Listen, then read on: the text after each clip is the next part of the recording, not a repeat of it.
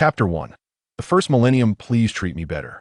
Beneath the Peach Blossom Mountain lies a modest temple known as the Peach Blossom Temple, where resides a celestial being referred to as the Peach Blossom Immortal. Originally, he was not called the Peach Blossom Immortal. His true name was Tao Mian, a human. A time traveler by fate, he unwittingly lived for a millennium, still in the Qi refinement stage. One day, the Peach Blossom Immortal emerged from his dilapidated temple, carrying a sack of feed to nourish the chickens in the courtyard. Eat well, my little feathered friends, and perhaps I shall return with a hen or two, and then I will finally have some eggs. Tao Mian, after 1,000 years, had yet to descend the mountain, for he was devoid of cultivation methods and oversight of the system that had not yet bestowed them upon him. The system he possessed, abbreviated as Leave a Hand, formally titled the Eternal Longevity System of the Shared Cultivation Master, dictated that if he wished to cultivate, he must first acquire a disciple. The disciple would bear the burden of mastering the techniques, while he would benefit from shared experience, always remaining a step ahead. This system appeared to be a blessing for the indolent, a doctrine of leisure. Everything seemed utterly perfect. Yet, where on earth was his disciple? Would they be delivered by lottery? Scavenged from a refuse bin? Purchased with phone credits? He had waited a millennium, and still, none had arrived. If this continued, he might have to consider forcibly taking in the 3 chickens he had raised as his disciples. Frustrated, Tao Mian directed a few exclamations towards the heavens. Only the chickens in their cage flapped their wings, feathers scattering about. Unbeknownst to him, the entire Peach Blossom Temple seemed to possess a longevity buff. For instance, there were sparrows that had lived for 300 years, chickens for 600, and even flying cockroaches that had existed for a millennium. Indeed, even if humans could reach 1,000 years, they would have to contend with cockroaches for the same duration.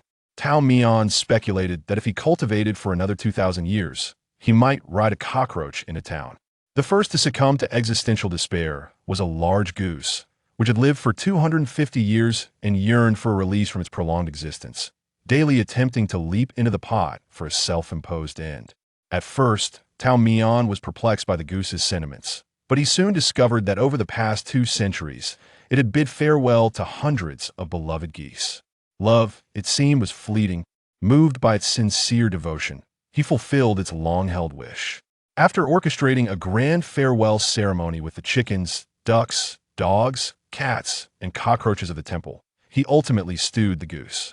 Even the mountain tigers wept with envy. The deceased goose had met a fragrant end. Tao Mian even penned a couplet in its honor. The goose is so grand, a single pot cannot contain it. However, unable to conjure a second line, he abandoned the effort, leaving future generations to comment. After bidding farewell to the goose, a century passed, followed by the departure of the dog. Eventually, the cat followed suit. By the 400th year, the once vibrant courtyard of the Peach Blossom Temple had grown desolate. Unwilling to spend his days in the company of cockroaches, Tao Mian ventured down the mountain to procure 3 chickens. These chickens appeared domesticated, yet there were no nearby household from which they could have escaped. Perhaps they had been abandoned. With a sack filled with 1 chicken, he resorted to kidnapping in lieu of purchasing. Chickens acquired, yet the disciple remained elusive. Thus, Tao Mian wandered near the mountain's base, waiting for someone to misplace a child. Thus continued 6 more centuries until yesterday, when he celebrated his 1,000th birthday. He crafted a cake the size of a fist, adorned with 1,000 candles. He made a wish, hoping for a kinder year ahead.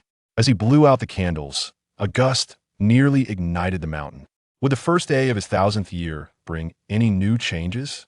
With little hope, he opened the system panel. Name: Tao Mian. Age: 1,000. Realm: Qi refinement 1,000 layers. Cultivation method: none. Disciple: none. Evaluation: happy 1,000th birthday, handsome yet ineffectual longevous being. On the first day of his 1,000th year, a change indeed occurred. His realm finally progressed to Qi refinement of 1,000 layers, an annual increase. But what significance did it hold? Lacking cultivation practices, he found himself out of breath even while feeding chickens. Annoyed, Tao Mian closed the system panel, choosing to ignore his frustrations. After all, he could simply live another 1,000 years. Ding donga, melodious notification resonated, seemingly drifting from the clouds to his ears. Could there be a change? Skeptically, Tao Mian reopened the panel, discovering a pop-up that boldly appeared before him. Detected a human with disciple potential. Please proceed to Peach Blossom Creek promptly. Peach Blossom Creek was a small stream at the foot of Peach Blossom Mountain. Indeed, there was a change. Tao Mian was beside himself with joy, spinning in place. He retrieved his most cherished chicken. The Lugafia black and white feathered rooster and hurriedly made his way to Peach Blossom Creek. The water flowed gently, crystal clear as it meandered down from the mountain. He placed the clucking Lu Gue Fei on the ground, shielding his eyes from the sun to scan the area. A wooden bath basin, used for washing infants, floated down from halfway up the mountain. Tao Mian felt a sense of DJ Vu kneeling by the stream. The rippling water soaked his straw sandals as the basin drifted to the shore. Inside, a glistening little infant lay, eyes still closed, with a comically wrinkled face preparing to wail. Tao Mian instinctively pinched its mouth shut. Could this truly be his disciple?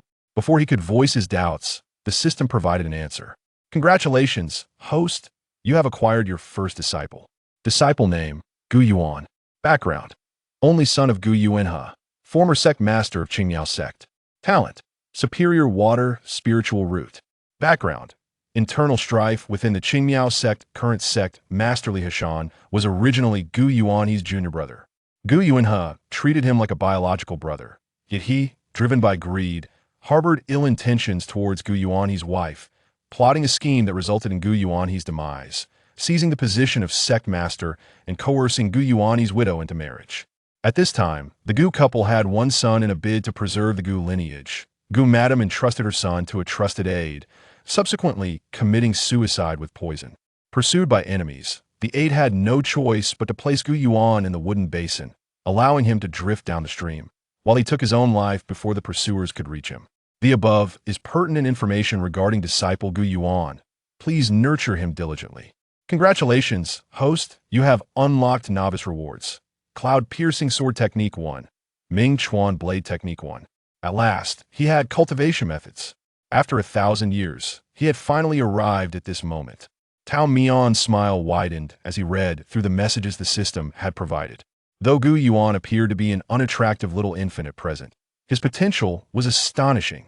Moreover, the tragic nature of his backstory, his father murdered, his mother committing suicide, made Tao Mian wish to inscribe the word tragedy on the child's forehead. As for the aide, he seemed rather unreliable. To release the child into the stream was fortunate, thankfully. He was a benevolent immortal, handsome and kind-hearted. With a gifted disciple and cultivation methods at last, the cloud sharing could commence. As for the blood feud burdening the child, Tao Mian chose to set it aside for now, allowing the current to lead him. Each person has their own fate and path of cultivation. Furthermore, you bear the surname Gu, Tao Mian said, lifting the child high under his arms. Based on my experience of reading 200 web novels in my past life, you are destined for greatness. However, your name is lacking. Gu Yuan, old home, perpetually looking back, easily ensnared by past memories. Let's change that I shall bestow upon you a name that is easy to live with. How does Gooey Dog sound? It rolls off the tongue and is quite down to earth. Should you not utter a word, I shall take it as your acquiescence. The lifted Gooey Dog, for the first time in his life, opened his eyes to behold the beaming visage of his 1,000-year-old master, Tao Mian, as he emitted a few cooing sounds. Agreed? Good, ego, from this day forth, you shall be my foremost disciple, Tao Mian. Rest assured, as master and disciple, we shall traverse life together. Should I have 2 bowls of soup to consume, you shall certainly have 2 pots to wash. Gu Ego chuckled, his foolishness boundless. Tao Mian too smiled, for his birthday wish had come true. Heaven had truly bestowed upon him a disciple. The first day of his 1,000th year was treating him rather well. Chapter 2. Growing stronger, creating brilliance anew. Disciple, move the recliner, I am about to be scorched by the sun. The peach blossoms on Peach Blossom Mountain had bloomed and withered yet again, and after 9 cycles of spring and autumn, the master remained the same languidly charming figure, while the disciple had grown tall like a willow branch. Under the guidance of the indolent Tao Mian, Gu Ego was barely managing to tread the path of a normal person. At the tender age of 9, he arose each morning to prepare breakfast for his master, feed the chickens, chop wood, cook lunch, weed the garden, chop wood again, turn his napping master over, and prepare dinner. It was a ceaseless cycle, day in and day out. Gu-Ego was ready to protest. He hurled the kitchen knife onto the chopping board with a thud, embedding it halfway, and glared at Tao Mian in fury. Master, you promised that once I turned 9, you would teach me the arts. Have I not begun to teach you? Tao Mian languidly fanned himself with a large palm leaf, his hands resting behind his head. What have you taught me? Gu-Ego exclaimed in disbelief, his eyes widening. Truly, as the chosen one, blessed by parents of boundless power, he was already beginning to blossom into a figure who could captivate countless young maidens. Aside from chopping wood and cutting vegetables, what else do I know? Impatience. I have already told you, Master imparts the wood chopping sword technique and the vegetable cutting knife technique. Master these well, and they will serve you greatly. Young people simply cannot endure hardship. Gu-Ego, indignant, spread his arms wide, palms facing Tao Mian. My hands are calloused, and you still call me impatient. Impatience refers to your mindset, not your diligence, Tao Mian replied, removing the palm leaf from his face and shaking it languidly. My dear disciple, every word I say must be pondered deeply. The child turned his face away, sulking, appearing to have absorbed none of the wisdom. Tao Mian opened one eye, fixing his gaze on Gu-Yiga's slender back, shaking the palm leaf faster. It seemed that this method of education was futile. The child was not receptive. Ego was generally agreeable, save for his temper, which required some coaxing. How about this? Tao Mian closed his eyes again. You go into the house under my bed. There are old shoes. In the left shoe, you'll find 3 coins. Go to the liquor cellar, Li, at the east end of the village, and purchase a jug of wine. The villagers referred to him as Li, the liquor seller, a nickname born from his profession, known for his notorious stinginess and volatile temper. Gu-Ego was reluctant to go, but his master insisted. Are you truly not going? Tao Mian asked languidly. Alas, my time may be short. I possess a legendary sword technique passed down through generations. If I were to perish without passing it on, it would be lost for Vera, true tragedy. Gu-Yiga's ears perked up, and he immediately stood, striding towards Tao Mian's chamber. Fear not, master. This minor task shall be accomplished post-haste. Tao Mian, eyes still closed, curled his lips in a sly grin, the palm leaf once again covering his face, concealing whatever mischief he was concocting. Shortly thereafter, the hurried footsteps of Ego echoed nearby. Young disciple, take your stick with you. Just as Ego was about to step out, he heard his master calling after him. Though perplexed, he still grabbed the 3-foot-long peachwood branch he often wielded as a mock sword. His master had taught him to chop wood and cut vegetables. He certainly could not aspire solely to the role of an excellent servant. The sound of footsteps receded into the distance, and Tao Mian placed the palm leaf over his face, drifting in a slumber once more. An hour later, the disciple returned. Master, oh dear, you are back. Tao Mian turned his head, only to burst into laughter at the sight of Gu-Ego, bruised and battered. Master, you still laugh. Master is not one to laugh often, unless unable to contain it. I was beaten by that liquor seller. He said 3 coins wouldn't even suffice for a beggar. Is the begging trade so cutthroat now that even 3 coins are deemed insufficient? Finally, Tao Mian was willing to rise from the recliner, stretching lazily. Master, you did not listen to me at all. Gu-Ego stomped his foot, his small fists clenched tightly. Tao Mian glanced at the branch in his hand. Noting a clear break in it, it appeared his little disciple possessed considerable strength. The peach trees here were ancient, each a priceless treasure. Ego, let me ask you, Tao Mian spoke leisurely. When they struck you, did you retaliate? I did fight back. The liquor seller has 2 henchmen. They were so tall, so muscular.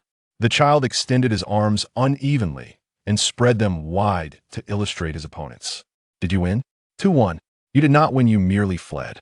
No, you used the branch to defend yourself. That liquor seller is not one to be trifled with. Just days ago, he severely injured a thief. Then, am I quite impressive? Seeing his little disciple's bewildered expression, hands outstretched with fingers curled, Tao Mian chuckled. Of course, masters with chopping sword technique and vegetable cutting knife technique are not to be taken lightly. Once you master these 2 techniques, you shall stand unrivaled. Really? Gu-Ego felt a twinge of skepticism, Yet Tao Mion's earnest demeanor made him reconsider perhaps he had previously underestimated his master.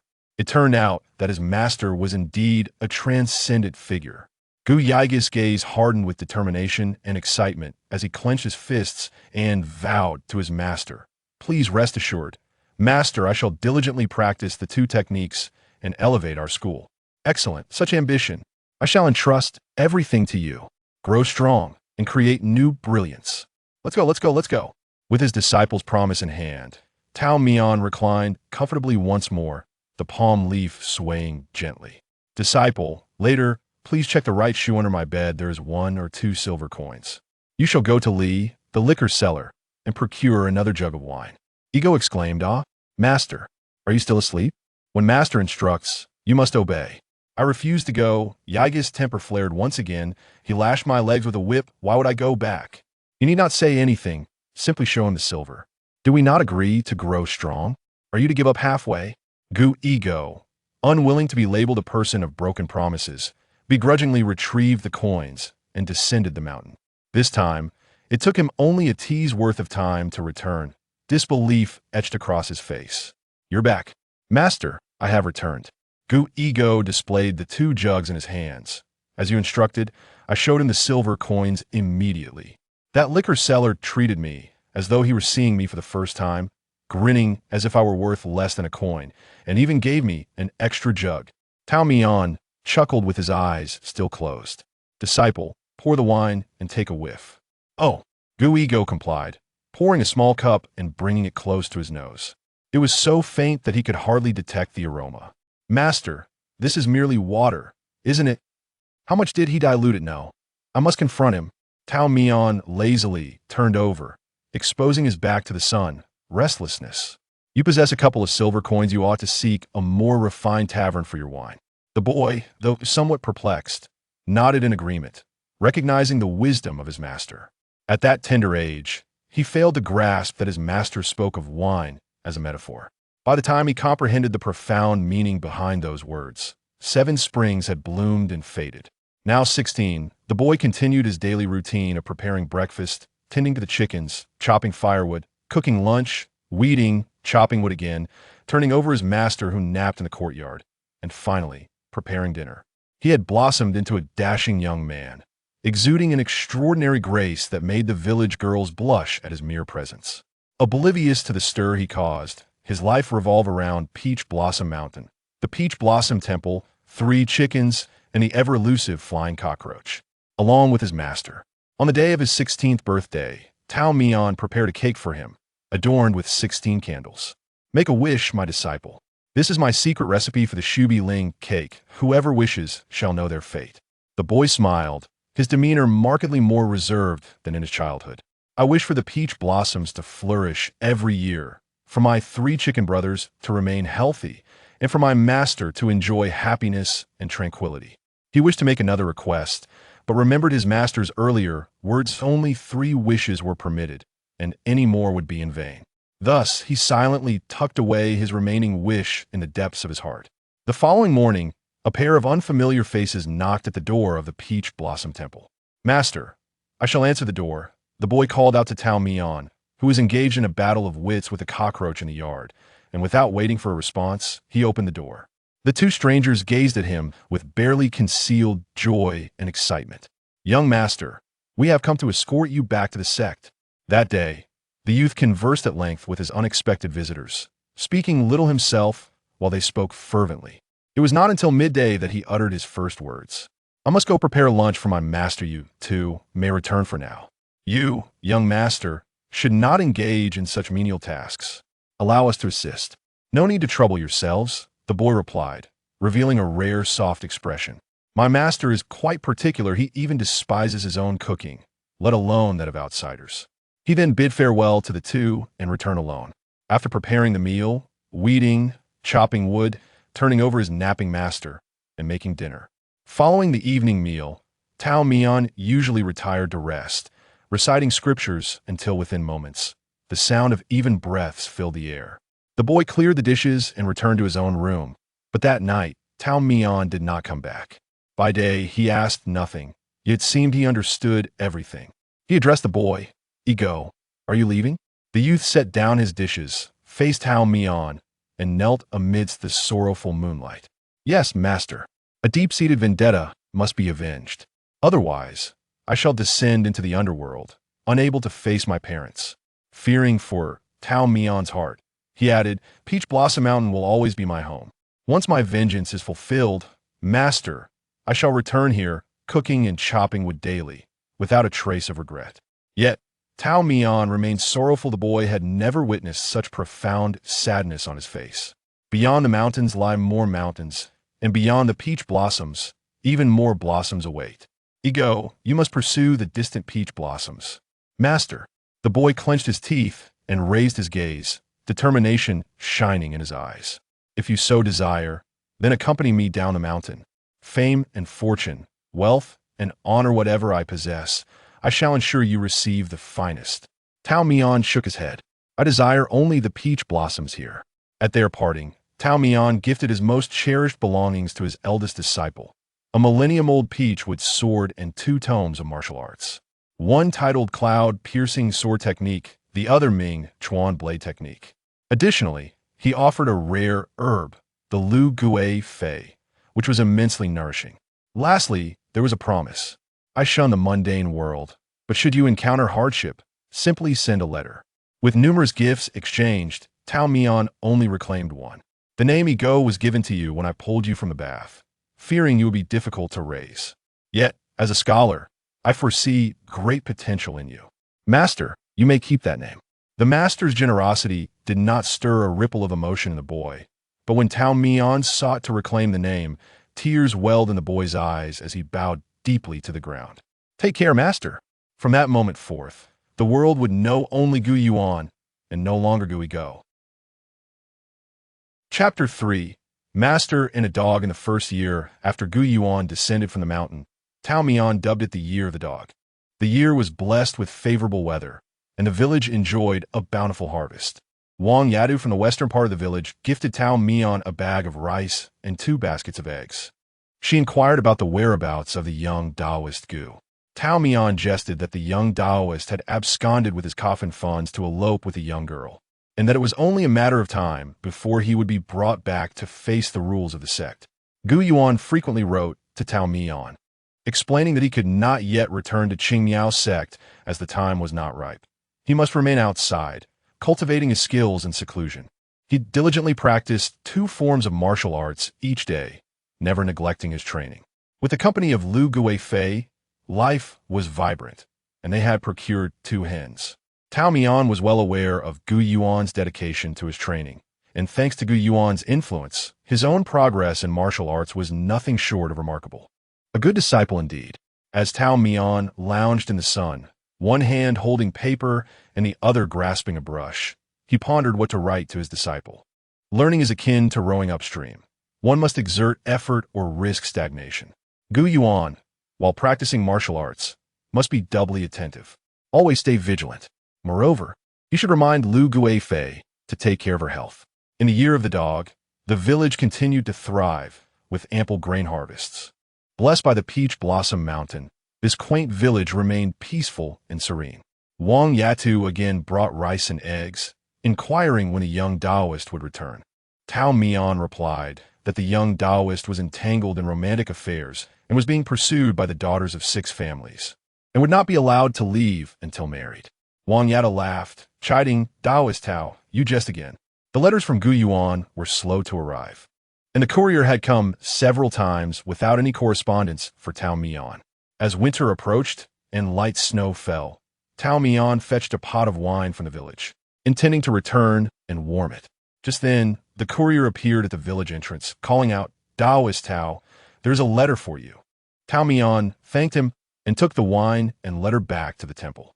Inside the warm room, he rubbed his hands together, placed the wine on a small table, and opened the letter. The 2 hens, fortunate indeed, enjoyed the warmth of the room, gathering around his feet. Tao Mian unfolded the letter. Gu Yuan and Appo's writing was hasty, almost as if the characters were taking flight. The gist of the letter conveyed that he had begun to develop his own power and had made several acquaintances. His first target was Dong Lian Jun, a trusted confidant of Li Hashan, who had caused considerable harm to the Gu family. Dong Liangjun was a formidable golden core cultivator. Gu Yuan had encountered him while masked and had been at a disadvantage, nearly losing his life. He hoped his master would come down from the mountain to assist in eradicating the Dong family's influence. Gu Yuan detailed the Dong family's preferred weapons, martial arts, and how they had harmed the Gu family, leading to the deaths of his aunt and uncle. Tao Mian read the letter repeatedly, seeking any mention of Gu Yuan's well-being or that of Lu Guifei, but found nothing. Calmly, he folded the letter back into its original shape, opened a small square wooden box containing a thick stack of papers. The latest letter was placed atop the pile. He smoothed it with the back of his hand, secured it, and put it away. Tao Mian sat sideways on the couch, with 2 small dishes and a cup of wine on the table before him. He scattered some rice, calling the 2 hens over to dine. The following morning, the door of the Peach Blossom Temple was knocked upon. Tao Mian stretched, slipped on his straw sandals, and opened the door to find a stranger, a young man. The youth had come to replace Gu Yuan and fetch his master, expecting to encounter an elderly Taoist with white hair. He was perplexed to find a remarkably handsome young man, appearing no older than 20. He wondered if he had made a mistake. Young Taoist, I am Cheng Qi. May I inquire where Master Tao Mian is? Tao Mian glanced at him, bent down to let the 2 hens out, allowing them to roam freely and strengthen their muscles. I am Tao Mian. You are, Cheng Qi's mouth fell agape, his eyes wide with disbelief. No, it can't be. Young Taoist, forgive my bluntness, but you appear younger than Gu Yuan. Indeed, he looks older. Tao Mian regarded Cheng Qi with a friendlier demeanor. You, young man, possess a way with words. Cheng Qi remained in a state of shock, while Tao Mian retreated to gather the belongings he had prepared the previous night, including a peach branch he had readied in advance. Let us go. I shall accompany you down the mountain. The 2 hens, over 600 years old, could care for themselves, and the ancient flying cockroach needed no attention. In the year of the dog, Tao Mian departed from the place he had inhabited for over 1,000 years. This journey would not see him return until the next bloom of peach blossoms. Gu Yuan worried that Tao Mian would not care for himself while away and repeatedly urged Cheng Qi to keep a close eye on him. Cheng Qi, however, found that Tao Mian was not particular. He was amenable to whatever arrangements were made for food and asked no questions regarding Qingyao sect or Dong Liangjun, displaying remarkable composure. Cheng Qi felt uncertain, questioning whether his brother had been deceived, as Tao Mian appeared far too youthful. At the inn, they shared 2 rooms. Occasionally, when rooms were scarce, they would share one. Cheng Qi slept on the floor, while Tao Mian took the bed. The Taoist mentioned he was accustomed to rising early for meditation, to which Cheng Qi replied he would not disturb him. The following morning, Cheng Qi awoke to find Tao Mian seated cross-legged, eyes closed in concentration. Not daring to disturb him, he quietly stood up, but inadvertently stubbed his toe against the table leg, causing him to wince in pain. The noise startled Tao Mian awake. He wiped away the non-existent drool from the corner of his mouth, bleary-eyed. Time for breakfast? Cheng Qi promptly wrote to Gu Yuan, urging him to find another assistant, as this young Taoist seemed like a charlatan. That evening, however, their inn was infiltrated by assassins dispatched by the Dong family. The assailants injured several individuals and breached the bedroom. Cheng Qi awoke from his slumber, drawing his sword to confront them, but one of the attackers was swifter. The clash of blades illuminated the room with glimmers of moonlight, chilling the air. Cheng Qi counted 3 intruders. He hesitated, unsure if his involvement would worsen the situation. As 3 cries of agony echoed, the assailants, bleeding and wounded, fled through the shattered window. Candles were lit in the room, revealing Tao Mian, who had placed the dry peach branch on the table, a few drops of blood staining the floor beneath it. Remarkably, the peachwood was untouched by the blood. I spared their lives, but they shall never cultivate again, Tao Mian stated. Are you injured? He remained pristine, his attire unruffled, resembling a lotus untouched by the mire. Impervious to the mundane world, Cheng Qi gazed into his eyes, realizing how absurd his initial assumption had been regarding Tao Mian's age. While his appearance could remain youthful, the wisdom in his eyes betrayed the passage of time. In the days that followed, Cheng-Chi found himself riding on the coattails of Tao Mian, who repelled wave after wave of pursuers without requiring his intervention. Occasionally, Tao Mian would feign sleep, allowing Cheng-Chi to take the lead. Initially perplexed, Cheng-Chi eventually understood this was Tao Mian's way of honing his skills. If he faltered, Tao Mian would effortlessly emerge from beneath the covers with the peach branch, swiftly resolving any troubles. Their journey continued until they reached a villa near Qingyao Peak. Gu Yuan, under the alias Ruan Su, was the villa's master, clandestinely establishing his influence beneath Li Hashan's watchful gaze. Tao Mian was discreetly escorted into the villa, and that evening, the master and disciple engaged in a lengthy discussion that lasted throughout the night.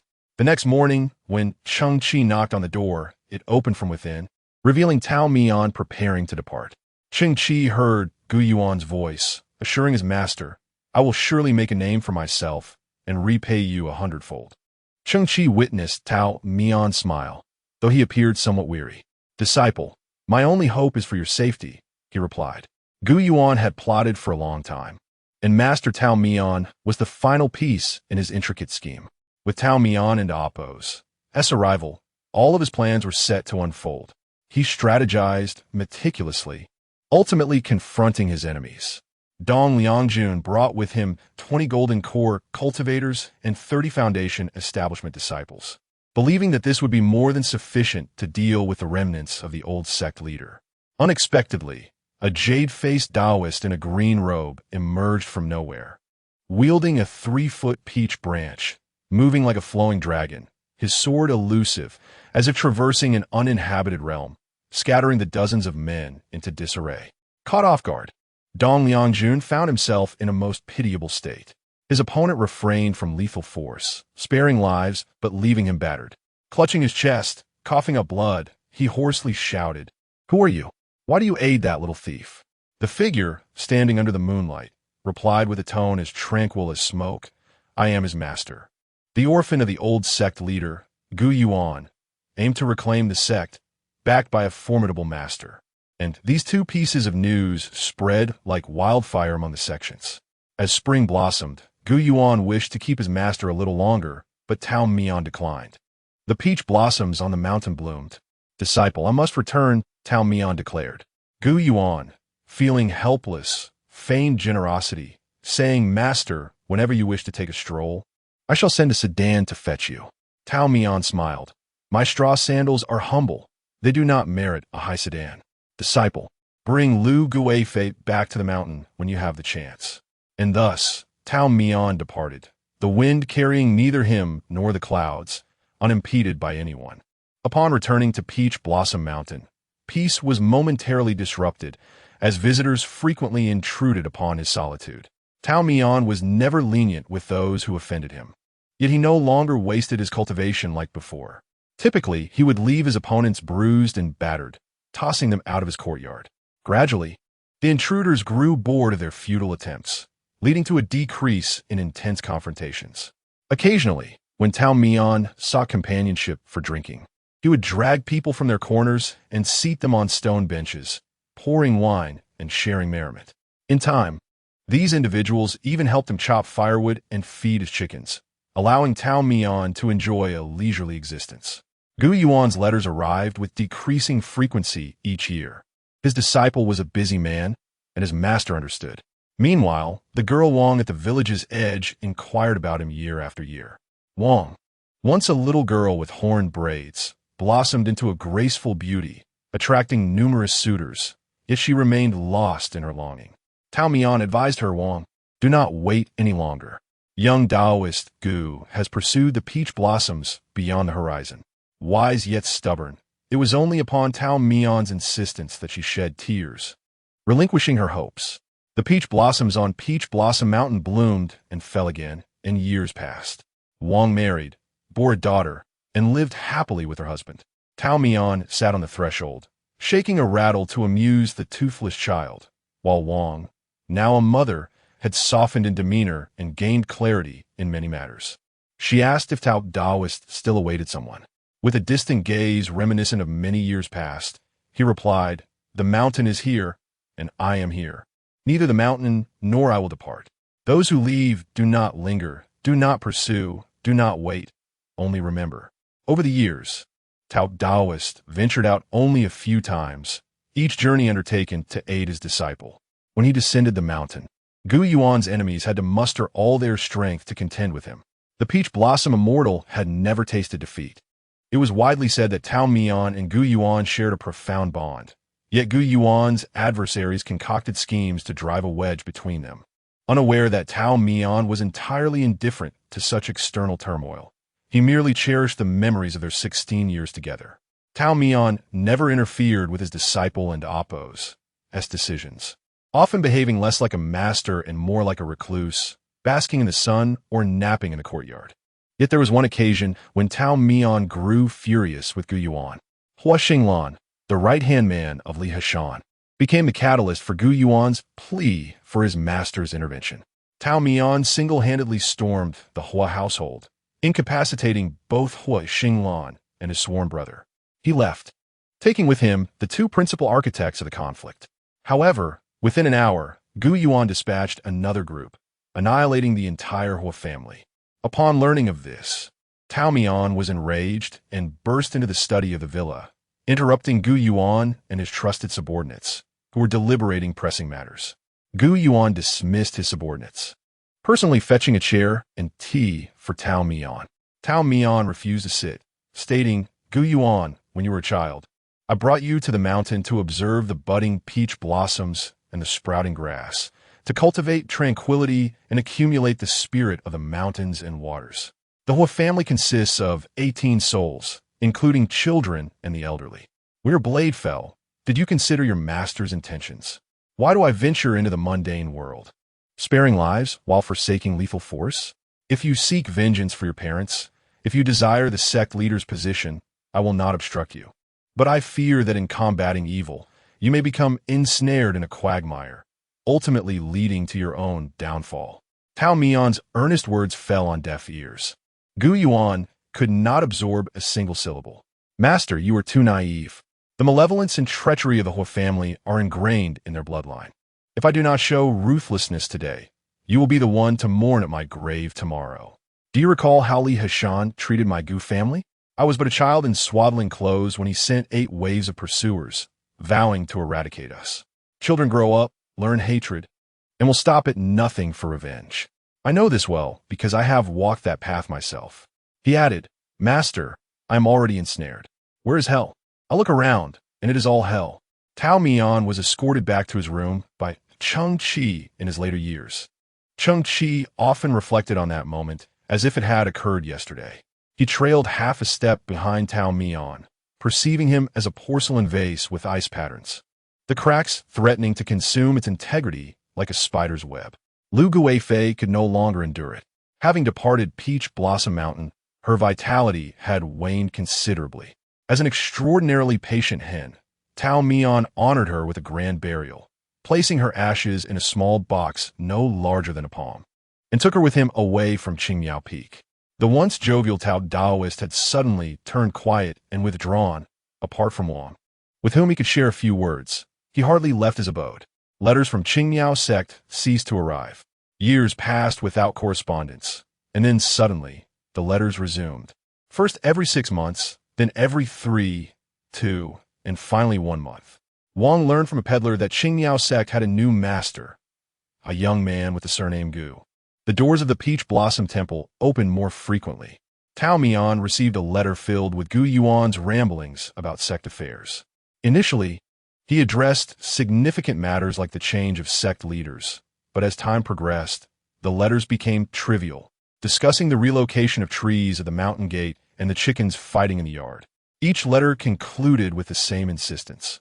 "Master, I shall send someone to fetch you to enjoy a life of leisure." Tao Mian deemed it unnecessary. If his disciple struggled, he would extend a helping hand. If his disciple thrived, he need not make an appearance. When he finally reached Qingmiao sect, he was met with a throng of people. He had only visited once, as he found such attention distasteful. Days passed, and Wang's daughter reached marrying age, and then another letter from Qingmiao sect arrived.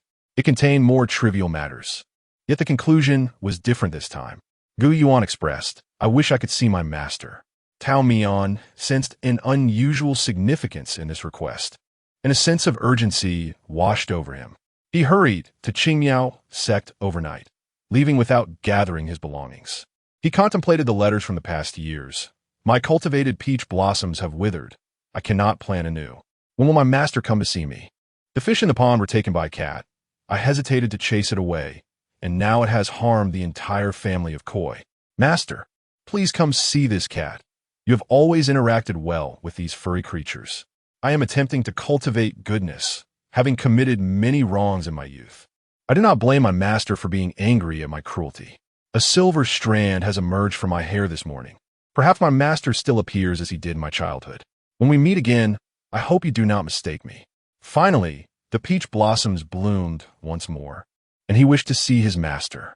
Qingmiao sect was engulfed in mourning. Sect leader Gu Yuan succumbed to a long illness and ascended to immortality. Tao Mian pressed his hand against the dark coffin, recalling the day he had pulled a baby from a bathtub. The sun warmed the air, and the mountain sparrows chirped. He said, "Let us return to Peach Blossom Mountain." Chapter for the Good Second Girl. So, is this a grave for a dog? In the Peach Blossom Mountain peach forest, the immortal Tao Mian, who has lived for a millennium, stood beside a small girl whose height barely reached his thigh. Before a mound of earth, the girl sported a chaotic braid, unmistakably crafted by a familiar hand. They refer to her as Dog Master Brother. Tao Mian held a branch of peach blossoms, adorned with delicate pink blooms, and gently tapped the girl on the head.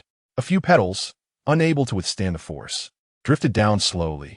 The girl remained furrowed in confusion, her face a portrait of incomprehension. She had endured 2 hours of storytelling, and every time she attempted to flee, Tao Mian would grasp her head and pull her back, time and again. Who could have imagined that her initial decision to apprentice under Tao Mian was merely for a morsel of food? Eating your family's rice is quite a challenge. There is no such thing as a free lunch. Tao Mian, in silence, brushed the dust off the gravestone with the flower branch. After Gu Yuan's death, he wished to return his disciple's body to Peach Blossom Mountain, but the people of Qingmiao sect would not consent. Cheng Qi also came to mediate, arguing that it was against the rules. Tao Mian retorted, questioning what was so improper about it when they had worked his disciple to death and now wished to leave him here to guard the mountain. Cheng Qi, dripping with sweat, attempted to explain, only to find that the peach branch in little Taoist's hand had already been poised against his neck. He claimed it was also the former sect leader's wish. Tao Mian did not believe him. Cheng Qi nodded vigorously, insisting it was true. Gu Yuan, well aware of how he had failed to live up to Tao Mian's teachings, felt unworthy to face him again. He secretly bequeathed several of his estates and profitable shops to Tao Mian as his retirement funds, ensuring he would want for nothing. As for himself, he would be buried in Qingmiao sect. Gu Yuan did not believe that his sin-laden soul would have another life. Yet, he expressed that if there were a next life, he hoped to reunite with Tao Mian. These words were conveyed from Gu Yuan during his final days of illness. Relayed through Cheng Qi at that time, Gu Yuan was unaware that the notion of reunion would bind Tao Mian for yet another millennium, causing another to miss a lifetime. A rift had formed between master and disciple. Naturally, Tao Mian was saddened by this revelation, while Cheng Qi, witnessing his distress, wished to offer words of comfort. Unexpectedly, little Taoist wiped his eyes and asked if he could keep a leg to bring back to Peach Blossom Mountain. Cheng Qi, he thought Tao Mian was jesting and respectfully escorted him back to Peach Blossom Mountain. Tao Mian, clutching a substantial stack of property deeds, drifted like a wandering soul from one end of the village to the other. The villagers believed that Peach Blossom Temple was doomed, and that little Taoist was about to renounce his vows, leading many to come forward seeking to arrange marriages for him. Terrified, Tao Mian refrained from venturing out for an entire month. The first experience is always unparalleled. Gu Yuan's death left Tao Mian unable to move on for many years. He yearned to take on another disciple to distract himself, yet the system remained eerily silent, just as before. Tao Mian pondered that perhaps the time was not yet ripe. The true moment arrived several decades later. In contrast to his good brother, Cheng Qi undoubtedly enjoyed longevity. On that day, Tao Mian received an invitation to celebrate the 80th birthday of the sect leader of Qi Miao sect. Cheng Qi intended for Tao Mian, who had secluded himself in the mountains, to step out for a while Tao Mian wished to seize the opportunity to meet old friends, making a reunion seem only natural. Qi Miao sect had now risen to become the foremost sect in the world, with Cheng Qi continuing the glory established during Gu Yuan's tenure. As the sect leader's birthday approached, various sects prepared lavish gifts. Tao Mian penned a letter, stating his impoverished state, and offered to hand over one of his estates for Cheng Qi to manage, should he be willing. Cheng Qi saw through Tao Mian's intent to exploit his labor and insisted, "I want nothing. Just bring a branch of peach blossoms."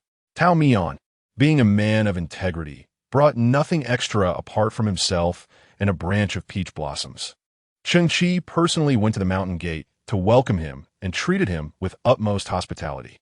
Gossip spread within the sect, speculating whether Tao Mian was the illegitimate son of the sect leader. Upon reflection, Tao Mian found the notion amusing and took the opportunity to discuss the inheritance of the sect with Cheng Qi, who nearly reached the age of 80 in shock. The festivities flowed seamlessly, laughter and joy filling the air. Cheng Qi, his eyes glazed with drink, raised his cup in a distant toast to his deceased friend, turned to the right to address Tao Mian. "I am old, yet little Taoist remains just that." The wine at the banquet was sweet, and Tao Mian found himself indulging. He clutched the wine jug tightly, vaguely hearing Cheng Qi's sigh. Tao Mian widened his eyes, striving to find the image of that young, impetuous lad in the now gray-haired elder before him. "You have not aged, nor has Gu Yuan. In my eyes, you will forever be spirited and vibrant." The peach blossom immortal lightly tapped his own brow, prompting Cheng Qi to chuckle, laughing heartily while discreetly wiping away a tear. The guests assumed the sect leader and the young Taoist were having a delightful conversation, and the banquet grew animated. Yet Tao Mian slowly set down the wine jug. A year after the grand celebration, Cheng Qi passed away. Following great joy came profound sorrow, unsettling the hearts of the sect's members. Fortunately, Cheng Qi had made prior arrangements. A decree from the sect leader transformed a young man's life. Cheng Qi was similarly interred within the sect, beside the former sect leader Gu Yuan. The day after the burial, people discovered that before both gravestones lay a vibrant peach blossom branch. It was 3 days after Cheng Qi's burial that Tao Mian encountered Lu Yuandi. 20 years later, the name Lu Yuandi would resonate throughout the mortal realm. As a female emperor of her generation, her beauty and power drew countless admirers. She never married nor revealed her affections, leading the world to believe she was wholly devoted to her path, severing all emotional ties. Only in the final moments of her life did she etch on a stone wall with a flower branch, "From now on, do not long for me again." The identity of the one she longed for remains a mystery, lost along with her lifeless form. Of course, the current Lu Yuandi was merely a thief caught in the act by Tao Mian, forced to remain on Peach Blossom Mountain to perform menial tasks. Initially, Tao Mian held no particular thoughts about Lu Yuandi. Had she not attempted to steal a black chicken named Wu Changzai, a 600-year-old creature, Tao Mian would not have had to hang her upside down and tie her up. After a brief admonition, he untied the ropes, preparing to let the girl go. However, the long-dormant system suddenly activated, detected a human with potential as a disciple. Within 10 steps of the host, 10 steps, Tao Mian swiftly advanced towards Lu Yuandi. As she stretched her shoulders, Lu Yuandi jolted in surprise, wondering what madness had taken hold of him. "If you apologize to me, I might." Before Lu Yuandi could finish her sentence, Tao Mian bent down and embraced the black chicken at her feet, tears welling in his eyes. "Wu Changzai, you are indeed my next disciple. Rest assured, I will spare no effort to train you into the finest poultry within a 100-mile radius." Lu Yuandi. System. Alerting host due to level restrictions. The cultivation of non-human disciples is currently unavailable. Congratulations, host, for acquiring your second disciple. Disciple name: Lu Yuandi. Background: descendant of the former royal family of the previous dynasty. Talent: superior wind spiritual root. Background information: Lu Yuandi is the legitimate daughter of the former Emperor Lu Fan. General Li usurped power, supporting a puppet regime and changing the national title. Lu Yuandi's father and brothers were slaughtered. Empress Su entrusted her to a palace maid, who helped the princess escape. Amidst the turmoil of war, the maid became separated from Lu Yuandi, who was subsequently taken in by an old beggar. Sadly, the beggar fell ill and passed away, leaving Lu Yuandi to wander to Peach Blossom Mountain. The above information pertains to disciple Lu Yuandi. Please nurture her with care. Congratulations, host, for unlocking rewards. Filean Sword Technique 1. Yuning Heart Method 1. Dashing God Whip Technique 1. So, the disciple is Lu Yuandi. Watching Tao Mion's disappointment pour forth unabashedly, Lu Yuandi stomped her feet in frustration. Though she did not understand his outburst, she felt an overwhelming sense of being underestimated. Tao Mion wore a long face. Your perception is remarkably accurate. You really... All right, little girl. Tao Mion patted the back of the girl's head, calming her down. Let me share some good news with you. Don't get overly excited. From today onward, you are my second disciple, Tao Mion. I'm not called little girl. I have a name. I'm Lu Yuandi. All right, Lu Area. Lu Yuandi, though exasperated, remained clear-headed. Although uncertain of the intentions of this peculiar disciple, she saw no reason to decline an opportunity for complimentary meals. Does your disciple provide food and lodging? Certainly, with breathtaking natural scenery and serene waters. A 5-star experience, a noble enjoyment. You seem to be deceiving me. Nonsense. I, Tao Mion, a man of integrity, would never mislead a child. Tao Mion, the Mion from Mion, see you on Dao. No, it is the Mion from I long to sleep in intoxication. Chapter 5, The Master's Wisdom. The first lesson that Tao Mion imparted to Arya was that there is no such thing as a free lunch in this world. One must learn to savor the fruits of labor. Arya. Tao Mion returned to his comfortable recliner, leisurely fanning himself. His disciple, Arya, was chopping wood nearby, grimacing in frustration, wishing she could bite off a piece of flesh from Tao Mion's body. She was mistaken, profoundly mistaken. Had she not been lost in the first place, she would never have come to Peach Blossom Mountain. Had she not come to Peach Blossom Mountain, she would not have stolen chickens. Had she not stolen chickens, she would not have been caught by Tao Mion. Had she not been caught by Tao Mion, she would not have been subjected to the rigorous 6-hour workday. The so-called 5-star treatment and noble privileges were nothing but deceit. Only Tao Mion truly enjoyed himself. Was the master indulging in pleasure? No, he was in a state of transcendence, eyes closed, harmonizing with the universe. You are too young to grasp the profundity of it all. Lu Yuandi rolled his eyes. Child, do not be so resentful. Your senior brother Gu Yuan also walked step by step to where he is today. I am not deceiving you. Gu Yuan, with his exceptional talent, sought guidance with humility. Your innate gifts are but a fraction of your senior brother's. Do not be arrogant. Tao Mion sighed, shaking his fan. You are indeed the worst disciple I have ever had. Lu Yuandi was not inclined to listen to his ramblings. Who could say that Gu Yuan was not duped by Tao Mion into working hard? What a fraudulent celestial being. Are you truly the master Gu Yuan, the former leader of the Qing Miao sect?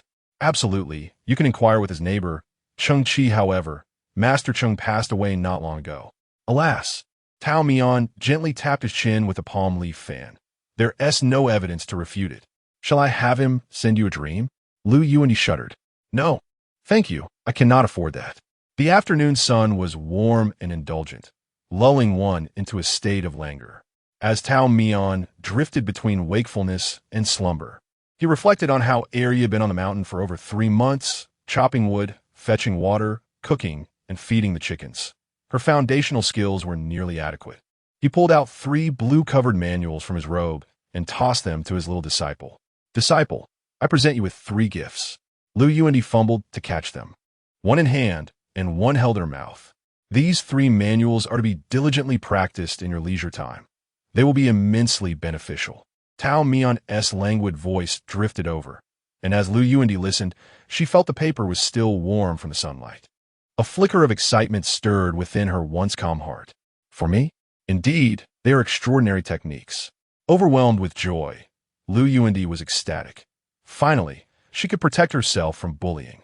She tenderly caressed the covers of the 3 books, opening the first page of Fei Lian's sword technique. Little Tao. She had always been informal with Tao Mian. How do you pronounce this character? Tao Mian abruptly turned over, presenting his back to her. The master is asleep. You cannot possibly be illiterate too, can you? I am not illiterate. I simply cannot comprehend. A silence ensued, and Wu Chong crowed 3 times. Lu Yuandi clasped her fists and took a large step back. Master, I shall never forget your kindness. This is farewell. Wait, suddenly I have awakened my spiritual awareness and can recognize characters. Do not deceive me, little Tao. If you deceive me again, it shall be disrespectful. How can a celestial being deceive? Come here, I will explain it to you.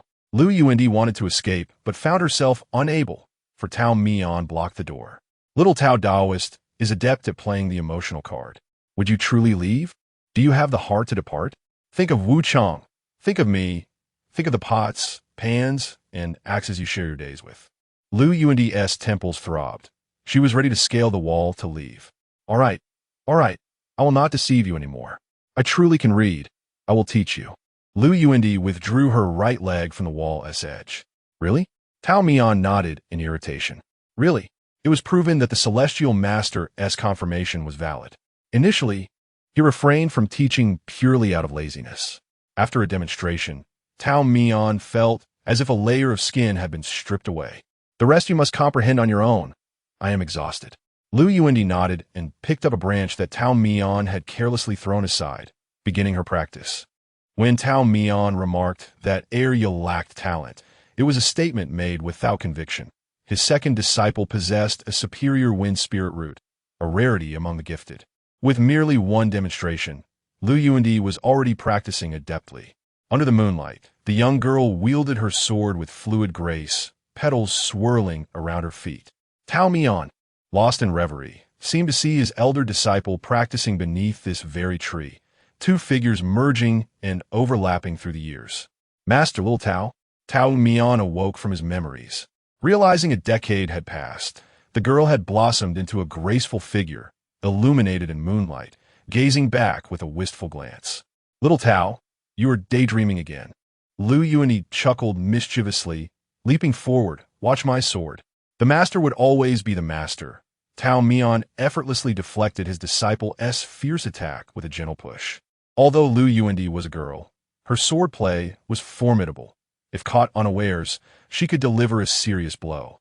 After one failed attempt, Lu Yuandi spun and struck again, only to be evaded once more by Tao Mian, who pinched the sword's tip with 2 fingers, appearing utterly unperturbed. Yet Lu Yuandi could not break free. Little Tao is indeed impressive.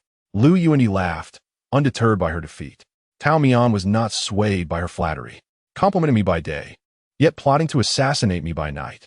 Arya, you are far from outsmarting your master. Ever since he had taught Lu Yuandi the techniques, this spirited girl was brimming with energy. She refused to diligently study the sword manual alone, insisting that Tao Mian practice with her. Tao Mian, ever the slothful one, preferred to recline rather than sit. Unable to force him verbally, Lu Yuandi concocted a mischievous plan to stealthily enter Tao Mian's chamber each night to assassinate him. It was a rather absurd endeavor. Thus, Tao Mian could no longer sleep peacefully, for Arya was rather clumsy. An uncalibrated strike could very well change the master of Peach Blossom Temple. Consequently, little Tao Daoist was reluctantly drawn into his disciple's training regimen. Fortunately, during the day, Lu Yuandi still had to fulfill her duties as a servant, granting Tao Mian opportunities to catch up on rest. Lu Yuandi was a wild-spirited girl, unlike Gu Yuan, who had grown up under Tao Mian's tutelage in Peach Blossom Mountain. She had come from outside the mountain, forever gazing beyond. Half of her heart was perpetually wandering. Tao Mian understood that one day, Arya would leave. Like Gu Yuan, she bore a mission from birth. Little Tao was unaware of how much her second disciple comprehended about her origins. But even if she knew nothing with Lu Yuandi's character, she would eventually trace her roots. She would also tread the path of vengeance. In the blink of an eye, Lu Yuandi had turned 17. Recently, Tao Mian noticed that the once decisive attacks from his disciple were no longer as straightforward as in her childhood. She had become adept at concealing her presence. Anyone other than Tao Mian would be oblivious to her existence. Initially, Tao Mian believed his disciple had finally matured and learned to respect her master. Gradually, he realized that this was Lu Yundi's silent farewell. She said nothing, but Tao Mian sensed that her departure was imminent. "Little Tao, I am leaving." The girl, with a small bundle on her back, held her sword in one hand and bid farewell to her master with the other. Her tone was casual, as if she were merely stepping out to fetch a pot of warm wine for Tao Mian, standing beneath a flourishing peach tree. The overlapping blossoms and shadows rendered him hazy in Lu Yundi's eyes. Tao Mian said, "Yuan Di, your master will always be here." It was the first time Lu Yundi heard Tao Mian call her by her full name. It felt novel, yet something was subtly changing. She understood that Tao Mian meant that once she stepped through this door, she would only be Lu Yundi, leaving behind the area who had been so easily toyed with by her master at Peach Blossom Mountain. Lu Yundi suddenly grasped the hilt of her sword, deeply bowing towards Tao Mian, suppressing the tears that welled in her eyes. "Master, I am leaving." At last, she uttered the word master. As Lu Yundi descended the mountain, she passed through the village at its foot, where two children sat upon a large stone at the entrance, clapping their hands and singing a familiar tune that Tao Mian had once taught her. Peach blossoms red, willow leaves green. Carp ascend ashore, spring waters lap the banks. My thoughts drift far and wide. I depart quietly, I depart quietly. What does the flying puffball return? Lu Yundi covered her mouth with one hand, her delicate brows and eyelids tightly knit, as the tears she had struggled to hold back finally cascaded freely down her hands. Chapter 6. The steps to putting an elephant in a refrigerator. Lu Yundi's path to emperorship consists of 3 distinct steps. The first step is to descend the mountain. The second step involves eliminating Li Li. The final step is to ascend the throne. This seemingly absurd plan reflects Lu Yundi's genuine intentions, albeit the second step is somewhat intricate. Nevertheless, it poses no significant challenge. Disguised as a man, Lu Yundi infiltrates the military camp. Her initial objective is to gain the favor of Li Li, a man known for his suspicion and meticulousness, who places his utmost trust in his strategist. Lu Yundi first approaches the strategist's naive nephew, who is rather simple-minded. She devises a scheme to lead him into an enemy trap, only to rescue him, feigning injury in the process. This performance is executed with seamless finesse. The gullible nephew is thoroughly impressed and rushes to extol Lu Yundi's virtues to his uncle. The strategist, cunning and astute, recognizes his nephew's gullibility and remains skeptical of Lu Yundi. However, he cannot help but take note of this self-sacrificing young man.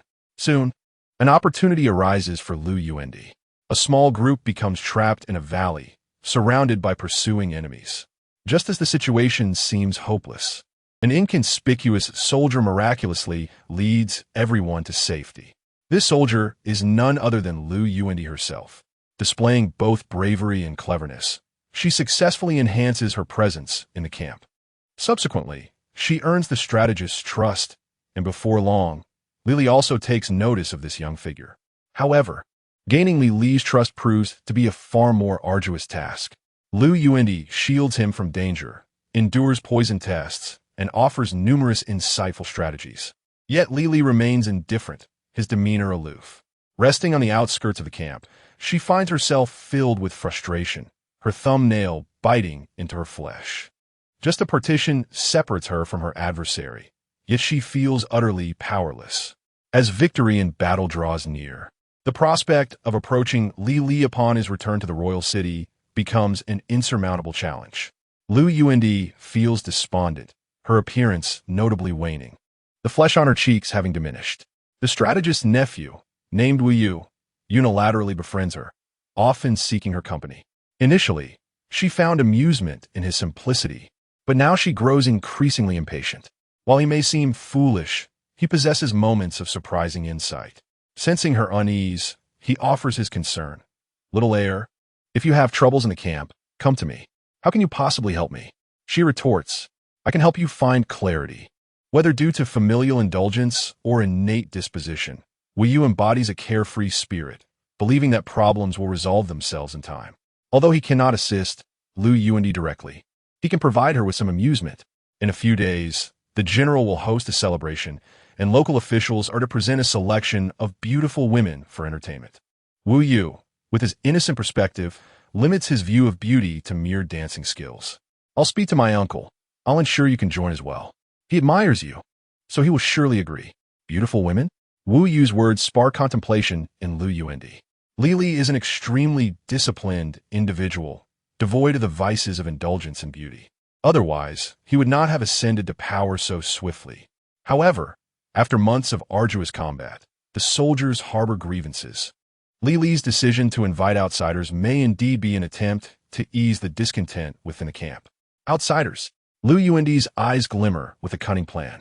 Wu Yu continues to chatter about the exquisite beauty of the dancers. She interrupts him, inquiring, which camp are they staying in? Huh? Wu Yu instinctively glances westward, then quickly averts his gaze. I mean, little air, you shootin' and oppos. T harbor any ill intentions. Those beauties must be reserved for the general first. Westward? Lu Yuendi chuckles at Wu Yu's naivety, rising to dust off her knees. Fear not, I shall certainly defer to the general. The celebration in the military camp is rather modest. The dancers perform a circle dance before being chosen by the commanders, each returning to their respective quarters. The dancers, being local offerings, lack the refinement of those from the royal city, yet one stands out remarkably. This beauty, veiled in delicate fabric, possesses a willow-like waist and a face akin to a hibiscus flower, gliding towards the gathering. Her dance may lack the finesse of the others, yet her graceful form exudes a unique charm. Her eyes twinkle like stars falling from the heavens, captivating the souls of all present, including Li Li. As the first dance concludes, another beckons, but Li Li, unable to wait any longer, strides towards the most alluring dancer. The bashful maiden lowers her gaze, timidly following in his wake. This enchanting figure is none other than Lu Yuendi herself. Lu Yuendi's plan for the night is meticulously crafted. She has incapacitated one of the dancers and donned her attire to blend in. Mimicking the dance moves of those around her, she draws the attention of the lead dancer, who notices her deviation but remains silent. If Li Li does not select her, she will seek an opportunity to switch places. However, if Li Li does choose her, the subsequent actions will be far easier to execute. Fortuitously, she is selected. Li Li leads her back to his tent, yet instead of progressing further, he instructs her to stand in the center while he leisurely pours himself wine. Seated behind a table, Lu Yuendi lowers her eyelids, hesitant to make a move. Something feels amiss. The general, who appeared intoxicated at the banquet, now seems remarkably sober. He scrutinizes her for a prolonged moment before calmly uttering, "Disrobe." Lu Yuendi's concealed hand tightens into a fist, her nails digging into her palm. Li Li is attempting to humiliate her. In his eyes, she is no more than an object, disposable and ready to be shattered at will. Lu Yuendi cannot fathom how a true dancer would respond, but she is resolute. She will not comply with Li Li's demands. With a dagger hidden against her arm, a parting gift from Tao Mian, she intends to wield it against her foe tonight. She merely awaits the perfect opportunity. The tension hangs palpably between them, neither daring to move. Li Li's demeanor is strangely composed. He neither coerces her nor dismisses her. He simply smiles, as if unraveling a long-standing deception. You belong to the Lu clan. Lu Yuendi's lowered lashes quiver slightly. Li Li rises once more, hands clasped behind his back, taking a few steps closer before halting a short distance away. The royal Lu clan. Those of your family possess lighter-colored irises. Others may not discern it, but I am intimately familiar with your entire lineage. Li Li seems to recall a past event, a smirk gracing his features, his laughter tinged with unrestrained pride. In my efforts to eradicate your family, I sought out all those with unusual eye colors, prying open their eyelids, confirming their lineage one by one, and executing them without mercy. Were there any innocents among them? Perhaps, but what of it? Alas, despite my caution, one has escaped my grasp. Princess, I never anticipated our reunion in such a setting. If the late emperor were aware, he would surely lament your foolishness in walking straight into a trap. Li Li clicks his tongue, expressing regret. Lu Yuendi lifts her gaze, her expression icy, her eyes glistening with determination. Have you finished your monologue? If so, then it's time for you to depart. The dagger slips from her sleeve, perfectly landing in her palm, a surge of strength coursing through her. Lu Yuandi lunges directly at Li Li's vulnerable spot, her movements decisive and unhesitant. Li Li is no novice either. He counters the incoming attack with an open palm, dispersing the force of her strike, while his right fist surges toward her. Lu Yuandi sidesteps, yet the cumbersome fabric of her attire results in her waist being struck, causing her to stagger slightly. Coughing softly to alleviate the dull pain, Lu Yuandi steels herself. The true duel is about to commence. The flying sword technique excels in its swiftness and intricate maneuvers, dazzling onlookers with its complexity, while each strike is lethally precise. One misstep into the sword's wind could lead to an excruciating demise, overwhelmed by an uncountable torrent of sword intent. Yet, Li Li's fist technique is equally transcendent. His advantage lies in his vast experience, a glaring weakness for the youthful Lu Yuandi. In terms of talent and martial arts, Lu Yuandi far surpasses Li Li. However, the disparity in experience proves fatal. A fledgling like Lu Yuandi faces the seasoned warrior Li Li, and the outcome of their clash appears predetermined. Li Li delivers a straight punch, aiming squarely at her face. Already battered by previous injuries, Lu Yuandi finds herself unable to evade, her body instinctively retreating. She plants her sword into the ground for support, clutching her chest with one hand, gasping for breath while mocking him with a sardonic smile. What a pity. Li Li approaches her, towering over her with an air of superiority. What a pity. Pity for her lack of skill? Pity for her failure to avenge the Lu family? Pity for the last royal bloodline poised to wither here? No, it is not pity, but rather a tragic spectacle. Lu Yuandi shakes her head and smiles again. You are insignificant. My regrets have nothing to do with you. Li Li's face twitches momentarily, incredulous at her defiance even in the face of death.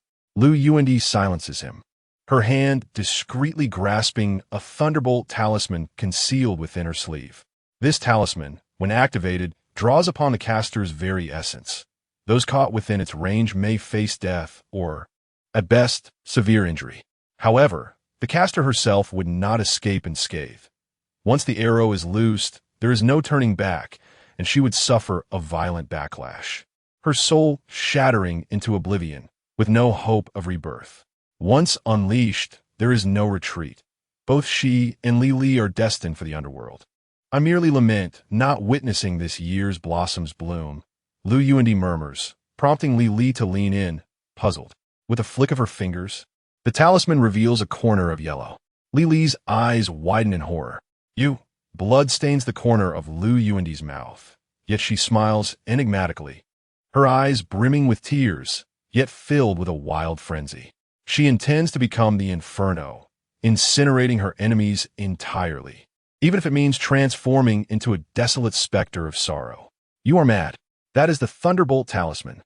Li Li attempts to flee, but Lu Yuandi clings desperately to his right leg. Ignoring the agony in her chest, her fingers graze the sword's edge, leaving a trail of blood. In the struggle, the talisman inadvertently falls to the ground, and Lu Yuandi stretches her arm, the light in her eyes fading, tears cascading down her cheeks, yet her smile remains. A long hand, foreign to both of them, appears, gently retrieving the Thunderbolt Talisman. Yuandi. At the sound of this sigh, Lu Yuandi's eyes widen in disbelief, and once more, the dried tears flow freely. Like a child wronged, she buries her face in her arms, weeping uncontrollably. Master. Chapter 7. The Master is here. Tao Mian arrived. The Peach Blossom Immortal had always been anxious, with Gu Yuan's past as a cautionary tale. He felt uneasy in the temple after Lu Yuandi's departure. The once sprightly Wang girl had now transformed into an elderly woman with impaired mobility. Clutching her cane, she sat beside Tao Mian on the spacious threshold, smacking her parched lips. Little Tao, Wang girl has become Wang grandmother, while you seem to grow ever younger. Transforming into Little Tao. The mention of this made her eyes curve into crescent smiles. You have something on your mind. I do not, Tao Mian swiftly denied. An act somewhat juvenile, not befitting his image as a mature and steadfast immortal. He cleared his throat twice to redeem himself. I merely find myself unaccustomed. The words seemed to imply concern for Lu Yuandi, which only heightened Tao Mion's discomfort. What kind of disciples do you teach? Mine are always dreaming of escaping the mountains. What is so enticing beyond? Conflict, hatred, deceit. Those beyond the mountains are adept at deception. Wang grandmother squinted her eyes. The peach blossom mountain basked in another splendid sunny day, warming her through and through. This mountain was a realm of beauty, unlike any earthly place, where all who entered lingered with reluctance. In her youth, she was filled with fervor and vitality, running a tea stall with her husband, welcoming passers-by. They praised the grandeur of Peach Blossom Mountain and the clarity of Peach Blossom Stream.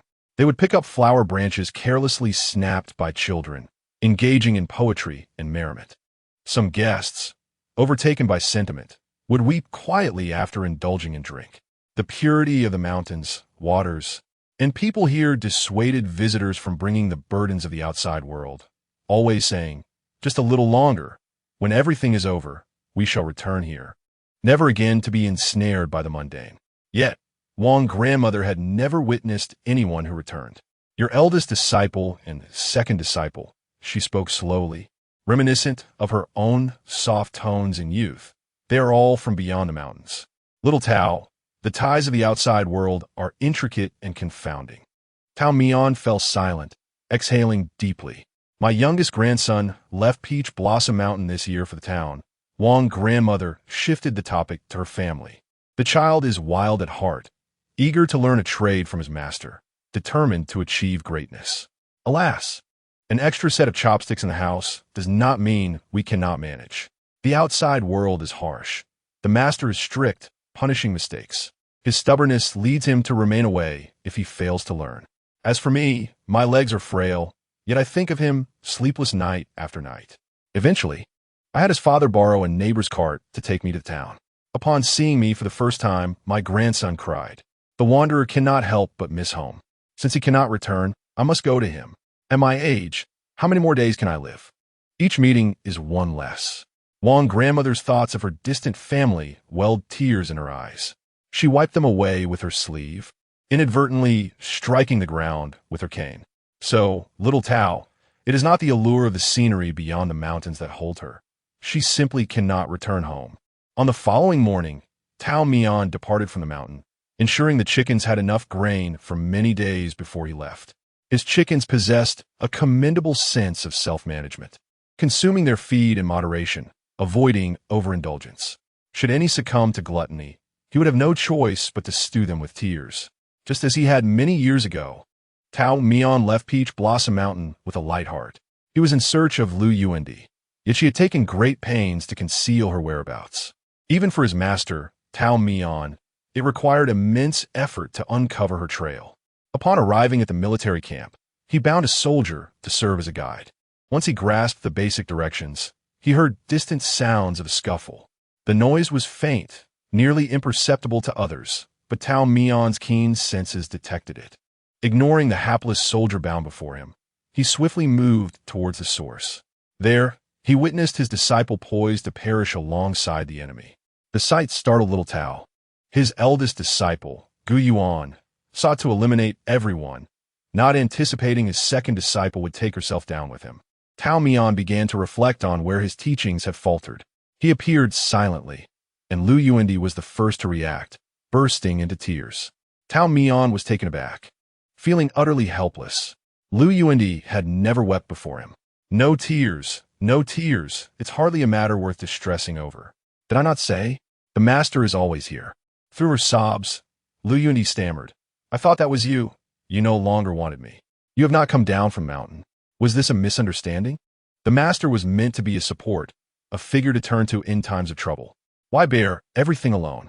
Tao Mian busied himself soothing his disciple, neglecting the presence of another individual. Li Li, transitioning from shock to scrutiny, was taken aback to see Lu Yuandi's master had arrived. "Who are you?"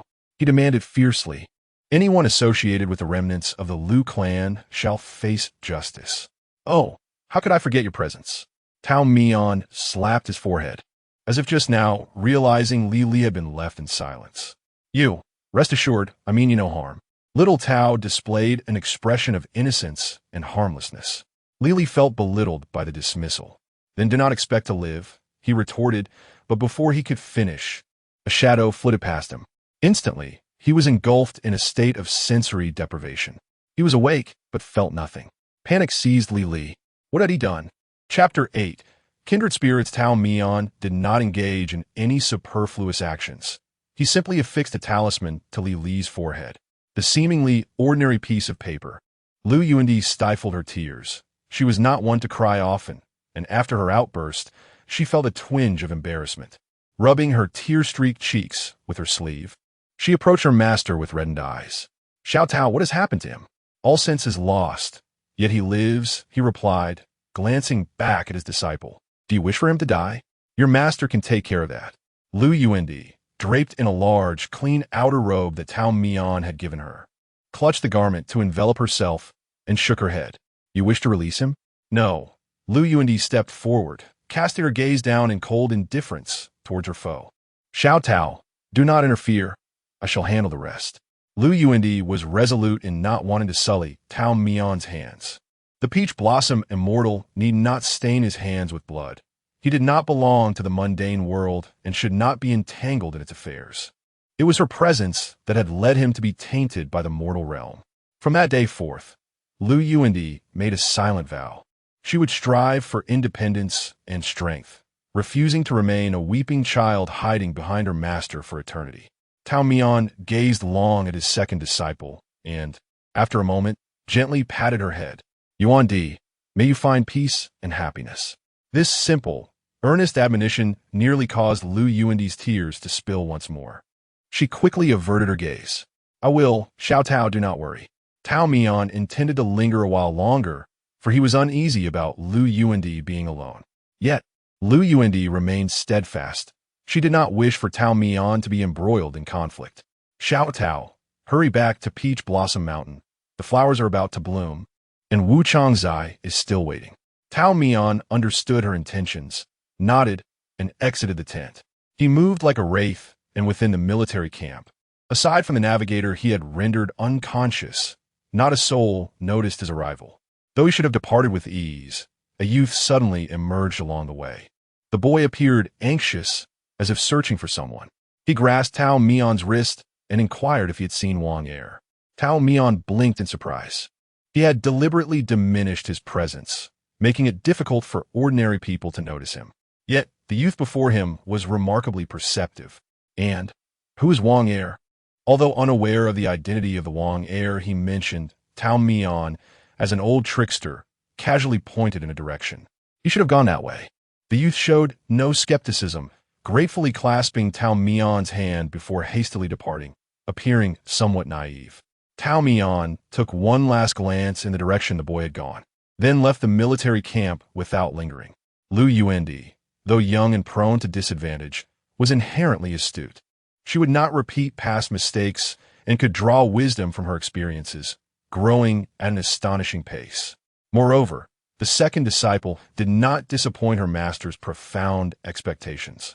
Upon returning to Peach Blossom Temple, Tao Mian found, as anticipated, that Wu Changzai had indeed grown plump. He extracted the creature from its coop and interrogated it directly. How could you have grown so fat? Look at the chickens of others. None possess your physique. I warn you, if this continues, you will be unwanted by anyone but me, destined to spend your days here in retirement. Wu Changzai strutted away, cackling dismissively, entirely indifferent to Tao Mian's peculiar remarks. Outside the mountain, chaos brewed, while inside, life ambled along at a leisurely pace, neither hurried nor slow. As Tao Mian basked in the sun, napped, and chased chickens, the world beyond was undergoing quiet transformations. Initially, Lu Yuandi spared Li Li's life, instead administering a curse to control him. She intended to exploit Li Li to secure her position within the military and establish her own authority. During this period, she reached out to those who had once belonged to her father's faction, seeking their assistance to reclaim imperial power. This realm was still the territory of the Lu family. Diligent efforts do not go unrewarded. Lu Yuandi, through arduous toil, finally garnered sufficient confidence and strength. She declared her intention to avenge her clan and to see the throne occupied by another. Tao Mian learned of Lu Yuandi's plight through her letters. His disciples shared her triumphs, but withheld her trials. Those seemingly casual lines concealed the immense effort and the unspeakable dealing she endured to obtain her desired power. Though Lu Yuanyi never divulged these truths to him, Tao Mian understood. Thus, whenever he penned a response, he always urged Lu Yuanyi to not overexert herself. Should she tire, she must come seeker master. While he may not grasp the intricacies of political maneuvering, he could silence dissenting voices. Lu Yuanyi felt gratitude towards Tao Mian, yet she could not betray the oath she had sworn within the military camp. Regardless of the bloodshed her hands had witnessed, or the lives her shoulders bore, Tao Mian must not be drawn into the fray. He aspired to remain the peach blossom immortal, rising at dawn to sweep fallen blossoms, listening to the evening's fruits drop, living freely and unrestrained. And she, in turn, would hold onto the image of his freedom, as if the world's filth and turmoil had vanished, leaving only a tranquil pool of clarity. Having acquired what she desired, Lily lost his utility. The last time Lu Yuanyi beheld him, it was in the confines of her study, now transformed into a dungeon. The dim, cold room was laden with various instruments of torture. Splatters of blood adorned the walls, and the floor was thick with indelible stains. The once mighty General Lili now hung, restrained by heavy chains, his hair disheveled and entangled with blades of grass. His head bowed low. Lu Yuanyi entered alone, without attendants, presenting herself before Li. The stark contrast between her pristine white boots and the bloody ground was almost jarring. Facing her, Lili exhibited no fear, merely a sardonic smile. I no longer hold any value for you. You have slain my 2 sons and 3 brothers, leaving no innocent untouched. Lu Yuanyi, what more do you seek? Lu Yuanyi regarded her former adversary, now aged and decrepit. The illustrious General Li was but a memory. Abruptly, her interest waned, replaced by disdain. I do not harbor hatred for you, she stated. Li, hearing these words, could scarcely believe his ears. Lu Yuanyi, you claim not to hate? How could that be? You present yourself as a wronged princess, yet beneath the surface, you have ruthlessly avenged yourself upon my family. Guilty and innocent alike, leaving none unscathed. You profess not to hate. Li's laughter rang out, echoing like the most absurd jest, laced with profound sorrow. Lu Yuanyi's tone remained as calm as still water. I do not hate you. Had I felt hatred, I would not have spared you in the military camp. Hatred is an emotion that leads one to lose their sanity. I do not hate. Li ceased laughing, as if a realization dawned upon him, his lips curling into a bittersweet, mocking grin. You and I are kindred spirits. Lu Yuanyi did not refute this. Her fingers suddenly revealed a dark red bell, within which a minuscule insect writhed. Li recognized it as the mother insect of the curse. A mere squeeze would extinguish the creature's life, and with it, Li would follow suit. The general would not meet his end amidst the love and admiration of the masses. His storied life was a tapestry woven with both ambition and patriotism. Now he mocked his own fate. To the victor belong the spoils. Lu Yuanyi, you have chosen the wrong path. This road will only narrow as you tread it, leading to a life of solitude. Do not glance back. Should you do so, you shall find only desolation. Many years later, Lu Yuanyi would recall Li's words, which seemed a malevolent prophecy ensnaring her existence. Yet at that moment, Lu Yuanyi paid little heed. Her singular ambition remained. She would ascend to the throne. Chapter 9.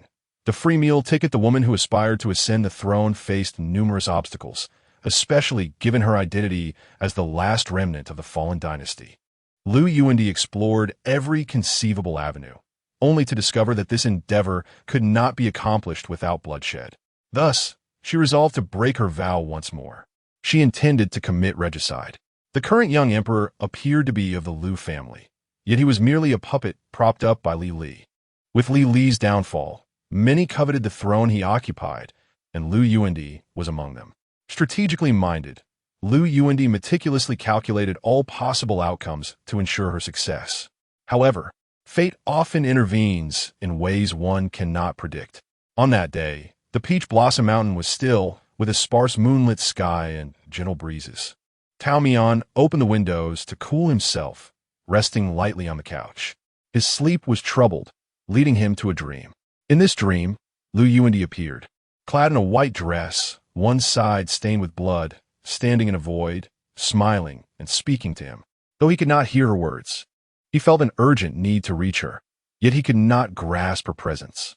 Awakening in a cold sweat, without a moment's hesitation, he swiftly rose to prepare his belongings. After all, he was an immortal who had lived for over a millennium. He would not dream without cause.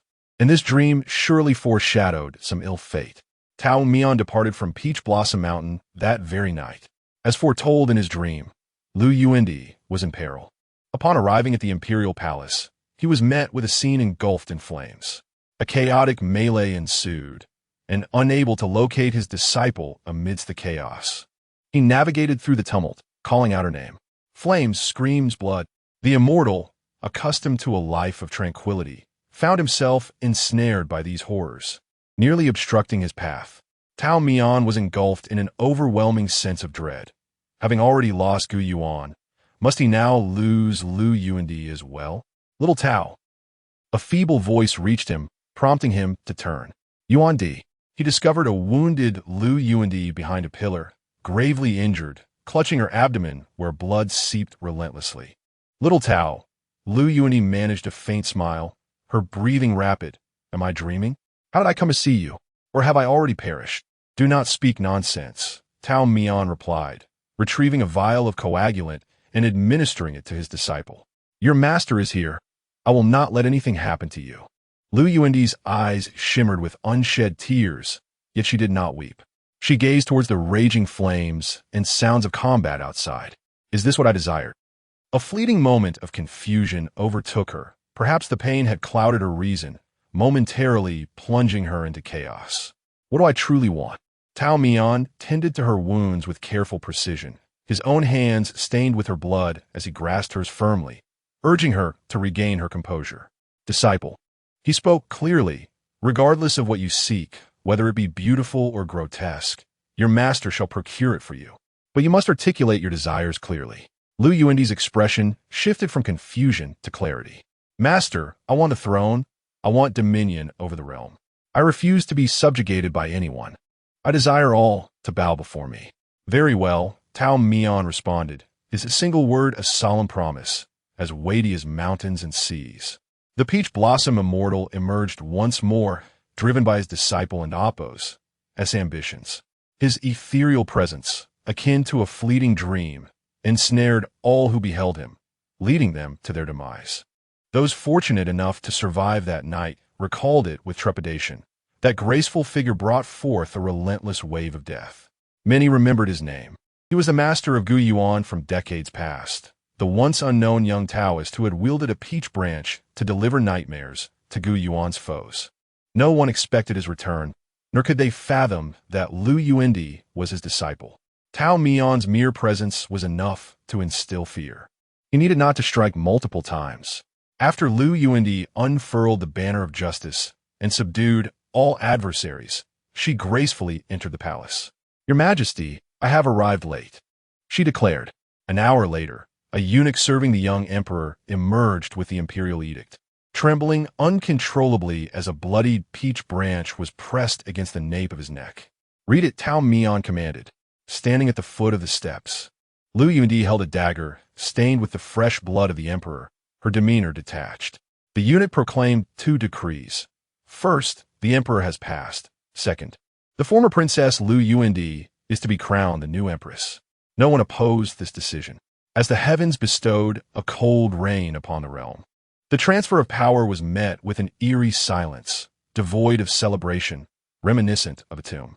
The eunuch's soft, elongated voice resonated above the crowd, while Lu Yuandi's supporters knelt in submission, surrounded by the bodies of their enemies, blood mingling with the rain into a gentle stream.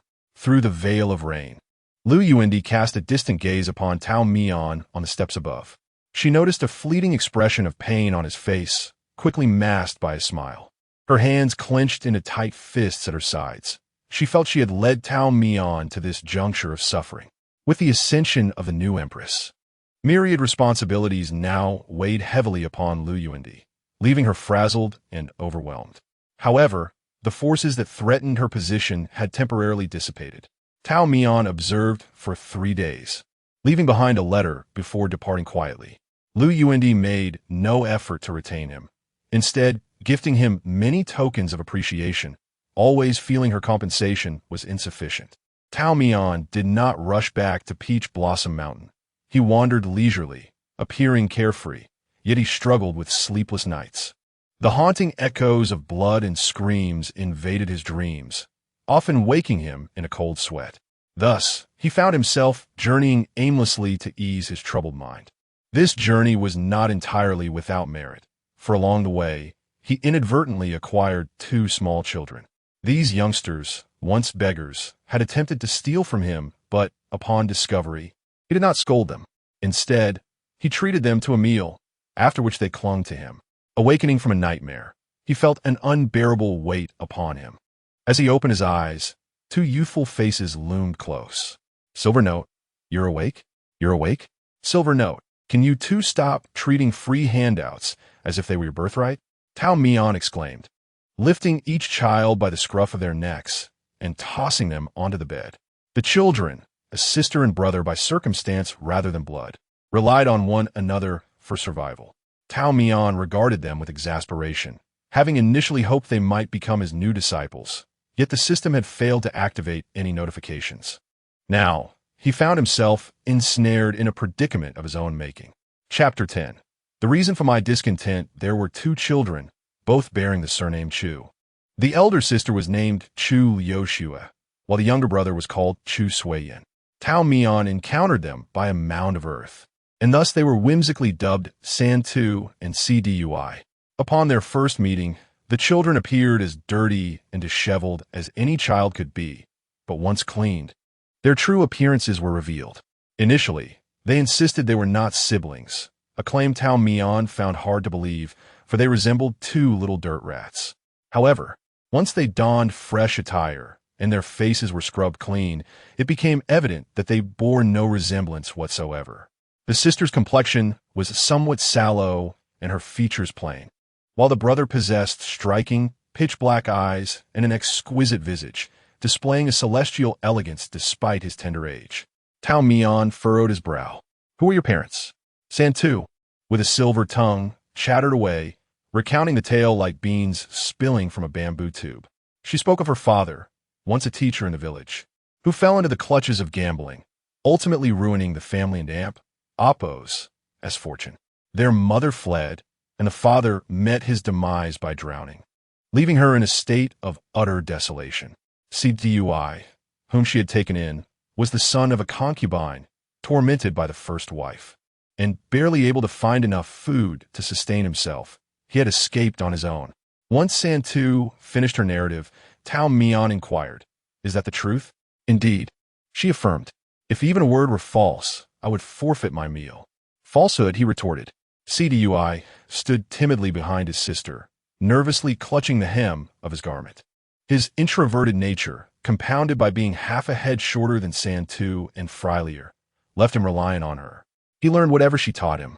She insisted Tao Mian was akin to a silver note, and thus he accepted it as such. "I'm Tao Mian," he introduced. "Little Tao Go. You appear to be merely in your 20s, Cdui stammered, unaware that Tao Mian was actually an ancient spirit. "My sister has wandered with me for quite some time, enduring much hardship. If you cannot take us both in, might you at least allow my sister to stay?" "What nonsense are you spouting?" San-Tu exclaimed, squeezing Cdui's hand in a moment of panic. Though she was a trickster, her concern for her brother was genuine. "If Tao Mian only permits one of us to remain, then let my brother stay." San-Tu bit her lip, as if making a painful decision. "Let Suiyan remain. I shall depart." Tao Mian wiped his eyes with his sleeve, seemingly touched by the profound bond between the siblings. "You two share a deep affection," he remarked. "However, you both must leave." San-Tu relinquished Cdui's hand and lunged forward in frustration. "On such a sweltering day, how could you utter such frigid words?" Tao Mian reclined back on his couch, covering his head with a quilt. "Cool off and stave off the heat, lest you succumb to it.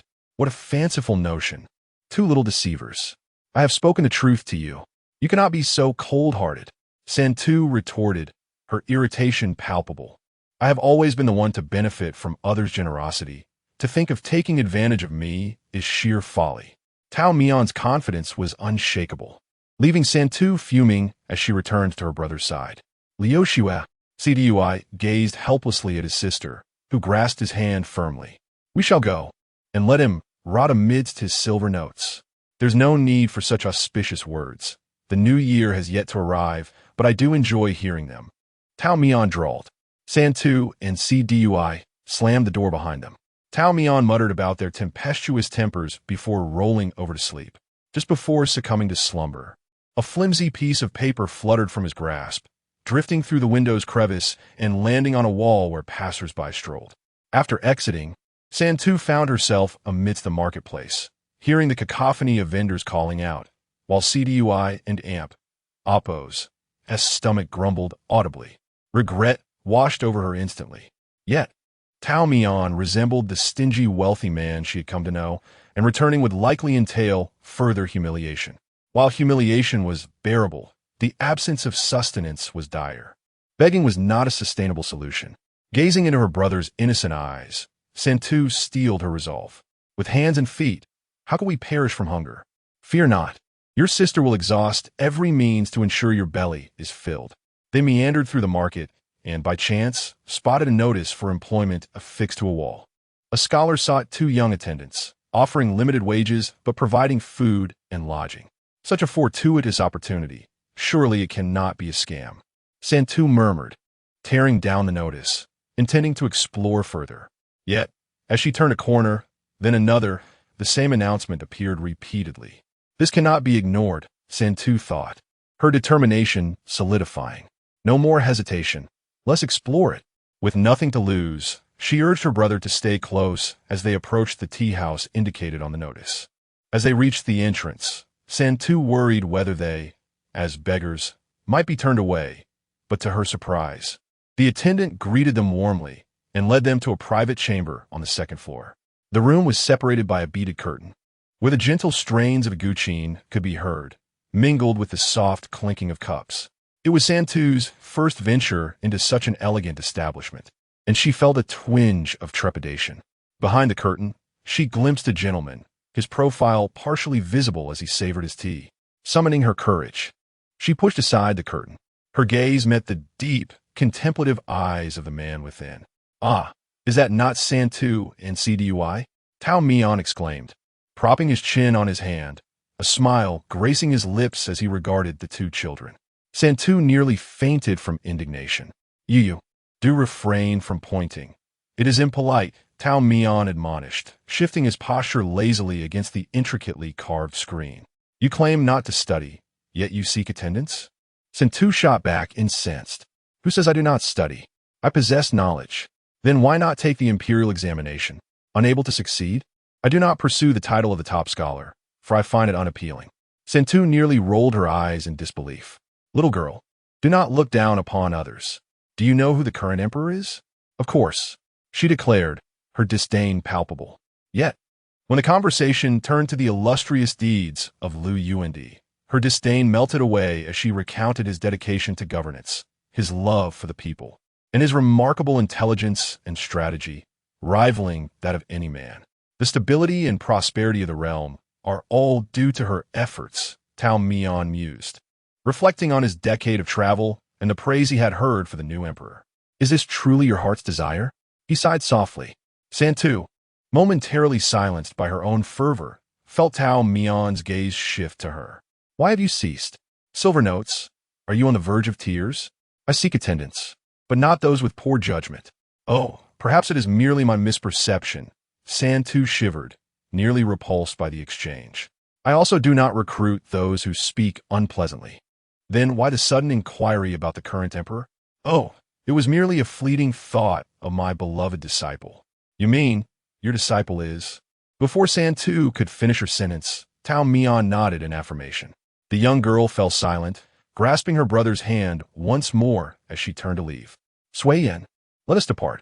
We cannot associate with a master lacking in wit. Chapter 11. The so-called truth of life, Santu and CDUI ultimately remained with Tao Mian, not for any particular reason, but simply because he had given them too much. Being Tao Mian's attendant required little effort, In fact, Tao Mian was not a person prone to busyness. Each day, he leisurely savored tea, indulged in wine, and wandered amidst the mountains and waters, living a life of idleness. Although there were few tasks to attend to, Tao Mian had a peculiar temperament, occasionally succumbing to fits of irritability, and on rare days he would delight in tormenting others. Chu Lu Shui, exasperated, had already exchanged the cup of tea 3 times, adjusting its temperature repeatedly, too cold, too hot, then left to cool by the window, only to be reheated again.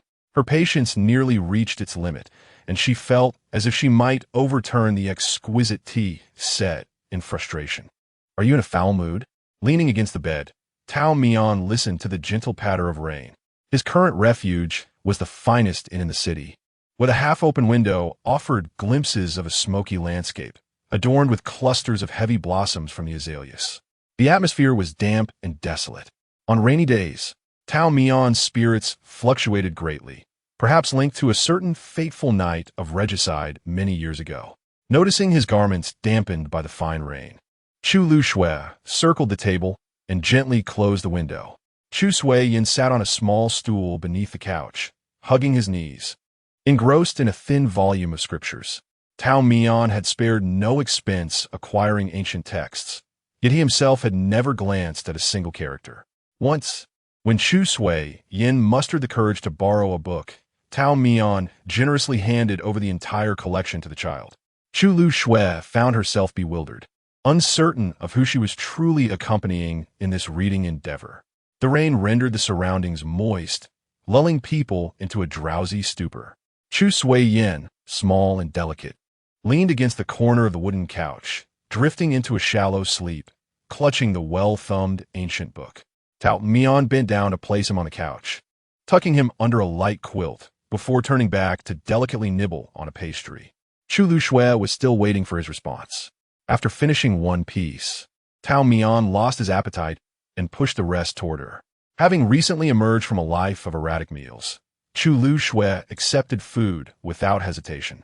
Fearing she might overeat, concerned for her well-being, Tao Mian monitored her portions at every meal, forbidding her from indulging in too many pastries. Fortunately, after several days of effort, Chu Lu Shui began to understand that there was no competition for food, and her pace of eating gradually slowed. Mimicking Tao Mian, she savored each bite, restraining her desires. Observing her long eyelashes that hung down, Tao Mian suddenly remarked that he missed his apprentice. "Apprentice? Are you referring to His Majesty? Silver Note, is she truly your apprentice?" Chu Lu Shui and Appo's tone was laced with suspicion, prompting Tao Mian to scoff. He asserted that not only Lu Yuandi was his disciple, but also Gu Yuan, the once renowned leader of the Qing Miao sect, was among his cherished students. "Which one do you miss?" "I cherish them all equally, of course." Tao Mian opened up, enthusiastically recounting the remarkable talents of his 2 apprentices. Seeing him regain a semblance of vitality, Chu Lu Shui refrained from interrupting, stuffing her mouth with pastries while listening to his ramblings. "Are you done? You weren't even listening." Tao Mian mumbled as he reached for the last piece of pastry on the plate. Chu Lu Shui would not allow this. She swiftly gathered the entire plate into her embrace. Stingy, having nearly forgotten her recently acquired table manners, Chu Lu Shui devoured her food voraciously, unwilling to allow anyone to take away her final morsel. After swallowing, she wiped her mouth and continued the conversation. "You claim the Empress is your apprentice. That is questionable. As for the Qing Miao sect, I've never heard of it. Is it well known?" Tao Mian could hardly fathom that anyone had not heard of the illustrious Qing Miao sect. His eyes widened in disbelief. "Impossible. The Qing Miao sect is a prestigious establishment. You, Santu, clearly lack insight." Chu Lu Shui did not respond, remaining silent. This silence extended to Tao Mian, enveloping him in both body and spirit. The vicissitudes of life, the blooming and withering of flowers, all echoed the inexorable passage of time.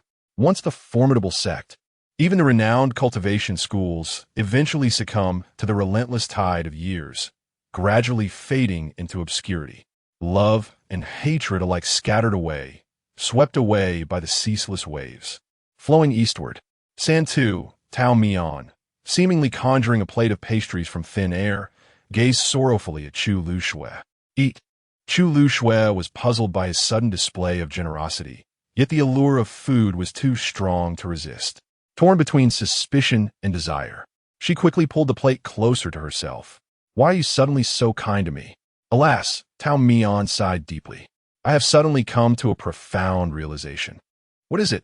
One must live until death. Such nonsense. Eat, eat. Dying from overeating is still a dignified way to depart. Chu Lu Shui felt a shiver, for the first time directly sensing the threat posed by food. I'll save it for Sui Yan. Their exchange inevitably disturbed Chu Sui Yan's light slumber. The boy rubbed his eyes and awoke. Upon seeing both children alert, Tao Mian tapped his fingers on the table. We shall head north shortly to the royal capital to meet my second apprentice. Tao Mian's actions and thoughts were increasingly enigmatic. At least to Chu Lu Shui, it seemed that moments of his normalcy were becoming rare, as he appeared to be in a constant state of frenzy. The notion that he desired to take her and Sui Yan as apprentices was bewildering. What is wrong with me being your apprentice? I, Tao Mian, possess a wealth of skills. Do not merely focus on the few bowls of rice before you. Learn well. And trivial matters like sustenance will pose no challenge.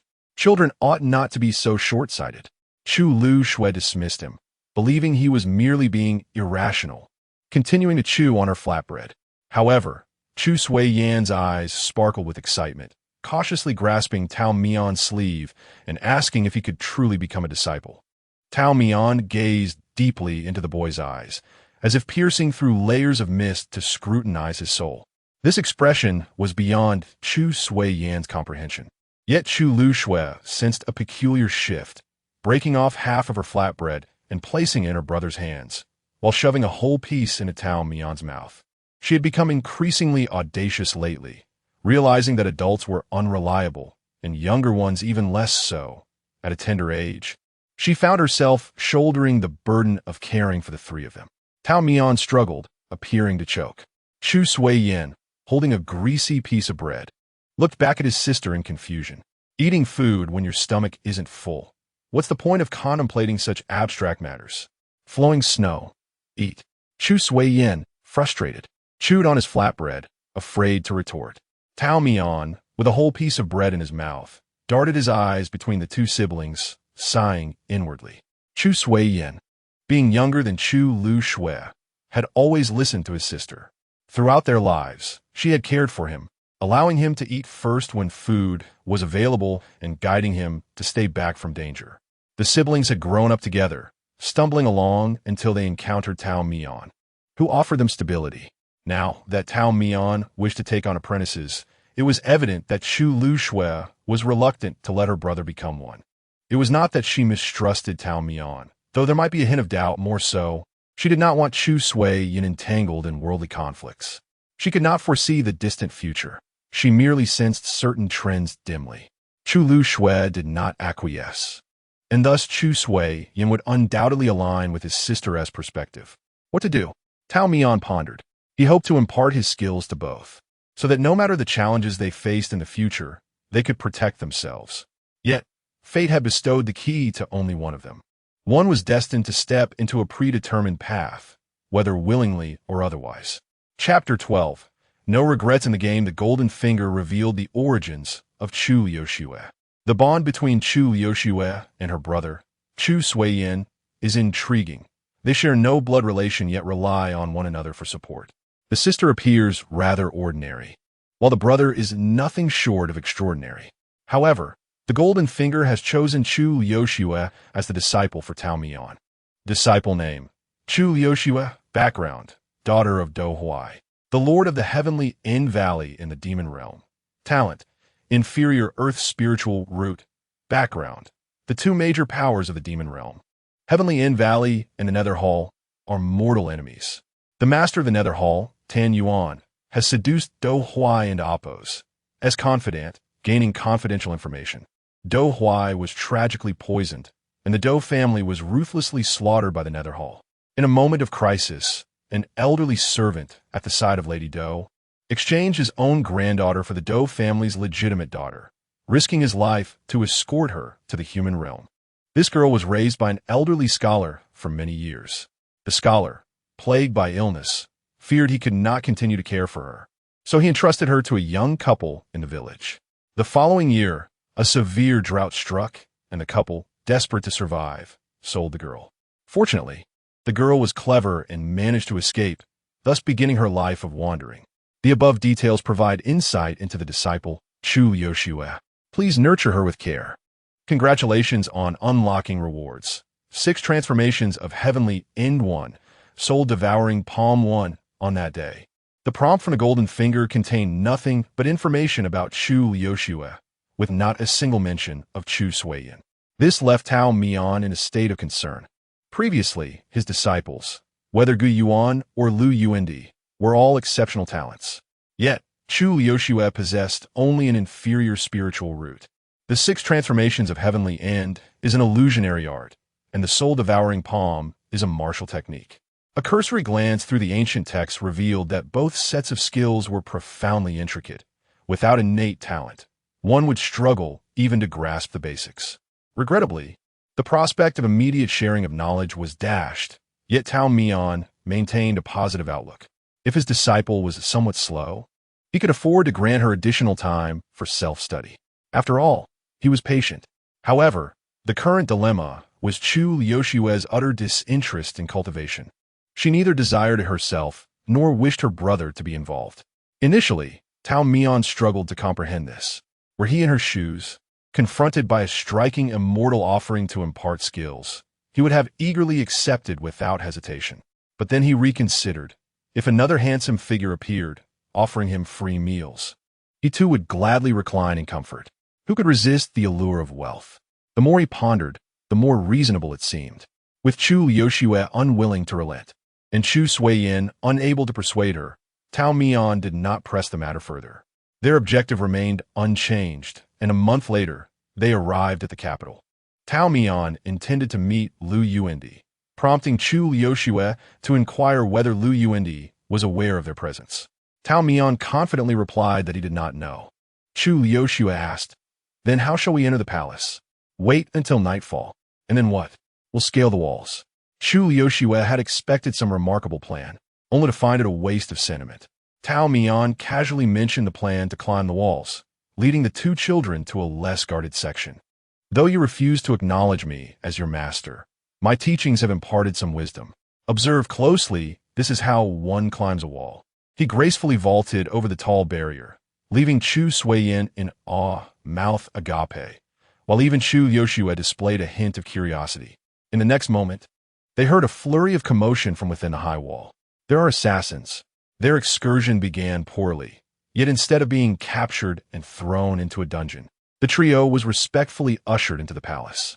The emperor, disturbed from his peace, did not express anger. Rather, he donned fresh garments and welcomed them with a beaming smile. "Little Tao, why didn't you inform me of your arrival?" "Little Tao?" The royal guards exchanged glances, bewildered. They had not heard of this character. Could it be His Majesty and Appo's Master Tao Mian? At that moment, a cold sweat broke out among the guards, drenching their clothing. Who could have anticipated that the imperial teacher would bypass the main entrance and instead scale the palace walls? They had practically been escorted before the emperor, bound tightly. Seeing Tao Mian securely tied, Lu Yuandi frowned. Tao Mian, unfazed, did not wish for her to punish anyone over such a trivial matter and responded to her concern. "I didn't consider the implications of my arrival. It seems I've caused some disruption within your palace. Indeed, the security here is quite formidable." Lu Yuandi finally relaxed, personally helping him untie the ropes. Enough, let us proceed. "Little Tao, follow me." She then turned to the children, and, "Are these your wards?" "A scholar's children, found by the roadside." Once freed, Lu Yuandi led him to her study, allowing her the opportunity to assess the 2 unfamiliar children. "You too." She detected something unusual and turned to Tao Mian. He lowered his gaze, prompting Lu Yuandi to swallow her words. She summoned a round-faced palace made to escort the children to rest. Chu Yoshua clutched her brother's hand tightly, hesitant to wander, her demeanor somewhat reserved.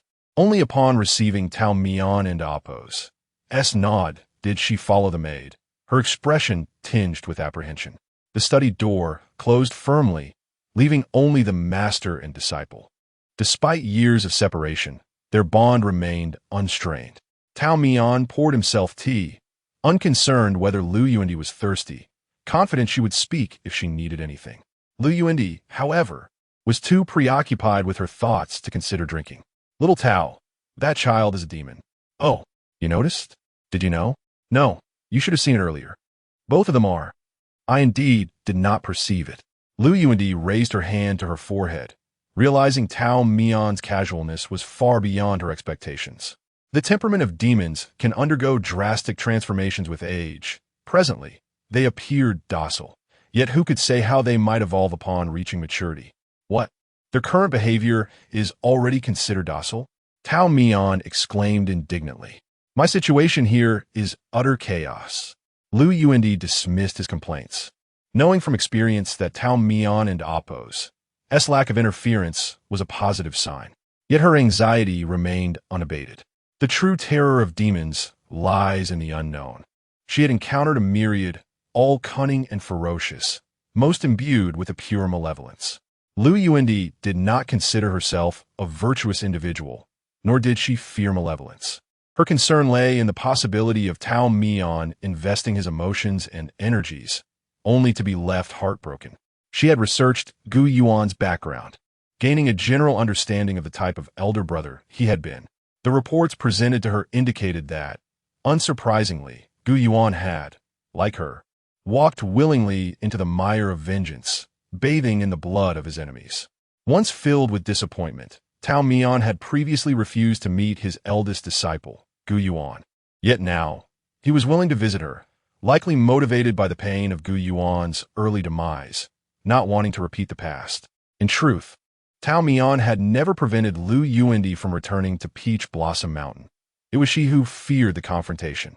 Little Tao, if only you had not met me at first. Lu Yuandi's voice was soft, yet no reply was forthcoming.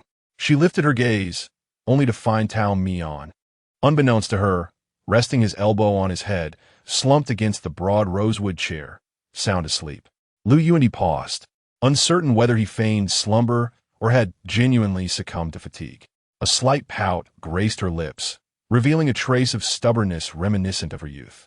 But I have never regretted meeting you. Even if one day you lament having taken in a disciple as scheming and malevolent as I, wearied and vexed by my presence, I would not regret it, not even unto death. Chapter 13. Goose Chu Liushua never anticipated that Tao Mian was indeed the emperor's mentor.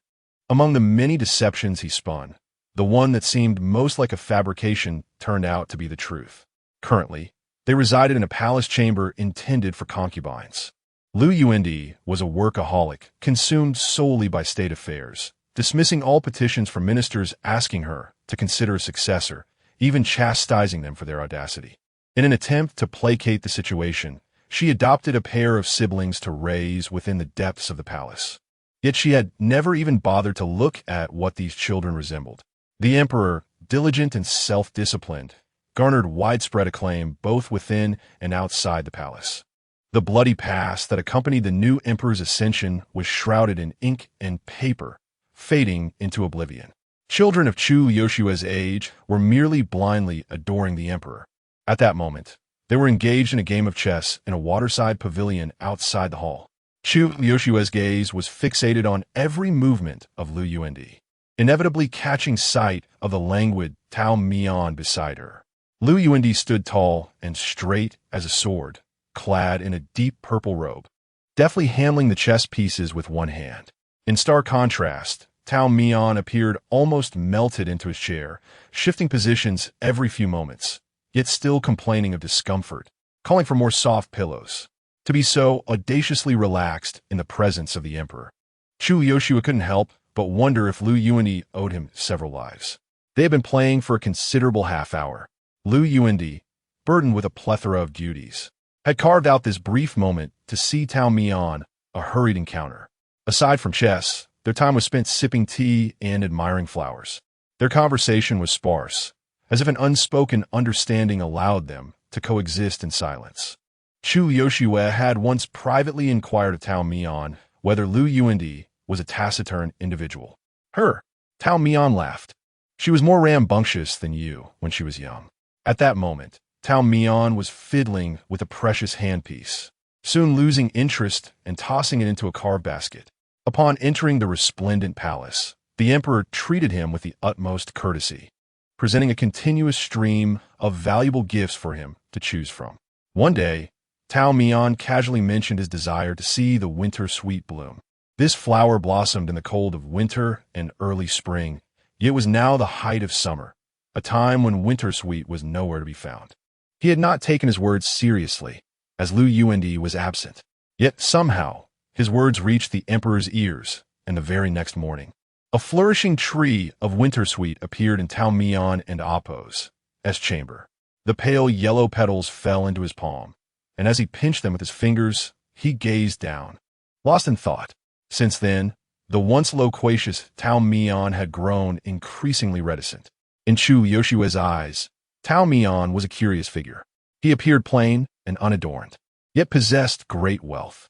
While he professed indifference to material possessions, there were moments when his avarice shone through. His behavior became even more peculiar after entering the palace. The emperor seemed eager to share half of his treasury with him, yet he remained unfazed, incapable of expressing joy even in the presence of the rarest treasures. For Tao Mian now, conversing with Lu Yuandi required careful consideration of his words. Though the intentions of his disciple were pure, he sensed a profound abyss lurking behind those intentions, a pair of dark eyes. With Lu Yuandi ascending to the throne, she was finally free from humiliation and oppression, achieving her long-desired ambitions. Yet what she truly sought in her heart, was it truly this? Tao Mian dared not dwell on it. He understood his disciple well. Lu Yuandi was destined to rise above all, and he could provide for her desires. But what if Lu Yuandi sought more? Chu Yoshua noticed that the moments of greatest joy for Tao Mian were spent playing with the 4 small children, herself, Chu Suiyin, and the only pair of royal siblings in the palace, a set of dragon and phoenix twins. The elder brother was composed, while the younger sister was vivacious. Both at the tender age of 10, Lu Yuandi showed little interest in these siblings, and the palace maids were excessively cautious, leaving the 2 children longing for companionship with peers, especially someone as unique as Tao Mian. They quickly became familiar with one another. Rather than Tao Mian entertaining the 4 children, it felt more like the 4 children were coaxing this adult into play. Stand straight. Everyone, line up. Tao Mian reclined on the noble concubine's couch, treating his priceless black bone mud fan as if it were a mere trinket, banging it against the edge of the wooden couch. The 4 children obediently formed a line, arranged by height. The tallest was young Prince Lu Yuan, followed by Chu Yoshua, then the reserved Chu Suiyin, and finally, the giggling young Princess Lu Yao. Today's morning lesson is, each of you tell a joke. Lu Yuan frowned. Chu Yoshua rolled her eyes. Chu Suiyin appeared flustered, and Lu Yao innocently asked what a joke was. Hurry up, hurry up. If you can't tell one, you won't be allowed to leave class. Lu Yuan sighed. He wasn't a humorous person, but in order to appease Tao Mian, he racked his brain. Although once, a man had a contest with the wind. He won, but was bedridden for half a month. Why? Because he caught a cold. Ha ha. Chu Yoshua couldn't help but shiver. Tao Mian, with a serious demeanor, flicked Lu Yuan's forehead. Young prince, simply appending ha ha to the end of joke does not render amusing. That is the lesson for Master Tao. Lu Yuan sighed again, resigned. Next was Chu Yoshua. Initially, she adamantly refused to share a joke, but realizing that Tao Mian would persist until she complied, she relented. There was a frog named Xiao Huang. One day it got run over by a cart. Just before it died, it croaked and Appo's, Gua, and Appo's, and from then on, it transformed into a cucumber. She felt a cold sweat break out, knowing the awkwardness was palpable. Tao Mian remained unresponsive and turned his gaze to Chu Suiyin. The boy intertwined his fingers nervously and stammered through a joke. One day, a son asked his father, I have uncles and second uncles. Why do I not have a 4th uncle? Did the 4th uncle die? The father replied, Yes, your 4th uncle died from your filial piety. The silence that followed made Chu Suiyin uneasy as he glanced at Tao Mian. Suddenly, Tao Mian burst in a hearty laughter, unable to compose himself. Chu Suiyin was taken aback. Was my joke that successful? Tao Mian then patted Chu Liuxue's shoulder, declaring, Xiao Huang's croak was simply delightful. Chu Liuxue replied. Your response was remarkably swift. Finally, it was Lu Yao's turn. The innocent little princess looked up at Tao Mian and asked, Xiao Tao, I can't tell jokes. Do I look like a joke? Tao Mian fell silent for a moment before gently patting Lu Yao's head. You are sufficiently honest. That earns you a win. Having heard enough jokes, Tao Mian's spirits appeared noticeably lifted. He instructed the children to find their own places to sit, stating that in the spirit of reciprocity, he would share a joke as well. Tao Mian's joke had a lengthy preamble. Once upon a time, there was a peach blossom mountain where a peach blossom temple resided. In the temple lived a peach blossom immortal who cared for a magnificent white goose. This goose, a long-lived creature, had lived for over 200 years, and the immortal was reluctant to stew it for nourishment, allowing it to roam free, gradually becoming the bully of the village. One day, the villagers brought home a small female goose. This little goose was frail and gray, appearing malnourished. Yet the large white goose did not disdain it. It ceased to bully cats and dogs, sharing half of its food, standing guard beside the little goose as it slowly ate. Gradually, the little goose's feathers grew thick, and its body became plump. The large white goose watched with satisfaction, thinking, nothing could be better than this. To live peacefully and happily, what more could one desire? However, the little female goose eventually disappeared from the village, leaving behind an empty goose pen. Perhaps it was sold, or perhaps it was cooked by its owner, or it might have transformed into a graceful young woman, drifting away. The large white goose was oblivious, and it mourned, losing its appetite for several days. The immortal, saddened, allowed it to go outside for fresh air. After 7 days, the large white goose returned home, rejuvenated, as if nothing had happened. Soon after, another little goose arrived in the village. The immortal did not want the large white goose to see it, but the large goose sneaked a glance. As usual, it shared half of its food with the new arrival.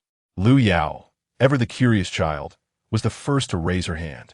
What did the great white goose see that day? Lu Yuan pondered lightly. Could it be that it had discovered the little goose had found a good home? Yet, a single goose is typically purchased by farmers for its eggs or meat. Chu Suiyin, influenced by the atmosphere, began to think along similar lines. The fact that it returned home after 7 days indicated it hadn't ventured far. Perhaps it had done something significant, like rescuing that goose. Among the 4 children, Chu Liuxue remained the most composed. Perhaps it had simply come to terms with its situation. Tao Mian narrowed her eyes slightly, tenderly cradling a branch of wax plum, which had already expended its vitality. This was not the season for it to bloom. It had bloomed mistakenly. Tao Mian declared that the goose had seen nothing at all. The children gasped in disbelief, exclaiming that Tao Mian was merely concocting fanciful tales to amuse them. She placed her hands against their eager bodies, urging them to let her finish speaking. Tao Mian insisted that the goose had not seen its own kind, nor any other geese. In essence, it had reached the edge of Peach Blossom Mountain, where not a single feather could be found. There were no geese, only a delicate petal that drifted down upon its orange-red beak. This petal was not beautiful. Its edges were withered, and a corner was missing. In the vibrant springtime, it appeared so inconspicuous, reduced to mud, or perhaps carried along by the current. An utterly mundane fate, akin to the myriad flowers adorning the mountains. Yet, what thoughts occupied the goose's mind? The goose contemplated that it too had moments of budding, once blooming under the clear sky. It recognized that wilting and parting were inevitable. At the very least, it wished to witness the bloom of that flower for a fleeting moment. The 3 children were bewildered, unable to grasp Tao Mian's words. Only Chu Liuxue, after a moment of silence, inquired, Geese cannot speak. Is this a tale spun by an immortal? Did an immortal truly raise a goose? Is it the goose or the immortal standing beneath the falling flowers? Tao Mian smiled lightly, remaining silent. Chu Liuxue noticed that ever since the inexplicable joke-telling gathering, Tao Mian's mood had inexplicably brightened. In this cage woven of golden threads, he felt at ease, as if he had returned to Peach Blossom Mountain. The calm and composed Empress seemed to have lost her tranquility, becoming increasingly anxious. She began to frequently request meetings with Tao Mian from half an hour to an hour, even spending half a day here. Once again, they engaged in chess and tea, yet Lu Yuan's mind was restless, a fact even perceptible to a child like Chu Yoshue. Yuan Di, focus your mind, Tao Mian often gently reminded. The situation took a sharp turn. No one fully understood the preceding events. Tao Mian found himself confined by Lu Yuan, imprisoned in the celestial dungeon. Chapter 14. The late-night visitor in a narrow, unremarkable cell within the prison. A Taoist priest dressed in simple robes sat cross-legged on a straw mat, eyes closed in tranquility. The cacophony of pleading and shouting from fellow inmates surrounded him, yet he remained unfazed, not even furrowing his brow. Guard Xiaolin had observed him for 3 days. Newly assigned to this unit, the first prisoner he was tasked with monitoring was the unassuming Taoist before him. The priest, with his fair complexion and gentle demeanor, did not appear to be a criminal. His treatment since incarceration had been peculiar. The prison head instructed Xiaolin merely to observe his actions and record them, with no interrogations or torture imposed upon him. It was as if he had come here seeking refuge. Xiaolin, curious, had cautiously inquired of the prison head about the nature of the Taoist crime. The head had curtly told him to mind his own business and not to ask foolish questions. However, curiosity is a persistent companion. The more the head insisted on silence, the more Xiaolin found himself yearning to uncover the truth. The Taoist did not seem ill-tempered, and, as the sun shone brightly, Xiaolin thought it might be pleasant to engage him in conversation. "Hey, Taoist, what law have you transgressed? What crime has led to your imprisonment?" Xiaolin ventured. The Taoist remained silent, eyes still closed. Xiaolin knocked the shackles in his hand against the cell door, producing a clanging sound that made the Taoist flinch. Is it time for a meal?" He wondered aloud, looking around in confusion. Xiaolin fell silent, surprised. He had expected a figure of depth and mystery. Yet here was a man simply indulging in slumber. Tao Mian, having enjoyed a sound sleep for the first time in ages, awoke refreshed and leisurely surveyed his new abode. It was even more dilapidated than he had imagined, with the only clean item being the straw mat beneath him. Fortunately, he was of a contented disposition and did not mind. Upon meeting the gaze of the bewildered guard outside, Tao Mian smiled gently. "Hello." Xiaolin, influenced by the Taoist's serene demeanor, mistakenly assumed they were in a tea house rather than a dungeon. He shook his head vigorously, trying to regain his composure. No, just answer my questions honestly." Tao Mian, amused by the guard's straightforwardness, replied, "I welcome your inquiries. Please ask away." Xiaolin, torn by a multitude of questions, where the Taoist hailed from, his profession, why he had not been interrogated, finally settled on a crucial one. "What crime have you committed that led to your confinement here?" Tao Mian pondered for a moment before releasing a deep sigh. Xiaolin perked up, sensing a significant revelation. The Taoist then leisurely stated, "I am indeed guilty." "Guilty of what? Speak plainly." Xiaolin pressed. "For stealing hearts," Tao Mian replied, a grin spreading across his face. "Are you serious?" Xiaolin retorted, his face flushed with indignation. "You think this is a joke? I'll make you regret this." Tao Mian erupted into laughter, so much so that he doubled over, gasping for breath. Xiaolin's face turned crimson in embarrassment, attempting to maintain his authority. "Stop laughing. If you don't, I will hang you up and beat you." Despite Xiaolin's youthful bravado, he was met with Tao Mian's lingering smile. "Do you understand why the prison head advises you to be cautious with your words? It is because I have connections." Tao Mian raised a finger, pointing upward. The guard, confused, followed his gaze, only to realize too late the implications of that gesture. "So what if you have connections?" "You are still imprisoned," Xiaolin retorted, lacking conviction. After a moment of silence, he was met with a sigh from within the cell. "This place cannot hold me. However, being temporarily confined is preferable." The Taoist's cryptic statement left Xiaolin bewildered. Just as he was about to inquire further, Tao Mian closed his eyes once more, dismissing him entirely. Days passed, and after several days of incarceration, new visitors began to arrive. The first were 2 children, a brother and sister. They were an intriguing pair, their appearances bearing no resemblance to one another. If the boy had not called the girl sister, Xiaolin would have doubted their kinship. The younger sibling was already in tears before seeing the Taoist, while the sister scolded him for being so embarrassing. Upon catching sight of the thin figure within the cell, the sister's eyes also glistened with tears, and the boy cried out, "Little Tao Ge, you suffered so much." Xiaolin, stationed at the cell door, anticipated that the Taoist, who typically exuded calmness, would offer some comforting words to the children or perhaps impart some wisdom. Instead, Tao Mian lamented more dramatically, Little Dui, this place is uninhabitable. It in Oppos, es filthy, chaotic, and the guards bully me. And Oppos, we barely managed to survive a single day here. Xiaolin, incredulous, thought, who is bullying whom? He has been interrogating me relentlessly, and I am the one enduring this torment. Yet, despite his frustration, he remained silent. The Taoist's tongue was sharp. With a single remark, he could infuriate half the prison. As the children barely managed to interject, Tao Mian took it upon himself to criticize the prison from top to bottom. Just as their visiting time came to an end, Xiaolin believed the Taoist was merely venting his frustrations, but he could not have anticipated that later that evening. Several palace officials would arrive secretly, bringing with them fine bedding and clothing. All the utensils and tableware were replaced with new, gleaming items that nearly blinded Xiaolin. Various delicacies and snacks were also presented.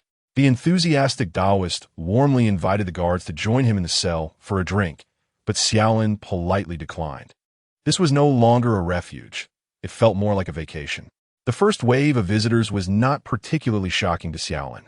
He thought that perhaps the children had interceded on behalf of the Taoist, bringing gifts of food and clothing, a not uncommon occurrence in the prison. However, the second wave of visitors left him astounded. The general, Xiaolin's legs trembled as he stood in the damp, cold prison. "You here?"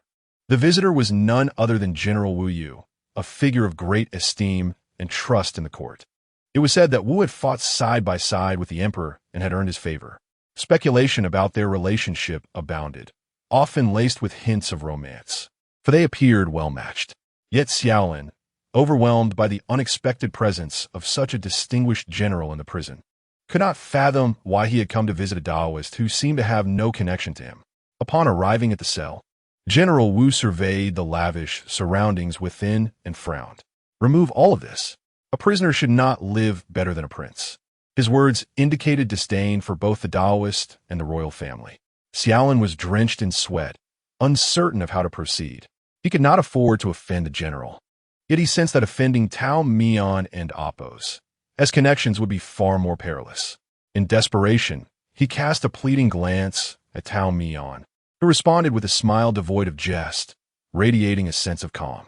"General, you seem quite irate," Tao Mian remarked leisurely.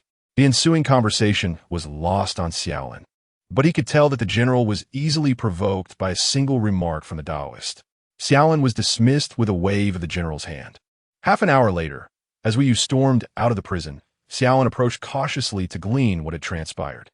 He knew his penchant for curiosity would eventually lead him to trouble, but what was life without a little excitement? The general, seething with anger, departed, while inside the cell, the Taoist remained unhurried, sipping from a cup of leftover wine. "Ah, you're back?" he greeted with a playful tone. He even felt inclined to greet. Kobayashi wore a perplexed expression, as if he had something to say but could not find the words. After a moment's contemplation, he decided against it. Tao Mian was in no rush. After all, this simple guard could not keep secrets for long, and it was only a matter of time before he spoke. As he anticipated, after the passage of half a stick of incense, Kobayashi leaned against the bars of the cell and quietly inquired, "You mentioned that you stole someone's heart." Did I?" "Yes, absolutely. My memory is sharp. Don't attempt to deceive me." "Then it must be true." You mean that person?" Kobayashi glanced around cautiously, beckoning Tao Mian to come closer. Tao Mian graciously obliged, leaning his head in. Kobayashi and Oppos' voice dropped even lower. Could it possibly be the general? The image of Tao Mian laughing heartily that day haunted Kobayashi, even 70 years later, filling him with despair. Tao Mian, with a mischievous glint in his eye as he wiped away tears of mirth, exclaimed, Indeed. Just look at this cruel, unrequited love." Kobayashi wished fervently to knock his head against the cell wall in frustration. He had made a pact with the Taoist to keep tonight and Appo's events to themselves. The Taoist readily agreed, yet could not contain his laughter. General Wu visited several more times, each encounter ending in displeasure. Kobayashi noted the general's deteriorating demeanor, which led Wu Yu to believe he had incurred Kobayashi's displeasure, further darkening his mood. It was vexing, yet he continued to come. Kobayashi could not fathom the general's intentions. The Taoist nonchalantly replied, "It is indeed a cruel, unrequited love." Kobayashi was unwilling to believe it. Gradually, he realized that this little Taoist was not to be trifled with. As even princes and princesses came to visit him, the prince maintained his composure, while the little princess wept, her eyes swollen. She lamented that the individual in question was being excessively cruel, unable to bear the thought of little Tao's suffering. Kobayashi did not know the name of the person she spoke of, but it seemed to be a taboo, no matter how agitated the princess became. She refrained from uttering the name. The princess, with a delicate insistence, urged Kobayashi to unlock the cell door. Kobayashi broke into a cold sweat, repeatedly declaring he could not. Disobeying a princess was a grave matter, yet the warden had warned him that opening the cell door without permission could cost him his head. Kobayashi found it perplexing how the one who brought the Taoist in could be so contradictory, wishing him ill yet unable to bear his suffering. Days within the prison dragged on slowly, with the Taoist finding amusement in teasing the guards. Kobayashi often found himself at a disadvantage, yet he bore no ill will towards the Taoist. The Taoist possessed an enchanting charm, capable of effortlessly penetrating anyone's defenses while knowing precisely where the boundaries lay, exercising a delicate balance of approach and retreat. Kobayashi mused that the accusation of stealing a heart might not have merely been a jest. The young guard believed that having encountered a general, a prince, and a princess was sufficient to claim he had seen the world, giving him ample material to boast to his friends for a long time. However, he never anticipated that one fateful night a figure would silently stand before the cell, undisturbed by anyone. Upon recognizing the person's face, Kobayashi felt his knees weaken. "Your Highness." Chapter 15. The master is forever present in the dim flicker of candlelight. A graceful figure stood tall with its back turned. Xiaolin knelt in trepidation, scarcely daring to breathe. Even if given 10 more heads, he could not fathom why the Supreme Emperor would visit this humble prison cell at such a late hour, without even a single attendant. The Taoist lay reclined upon the bed, seemingly in slumber. Xiaolin felt a bead of sweat form, uncertain whether to rouse him. The emperor simply observed the prisoner in silence. Fortunately, the emperor displayed a measure of kindness, refraining from unduly harassing a mere jailer. With a languid wave of his slender fingers, Xiaolin understood and departed. Subsequently, the Taoist formed a hand sign, conjuring a transparent soundproof barrier that severed the connection between the outside world and their secluded space. Now, only the master and disciple remained within the cell. Lu Yuandi remained silent, yet the one in light slumber spoke. "I have often pondered how delightful it would be for us, master and disciple, to meet outside of Taohua Mountain." The emperor finally deigned to respond. "How does the master perceive the current situation? Is it as you envisioned? Or is it vastly different?" Tao Mian did not reply directly. Instead, he sat up, tilting his head back. A tall, narrow window in the cell allowed the round moon to be evenly bisected by the bars. He opened his palm, allowing the cool moonlight to fill his hand. At that moment, his back was turned to Lu Yuandi, separated from both the bright moon and his disciple by mere walls. A wry smile crept upon Tao Mian's lips, tinged with a hint of resignation. "When did this chasm arise between us, Yuandi? Who stands outside now, the emperor or my disciple?" After a lengthy pause, the voice from beyond the cell finally replied, "What difference does it make, whether it be the emperor or the disciple? The lines have blurred. There is no longer clarity nor murkiness." Tao Mian's eyes flickered momentarily, but he quickly masked his emotions, propping himself on the bed and turning around. Lu Yuandi's face was shrouded in the soft glow of candlelight, one half obscured by shadow. Undoubtedly beautiful, she bore the delicate grace of her mother, harmoniously combined with her father's striking features, rendering her visage exceptionally striking. Yet, that external glamour seemed subdued under the weight of her noble status. She stood there, embodying immense power rather than an independent individual. With a sweeping motion of his wide sleeves, Tao Mian appeared to dispel the oppressive aura surrounding him. Their relationship could no longer withstand any further assaults. Every utterance required careful consideration. The last time he spoke carelessly, Lu Yuandi had cast him into the celestial prison. Recalling that day, Tao Mian realized he had not spoken anything overly offensive during a game of chess with his disciple. He had merely mentioned a desire to return to the mountain. His intentions were simple. Wu was waiting for him, and the celestial cockroaches might even miss him a little. Moreover, the flowers and trees of the mountain were lining up to seek his attention. And the day of offering at Gyuan was approaching. With no superfluous words, just that one phrase, Tao Mian had taken it lightly. Having resided in the imperial palace for quite some time, from summer to winter, and now spring was upon them, it was only right to return and take a look. However, the emperor's countenance shifted dramatically, overturning the chessboard. At that moment, Tao Mian still held a white piece in hand, gazing down at the empty stone table, uncertain where to place it. The scattered black and white pieces lay about, with 2 or 3 rolling into the pond, startling the fish that had been peacefully resting.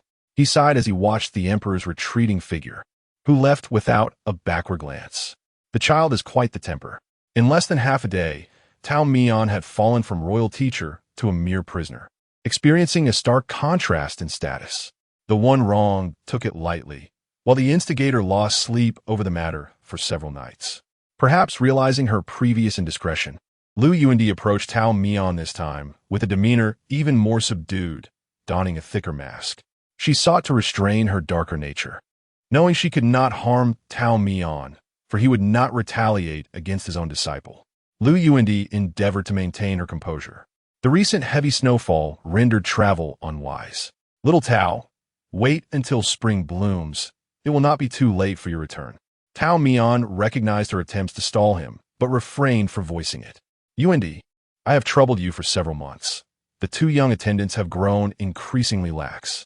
It would be best for them to return to the mountain to cultivate. My visit today was merely to ensure your well-being. If you are well, then I too can rest easy. Tao Mian's excuse felt forced.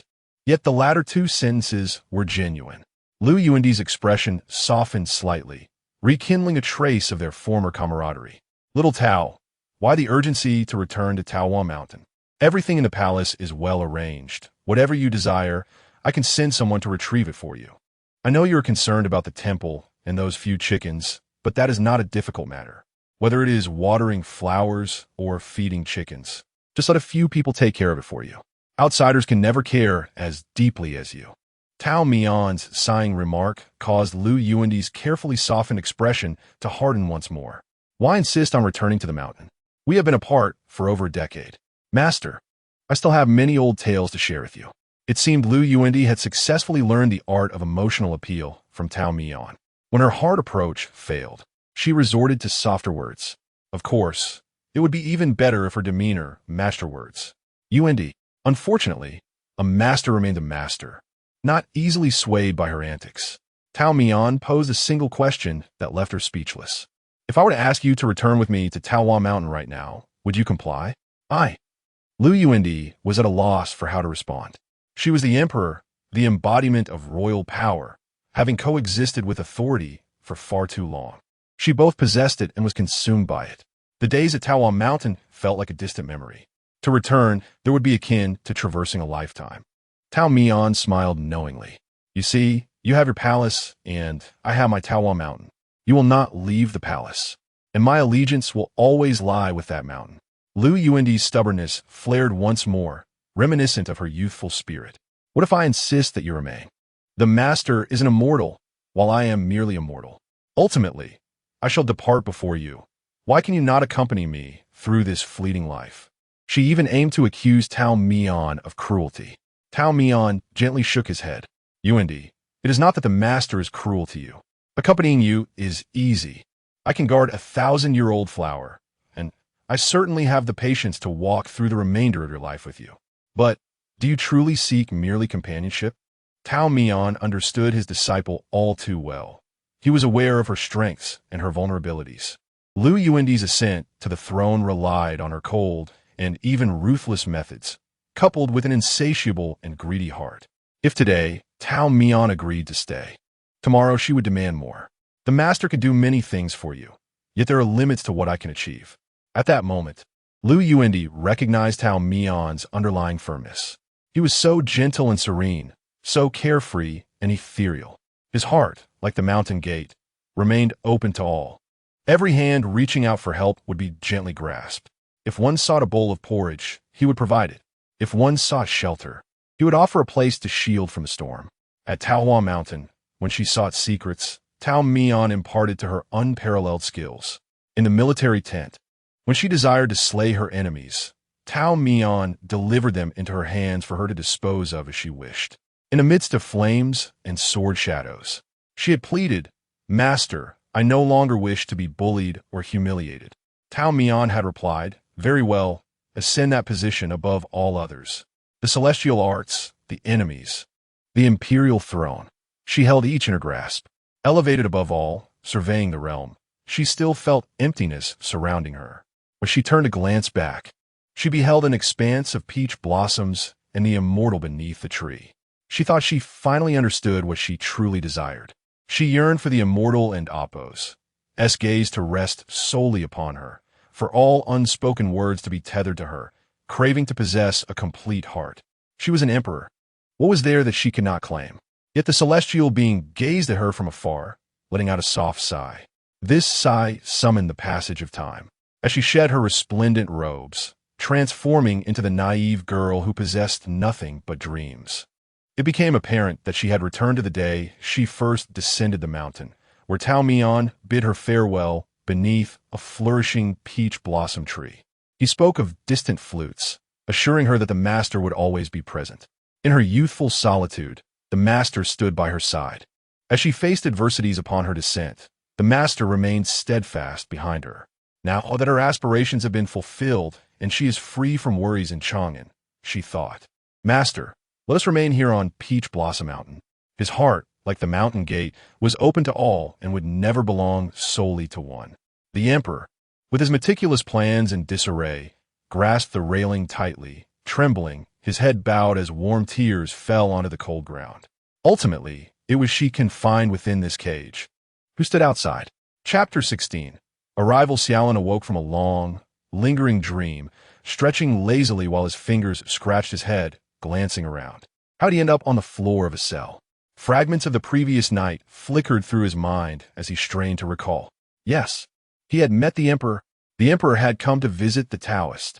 But where was the Taoist? Xiaolin hurriedly rushed to the familiar cell. The opulence within had vanished, along with the person imprisoned there.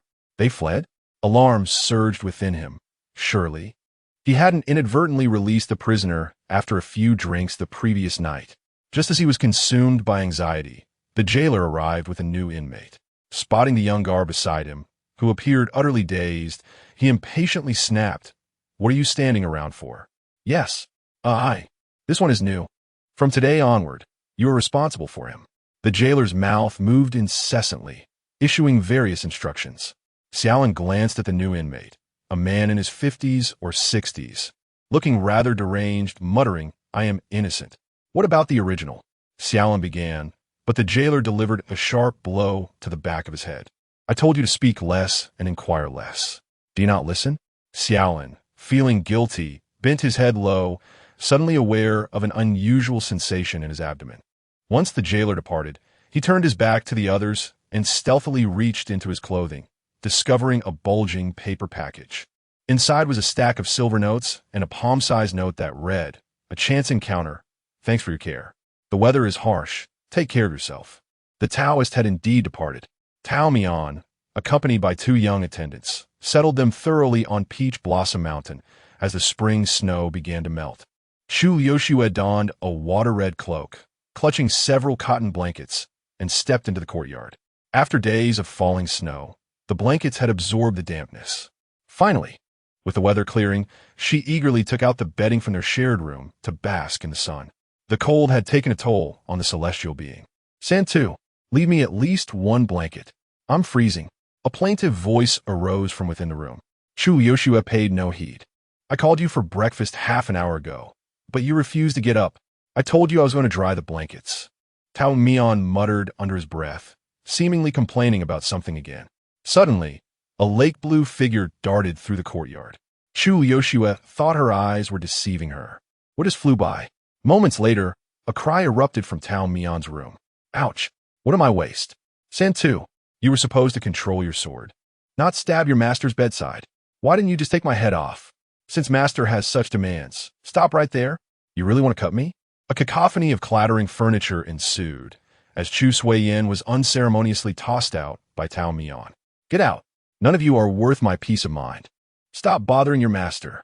Despite receiving a scolding, Chu Sui-yin remained cheerful, having blossomed under the nurturing environment of Peach Blossom Mountain. Chu Liuxiu mused that ending their wandering and settling here was indeed a stroke of fortune. That day, they rested in the palace as usual. Tao Mian had been imprisoned by the emperor, leaving the two children feeling abandoned and anxious. Fearing for Tao Mian's safety, Chu Sui-yin cried in his dreams. Chu Liuxiu held his left hand tightly, unable to sleep, consumed by concern for the one in prison. As dawn broke, an unexpected figure appeared before the siblings, leading Chu Liuxiu to wonder if she was dreaming. You, Shu. Tao Mian raised a finger, signaling her not to ask questions. They hastily gathered their belongings, which were few. Tao Mian had not taken any jewels or treasures, leaving everything to its rightful owner. Ultimately, he cradled his sleeping brother in one arm and took his sister's hand with the other, quietly departing the palace. Clean and untraceable, it was as if they had never been there. Bathed in the soft morning light, they rode in a horse-drawn carriage, swaying along the dirt road. Chu Yoshue inquired how the emperor had allowed his escape. Tao Mian draped his outer garment over the sleeping Chu Sui-yin, tucking him in, and divided his rations, giving Chu Yoshue the larger share. He did not let me go. I escaped from the prison. Chu Yoshue nearly choked on a sugar cake, her eyes wide. So we, cough, have become fugitives? She thought to herself how amusing it was that she had gone from being a beggar to inadvertently becoming a fugitive after following Tao Mian, her situation worsening. This is truly a punishment. Tao Mian handed her a flask of water, grinning as he watched her glare while gulping down the water. Not to worry. She won't send anyone after us. I don't understand. If you had the ability, why wait until today to escape? As a person who values such matters, I naturally chose an auspicious day to break out. Do you hear yourself? Tao Mian leaned slightly back against the carriage wall. His fingers relaxed on his knee. The so-called auspicious day is merely the moment she was willing to let me go. Tao Mian was indeed not released by Lu Yuandi, but he was well aware of the unspoken understanding between them. Even if Lu Yuandi learned of his escape afterward, he would not pursue him. This was the tacit agreement between master and disciple, both fully aware. Chu Liuxiu did not grasp the intricacies of the situation, but Tao Mian's confidence suggested he had some assurance. If he was not worried, then why should she trouble herself unnecessarily? Chu Sui-yin rubbed his eyes awake. An hour having passed, they were approaching Tao Mian's territory, the towering mountains barely visible through the mist. Though young and puzzled about leaving the palace, he quickly shifted his gaze, kneeling on the soft cushion of the carriage and peeking out at the mountains, marveling at everything with childlike wonder. Snow fell gently outside, turning Chu Sui-yin's nose a rosy hue as he opened his palm to catch a pristine flake. Tao Mian also gazed through the curtain's gap at the familiar landscape. Clad in a moon-white robe, he appeared as if the snow from the mountains had taken human form. His breath harmonized with the land and Appo's every exhalation. Chu Yoshue finally understood why he insisted on returning to Peach Blossom Mountain. He was one with this place. Upon returning to Peach Blossom Mountain, Tao Mian had 3 tasks to attend to: feed the chickens, take on disciples, and visit the graves. Not long after arriving, under Tao Mian's coaxing, Chu Liuxiu and Chu Sui-yin willingly became his disciples. Chu Sui-yin was eager, while Chu Liuxiu had her reservations. With silver notes, your disciples seem to be quite unfortunate. As a result of this remark, Tao Mian was sulking for 3 days. Chu Liuxiu found it hard to believe and was utterly speechless. A millennium-old man was behaving like a 3-year-old throwing a tantrum. He stayed indoors during the day, refusing to come out for meals, and avoided her like the plague. Chu Sui-yin, with his elbow nudging outward, pleaded with his sister to intervene with the dejected Tao Mian, who was slumped over the table. Liu Xue, just apologize. What if you make him cry? Tao Mian immediately buried his head in his arms. Chu Liu sighed, stop suggesting ideas to him. Fine, I admit my mistake. You want to take me as your disciple, right? I agree. Tao Mian was still playing hard to get. Is it that easy to become my disciple? I might just refuse. Suit yourself. Chu Liu was too weary to indulge his whims. As Tao Mian prepared to unilaterally sever ties with her, Chu Sui-yin quickly interjected to mediate. Let's all tone it down. Master Tao, weren't you going to teach us the ways of the immortals? Tao Mian's temper flared quickly, but dissipated just as swiftly. Since the Chu siblings had become his disciples, he was bound to impart some genuine skills. He imparted the techniques of soul-devouring palm and heavenly transformations to the two siblings, and both disciples lived up to expectations, mastering them to perfection. Chu Sui-yin achieved a commendable 95%, while Chu Liu barely grasped half of it. The information provided by the Golden Finger was indeed reliable. Chu Liu's talent was lacking, and her comprehension of the methods paled in comparison to that of her senior brother Gu and senior sister Lu, even falling short of her younger brother, whom she had taken in. However, Chu Liu remained unperturbed, and her master, Tao Mian, was not anxious either. The only one who felt urgency was Chu Sui-yin, who repeatedly approached Tao Mian in private, inquiring if there were any elixirs to assist his sister and Oppos as cultivation. At that time, Tao Mian was in the courtyard, walking his pet rooster, a task imposed upon him by Chu Liu, who insisted he should not be idle all day, lest he become incapable of walking and relying on the bed, a fate she did not wish to attend to. A sense of crisis inexplicably arose in Tao Mian. After all, he was an ancient being of over 1,000 years, and he ought to be mindful of his legs. Thus, after dinner each day, he would take the two chickens from their coop and force them to take a walk. When Chu Sui-yin posed his question, Tao Mian still maintained a leisurely demeanor. Each land has its own fortune. Not everyone is destined to achieve success in the path of cultivation.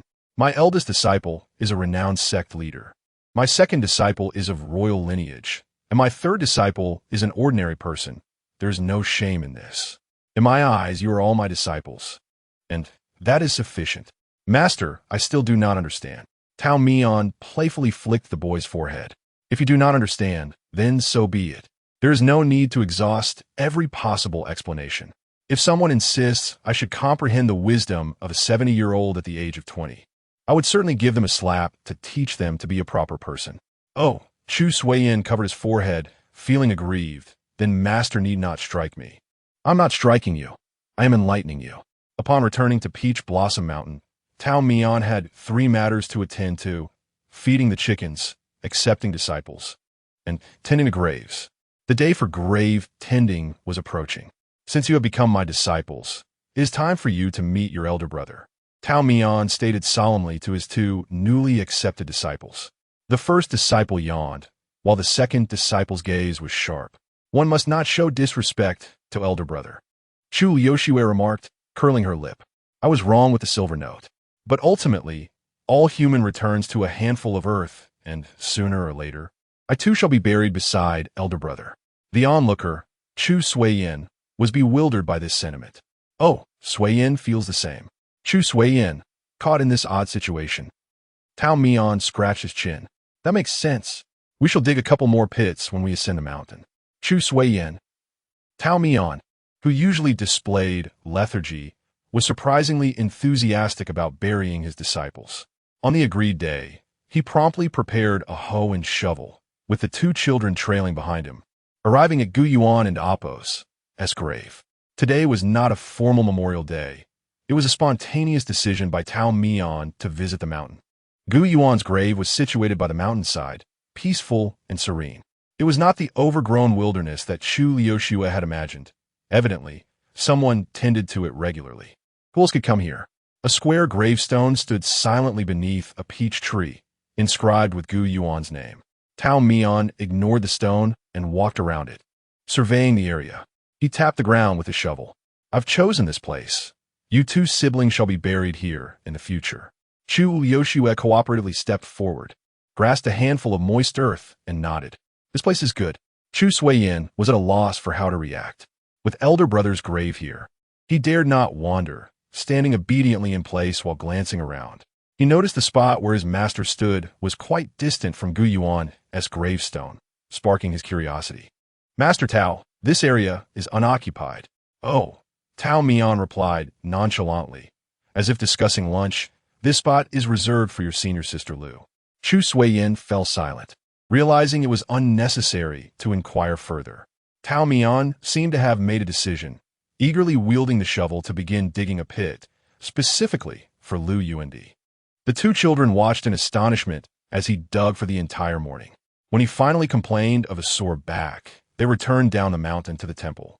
On the day of the memorial, a gentle rain began to fall, marking the first rainfall of the year for Peach Blossom Mountain. As the raindrops began to moisten the earth, the two children remained in slumber. Surprisingly early, Tao Mian, who usually enjoyed sleeping in, took a basket filled with flowers, fruits, and wine, traversing through the woods and ascending the steps. He followed his familiar routine, clearing weeds, applying soil, cleaning the gravestone, and arranging offerings. The offerings were also arranged in a specific order, adding flowers, placing fruits, and pouring a cup of wine. Subsequently, he stood before the gravestone for an extended period, reminiscing about the past year. At this stage, Tao Mian became more casual, speaking freely as thoughts came to mind. When mentioning Lu Yuandi, he suddenly conceived the idea of bringing over the previously prepared empty gravestone to polish it. He had brought an oil paper umbrella to shield himself from the rain. But once he became engrossed in his tasks, he neglected everything else. The fine rain gradually soaked his clothes and hair, and as he crouched down to wipe the droplets from his eyelashes, someone held an umbrella over his head. Lu Yuandi had been standing quietly under a peach tree on the west side, her gaze fixed intently on Tao Mian's every move. It was unclear how long Tao Mian had been there, nor how long she had been watching. When Tao Mian moved to bring over the empty gravestone, she felt a stir in her heart and took a few steps closer. Looking down, she saw Tao Mian carving the character Lu onto the stone. Little Tao, did you really harbor such resentment towards me for merely being away for a few days? Tao Mian chuckled awkwardly. Lu Yuandi's gaze shifted forward, coincidentally landing on the pit that was beginning to take shape. This surely cannot be meant for me as well, right? To alleviate the awkwardness, Tao Mian proposed a suggestion. Since you are here, why not lie down and see how it feels, while you're still alive? Chapter 17. The One Missed in the Gentle Drizzle. Two figures stood side by side, one tall and the other short. It was said that the carving was truly his own gravestone, and Lu Yuandi silently pulled back half of the umbrella, inevitably drenching Tao Mian in the rain. Don't be so stingy. You can carve mine as well. It's only fair, Tao Mian suggested playfully. He was indeed magnanimous. Lu Yuandi clearly wished to avoid this topic, tilting her head to the left, where Gu Yuan's tombstone came into view. Today marked the memorial day of senior brother Gu. Lu Yuandi had never seen the living Gu Yuan. Everything she knew about him came 7 parts from Tao Mian's stories and 3 parts from her own discreet inquiries. Gu Yuan was a capable individual, his innate talent sufficient to sustain his ambitions, while his ruthlessness and cold-heartedness served as double-edged swords that helped him carve his path through adversity. He also bore a tragic past and resolutely chose the path of vengeance. In Lu Yuandi's eyes, he was entirely akin to herself. She understood Gu Yuan's every seemingly ruthless move far better than Tao Mian did. They naturally speculated about others in the most malevolent ways, leaving future troubles akin to betraying oneself. Lu Yuandi was even aware of the events surrounding the He family. Gu Yuan had annihilated the He clan, inciting Tao Mian and Appo's fury and nearly severing their master-disciple relationship. Gu Yuan had proactively sought Tao Mian and Appo's forgiveness for years. Yet, Lu Yuandi knew he likely did not see himself as wrong. Had she been in his position, she would have acted similarly, but with far more discretion, at the very least, without letting Tao Mian find out. However, upon reflection, she considered how, years ago, Tao Mian would have been angry, while now he seemed indifferent to all matters. I remember my childhood, Every year on this day, you would ascend the mountain alone and wouldn't let me come along, Lu Yuandi remarked instinctively, once again shielding Tao Mian with the umbrella as he wiped the mud off the gravestone with cloth. Did you not find it bothersome? The first time I brought you here, you cried out that you would never return, Tao Mian replied. Who brings a child of such tender years to sit on a grave and recount stories for hours on end? Lu Yuandi recalled with a hint of helplessness, for he wouldn't let her leave until the tales were told. Cough. Master, isn't this a display of your remarkable talent? Keeping it all bottled up must be stifling. She teased. Later, when he forbade her from following, she secretly trailed him twice. I knew you were a rebellious child from a young age. I saw you drunkenly weeping at senior brother's grave. Lu Yuandi had been young then, and her greatest torment was rising early. Fortunately, her master was not one to rush her, for Tao Mian was even more inclined to linger in bed. Yet, she was aware that there was only one day each year when he would not sleep in, on senior brother's Memorial Day. One day, she resolved to follow Tao Mian, climbing the mountain on Gu Yuan's Memorial Day to hear what heartfelt words her master had to share with his senior brother. Fearing she might oversleep, she woke in the middle of the night, unable to fall back asleep, propping her eyelids open until she heard the sounds of rising and boot-clad footsteps from the adjacent room. Peering through a thin paper window, she saw a blurred figure push the door open and promptly crawled out of bed, like a small mouse stealthily following Tao Mian. She knew the exact location of Gu Yuan's grave and had scouted the area beforehand, hiding among the low bushes. Tao Mian was a bit distant from her, but the tranquility of the mountain allowed her to hear every word he spoke. At that time, her master was far from the calm and adept figure he was now. He missed a few blades of grass and lacked sufficient water for cleaning the gravestone, while the offerings seemed to have vanished, though plenty of wine was brought forth. It wasn't that he couldn't do it, but rather that he lacked the heart for it. He clumsily completed the preceding rituals and finally reached the moment of toasting. Tao Mian poured the wine with a familiarity that surpassed prior attempts. 1 cup for himself and 1 for Gu Yuan. To you, I drink first in salute, he declared, tilting his head back to drink. This cup is for you, he said, pouring out a portion. 1 cup for him, 1 for Gu Yuan. The earth before the grave exuded the scent of wine, and Tao Mian became intoxicated. As he succumbed to drunkenness, he embraced the gravestone with tears streaming down. Setting aside thoughts of laziness or seeking sympathy from his disciple, Lu Yuandi had once believed that Tao Mian was a man of iron who would not weep. Yet, it turned out that even her master could experience such profound grief. Silently, he was choked with words, and the scene before them grew increasingly sorrowful. Young Lu Yuandi counted on her fingers. Gu Yuan had died at 32, and after approximately 40 years, Tao Mian had taken her in, followed by another 3 or 4 years. Decades passed, yet Tao Mian remained unable to move beyond Gu Yuan's death. Lu Yuandi pondered that perhaps this was the price of immortality. For mortals, decades could span a lifetime. For the immortal, it was but a fleeting moment. The pain that mortals could traverse in a few cycles of seasons would require the immortal to expend decades to resolve. On my way here, I was contemplating how the young Tao would stand before Gu Yuan's grave now. It seems that pain has faded for you, she noted. Raindrops tapped against the umbrella, creating a soft, rustling sound.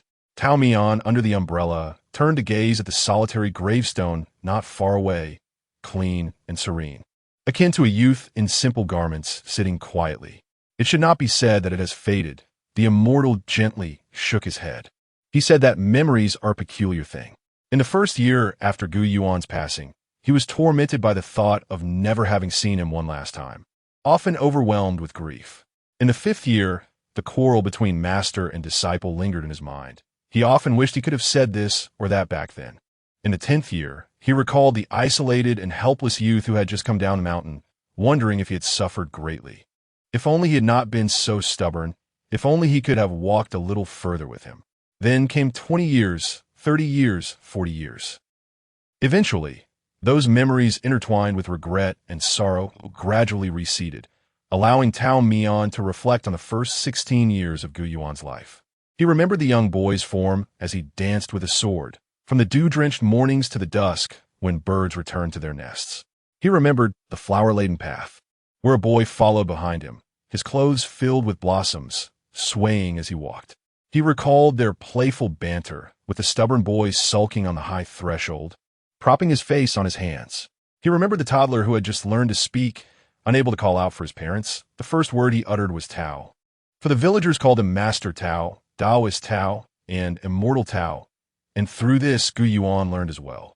And finally, he recalled that bright afternoon when he hurried to the stream with the innocent infant in his arms, a wooden basin floating down the current, arriving before him. He held that bewildered child, laughing wholeheartedly, saying, "My disciple will surely achieve great things in the future." The passage of time, distilling the essence of life. In the end, all that remained were beautiful stories. Tao Mian raised his hand, gently caressing Gu Yuan's gravestone. Lu Yuandi gazed at her master's profile, unsure if it was the rain-soaked clothes that softened his outline in her eyes. She thought of how fortunate Gu Yuan was. Even if the world had forgotten the once-renowned Qingmiao sect, he held a place in this man's heart, enduring alongside time. "Young Tao," she inquired, "in the future, will you miss me in the same way? To miss a greedy villain, a person who always sought more." Tao Mian glanced at her and replied, "I hope that day arrives as late as possible. May you be blessed abundantly and live a life filled with joy and tranquility." Lu Yuandi's grip on the umbrella tightened suddenly, her eyes glistening with unshed tears, rippling beneath her facade, only to be deeply concealed once more. Her willow-like brows furrowed and relaxed, a bittersweet smile tugging at her lips. "It is precisely because you possess such boundless goodness that I find myself at a loss." Chapter 18. A long journey. Lu Yuandi resided in the mountains for a day, the longest time she could procure for herself as an emperor. This day was utterly ordinary, filled with meals, feeding chickens, and wandering the hills. When Lu Yuandi appeared at the Taoist temple, the two children had already awakened. Chu Liuxue was the first to step outside, and, upon seeing the emperor standing at the doorway, was struck with fear, her sleepiness vanishing and her complexion paling. "Silver notes. Quick retreat. The emperor has come to apprehend us." Tao Mian, peering from behind Lu Yuandi, asked, "What are you shouting about?" With the misunderstanding dispelled, the siblings remained uncertain about how to interact with the emperor. Previously, her decision to confine Tao Mian had caused considerable discomfort between them, and Chu Suiyin held a significant grievance against her, unwilling to even acknowledge her. Lu Yuandi teased him, "Little Tao, it seems my junior disciple is not particularly fond of me. Have you been whispering ill of me?" Chu Suiyin sprang up to defend Tao Mian. "Master Xiao Tao is not that kind of person. He would never speak ill of others behind their backs." Just then, Tao Mian emerged from an unknown corner, half a bun in his mouth, retorting, "I always give my opinions directly." Chu Liuxue struggled to suppress her urge to roll her eyes. "How dare you say that? What is there to be ashamed of? I, the celestial being, am often strict with others yet lenient with myself. Rather than exhausting oneself with inner turmoil, it is better to drive others to madness." As they spent time together, Chu Liuxue finally came to believe Tao Mian's claim that the emperor had been more rambunctious than her when he was younger. Lu Yuandi and Tao Mian had apparently conjured some mischief that set Wu Chang's rear ablaze. A rooster flapped its wings and ran around the courtyard, with Tao Mian and his junior disciple chasing after it, both covered in dirt and feathers. It was indeed a form of cruelty to subject young Chu Liuxue to the company of two adults. After lunch, Tao Mian desired a nap. Chu Suiyin practiced swordplay in the courtyard, while Chu Liuxue should have joined him, but she often succumbed to laziness, dragging a chair into the shade and avoiding work. Today, however, there were two chairs, and the emperor sat idly beside her. Lu Yuandi's mouth was never idle, continuously directing Chu Suiyin, pointing out where he lacked strength and where he had failed to meet expectations. Soon, Chu Suiyin, exasperated, tossed aside his sword and sulked, waiting for his master to awaken and intervene on his behalf. Chu Liuxue recognized that Lu Yuandi was merely offering misguided advice and inquired why she persisted in doing so. "My brother takes his training very seriously. He truly regards Tao Mian as his master and is determined to inherit his skills. And what about you?" Lu Yuandi gazed at the young girl, her eyes reflecting curiosity. "Since Xiao Tao has taken you as a disciple, Do you not have any aspirations? Chu Yoshua answered honestly. I told Tao Mian that his disciples are fated for misfortune. I have always been a wanderer, devoid of good fortune, and I fear that if I take this seriously, I might even fail to fulfill the most humble wish of living out my days. Lu Yuandi was taken aback by her candidness. The girl's sincere belief in her own short lifespan brought a smile to her face. You're different from us. Different from whom? From me, from Gu Yuan, and even from your brother. Each of us is distinct. Lu Yuandi shifted into a more relaxed posture, having not sat idly in such a manner for quite some time. She felt slightly unaccustomed to it. We all have desires. The Peach Blossom Mountain does not welcome those with chaotic thoughts. You, however, with no desires, may perhaps remain here for a long time. Her gaze fell upon Tao Mian, who lay flat, hands resting on his abdomen, an old fan shielding his face. You have met Brother Gu's grave, have you not? She asked softly. Chu Lioshua, puzzled by the sudden question, nodded in affirmation but hesitated. Casting the question she had been unable to voice to Tao Mian toward this sister whom she had not known long. She yearned for an answer. I cannot comprehend why Tao Mian, as an immortal, continues to take on disciples. His disciples, even if they live long lives, must inevitably depart before him. He must have been heartbroken by Brother Gu and Appo's death. Though he does not express it openly, I can see it in his eyes. Why continue to accept disciples? Is this not a fate destined for sorrow from the outset? Lu Yuandi took a long moment before responding to her junior sister's inquiry. She tilted her head to observe the newly sprouted branches above, their intertwining forms segmenting the sky into various shapes. Two birds soared high, becoming mere black dots as they flitted from one segment to another. What else could be done? With new disciples come new stories, and these new tales transform into new memories. These memories fill new spaces, intertwining with the past, rendering Xiao Tao's life vibrantly colorful. How pitiful it would be to cling to mere fragments of the past, endlessly reminiscing the immortal's memories. Lu Yuandi lifted one arm, plucking a new shoot from a branch, and handed it to Chu Yoshua. Your origins are not ordinary. Observing the subtle shift in the girl's expression, Lu Yuandi chuckled. Do not be alarmed. I do not intend to interrogate you. Perhaps this is fate. Even if Tao Mian wished to take on an ordinary disciple, it would be an impossible endeavor. Gu Yuan and I, we harbor our own secrets and missions. You too share in this. She paused briefly, but you are fortunate to have choices. Lu Yuandi refrained from elaborating further, clearly unwilling to interfere with her junior sister and Appo's thoughts. Much like Master Tao Mian, she believed that everyone possesses their own unique destinies. Whether you descend the mountain or not, Tao Mian will not impede your choice. However, you must understand one thing. Those who leave the mountain may find it difficult to return. Lu Yuandi's departure was as sudden as her arrival. She set off before dawn. Tao Mian bid farewell to his disciple alone. As he prepared to leave, he casually inquired, why not stay a few more days? The disciple's reply sent a chill down his spine as she said, if I linger a few more days, I fear I might set this mountain ablaze, forcing Tao Mian to accompany me back to the capital. Watching the smile fade from Tao Mian's lips, Lu Yuandi found herself laughing instead. Master, I am leaving. As she uttered this farewell, a profound connection reignited between the master and disciple, as if they both understood this would be their final meeting. The second disciple would not return to Peach Blossom Mountain.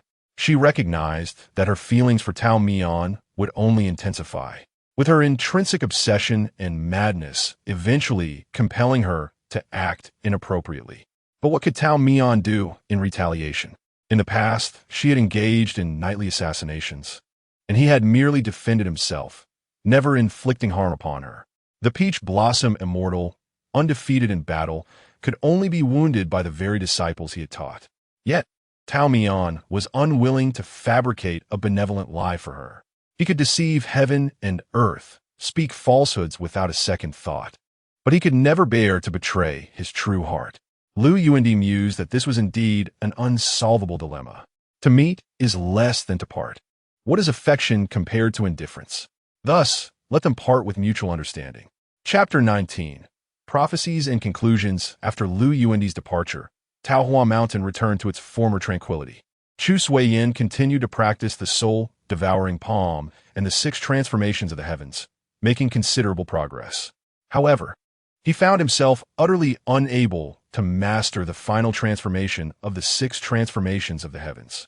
As the name suggests, this technique comprises 6 forms. Those who learn can transform objects, plants, insects, birds, beasts, and even themselves. Among these, the last form, the dream invocation, is the most intricate. This form allows the practitioner to morph into the very person or thing that the target desires or fears most, thereby confounding them to secure victory. Tao Mian tried numerous methods to teach him, but to no avail. Chu Sui-yin couldn't and oppose. He helped but feel disheartened. His master was indeed formidable, having grasped the secret scroll after merely a few readings. Tao Mian reassured him, saying it was perfectly acceptable not to match their master's prowess, as he was a once-in-a-millennium genius. Beside them, Chu Yoshua listened in disbelief. If you cannot comfort someone, it would be wise to say less. Must I not speak the truth? Chu Yoshua chose not to engage further with Tao Mian's brazen remarks, but instead turned her attention to Chu Sui-yin. She inquired whether his inability to master the final form was related to the focus of his practice. The heart of a silver ticket appeared as solid as an iron weight, devoid of any fear or desire. Chu Sui-yin's expression shifted to one of sudden enlightenment. Ah, indeed. Indeed what? Tao Mian playfully tapped the back of his head, eliciting a yelp from the young man as he cradled his head. Of course, the heart of the master is flesh as well. Do not heed your sister's nonsense. I was mistaken, young Master Tao. Their discussion regarding Chu Sui-yin's struggle with the final transformation of the 6 transformations of the heavens was brief, and they moved on. If one cannot do it, then so be it. To Tao Mian, it was of little consequence. Currently, the 3 of them relied largely on Chu Yoshua for their daily sustenance. Initially, they had decided to take turns cooking, but whatever Chu Sui-yin prepared turned out either burnt or overly salty, rendering it inedible. Tao Mian was even more disastrous, nearly incinerating half of the kitchen. Chu Yoshua incredulously asked how he had managed in the past, to which he replied he absorbed the spiritual essence of heaven and earth. In short, he had been living off the wind. Chu Yoshua did not mind cooking, but she loathed washing dishes, which left that chore to her brother. Tao Mian was also busy. He had to tend to the chickens. Under his meticulous care, Wu Changzai grew increasingly plump. One day, while Chu Yoshua was outside drying herbs, she unexpectedly stumbled upon Tao Mian squatting on the ground, wiping non-existent drool from his mouth as he gazed at Wu Changzai. Wu Changzai, being a century-old rooster, possessed a modicum of discernment. Cleverly, it flapped its wings and hid behind Chu Yoshua. She looked down and remarked, "If you are truly craving it, I could pluck its feathers and stew it." Wu Changzai trembled all over. "No, let it be," Tao Mian said regretfully. "It serves as a memento." A memento of what? Chu Yoshua was perplexed.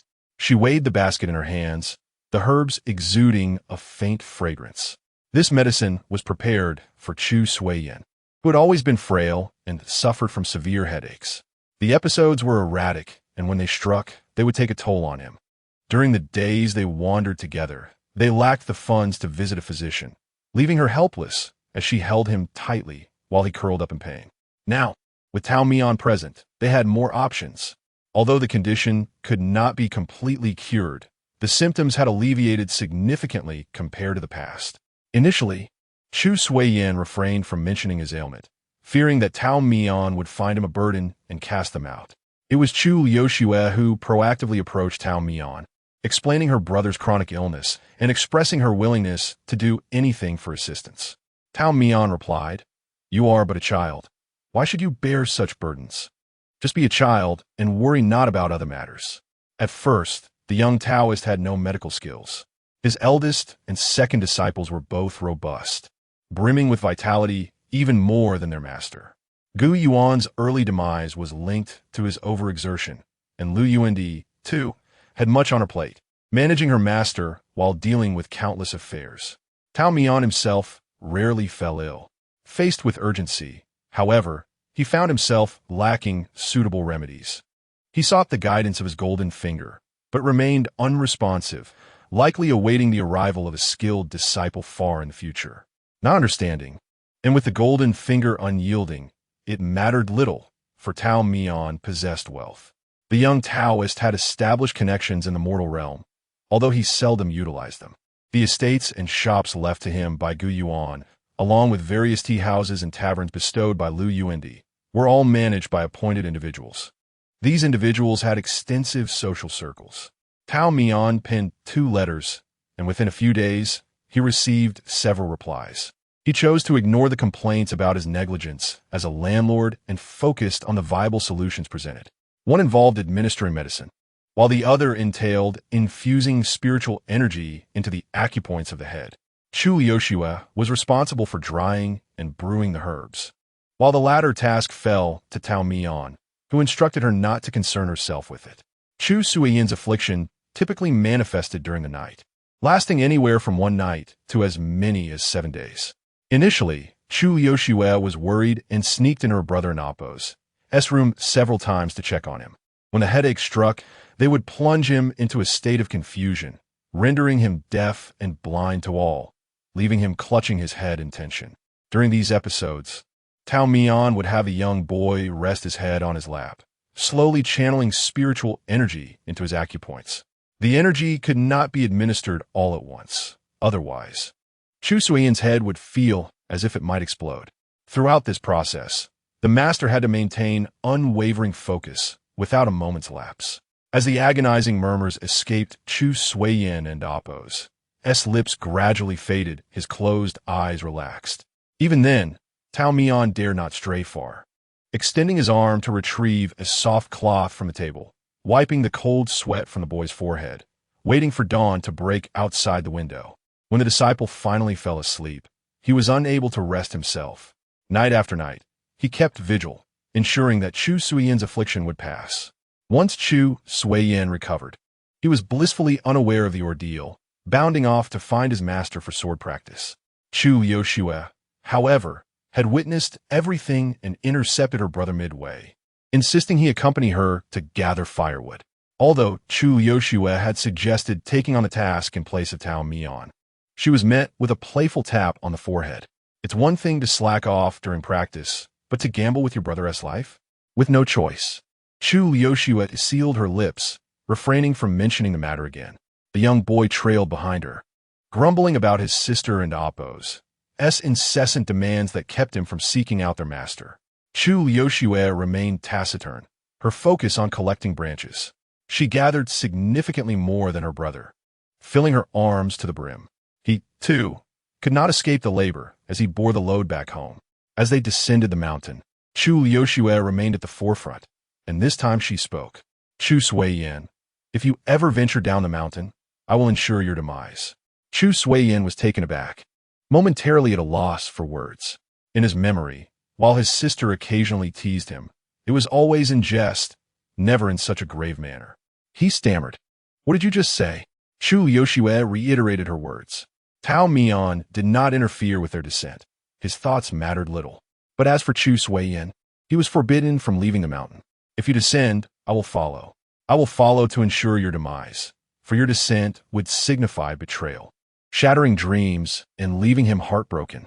At that time, Chu Suiyan was still young, secretly resenting his sister's authoritarian nature. It was only later that he comprehended the gravity of her words. They were both a prophecy and a conclusion. Chapter 20. Come to see me as the winter solstice heralds the birth of spring. The cycle of years continues. Chu Yoshua is 17, and Chu Suiyan is 16. Once frail and solitary, the two have undergone a remarkable transformation. Chu Suiyan possesses a natural beauty. His pearl-like teeth and crimson lips shine like a jade tree swaying in the breeze. In contrast, Chu Yoshua, though less ethereal than her brother, exudes a refined and transcendent elegance, akin to the gentle spring breeze that caresses the face, standing there in quiet simplicity. Yet in Tao Mian's eyes, they are merely two sprouts, one having outgrown the other, yet still retaining the innocence of childhood, indistinguishable in essence. Chu Suiyan's condition is indeed troublesome. After a long struggle, His persistent headaches have been subdued, only to be replaced by an affliction of excessive sleepiness. Naturally inclined to cling to Tao Mian, he incessantly calls him master, a phrase that has become his mantra. Chu Yoshue has admonished him twice, suggesting he refrain from burdening Tao Mian with trivial matters. He should know when he is hungry or full. The mountains are adorned with countless flowers, and it is unnecessary to insist on picking one. Chu Suiyin feels aggrieved. He simply loves to share. His sister may not comprehend the complexities of romance, but his master provides the responses he seeks. In the entire mountain, it is only the three of them. Who else could he turn to but Tao Mian? Tao Mian suggests that if it becomes unbearable, he could speak to his senior brother Gu. Chu Suiyin shudders at the thought and vehemently declines. It is quite fortunate that he is unwell. It allows him to follow his master without shame. Tao Mian has always remained aloof from the squabbles between the siblings, maintaining a balanced perspective as he observes from the sidelines. Though they have matured, their banter is fiercer than in their youth, devoid of moments of tranquility. On this particular day, the two younger ones find themselves embroiled in yet another petty argument. But halfway through, Chu Xian's energy wanes, and he collapses, eyes closing in slumber. Tao Mian catches him deftly from behind, a gesture that speaks of familiarity, indicating this is not the first occurrence. Furrowing his brow, Tao Mian glances at Chu Yoshua, who has fallen silent as well. They share a mutual concern as they regard the sleeping face of Chu Suiyin, an unsettling aura permeating the air. The boy is unnaturally tranquil. Tao Mian's hand rests against his forehead, cool and devoid of sweat, simply lying there in serene slumber. If not for the gentle rise and fall of his chest, one might mistake him for a lifeless form. Upon hearing Chu Yoshua call out, Tao Mian lifts his gaze and offers a reassuring smile, bidding her not to worry. A solution will be found. Despite his languid demeanor, Tao Mian is serious when it comes to matters at hand. Just as he did years ago, he reaches out to his connections in the mortal realm to seek remedies. However, this time, the replies are delayed, stirring a sense of foreboding within him. He meticulously unseals each letter, only to discover uniformity in their contents. The causes of excessive sleep are manifold. The afflicted must seek diagnosis personally. Will the shopkeeper visit the store? The condition is difficult to resolve. I am powerless, having not encountered suitable methods. Will the shopkeeper visit the store? Excessive sleep may be a congenital ailment. Will the shopkeeper visit the store? With a flick of his wrist, Tao Mian's letter opener slips from his grasp, piercing through all three letters. Are they all colluding? Infuriated, he tears open the last letter, which is notably brief and devoid of superfluous words. I have a solution. Come see me. The tone is assertive and rather curt, lacking any semblance of deference from subordinate to superior. Without needing to glance at the signature, Tao Mian knows who penned the note and scoffs. What level are you at to summon me? That night, he begins to pack for his descent from the mountain. Chu Yoshue had visited her brother's room earlier, finding him still deep in slumber. Standing at the doorway, she gazed for a moment, only to hear a sound of something falling in the adjacent room. Her eyes flickered, and she turned toward the source of the noise. Encountering Tao Mian as he picked up a wine jug. Are you leaving the mountain? He asks, inadvertently waking her. Tao Mian places the jug back on the table. Hearing Chu Yoshua say from behind him that she wasn't sleepy at all, the illness cannot be delayed. His sleeping hours have lengthened considerably, and I fear that if this continues, he may one day sleep indefinitely. When the third disciple is not quarreling with her brother, her intellect appears quite mature. Many matters Tao Mian does not shy away from discussing with her, especially considering the need for her vigilance in the mountain. Chu Yoshue recognizes the severity of her brother's condition and is taken aback that it has reached the point where Tao Mian must descend. On this journey, she is uncertain when he will return. Take care of yourself and Suiyin, he urges sincerely. Rest assured, Chu Yoshue responds. There is no need for you to worry about anything in the mountain. I will take good care of Suiyin. You still do not understand, Tao Mian replies, as he stuffs his belongings into a small bag. As your master, I also expect you to look after yourself. What can I do? Haven't I been fine in the mountain all these years? Tao Mian glances deeply at her, choosing not to elaborate further. Enough of this. We shall not indulge in unnecessary talk, lest you accuse me of being verbose. I must take my leave. When Swayan awakens, inform him that Master is heading on an extended journey. He is sensitive. Do not let him overthink. The illness, Master will ensure it is treated. Chu Liushua nods in agreement, watching as Tao Mian exits beneath the moonlight. It is only when his figure disappears that she quietly opens the door to her brother's room, intending to take one last look before sleep. Are you awake? She asks, noticing Chu Sui-yin with his arms resting outside the covers, his gaze fixed on the crescent moon outside the window. Liushua, what lies beyond the mountain? What a pointless question. Haven Tiu always wandered outside. This time, the youth does not engage in argument, instead appearing lost in thought. It feels like an eternity since we arrived at Peach Blossom Mountain. I have gradually forgotten what the outside world is like. Do you wish to descend? Chu Sui-yin does not directly answer her, but raises his right hand, spreading his fingers as if to gather the moonlight streaming in through the window. We have been so well protected by Master that those wretched, desolate times seem to have vanished, leaving only this paradise. So what is wrong with that? But we are powerless, Liushua. If one day Master were to fall ill, or if anyone sought to destroy this place, who would protect him? Who could guard this sanctuary? Chu Liushua finds herself at a loss for words, and after a moment of silence, she sighs softly, urging him to rest. Sleep now, Sui-yin. These questions can wait until you are well again. Chu Sui-yin slowly retracts his hand beneath the covers, turning away from the door. Chu Liushua gazes at his back for a moment before quietly closing the door, leaving behind a cascade of pale moonlight. Meanwhile, Tao Mian, oblivious to the siblings' conversation, makes his way southward towards the most prosperous capital. His retreating footsteps echo along the path, from the land to the waterway. The boatman, noticing the turmoil on his face, chuckles and inquires about the lady he wishes to see. With a forced smile, Tao Mian replies, not a lover, but rather a foe. Chapter 21, a good beginning to the story. Tao Mian paid the fare and disembarked, walking along the embankment until he arrived at the largest bank in the city. The bank clerks, noticing his modest and unassuming attire, were reluctant to meet his gaze. As Tao Mian surveyed his surroundings, uncertain of how to present his identity, a tall, gaunt middle-aged steward spotted the jade pendant hanging from his waist. His eyes widened, and he hurriedly bowed and approached. The master has arrived? The second steward is waiting for you inside. The clerk was astonished. This young man, appearing to be barely 20, was indeed the master. The steward slapped the back of the clerk's head, scolding him for his lack of discernment in recognizing a person of distinction. The clerk, feeling wronged, thought to himself, which nobleman dresses so simply? Tao Mian found their little drama amusing and waved his hand dismissively, signaling that it was enough. The bank bustled with activity as the steward led Tao Mian through a private passage to a secluded room.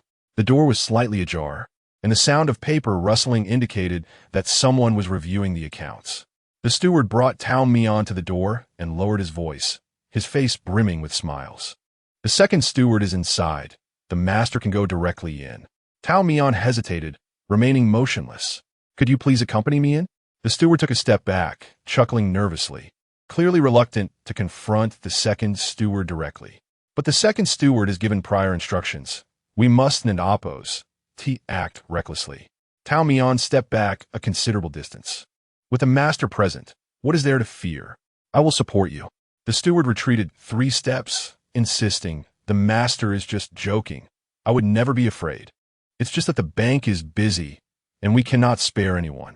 The two engaged in a polite back and forth at the door, neither willing to enter nor let the other leave, until a clear, calm male voice came from within. Lee Steward, you may continue your work. Tao Mian, come in. Lee Steward would have gladly grown 2 more legs to escape. After murmuring a brief farewell, he hurried away, leaving the young Tao Mian standing alone. What? Must I personally invite you? Came the voice from inside. Tao Mian steeled himself. He spoke out, chastising the individual for being so bold as to directly address the master by name, while his feet swiftly carried him into the room. He was not afraid. He simply knew how to read the situation. The room was infused with sandalwood fragrance, and behind a large, heavy table sat a young man clad in purple finery, one hand holding an account book while the other fiddled with a purple sandalwood abacus. Upon hearing the door close, he did not lift his head. If the enemy does not move, I shall not move, Tao Mian thought quietly, bracing himself for whatever antics this person might unleash. The young man did not let Tao Mian remain uncomfortable for long. After turning a page in the account book, he spoke. Have you finally left that shabby little mountain behind? Shabby mountain? Shuehan, mind your words. Tao Mian warned the young man, whose smile was faint and did not reach his eyes. The little Tao Xian was far too familiar with that smile, and a sense of foreboding washed over him. You. Huh? 3 golden ropes appeared from nowhere, adhering to Tao Mian's clothing like serpents, binding him tightly. Tao Mian was both startled and flustered, struggling with all his might. Do not move. The more you struggle, the tighter they will become, Shuehan leisurely reminded him. Binding immortal ropes. How absurd, Shuehan. You truly have become twisted, even using such powerful artifacts against your savior. Release me at once. Tao Mian flailed like a fish thrown ashore, bouncing on the soft, luxurious carpet. Shuehan's mood lightened, and he reined in his smile, slowly approaching Tao Mian, bending down. He hooked a finger around the ropes, testing their tension, clearly pleased.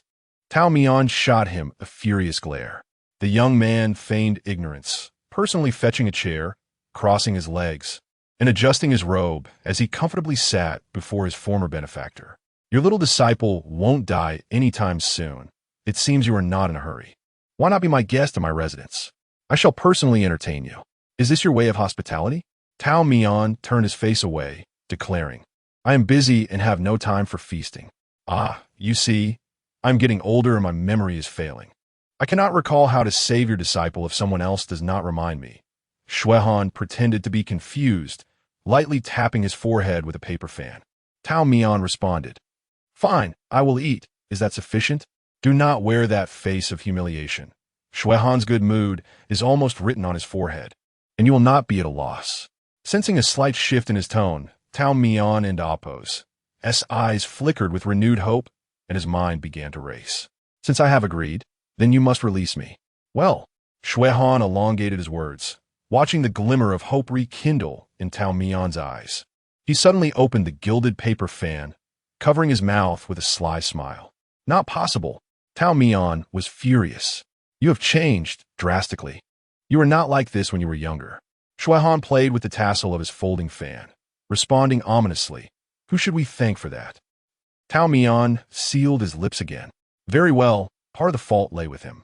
The entanglement of favors between Shuehan and Tao Mian could be traced back many years, roughly to when Gu Yuan was 7 or 8 years old. At that time, Shuehan was merely a child Tao Mian had found by the roadside, or rather, a little demon. That incident occurred when Gu Yuan was playing on the mountain and was accidentally bitten by a rare venomous snake. The antidote required several herbs that could not be found in the mountains, forcing Tao Mian to venture alone into town to procure medicine. After securing a bundle of medicinal packets, he was making his way back when a ragged child lunged at his leg from around a corner. If the child had been an ordinary beggar, Tao Mian would have simply given him some money. However, the boy bore the marks of prior abuse. His exposed arms and legs were marred with bruises and burns, and there were scars from sharp instruments. Truly a pitiful sight. Tao Mian had walked past the corner for a considerable distance when the image of the child's injuries haunted him. Biting his lip, he turned back.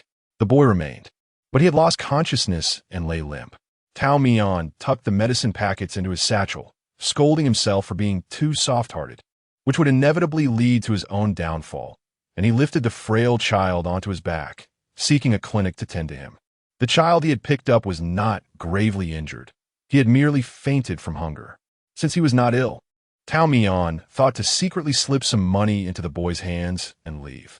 However, just as he was preparing to bestow all his money upon the boy, the latter opened his eyes and regained consciousness.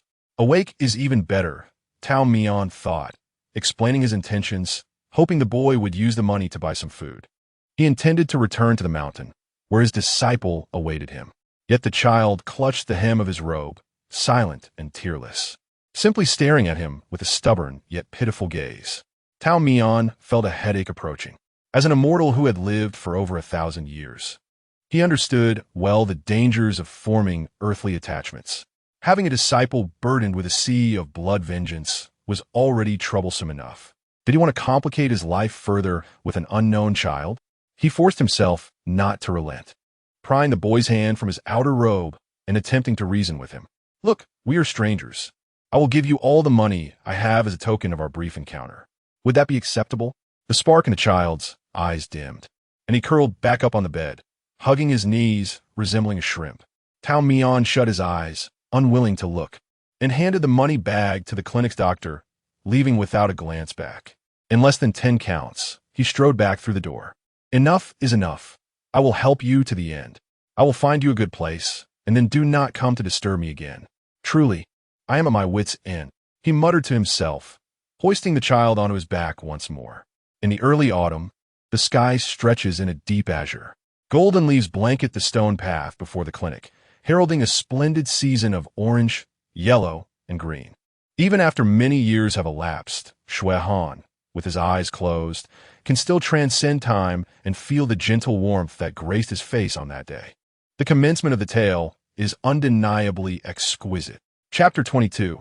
Then, the situation took a sharp turn. At that time, Tao Mian indeed fulfilled his promise and entrusted the child to a family he knew in the mortal realm. This couple, engaged in trade, had been childless for many years. Tao Mian had previously exorcised evil spirits for them, and in gratitude, they would send gifts to Taowan Mountain during festivals. Aware of their longing for a child, Tao Mian decided to send the found child to them, thus accomplishing a kind deed for both the couple and the forlorn child. The kind-hearted couple did not reject the child despite his old wounds.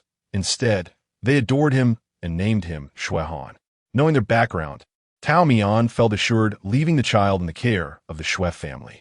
He had aided the lonely child and reciprocated the couple's kindness, thus fulfilling 2 acts of benevolence. He then returned to Taohua Mountain and never sought to visit the child again. The kind-hearted immortal believed he should not interfere excessively in Shui Han's life. Since he found a good family, his mission was complete. However, Shui Han had a different perspective.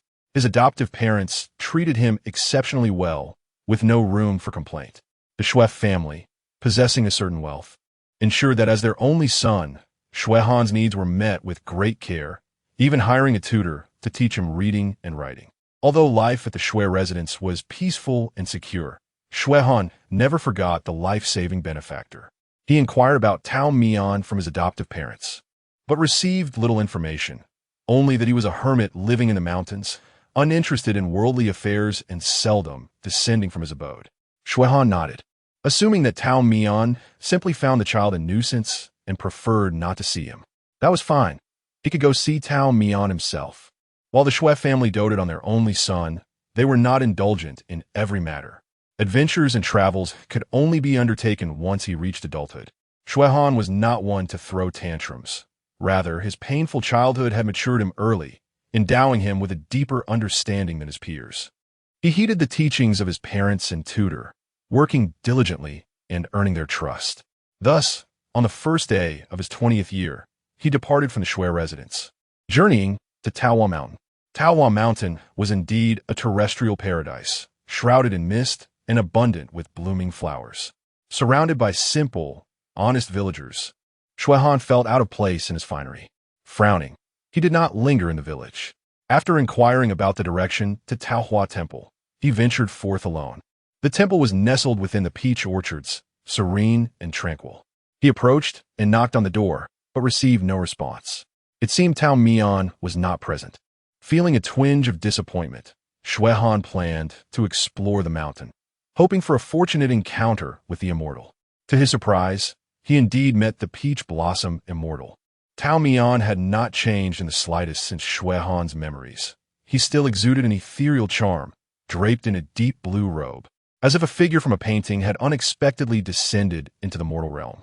He wandered leisurely among the blooming peach trees, at ease and carefree. Standing not far away, Shui Han felt a surge of joy and took a half-step forward, only to withdraw grandly. The young immortal was lost in his own path when suddenly, a boy hung upside down from a branch above, blocking his way. "Master, the youth called out eagerly, startling Tao Mian into a laugh. He admonished the boy not to be mischievous and damage his flowers. The boy's expression shifted as he slyly concealed several uneven flower branches behind him. Tao Mian caught a glimpse but said nothing, instead playfully flicking the boy's forehead. They laughed together as they descended the mountain. Shui Han stood there for a long time, unaware of how many hours had passed. When he regained his senses, his legs felt somewhat numb. "Do you know what I was thinking at that time?" Shui Han asked the tightly bound immortal, receiving no reply, only a defiant glare from the latter. "I was thinking, one day, I shall chop down all the wretched trees on your dilapidated mountain." Tao Mian sprang to his feet, only to be forced back down by the tightening ropes. "What do trees have to do with this?" "Shui Han, you are misplacing your anger. It doesn't matter much. I simply find them displeasing." Tao Mian nearly lamented. "Little Shui, how did you transform from that innocent child into such a twisted adult? Where did it all go wrong?" Shui Han reflected on his upbringing. After returning from Taowan Mountain, he had become much quieter. At that time, the Shui family gradually introduced him to the family business, where he excelled with a keen business acumen.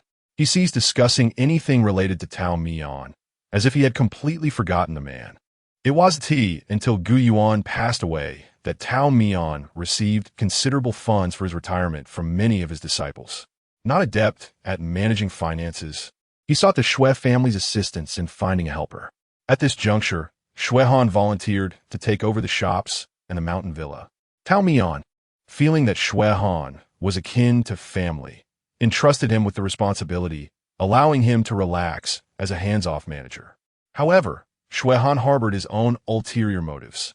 The immortal yearned to sever ties with the mortal realm, yet Shui Han was determined to thwart those intentions. He believed that with sufficient time, the bond between him and his savior would inevitably strengthen. Then, another complication arose in the form of Lu Yuandi. Gu Yuan was one matter, but Lu Yuandi, a princess from the former dynasty, brought with her a multitude of troubles. Shui Han grit his teeth at the mention of her. "You say you wish to avoid entanglements, yet you take in a royal orphan as a disciple?" Tao Mian offered an awkward smile. "She stole my chickens. I can't just let her go easily, can I? Circumstances force my hand. It seems you must owe me something before you can pay me any mind. Your reasoning is flawed. By the way, if you were so unwilling, why did you tell me you could save Sui Yin? You don't harbor any aversion to him?" "No," Shui Han replied with a faint smile. "I equally resent every disciple you take in." Suddenly, Tao Mian became animated, despite his legs being bound. He hopped in an attempt to escape. He needed to flee quickly. Shui Han had become even more twisted than he was a few years prior. Chapter 23. The Immortal Fishing. There was no escape. Shui Han moved his fingers, and Tao Mian, who had barely reached the door, fell to the ground with a cry of despair. This bundle of celestial ropes was indeed formidable. One could only wonder where Shui Han had procured such a fine item. Tao Mian was not unable to untie himself, but he required time, which Shui Han was evidently unwilling to grant. Lying on the ground like a marionette, Shui Han rose from his chair and paced towards him, half squatting to meet his gaze. His dark eyes locked onto Tao Mian's, with pupils that were unnaturally slitted, exuding an otherworldly charm. Before losing consciousness, the last words Tao Mian heard were, "You are too unruly. Perhaps it is best to simply sleep for a while." When he regained his senses, he found himself in a different environment, presumably Shui Han's residence. The surroundings were opulent, with thick woolen carpets covering the floor and furniture crafted from heavy ebony wood. Antiques and potted plants adorned the space, arranged with an effortless elegance that reflected the owner's exquisite taste. The celestial ropes that had bound him were mysteriously removed. Tao Mian stood up, flexing his wrists and surveying his surroundings. He began to remove fruits from a platter on the table, ultimately holding a glass dish filled to the brim, only to gag and retch. What fragrance permeated this room? Tao Mian was enveloped in a strange yet potent aroma that left him dizzy. Struggling to maintain his balance, he staggered about in search of the scent source. At last, he discovered a gilded bronze incense burner partially concealed behind a coral bonsai, wisps of smoke curling upward. Stifling his nausea, he covered his nose with his sleeve, intending to extinguish the incense. Just then, Someone entered the room, halting his efforts. "Extinguish that incense, and you shall not save your apprentice," came the familiar voice of Shui Han from behind. Turning around, Tao Mian saw Shui Han, now dressed differently, accompanied by a male servant. With a flick of his wrist, Shui Han signaled for the servant to remove the fruit platter and close the door, granting them privacy. The door shut silently. Inquiring about the purpose of the incense, Tao Mian listened as Shui Han approached, producing a paper packet from his sleeve. Unfolding it, he revealed brown incense powder, which he poured into the burner. The aroma intensified as the incense heated, overwhelming Tao Mian. He braced himself against a nearby display case with one hand while covering his mouth with the other, his brow furrowed in discomfort. "If you harbor any grievances against me, just say it directly. No need for these tricks," he gasped weakly. Yet, Shui Han did not retort as he had earlier in the bank. Instead, he sighed and urged him to endure. "This incense hails from the demon realm, known as reviving soul. It must burn for 3 days, suppressing the essence of the living. If your immortal scent does not dissipate, you may be devoured whole upon entering the demon realm. I'm only considering your well-being." "The demon realm?" Tao Mian repeated, feeling another wave of nausea. He paused, struggling to collect himself, and continued, "Are you taking me there?" Shui Han personally fetched a cushioned round stool for him to sit on. Once seated, the queasiness ebbed slightly, though he still felt lightheaded.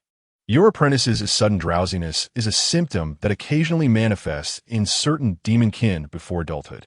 This condition can range from mild to severe. At worst, it could lead to prolonged unconsciousness. If his episodes are increasing, and you remain passive, he may not survive to adulthood, succumbing to eternal slumber." Shui Han's words rang true. Chu Suiyin and Appo's ailment was indeed troublesome. Tao Mian pondered, noting that while he was of demon lineage, Chu Lu Shui showed no signs of similar afflictions, indicating that such ailments were not commonplace. Their rarity hinted at the difficulty of treatment. There were remedies available, however. Shui Han poured him a cup of calming tea to alleviate the agitation caused by the incense and mentioned a special prescription. "I possess the formula, and most of the necessary ingredients are available at my estate, save for one crucial component that requires a journey to the demon realm." "What is it?" Tao Mian inquired. "The essence of the Hengong fish.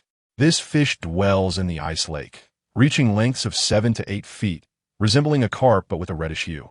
Shui Han's intention to take Tao Mian to the demon realm was to procure this rare medicinal ingredient. Tao Mian clutched the teacup tightly, fearful of dropping it due to his dizziness. He sipped the tea and tilted his head in contemplation. "So we must fish in the lake. Let's not fish. I can catch anything except fish. Let's just scoop it directly." Shui Han paused momentarily. "Have you considered that we could simply purchase it?" "Oh," Tao Mian exclaimed, realization dawning upon him. "Then let us buy it. Do we not have ample funds?" "Money is not the issue. The challenge lies in the fact that having wealth does not guarantee acquisition," Shui Han replied, narrowing his eyes with a smile. "This time we must bid." The following evening, after Tao Mian's departure, Chu Suiyin awoke from his dreams. He seemed entirely oblivious to the conversation he had shared with his sister the previous night, nor could he recall why Tao Mian had left the mountain. When he inquired about his master's whereabouts, Chu Lu Shui hesitated slightly. "You remember nothing at all?" The boy and Appo's pallor was unsettling, and the anger that had once consumed him was gradually dissipating, leaving him sluggish in speech and action. Even a brief sentence from Chu Lu Shui took him a moment to process before he responded. Chu Lu Shui explained that Tao Mian had ventured from the mountain to seek medicine for him, and that it might take some time before he returned. A look of guilt crossed Chu Siyin's face as he unconsciously clutched the edges of his blanket. "I have troubled my master once more." Chu Lu Shui could not bear to see him wallow in self-pity. She tossed freshly cleaned garments onto him. The clothes fell, enveloping him entirely. Hearing him mumble confusedly as he struggled to extricate himself from the fabric, she placed her hands on her hips. The silver notes said to refrain from overthinking and to focus on recuperating.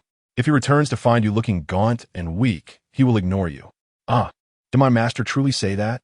Chu Suiyin, fearing nothing more than his master's neglect, hurriedly freed his head and face from the clothing, assuring his sister, "I will eat well and sleep well." Perhaps you should sleep a little less. Mentioning food, Chu Lu Shui exited the room. Shortly after, she returned with dinner for the two of them. She ate swiftly, then fixed her gaze on Chu Suiyin, watching him finish his meal. At first, he managed to eat normally, but as he progressed, his eyelids grew heavy and his spirit waned.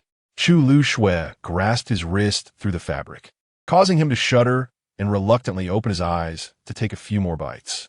Once he had eaten sufficiently, she allowed him to rinse his mouth and clean up the dishes. After dinner, it was time to tend to the chickens. With Tao Mian absent and Chu Suiyin asleep, the task fell to Chu Lu Shui. Armed with feed, she scattered it as she walked, and two roosters followed, pecking at the ground. Upon reaching the southwestern corner of the courtyard, where a blooming crabapple tree stood, she noticed a shadow beneath it. Without alertness or caution, as if oblivious to the presence, she continued to lead the chickens on their stroll. As she passed the crabapple tree, she lowered her gaze and addressed the shadow. Do not return. I will not go back with you. Chapter 24. The old general on stage, Shui Han, kept his word and, 3 days later, indeed set off with Tao Mian towards the demon realm. After 3 days of torment, Tao Mian had become almost unrecognizable. He suffered from dizziness during the day and nausea at night. Fortunately, his physical constitution was robust. Otherwise, he would have had to lie in the Shui residence for 7 days before being able to travel. Seeing Tao Mian, who had lost considerable weight and appeared pallid, barely able to fill his clothes, Shui Han was inexplicably pleased, lightly tapping his palm with a folding fan. This was the lethargic state he desired. Tao Mian rolled his eyes weakly in response. The soul-returning incense was indeed effective, as Tao Mian could hardly be distinguished as a celestial being. Apart from his simple outer robe, Shui Han insisted that he change into something more suitable, discarding his disheartened attire. What is this? Ethereal aura. Tao Mian lamented as he passively allowed the maids to dress him in a robe of hibiscus purple brocade. Shui Han scrutinized his face. Although you may lack renown in the demon realm, we should, just in case, alter your appearance. I cannot change my appearance. Tao Mian retorted with conviction.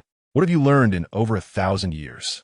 As they exited the room, Shui Han's tongue began to sharpen again. He clapped his hands, summoning a small, intricately carved box. What is this? Tao Mian inquired. Snow mud that alters one's visage. It itches when applied. Tao Mian protested. This won't do, nor will that. Shui Han sighed in exasperation. Then wear a mask. Although it may be inconvenient, it is better than nothing. Thus, Tao Mian donned a plain white mask devoid of patterns. The two boarded a spacious carriage, driven by a coachman wearing a black hat that obscured his face. Tao Mian and Shui Han entered in succession. The interior of the carriage was ample, reflecting Shui Han's pursuit of elegance. It was not merely a vehicle. It was a space where one could sip tea, read, and engage in games. As they traveled, Tao Mian took the opportunity to replenish his energy with food, while Shui Han leisurely savored a cup of tea. Once Tao Mian regained half of his strength, he began to inquire in detail about their journey's arrangements. Whenever serious matters were discussed, Shui Han could momentarily act like a normal person. He explained that they were headed to a location in the demon realm known as Qiandang Lu, a venue dedicated to the transactions of the wealthy and powerful. Qiandang Lu consisted of 9 floors, each showcasing items of varying grades and qualities, allowing guests to proceed to the appropriate floor for bidding. The so-called singing floor featured attendants who stood on a circular platform at the center of each level, presenting items to the guests and announcing their starting prices. Hanging before the private rooms were several lotus-shaped crystal lanterns. Those interested in bidding had to light a lantern, and the number of lights lit would determine their bidding power. The highest bidder would secure the item. After listening to Shui Han's explanation, Tao Mian nodded in understanding. The auction rules of Qiandang Lu were not difficult to grasp. The fish fat you require is among the items for the next bidding round. Although it is rare, its medicinal use is limited to treating only one ailment. Thus it garners little interest from the guests. I have heard that this fish fat has lingered in Qiandang Lu for over 2 months without a bid. I casually inquired with the manager, who assured me that if someone is interested, it would be a piece of cake to obtain. Shui Han spoke nonchalantly, while Tao Mian remained silent. Upon hearing the phrase "a piece of cake," he slowed his chewing. What? Do you have a premonition? Han astutely noticed his subtle change in demeanor. Tao Mian felt an inkling that Han's recent words had metaphorically planted several flags upon their backs. But he refrained from expressing this openly, opting for caution instead. Qiandeng Lu was situated in the southwestern part of the demon realm, in a small city called Yuqiu. Though not large, Yuqiu was bustling with activity, serving as a recreational haven for the denizens of the demon realm, where there was no daylight, only endless nights of revelry. As the carriage crossed the boundary between the human realm and the demon realm, the once gentle and robust horses suddenly shed their flesh, leaving behind two stark white skeletal frames that reared their heads and neighed loudly. The coachman cracked his whip, and the rushing wind lifted the black veil of his hat, revealing a face that appeared singed by fire, with hollow sockets where eyes should have been. Tao Mian frowned at this sight. The soul-returning incense could only mask his aura. His ability to sense malevolence remained intact, and he felt increasingly uneasy. Han offered him another sachet of incense, instructing him to tuck it inside his clothing, as if he had anticipated this. Their destination was clear, and they arrived at Yuqiu's Qiandeng Lu in no time. Han reminded Tao Mian to secure his mask and advised him to speak as little as possible, following closely behind him without wandering. Tao Mian's assumed identity was that of Han's attendant. Upon disembarking the carriage, Tao Mian, through his mask, beheld the grandeur of Qiandeng Lu lanterns illuminate the azure clouds, and guests crowd the towering halls. The sounds of stringed and bamboo instruments filled the air, accompanied by subtle fragrances, with a throng of people all around. Were it not for the peculiar appearances of those surrounding him, some towering and muscular, others diminutive and slender, each adorned with various ears and tails, Tao Mian might have believed he had mistakenly entered a bustling metropolis of the human realm. Before the auction commenced, a short child stood at the entrance to greet guests. The child was peculiar. The skin visible on his exterior was wrinkled, indicating considerable age. Yet he wore a large, glossy headpiece akin to those donned by street performers during festivals, featuring a rigid, exaggerated smile. Tao Mian narrowed his eyes, scrutinizing him, only to realize that this was not merely a headpiece, as the child's eyebrows and eyelids moved slightly. Perhaps this was a creature from the demon realm. The oversized head seemed to impede his line of sight, forcing him to turn his body to see the people around him. As he turned, he spotted Han and Tao Mian beside the carriage. "Ah, Manager Shui, what a pleasure!" the large-headed child exclaimed, bouncing toward them with a gleeful smile. Upon closer inspection, Tao Mian found the child's appearance striking. He bore an uncanny resemblance to a human, yet was clearly not one.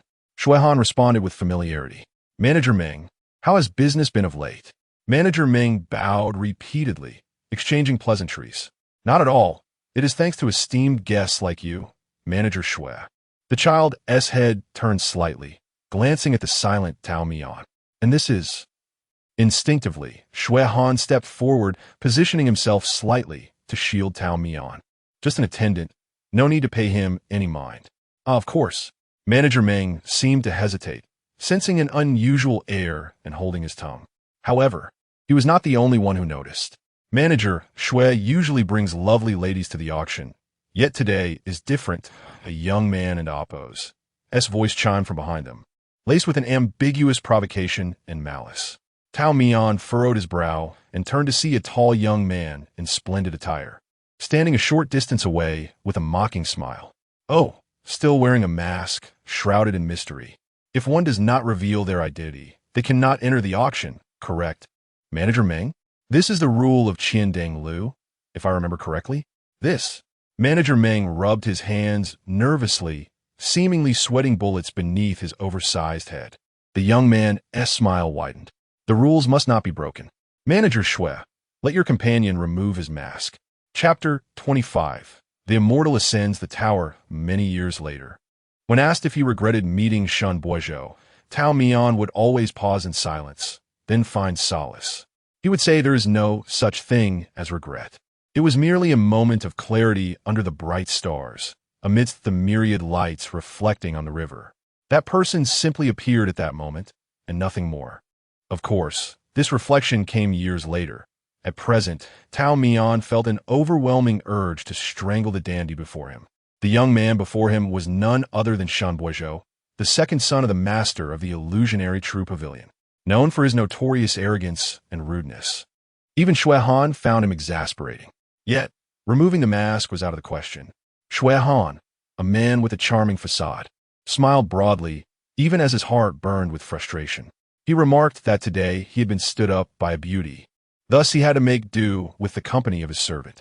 Such trivial matters need not trouble young Master Shen.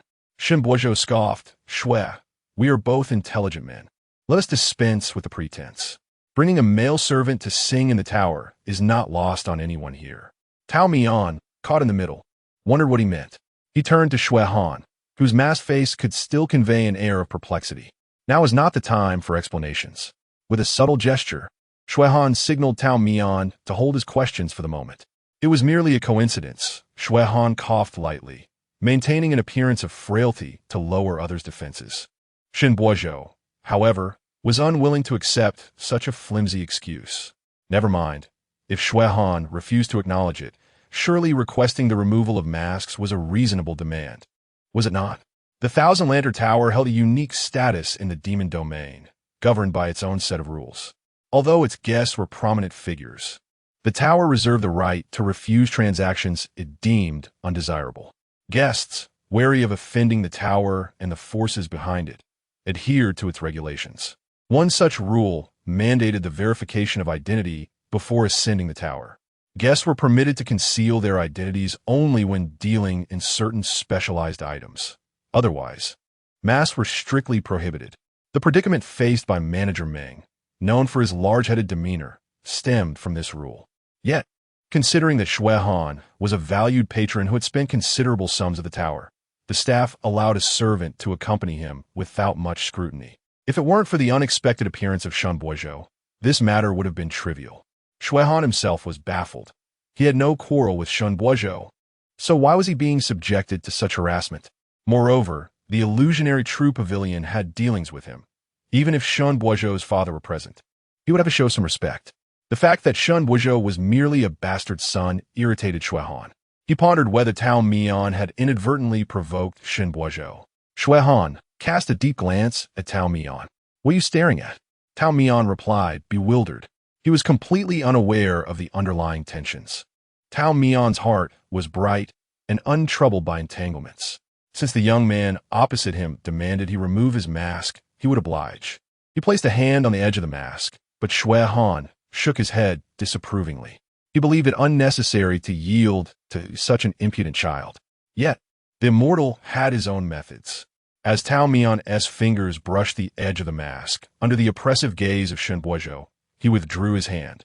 I simply look like this, he said, tilting his head slightly. Shen Buozhou? Shui Han. Shen Buozhou was both amused and exasperated, saying, listen to your own words. How can someone have a masthead? Tao Mian glanced at the wooden-headed Manager Meng, who was bowing and rubbing his hands, appearing hesitant to speak. The silence was deafening. Yet, Shen Buozhou remained insistent. Manager Meng is a night demon. Are you also of the night demon clan? I could be. Tao Mian hesitated, prompting Shui Han to stifle a laugh, fanning himself with a folding fan to avoid any outburst that might provoke Shen Buozhou's ire. Shen Buozhou's expression darkened. Their conversation was not loud, and passers-by merely assumed they were engaged in casual banter. Only those involved could sense the undercurrents of tension. Manager Meng, being a shrewd creature, could not allow two esteemed guests to clash at the entrance of the tower, disrupting the peace. Rubbing his small, rough hands, he stepped forward. Gentlemen, the performance is about to begin. Shall we enter and peruse today's rare offerings? Shui Han, with a bright smile, accepted Manager Meng's invitation. Then we shall trouble you to make the arrangements. Manager Meng expressed his gratitude profusely, casting cautious glances at the increasingly displeased Shen Buozhou. Young Master Shen, what say you? With a cold snort, Shen Buozhou was unwilling to prolong the entanglement. Lead the way quickly, Manager Meng. Are we not here to see the goods? Manager Meng felt a weight lift from his shoulders, beads of sweat forming on his back. He quickly summoned two servants to guide the esteemed guests inside. Shui Han swept through the doorway first, with Tao Mian closely following. Suddenly, a gust of wind swept past Tao Mian's face, causing the edge of his mask to flap uncontrollably, blown open by the force of the wind. Clatter, the white mask fell to the ground, swaying slightly. Throughout the entire ordeal, Tao Mian's hand had not moved. He seemed unaware of the subtle assault, failing to catch it in time. Shun Boizhou looked up to see the face of the man before him, a face wearing the same mask. Tao Mian spoke in a flat tone, as if he had foretold this moment. "Young Master Shun, I told you I was born with this appearance." If that wasn't sufficient, he added, unlike Manager Ming, "I do not possess so many layers of skin." It was only after thoroughly frustrating Shun Boizhou that Tao Mian sauntered past the threshold, catching up with Shui Han. Once they felt Shun Boizhou's presence fade, Shui Han quietly inquired, "How did you manage that?" Tao Mian's mask, illuminated by the warm glow of the glass lanterns, appeared vibrant. He let out a brief, light-hearted laugh. "Just a little trick." Shui Han understood the implication. "You can perform illusions? You should have mentioned it earlier. Why wear a mask when you can simply change your face? Maintaining a single face is too exhausting. I prefer not to. You're just being lazy." As they spoke softly, the two ascended the long, winding staircase. The Thousand Lantern Tower featured a unique design, with each level connected. The central area being a circular stage surrounded by private booths. The center was illuminated, while the surroundings remained dim. Tao Mian gazed at the slender stage, adorned with entwined lotus patterns. It was only large enough for 3 or 4 people to stand upon. Suspended in midair, it appeared to defy gravity, like a leaf floating in the air. Between the circular stage and the private booths lay a considerable empty space, dark and seemingly devoid of substance. Yet it felt as if it concealed something. Before the performance commenced, a renowned courtesan danced upon the stage, her flowing sleeves moving gracefully. Tao Mian took a fleeting glance before averting his gaze. The attendants led them to the 5th floor, where Shui Han received a lantern from one of them, its candle flickering with an eerie green glow. This would be used to illuminate the glass lamps later.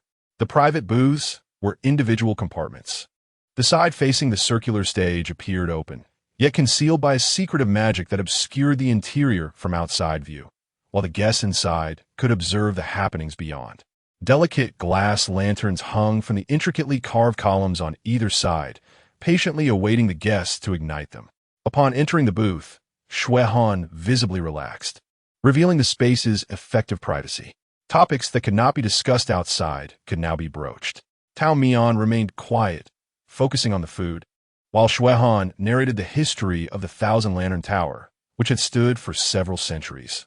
Though not as long as Tao Mian's life, it was still regarded as venerable, recognized by the nobility of the demon domain, despite its many rules. In a moment, the announcer will come to articulate the rules of the establishment. You must listen attentively. Tonight, there are an abundance of guests, and it remains uncertain whether there are valuable items above the 7th floor. We must conduct ourselves with discretion. Furthermore, Shun Air is rather peculiar. It is best to avoid him. Tao Mian raised an eyebrow in astonishment. It is rather intriguing that a peculiar person would label another as such. Shui Han merely smiled. Shui is the type to know when to withdraw, unlike Shun Boizhou, who exploits his family's influence to engage in unsavory activities. It is imperative that you steer clear of him. Tao Mian acknowledged this, saying she understood. Do not be dismissive. As for Shun Air, Shui Han's words trailed off abruptly. Just as Tao Mian pondered this, an unusual silence enveloped the atmosphere. The cacophony outside seemed to be swallowed by an immense void, erasing the laughter of guests, the sounds of musical instruments, and the shouts of the serving boys. Tao Mian gazed toward the central floating platform. Thud! The crisp, resonant sound of the drum reverberated, drawing the guests' attention back to the empty stage. Thud! Another sharp sound echoed, illuminating the surroundings, enhancing the clarity of the patterns on the platform's base. Thud! The final drumbeat resonated, and amidst the 9-tiered platform emerged 9 figures clad in dark long robes, the announcers. Each announcer was of equal height and slender build, appearing strikingly similar, as if sculpted from the same mold. Among them were both men and women, young and old, all adorned with courteous smiles. their mouth corners aligned in a near-perfect symmetry. Though their expressions seemed friendly, they carried an air of rigidity, as if meticulously trained. Resembling lifeless puppets, the 9 began simultaneously, reciting identical opening lines with perfect cadence, their voices intertwining melodiously like performers in a theater. The announcer from the 5th floor, a young man of approximately 30, took center stage, turning gracefully, his voice modulating with precision. Above is the Jade Terrace, below are the myriad lanterns. Within this establishment, there are 3 prohibitions. I urge everyone to listen closely. First, the lighting of private lamps is forbidden. Violators shall be fined a fortune. Second, engaging in conflict within the same chamber is prohibited. Violators shall be forever barred from entry. Third, the ascent of immortals to the floor is forbidden. Violators shall face 1,000 cuts, their souls bound and imprisoned. Chapter 26. The Flag Bearer. The prohibition against celestial beings ascending the tower. Upon hearing this prohibition, Tao Mian slowly set down the pastry he had taken a bite from. Although he had prepared himself for such news, given that this was the realm of demons, celestial beings were inevitably marginalized. However, he did not anticipate that the edict would be so explicitly stated, nor that the repercussions of transgression would be so dire. He cast a heavy gaze towards Shuehan. The prohibition against celestial beings ascending the tower, with violators facing a fate of dismemberment. Shui, the steward, must surely be aware of this.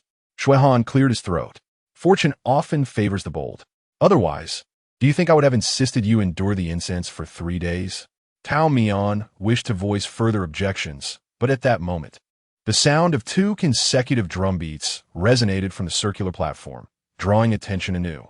The originally solitary stage of the singing steward now bore 2 lifeless corpses that had mysteriously descended.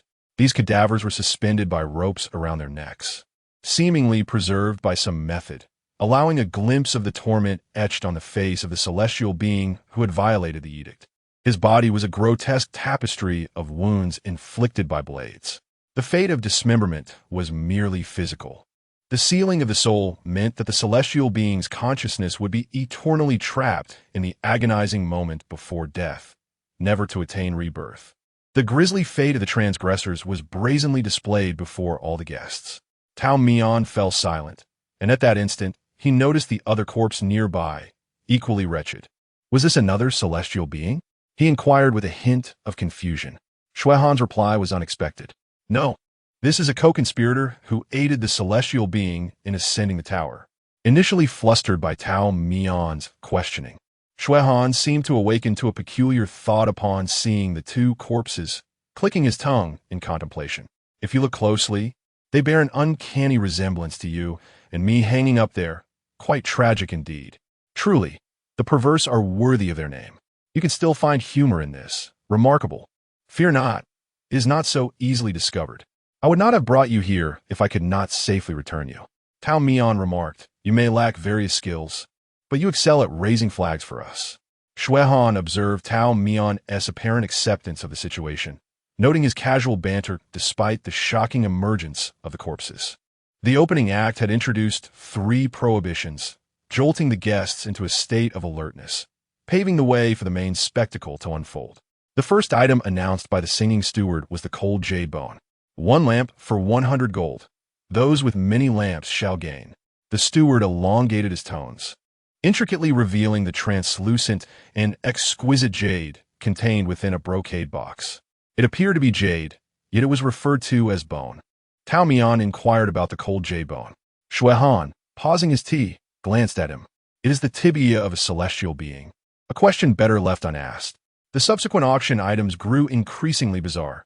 Items such as a celestial being's pinky finger, left ear, and 3 pieces of heart. Tao Mian could barely restrain himself. What purpose do these serve? Are they to be kept as offerings at home? Shuehan's expression turned sympathetic. Typically, they are utilized for dietary supplementation. According to the customs of the Qiandeng Tower, each floor typically sold a specific category of items. The substance we seek, the fat of the Hungong fish, is medicinal. Thus, this floor naturally features a plethora of medicinal items. Among them, the bones, blood, and flesh of your kind are considered prime offerings. Only then did Tao Mian grasp the gravity of his predicament. He was not ascending the tower. Rather, he had landed on the butcher and amp, Oppos, S block. Bear with it. We shall soon reach the items we desire. Shuehan attempted to soothe the celestial being and amp, Oppos, S emotions, urging him not to lose focus on their objective. Tao Mian feigned ignorance to the singing steward's melody, burying himself in pastries until the person beside him gently tapped the table. It is time. The brocade box and the steward and Oppos' hands remained unchanged. Yet the treasure within had transformed into a glistening piece of fish fat. Hunggong fish fat. Esteemed guests, take note. 1 lamp for 200 gold. Those with many lamps shall gain. Chapter 27. Pursuing the light, 200 gold for a single light? Tao Mian murmured. Isn't that excessively expensive? Could it be that Manager Meng raised the price upon learning that you, a familiar patron, will be trading? Shuehan nonchalantly waved his paper fan, dismissing the concern. It's merely an increase of about 50 gold. There's no need to fret. He added, after all, it's merely money from your account. The auctioneer paced around the circular platform, showcasing the rare fish oil in his possession. This oil from the transverse fish, consuming it could dispel malevolent ailments. Please, esteemed guests, take a closer look. Tao Mian thought to himself that he should return to the mountain quickly. Otherwise, he would end up in the pot. He cast a glance at Shuehan beside him. Not lighting a lamp? Shue, ever composed, replied, no rush. Let us first observe the spectacle. As he had mentioned before, compared to the limbs and heart of an immortal, the transverse fish was evidently of a lesser caliber. The fifth-tier guests displayed little interest, save for a single lamp illuminating the southeast corner of their private chamber. Before long, another shade of dim green was ignited to the right of that lamp. 2 patrons in total placed bids. The auctioneer called out, inquiring if there were any other guests wishing to join. It was then that Shuehan retrieved the small lantern, its jade handle extending as he lightly tapped the base of the glass lamp. A clear sound resonated as the wick gradually glowed with a faint light. He raised the lantern further, employing the same method to ignite another. Jinzi Pavilion No. 7. Bidding 2 lamps. The base price for items traded on the 5th tier was 500 gold.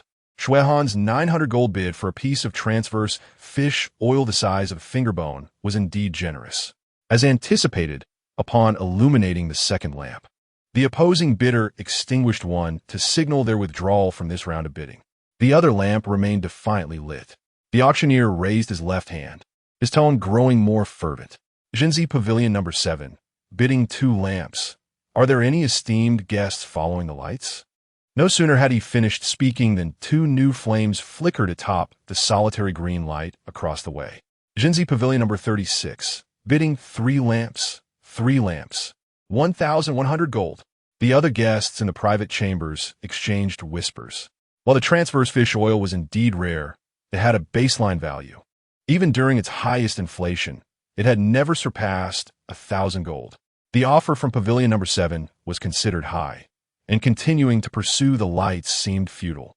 Yet with an additional lamp added, it appeared that the patron from No. 36 urgently required the fish oil, forced to bid so high. It seemed the fish oil was destined for the coffers of Pavilion No. 36. Jinzi Pavilion No. 7, bidding 5 lamps. Pavilion No. 7 followed suit. 1,500 gold. Tao Mian watched the entire process unfold. As Shuehan disdainfully remarked on the folly of anyone willing to spend 1,000 gold on such a trinket, while adding 2 more lamps to his bid. There is no need for such hardship, he couldn't help but reassure. However, Shuehan's demeanor was unusually grave, indicating that he sensed something amiss. The opposing bidder may not genuinely desire the fish oil, but rather aim to make things difficult. If that were the case, they might have to resort to the final step. What does the final step entail? Tao Mian inquired. Shuehan turned to him, the glass lamp casting a hazy glow around his silhouette. The final step relies on you. Tao Mian was perplexed. This manager was not only adept at raising flags, but also had a knack for leaving him in suspense. True to Shuehan's suspicions, the opposing bidder indeed raised another lamp. Typically, Shuehan was not one to be easily caught up in bidding wars. He had a bottom line, and if crossed, he would relinquish the pursuit without hesitation. As he often claimed, he knew when to withdraw. However, tonight was different. Tao Mian's unfortunate disciple remained in the mountain, lost in slumber. Though Shui Han harbored disdain for every disciple that entered Peach Blossom Mountain, Tao Mian was an exception worthy of consideration. His fish oil, while not exceedingly rare, would be difficult to procure again in a short time, and that unfamiliar child could not afford to wait. He and the opposing bidder were locked in a fierce contest, neither willing to relent. The guests watched in astonishment as what appeared to be an inconspicuous piece of fish oil soared past the 10,000 gold mark. Soon enough, all the glass lamps in both private chambers were lit. Shui Han leaned back his chair, his body arching against the backrest, while his fan rhythmically tapped against the jade armrest, revealing a hint of impatience. His usual calm demeanor had been thoroughly tested. The opposing bidder had proven to be quite formidable. What would happen once all the lamps were lit? Crashing the chain, Shui Han explained, preempting Tao Mian's inquiry with a press of his brow. The number of glass lamps hanging in each private chamber was meticulously calculated in advance. Each auction item varied, and so did their estimated values. The managers of the Thousand Lantern Pavilion ensured that these details were executed to perfection, leaving little room for a scenario where there were no lamps left to light. Yet, in every situation, there exists a contingency plan. This plan was known as crashing the chain. The term refers to the 9 curved lanterns of the Thousand Lantern Pavilion. These lanterns were concealed in the darkness between the circular platform and the corridor of the private chambers, formed by several small lotus lamps. Competing bidders must each send forth a male attendant, wielding a lamp staff the length of their forearms, to ignite the lotus lamps hidden in the shadows. Within the span of a single incense stick, the party that lights the most lotus lamps would secure the item in question. Outside the private chambers, a female attendant from the building was discreetly awaiting at the entrance, carrying a tray filled with the lamp staffs designated for lighting. With a sigh, Shui Han reflected. Earlier at the entrance, Shun Boizhou questioned me about bringing a male attendant. It was for this very reason. Typically, patrons who bring male attendants are those who intend to secure a prized possession during this auction. If money cannot win it, then force may be necessary. Tao Mian maintained his composure, but was intrigued. Isn't it against the rules of the Thousand Lantern Pavilion to engage in violent confrontations among guests? Shui Han scoffed. Look ahead. Only the circular platform is illuminated.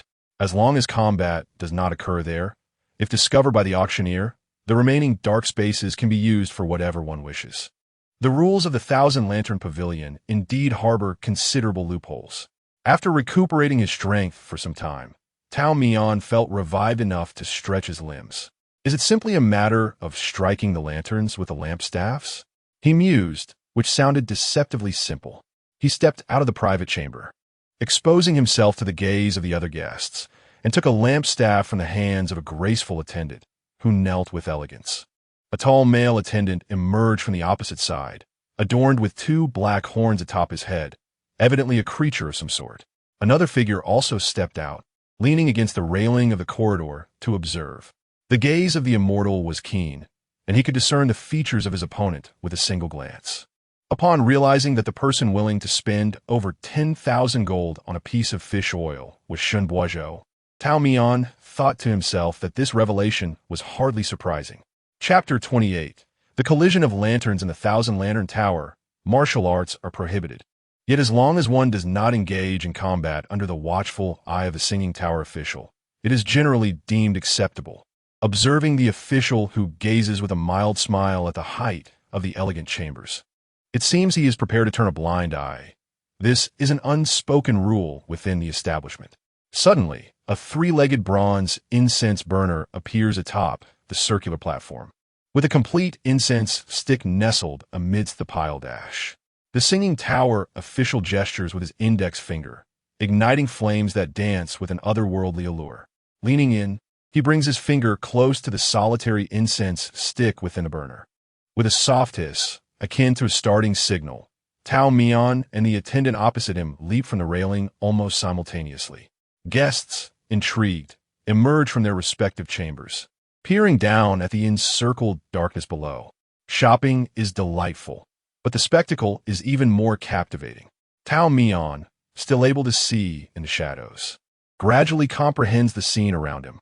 Countless nine-curved lanterns, strung together with thick golden chains, are scattered across the corners. He quickly lights 3 lanterns nearby, their dark red flames flickering to life. Simultaneously, in the northwest direction, the male attendant ignites 3 lanterns of a ghostly blue hue. It appears they're using color as a means of distinction. Tao Mian works swiftly. In mere moments, he finds himself engulfed in a sea of red lanterns. The opposite side, though slightly behind in count, is not far behind. To the spectators above, the previously dark expanse bursts forth with vibrant red and blue spots, merging into 2 streams of dazzling light.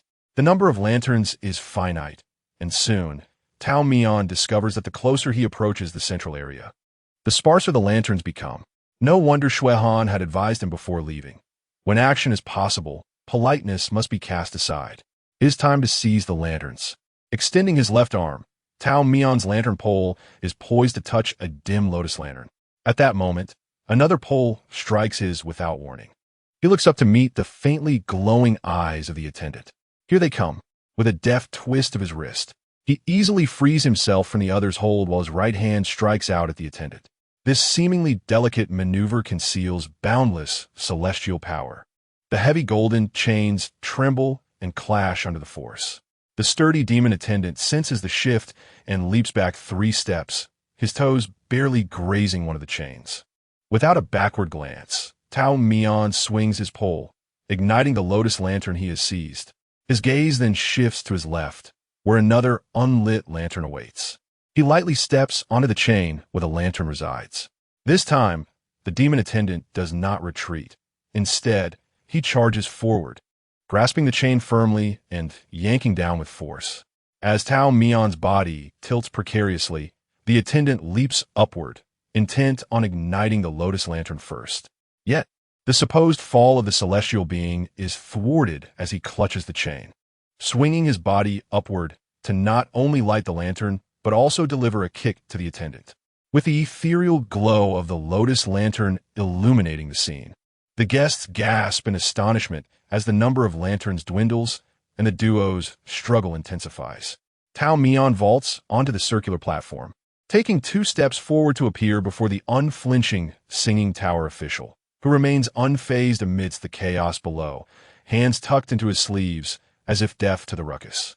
Whether it is the rapid pace of their lantern lighting or the length of the incense, it is unclear. Ultimately, Tao Mian and the demon attendant have ignited all the lanterns below, yet a significant portion of the incense remains. What can be done with the remaining time? They cannot simply stare each other down with their respective lanterns.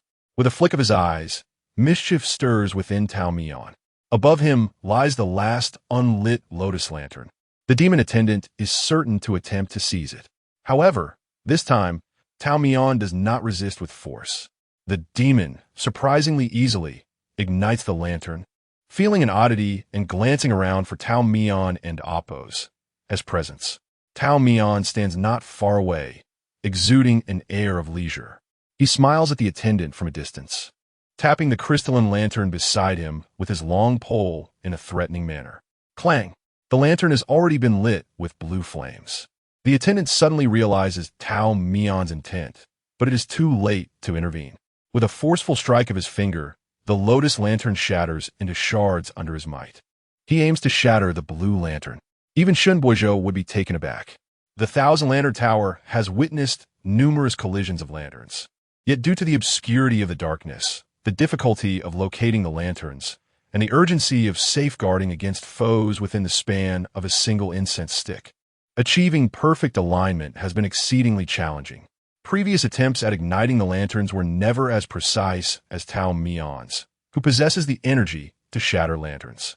Tao Mian and Appos' strategy is straightforward. He cannot simply guard the red lotus lantern, for the area is too vast. Sooner or later, the opponent would consider the idea of shattering lanterns. Rather than waiting for the opponent to regain their wits, he chooses to strike first. Seizing the moment of confusion, Tao Mian shatters 8 blue lanterns in quick succession. His adversary, determined, mirrors his approach. Guests marvel as the intertwining sea of red and blue light gradually dissipates. Tao Mian reduces the blue lanterns to mere fragments, possessing enough vigor to protect his red lanterns. The demon attendant finds himself at a disadvantage. Just as Tao Mian seems poised for victory, another figure descends from the elegant corridor, Shun Boizhou. As a distinguished guest, Shun Boizhou is not required to intervene personally, and it is against the rules to do so. Yet, he has always been one to defy convention. Rules exist only to be broken. Finding amusement in the situation, he decides to engage Tao Mian in combat. Tao Mian thinks to himself that this is the perfect opportunity to teach him a lesson. The celestial being, usually discreet, possesses a solid foundation in skill, and facing Shun Boizhou, who lacks experience and has cultivated his powers through unorthodox means, feels akin to bullying a child. However, Shun Boizhou is a wild card. He becomes frenzied when confronted with strength. His reckless fighting style is shockingly explosive, even in the context of the three realms. Tao Mian, having vented his frustrations, is not inclined to linger. Yet at this moment, Shun Boizhou closes in, whispering in a tone only they can hear, "You are indeed a celestial being." Caught off guard by the revelation, Tao Mian feigns ignorance. Shun Boizhou continues, "If your identity is exposed here, the celestial beings ascending the tower might soon become the next items up for auction in the Thousand Lantern Tower." Tao Mian remains silent, contemplating the implications of such a scenario. There would be only two outcomes. Either he would not leave the Thousand Lantern Tower, or all guests aside from Shui Han would be unable to escape. He is reluctant to unleash violence unprovoked, fearing that he may not have enough funds for Shui Han to clean up the ensuing mess. Meanwhile, Shui Han sits calmly in the elegant chamber until Shun Boizhou recklessly leaps down. He crushes a teacup in his palm and mutters a curse under his breath. The manager, unamused by this display, sweeps his sleeve and departs the chamber. At this juncture, Tao Mian, Shun Boizhou, and the attendant have already clambered onto the circular platform. With a visible scar marring Shun Boizhou's face, its origin is obvious. Tao Mian glances at the remaining incense, aiming to re-enter the shadows and buy himself more time.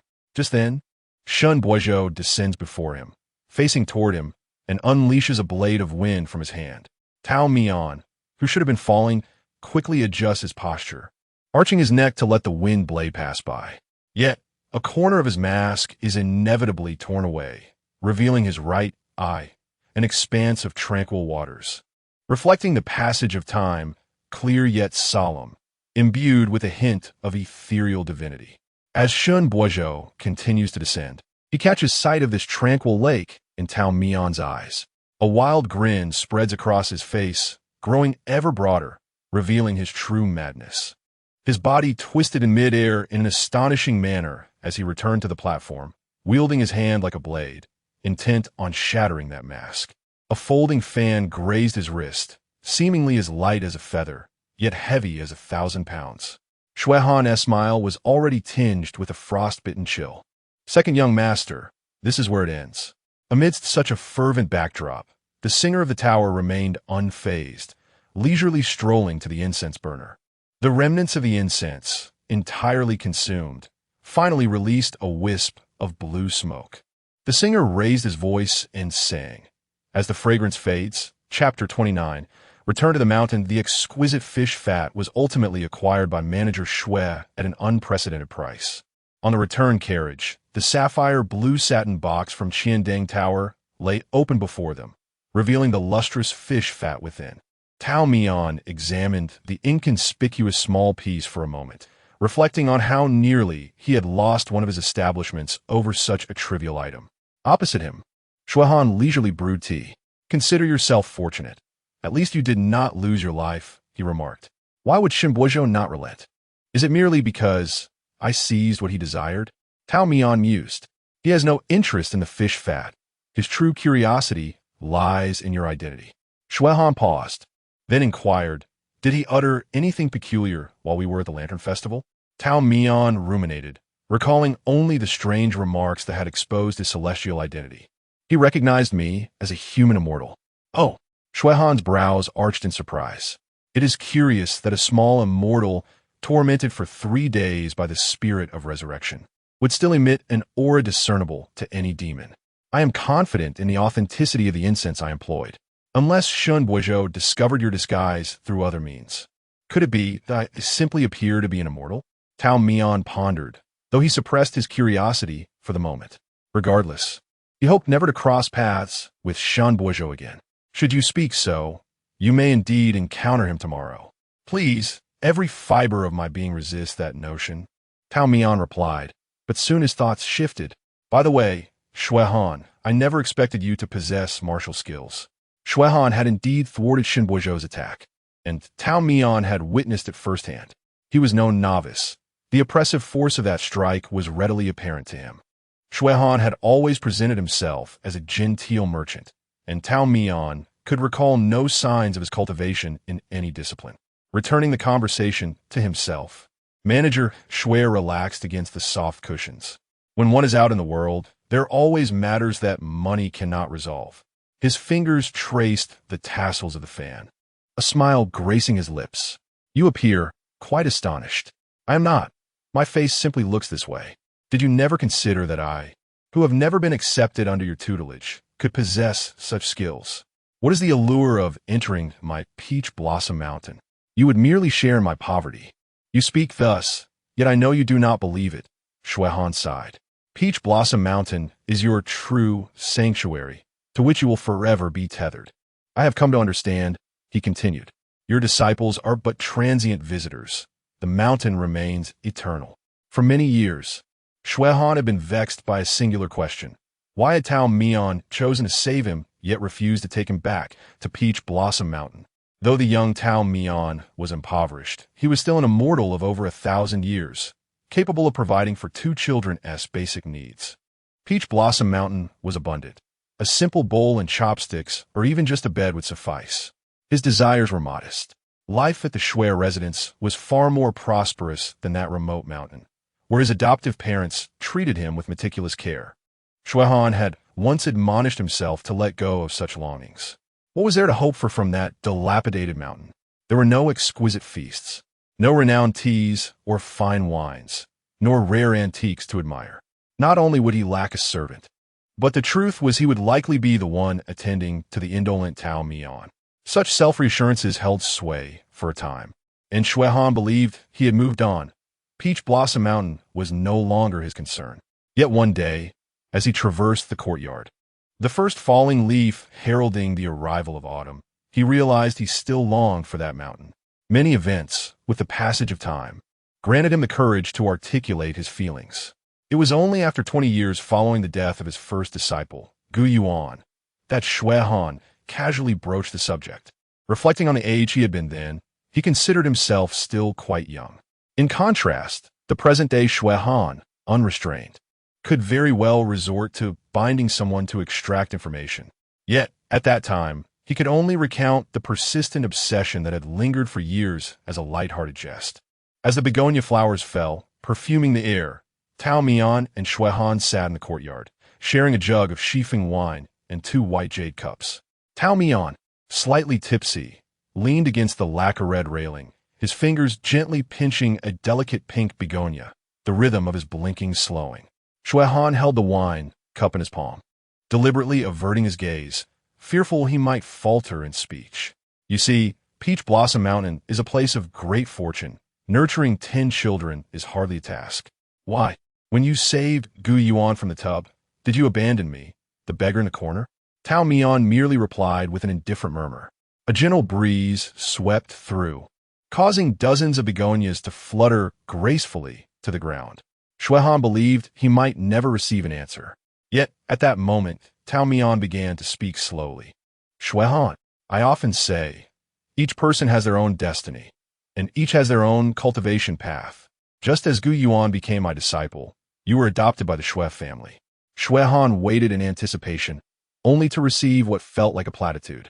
His hand holding the cup faltered slightly. Forget it, he thought, assuming Tao Mian was merely intoxicated, perhaps unable to even recall his own identity, let alone address such complex, profound questions. However, Tao Mian continued, what is the benefit of being my disciple? Life is full of trials and tribulations, fraught with turmoil. The heart of an immortal is made of flesh.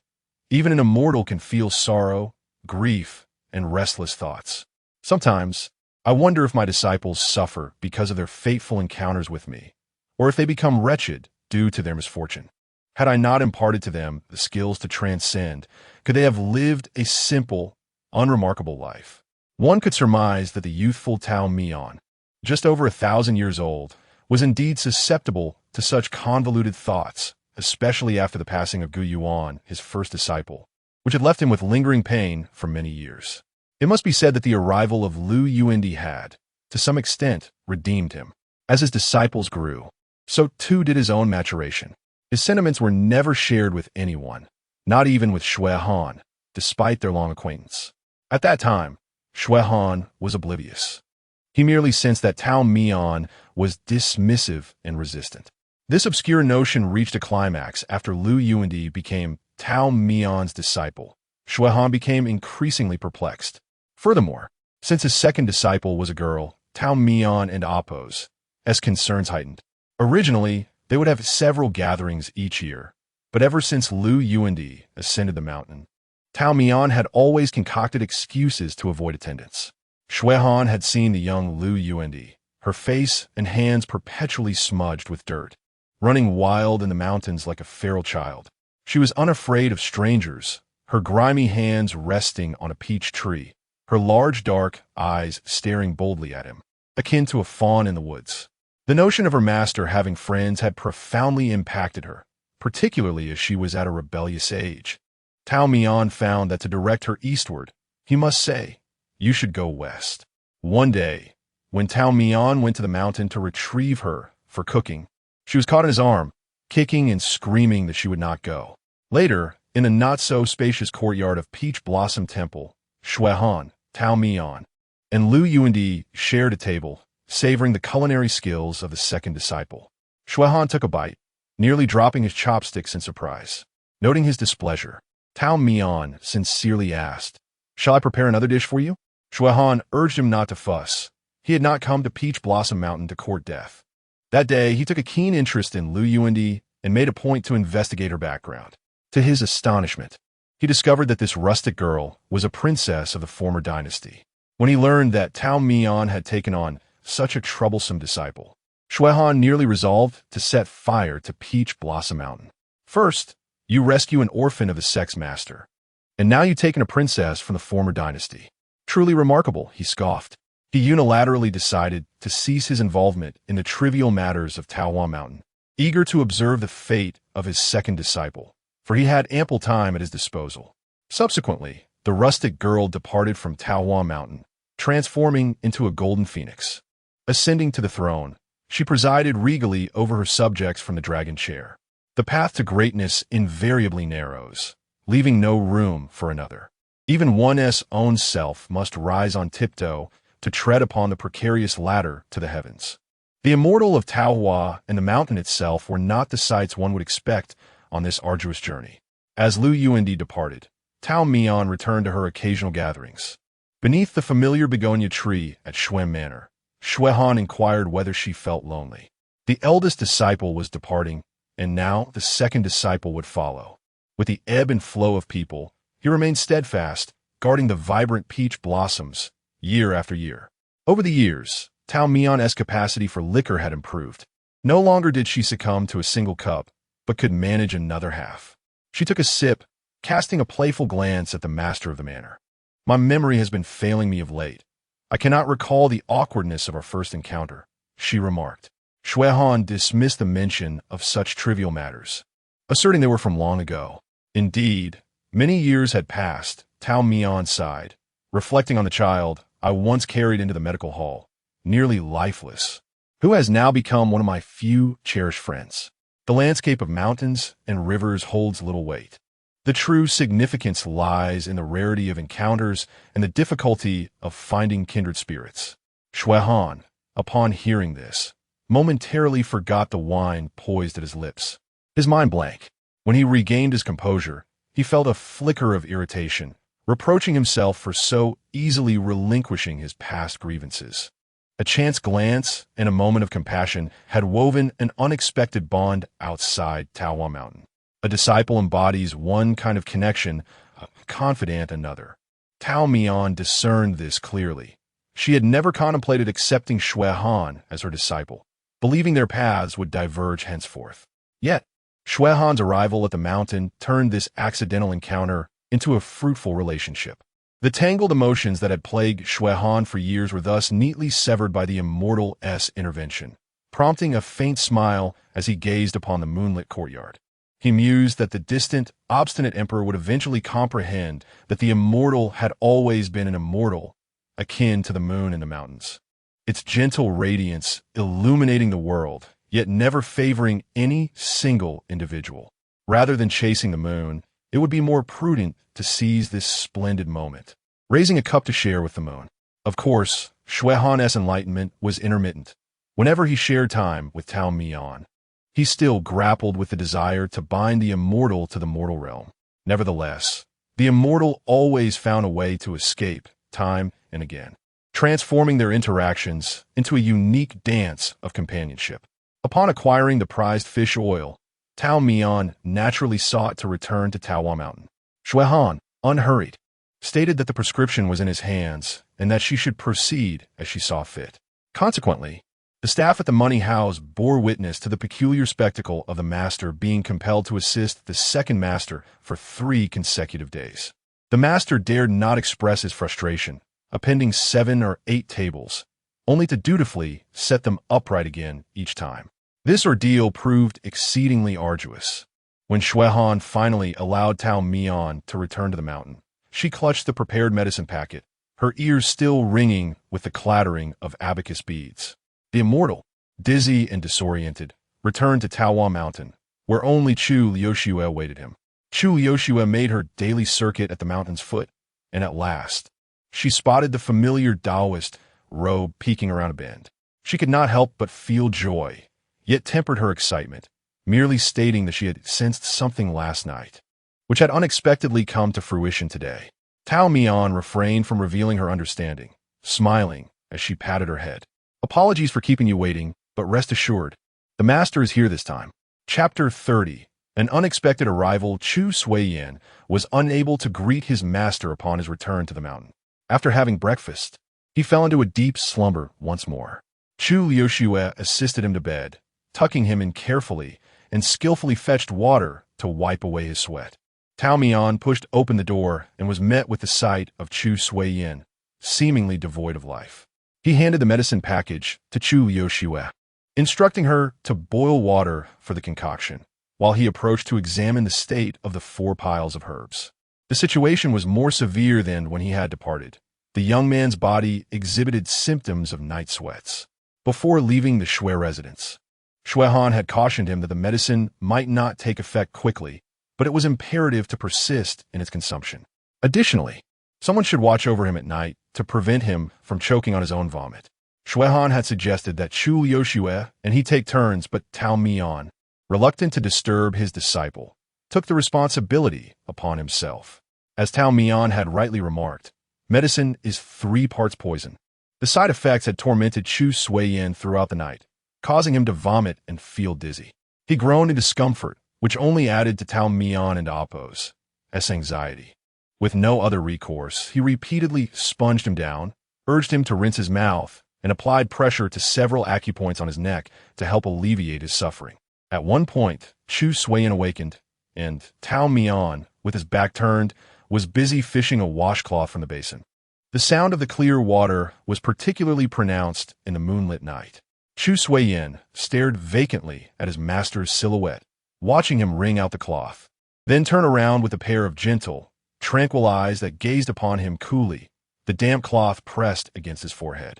Master, Chu Suiyin closed his eyes, relishing the coolness on his forehead, which provided a modicum of relief from the internal heat. In a faint and indistinct voice, he murmured, "Master, I will practice swordsmanship diligently." Tao Mian, initially worried about his disciple's condition, chuckled at his sudden, nonsensical declaration, thinking his disciple was delirious. "I haven't pressured you and your sister to practice swordsmanship much, have I?" Why would you mention it even in your dreams? He dismissed it as mere sleep talk. Chu Suiyin weakly shook his head, but Tao Mian paid no heed, busying himself with pouring out the water from the basin. Many matters cannot be judged in absolute terms.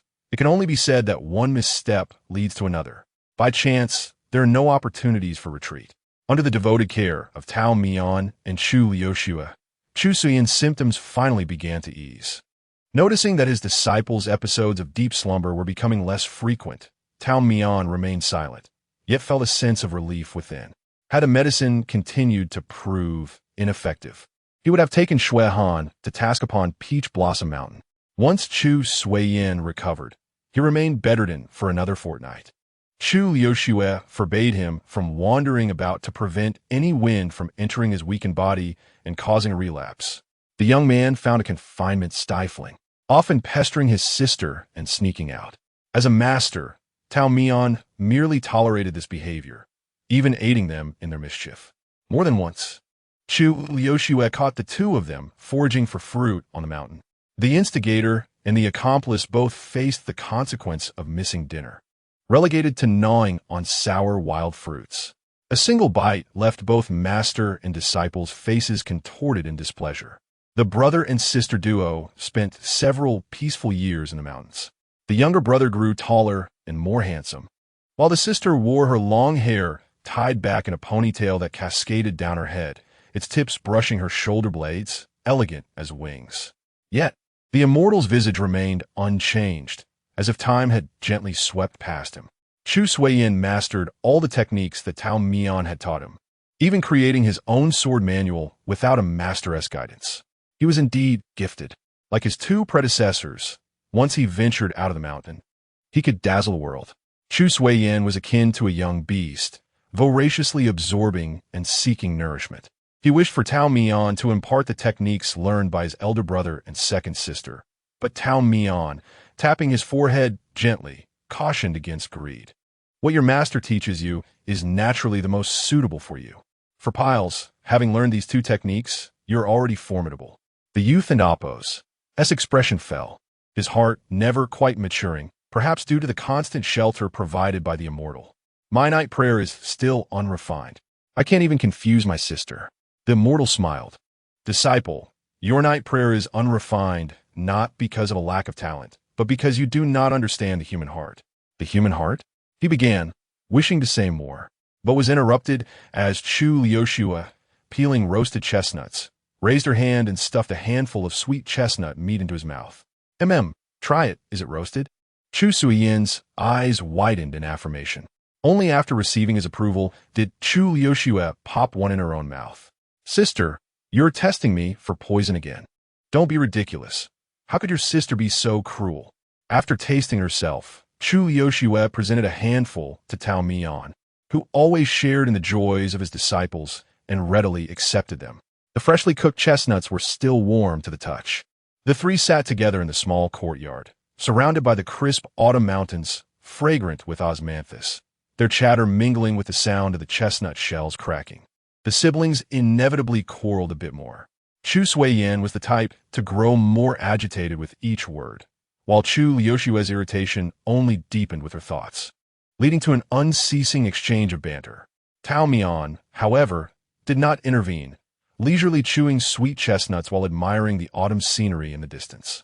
Children, bickering is natural. After all, it was certain that Chu Suiyin would be the first to storm off in frustration.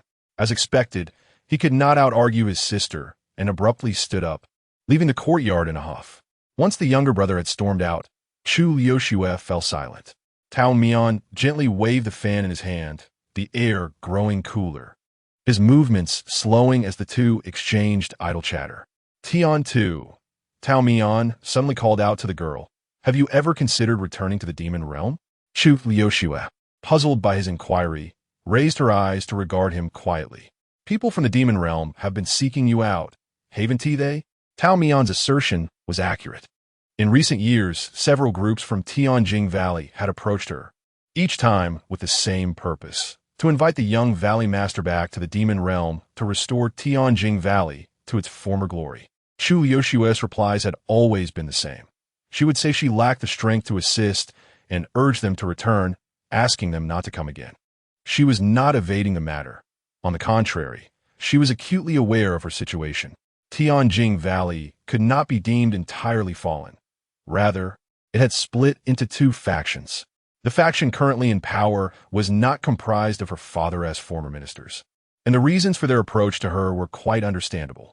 The upheaval in Tianjing Valley had transpired over a decade ago, and she had never participated in any of their clandestine discussions, leaving her unaware of the underlying maneuvers or the power struggles involved. She was merely a pawn in their game. When Tao Mian inquired, Chu Yoshue responded candidly. Aside from one secret, she had no reservations with him. She stated that the people from Tianjing Valley had indeed sought her out, but she was unwilling to leave the mountain. She believed her abilities were insufficient to be of significant help. Thus, it was better to remain on the mountain to avoid causing further chaos. Tao Mian nodded, not wishing to pursue the topic further, as he sensed that Chu Yoshue was not inclined to discuss it in depth. The northern geese flew south, and Chu Yoshue gathered the discarded chestnut shells into a small pile, their arrangement mirroring the distant, undulating mountains. The most intact half shell adorned the top. "If there's an opportunity, I'll take you to see my hometown," she said, speaking of silver notes. What was meant to be an immediate journey was abruptly halted by a letter from Shuehan. "Tao Mian, you must leave your dilapidated mountain quickly. The crown prince appointed by the emperor is plotting a coup." Chapter 31. Scheming. The emperor had appointed his eldest son, Lu Yuan, as the crown prince for 7 years. Throughout this period, the prince exhibited a benevolent disposition and adhered faithfully to his principles. Praise for him resonated both within and beyond the court. However, the emperor treated his son with extreme severity, maintaining a considerable distance. Rumors swirled. Some suggested that the prince and Appo's status as an adopted heir diminished his blood ties, while others claimed that the emperor had been coerced by ministers into making the appointment, leaving him precariously perched upon the dragon throne. In the past 2 years, the emperor had become infatuated with the pursuit of immortality, neglecting state affairs and delegating responsibilities to the young crown prince. The emperor's obsession with seeking out immortals and concocting elixirs consumed vast amounts of gold and silver, as if they were cast into an abyss. This fascination unsettled the palace, allowing the prince's influence to quietly rise. Now, emboldened, he sought to unseat his father from the throne. Tao Mian perused the letter sent by Shuehan, his hands nearly crushing the table in indignation. It was utterly ridiculous. Lu Yuan was his personal disciple. If she sought immortality, why would she exert herself in search of it? This was nothing short of a conspiracy. Briefly, he instructed his 2 Na'vi disciples that he would be departing on a distant journey. Chu Suiyin nodded and asked, bewildered, if the master intended to bring back their second senior sister. Chu Yoshue squeezed his arm, urging him to remain silent. As Tao Mian hurried away, he left behind a remark. He would consider it. With swift steps, Tao Mian arrived at the palace by dusk, having received the letter in the afternoon. He moved as if entering a realm devoid of barriers, slipping past unnoticed. The vast palace felt empty, like a grain of sand lost in the desert.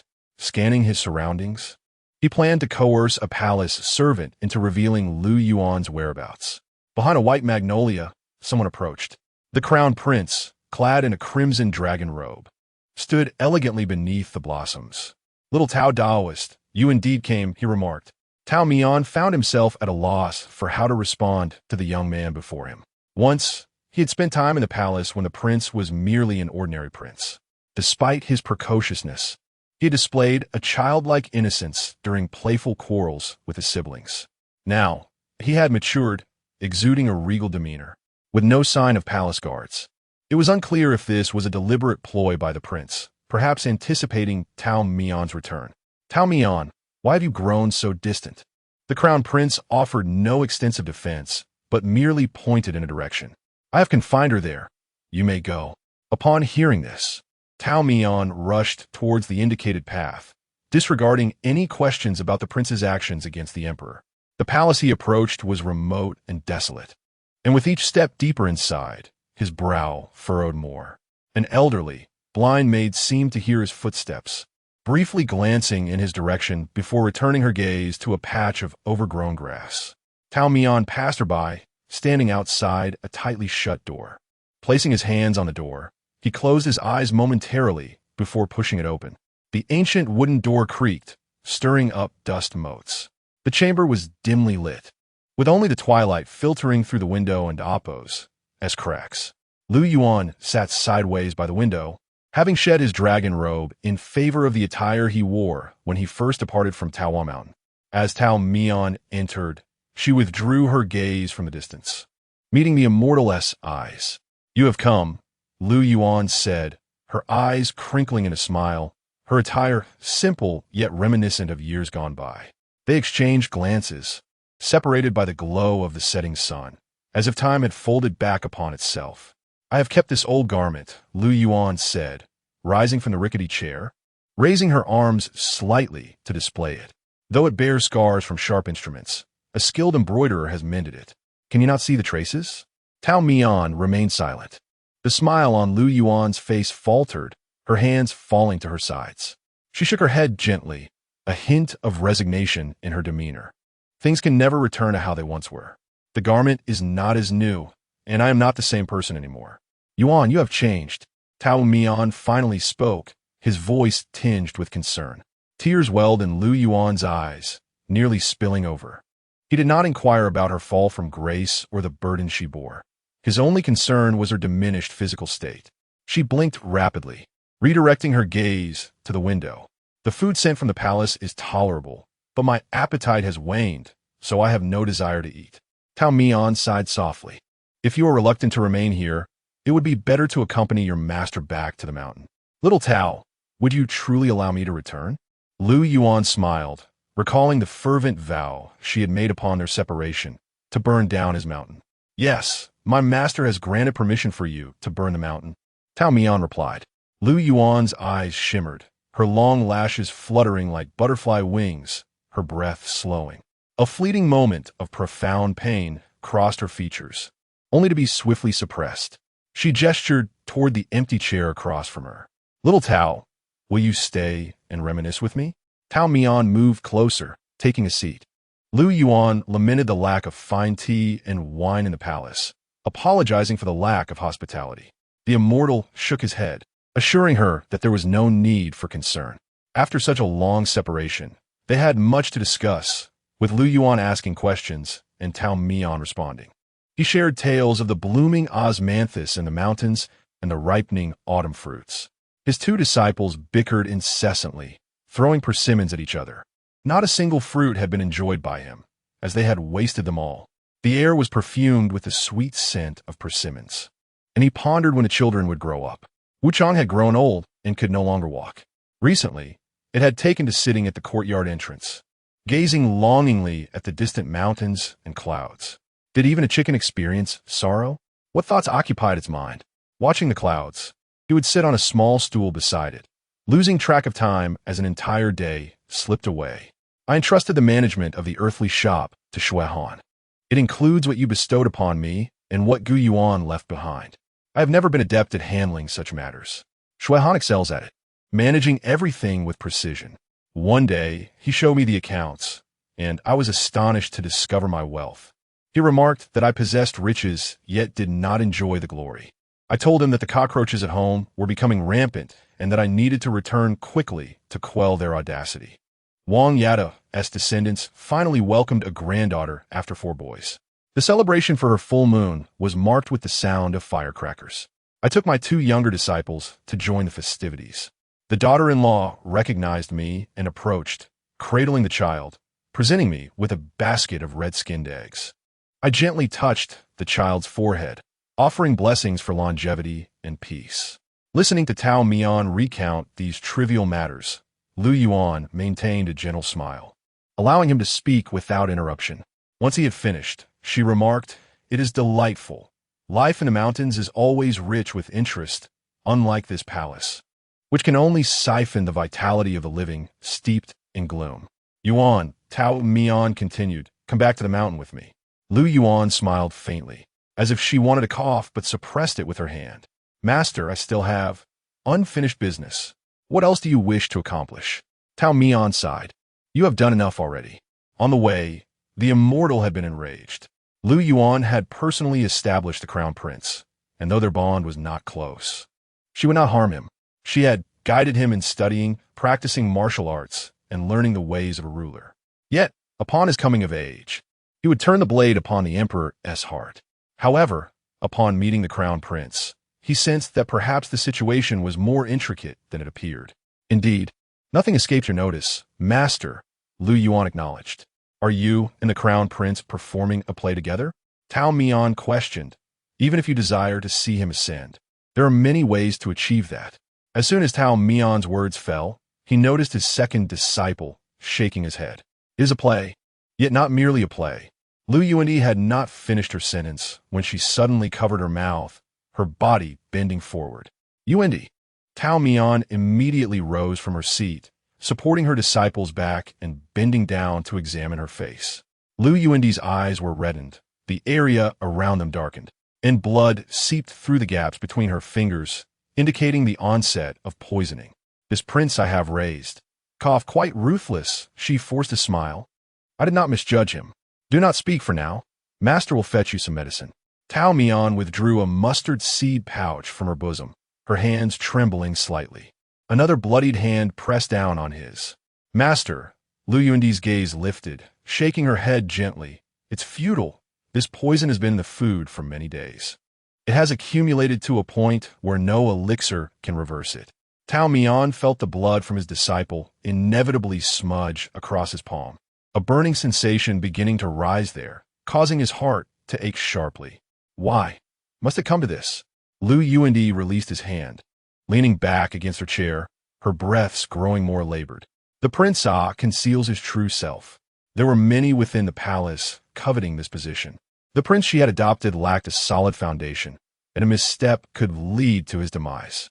She worried whether this youth could withstand the pressure and thought that perhaps a trial would be prudent. If he could pass it, well and good.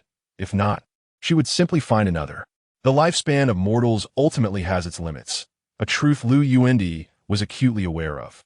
Remaining on Peach Blossom Mountain might grant her longevity, yet she was no longer of that mountain. Even so, the prospect of eternal life served as a convenient pretext. Thus, she wove a web of deceit. She had keenly observed the prince's clandestine maneuvers, yet she refrained from intervening. On several occasions, he nearly revealed his hand, only to have her deftly tidy up the mess. Lu Yuandi was no longer young. She was weary, fatigued. She needed an heir to carry on her legacy. She scrutinized the leaders of several factions, ultimately deciding that the prince she had nurtured was the most promising. She was paving the way for him. As for whether the prince understood her intentions, she was indifferent. She sought only the outcome. Once she had removed other obstacles, the reigning emperor would naturally become the final hurdle. The prince began to scheme against her.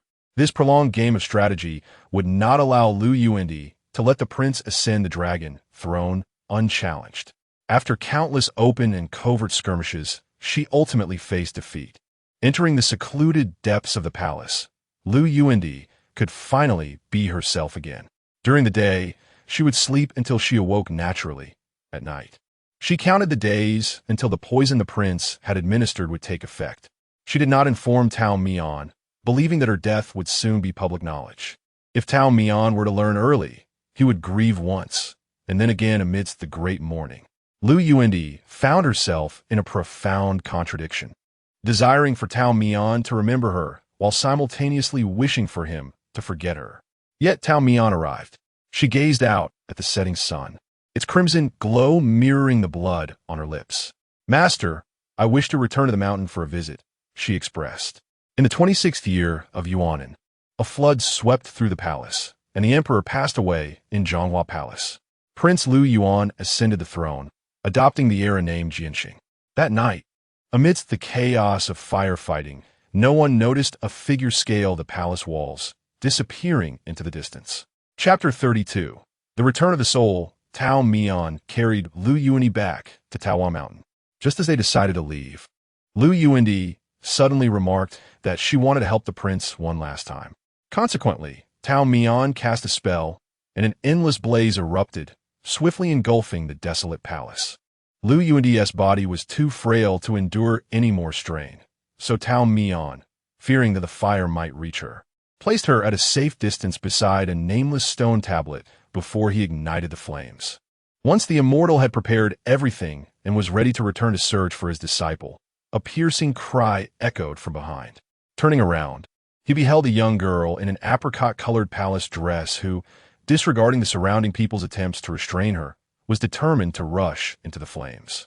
Hearing the frantic pleas of your highness, do not. Tao Mian recognized her as the little princess Lu Yao from years past. Lu Yao knelt despondently on the ground, her eyes reflecting the raging flames, while her heart grew dimmer by the moment. She buried her face in her hands and wept uncontrollably. Tao Mian etched the scene deeply into his memory. It turned out that within these cold palace walls, someone still mourned for Lu Yuandi. He no longer lingered, circumventing the rear wall to return to his disciple's side. Next to Lu Yuandi lay a branch adorned with a few wilting flowers.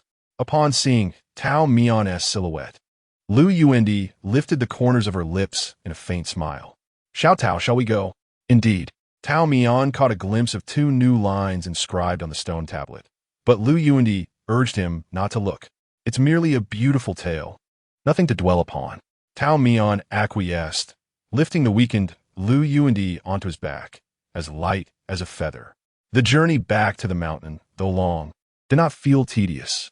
Lu Yuandi rested against Tao Mian's back, her eyes closed, allowing the night breeze to tousle her hair and caress her face. Have we arrived? Yes. Lu Yuandi coughed lightly, gazing up at the mountain ahead. Even at night, the place did not seem desolate.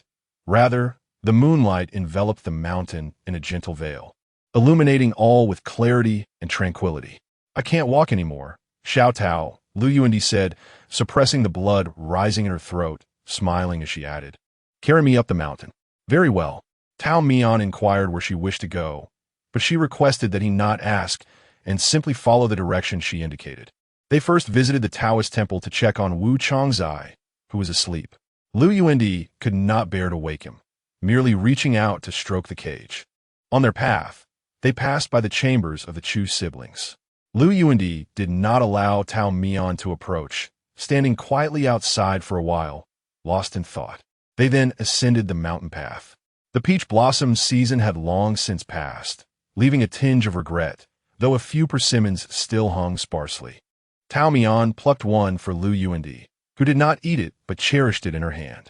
As the master and disciple walked and conversed, Lu Yuandi began to speak more freely. She reminisced about how vast Taohua Mountain had seemed to her childhood, a place where days and nights could be spent exploring. There were flowers and trees she had never seen before, and wonders at every turn. Her greatest delight was to map the mountainous boundaries. She had climbed to the highest peak and reached its furthest edge, where a crystal-clear stream flowed, beside which she had built a tall stone pile to mark her visit. After residing there for several years and exploring every nook and cranny, the mountain began to feel smaller. A desire to leave the mountain had taken root in her heart. She thought to herself that while the mountain was splendid and her master was kind, there was always a voice calling her from beyond, insisting that her business was unfinished, and she could not cling to the comforts of this place. Thus, she ventured forth, leaving Taohua Mountain behind. Outside, she found no confidants and dared not form close friendships. During those rare nights when scheming and plotting were unnecessary, she would converse with herself. She asked herself if she regretted leaving Taohua Mountain and her master. The answer was a resounding no at every moment. She pondered the insatiable nature of the human heart, longing for both power and freedom. Yet reality forced her to choose one path over the other. She had once been captivated by the sense of control that power brought, the ability to grant life or death, to manipulate circumstances at will. She mused that the mountain was ultimately small. In hindsight, this was merely a twisted form of self-comfort. Unable to return to the mountain, she had grown to resent it. Now, she had finally returned to the place of her dreams. She raised her arms, brushing against the layered branches. This mountain, it turned out, was so expansive. It is said that the Green Mountains invite one back, but how many have truly returned? Lu Yuandi smiled silently, retracting her arms to grasp the persimmon that Tao Mian had picked for her. They wandered through the mountain for a considerable time, with Lu Yuanyi directing their course. Let us walk east for a bit, then check the west. Before they knew it, the moon hung high in the sky. Xiao Tao. Her voice grew weaker, and if one did not lean in closely, her words became indistinct. It's here, just around the bend. We've arrived. Tao Mian remained silent, having already surmised where Lu Yuandi intended to go a quarter of an hour ago. He complied, carrying her along the path until a tombstone stood quietly in the moonlight. It seems my memory is quite good, Lu Yuandi said, slightly out of breath. Tao Mian heard her laughter. She requested, Xiao Tao, please put me down. I wish to greet my senior brother. Let him guide me on my journey. Lu Yuandi appeared to regain her strength, and with Tao Mian's support, she slowly approached Gu Yuan's grave. She sat cross-legged, coughed a couple of times, and accidentally spat out a mouthful of blood, which she carefully wiped away with her handkerchief, ensuring she appeared presentable. The handkerchief was thoroughly soaked in blood, and she tucked it back into her sleeve, smiling as she gazed at the tombstone. Though we have never met, dear senior brother, we shall soon cross paths. She expressed her apologies for the delayed greeting, hoping her senior brother would not hold it against her. Lu Yuandi softly rambled, introducing herself and sharing her life story, hoping that Gu Shixiang would take care of her and that in her next life, she might find a good family. After a brief pause, she felt troubled. What if my senior brother has already been reincarnated? She mused. Forget it, it doesn't matter. In any case, considering our bond as fellow disciples, if we meet again, I hope he can lend a helping hand, allowing me to be human once more. Lu Yuandi then spoke of their fellow disciples, the third and fourth apprentices, remarking how they were doing better than they had in their time. At least they remained with Tao Mian. What were you and I doing at 16 or 17? Fighting and creating enmities while Xiao Tao had to come down the mountain to clean up our mess. She asked Gu Yuan if he had ever regretted leaving the mountain, feeling a deep sense of remorse herself. How can one live like this? A choice is a choice. Why linger on the past? She contemplated that had she completely forgotten her past, she could have occupied the emperor's position for at least 7 or 8 years. Had she not left the mountain, she would be frolicking alongside Tao Mian, spending many more Qingming festivals with her senior brother. Why are people always so indecisive? Always glancing around, sitting in their golden houses while yearning for the peach blossoms beyond the walls? As she spoke, tears streamed down her cheeks. She quietly allowed her tears to dampen her garments, yet continued speaking. Senior brother, do you believe in reincarnation? I wonder if you might refrain from bringing me back. In another life, I would still live in confusion. It seems she only then realized the tears flowing from her eyes. She retrieved her one remaining handkerchief from her sleeve, but found it soaked in blood, with no clean spot left to use. With no choice, she prepared to wipe her tears with her sleeve when a fresh handkerchief was offered to her. Tao Mian had silently approached her side. Lu Yuandi accepted it with a smile, hastily wiping her tears away, feigning ease, and jesting with Tao Mian. Xiao Tao, hurry and bury me. That pit has been waiting for many years and can finally be put to use. Tao Mian gazed at her in silence, while Lu Yuandi met his reddened eyes and suddenly felt a release. I once worried that after my death, you would remember me like you do Gu Yuan, especially since I have committed many wrongs. Tao Mian wished to express that, compared to her senior brother, they were equally matched in provoking their master's ire through their mistakes. Yet, a lump formed in her throat, rendering her speechless. Lu Yuandi leaned against the vacant monument, gazing at the moon on the horizon, and remarked that everything was worthwhile now. Someone would remember her. She inquired if Tao Mian recalled the scene of their first encounter and speculated on the character that represented Mian in her name. She suggested it was the Mian from Endless Thoughts Stretching Afar, while Tao Mian asserted it was the Mian from Intoxicated and Yearning for Sleep. Tao Mian was absorbed in dreams, wishing for a night of deep slumber while the other came and went. Lu Yuandi lingered, reluctant to part. The distant path was unfathomable. In the past night, she dreamt of him, feeling his presence as if in a foreign land. Some matters were destined from the very beginning. Beside Gu Yuan's gravestone stood a peach tree, which over the years had grown tall and lush. Regrettably, it bore no blossoms. Tao Mian performed a spell, and the once barren branches suddenly burst forth with buds and flowers, dazzling in their brilliance. Lu Yuandi lifted her gaze. The sky was filled with delicate peach blossoms, cascading onto her garments, concealing the dried droplets of blood. She smiled radiantly, catching the drifting petals with one hand while humming a childhood lullaby. The peach blossoms were crimson, the willows of verdant green. The carp leapt ashore as the spring waters caressed the banks. I ponder my existence, drifting far away, fading away, fading away. Eventually, the flying willow must return. A persimmon rolled from her hand, her face tilting to one side as her soul returned to Peach Mountain. Chapter 33. The celestial being Chu Liushue encountered Tao Mian on the mountainside. In the dead of night, she heard noises in the courtyard and recognized the voice of the immortal. Just as she was about to lift the covers to greet him, she heard Tao Mian call out to Lu Yuandi. The emperor had come. It was certainly not a good sign for Lu Yuandi to appear at Taowan Mountain when he should have been in the depths of the palace dealing with the crown prince. Chu Liushue hesitated, retracting her leg back onto the bed, pulling the quilt tighter and counting the squares of the mosquito net. When she deemed the moment appropriate, she stepped out of the room, driven by a desire to find Tao Mian.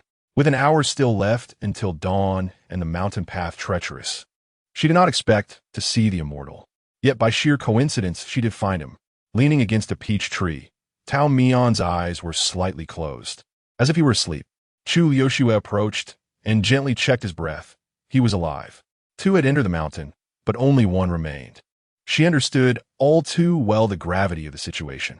Sensing another presence, Tao Mian opened his eyes, his gaze still somewhat unfocused. "Why are you sleeping here?" Chu Liushue crouched down to meet his eyes. The immortal's expression was vacant, as if he had suffered a profound blow. The girl sighed. "If you feel like crying, then cry. We are far from the graves. Neither of us can see them." Tao Mian remained silent. "You are not made of iron. There is no need to put on a brave face." At last, Tao Mian was willing to speak. "It is quite embarrassing to cry in front of a disciple." "Then I will turn around and not look at you," Chu Liushue declared, and she did as she said, shifting her posture and turning her back to him. Tao Mian clung to the tree, first whimpering, then sobbing uncontrollably. After a while, as Chu Liushue's legs began to ache from crouching, she finally started to console him. "After all, you are over 1,000 years old. Why are you wailing like a child? Just a little cry will suffice. If you cry yourself to death, I will have to bury you." As the horizon lit up with the first rays of dawn, both of them tacitly ceased their conversation. Enveloped in the dim scenery before the break of day, Chu Liushue plucked a blade of dogtail grass, kneading its fluffy top and tracing patterns in the sandy ground. "You can share your thoughts with me. No, if I talk too much, you will find me tiresome. Only for today." Tao Mian opened his mouth, but suddenly did not know where to begin. The rough bark of the tree hurt his face, and his clothes were soiled, mottled with dirt. He forced a bitter smile. "It's all right. Time will heal everything. Deceive your disciple, but do not deceive yourself. If I mention Gu Yuan, does it not sadden you?" Tao Mian began to sob again, prompting another sigh from Chu Liushue.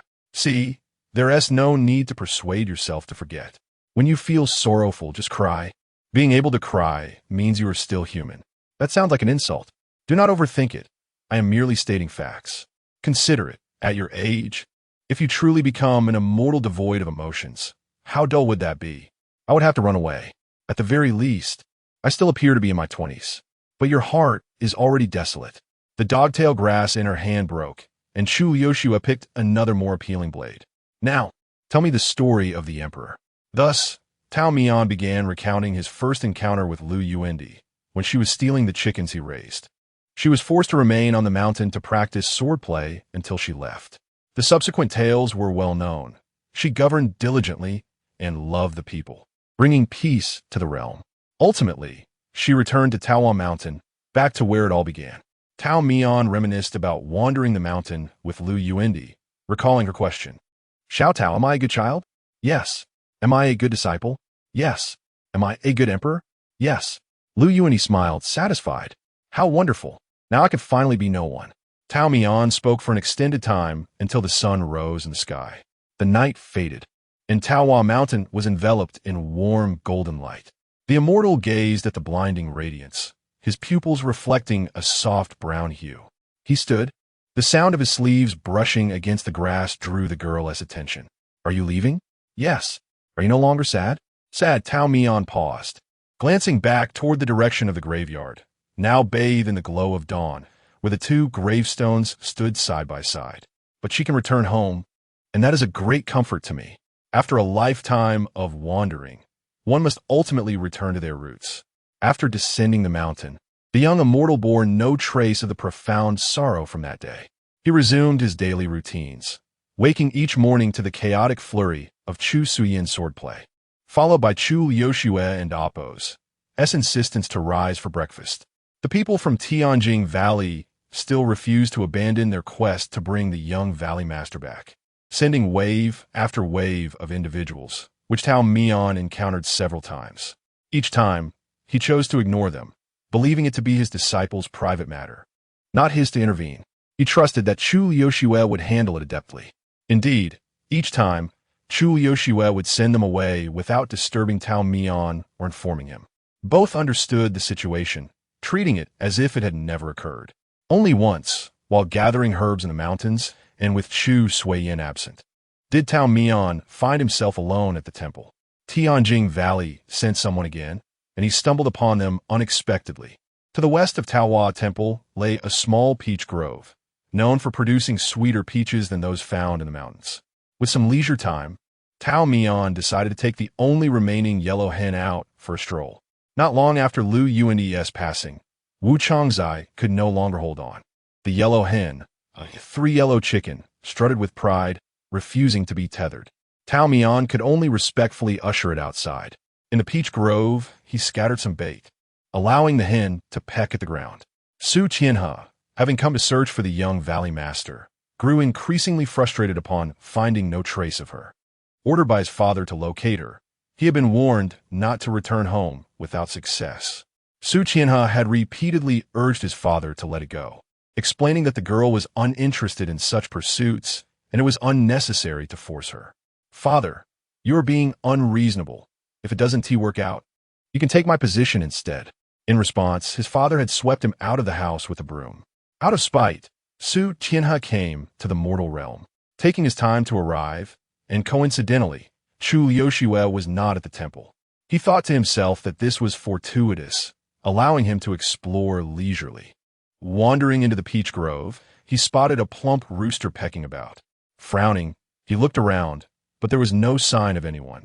Stepping forward, he intended to investigate whether the chicken had become a spirit.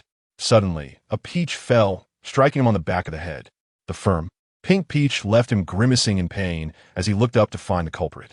A soft sleeve brushed over Su Qianhe's head, and he saw an immortal dressed in a sky-blue outer garment, reclining on a sturdy tree branch, gazing at him with a smile. The immortal's ethereal beauty and graceful demeanor were captivating. The outer garment was casually buttoned, holding 5 or 6 peaches, exuding a sense of nonchalance. Cradling a peach in one hand, he extended the other towards Su Qianhe. My fruit has fallen. Would you be so kind as to hand it to me? Su Qianhe was momentarily taken aback. The surface of the peach in his hand felt velvety. The hen continued to peck at the grains, occasionally tugging at his long boots. In that moment, he thought to himself that indeed, immortals existed in this world, not merely within books or paintings, but right before his eyes, etched into his memory. Chapter 34. The melon eater meets his own fate. Tao Mian stretched his hand for a long time, yet the young man beneath the tree showed no response. Had he been stunned? He shifted his posture, dangling his legs in the air, making it easier to extend his arm forward. Tao Mian waved his hand in front of the youth, who blinked a couple of times and gasped in surprise, as if awakening from a dream. How frightening. I felt as if I had just died. This place is so eerie. Originally, Tao Mian was holding onto his peach, intending to descend from the tree. But upon hearing the young man's mumbling, he nearly burst into laughter. You must have come from the demon realm, right? This peach blossom mountain is a celestial paradise. How could it be so uncanny? Su Qianhe felt a bit embarrassed. He scratched the back of his head and chuckled. Tao Mian recognized him as a demon. Yet he seemed familiar. Thinking that their encounter was fated, he beckoned him to climb the tree as well. Is that appropriate? Su Qianhe worriedly glanced at the tree, fearing it might break. Rest assured, This tree is far older than you and quite sturdy. So, will you come up or not? If you choose not to, then so be it. If Tao Mian had urged him, perhaps Su Tianhe would have taken it lightly. However, when Tao Mian expressed indifference, Su Tianhe felt compelled to ascend. Young men often possess a rebellious spirit. Tao Mian shared 2 of his peaches with him and took out a water flask from his sleeve, washing off the dirt before taking a large bite. Su Tianhe, who lived a life of luxury at home, had never tasted such peaches before. Initially, he found them unappealing. However, upon taking his first bite, he changed his mind. The peaches from Peach Blossom Mountain were large, sweet, and fragrant, and those who had tasted them all praised their quality. The 2 sat in the tree, enjoying their peaches. At the end of August, the oppressive heat had waned, and autumn was gradually setting in. The temperature in the mountains was slightly lower than that outside, creating a refreshing and pleasant atmosphere. Su Tianhe was quite talkative, having ventured out at a young age. He roamed the demon realm and shared tales of the breathtaking scenery beyond the mountains, describing high peaks and tranquil valleys, as well as the bustling city life filled with countless lights. Tao Mian listened with great interest. As the conversation continued, Su Tianhe, fueled by enthusiasm, patted Tao Mian's shoulder and said, "Little Taoist, what joy can you find being cooped up in the mountains all day under your master's watch? Why not accompany me and experience the world?" Tao Mian nodded in agreement, lamenting how strict his master was. Su Tianhe truly regarded Tao Mian as an innocent country boy, handsome yet inexperienced, oppressed by his temple master, engaged in mundane and tedious studies, with little joy in life. He began to feel a sense of pity for him. That Taoist at your temple, Tao Mian, is truly inhumane. Tao Mian, munching on his peach, was bewildered. Why did the conversation take such a sudden turn? Su Tianhe recalled the anger he felt toward his own father and exclaimed, "It's bad enough that Taoist Tao confines the young master of the valley. But to treat someone as pure-hearted as you so harshly, it's more monstrous than demons. Truly inhumane." He repeated this for emphasis. Only then did Tao Mian realize that Su Tianhe had not recognized his true identity. He mused internally that the demon realm was indeed a fascinating place, filled with madmen like Shun Boizhou and fools like Su Tianhe. Amused, the little celestial being began to speak nonsense, dramatically lamenting how poorly treated he was by his master. "He makes me cook before dawn, and then he doesn't even get out of bed. When the food gets cold, he scolds me." It sounded almost like a true story. Well, it was indeed a true account of the young master and Appo's experiences. Every morning before dawn, Chu Liuxue would be cooking, while Tao Mian remained asleep. When the food cooled, Chu Liuxue would scold him. He simply omitted their names so that no one would know that the disciples of Peach Blossom Temple were constantly urging him to improve before their master. Su Tianhe, upon hearing this, felt even more pity for Tao Mian. He slapped the tree branch in indignation. "Just as I suspected, this Tao Mian is utterly shameless." At this point, he suddenly recalled something and lowered his voice. "Moreover, someone privately informed me that the relationship between Tao Mian and the young master of the valley is quite unusual. It turns out that the nature of gossip, even among celestial beings, is inescapable." Tao Mian perked up his ears. Even his own gossip piqued his interest. "Oh, what do you mean by unusual?" "I heard that the young master of the valley has feelings for Tao Mian, but he ended up betraying her. He has fallen for someone else." Su Tianhe's voice grew deeper. "The young master refuses to return to the demon realm to inherit her father's position. Surely, she seeks an explanation from Tao Mian." The more he thought about it, the more convinced he became. "Little Taoist, if I can help the young master reclaim her dignity and make her return to take her father's place, wouldn't that mean I would no longer be kicked back to the human realm by my father? Visiting here occasionally for the scenery is fine, but it's truly not a place for a demon to linger." Su Tianhe had his own peculiar way of thinking, and what was even more remarkable was his ability to connect the dots, weaving a tale he fervently believed in. Even the well-traveled Tao Mian found himself at a loss for how to react to his narrative. The crux of the matter was that after finishing his self-invented story, Su Tianhe turned to the person at the center of it all. "Little Taoist, do you think this plan is feasible?" Tao Mian could not discern whether Su Tianhe was genuinely naive or merely acting. I think it's worth a try. The two continued their whimsical conversation for quite some time. Just as Su Tianhe was about to delve deeper into the discussion of how to implement this plan, Chu Yoshue returned. Silver tickets. Once you've gathered enough, come down. The girl spotted Huang Dang pecking at rice and knew that the celestial being was not far away. Indeed, she raised her head, and there he was before her. And there's an extra one. Who are you? Chu Yoshue did not recognize Su Tianhe, but he had seen portraits of a young master of the valley. He nimbly descended from the tree, as if he had seen his savior. Young master, you have returned. Where is your master, Tao Mian? I wish to seek justice on your behalf. Chu Yoshue was utterly confused by the unfolding drama. She glanced up at the tree, her chin slightly raised. Isn't he right here? Where? Where? Su Tianhe's gaze swept around, finally landing on the little Taoist perched in the tree.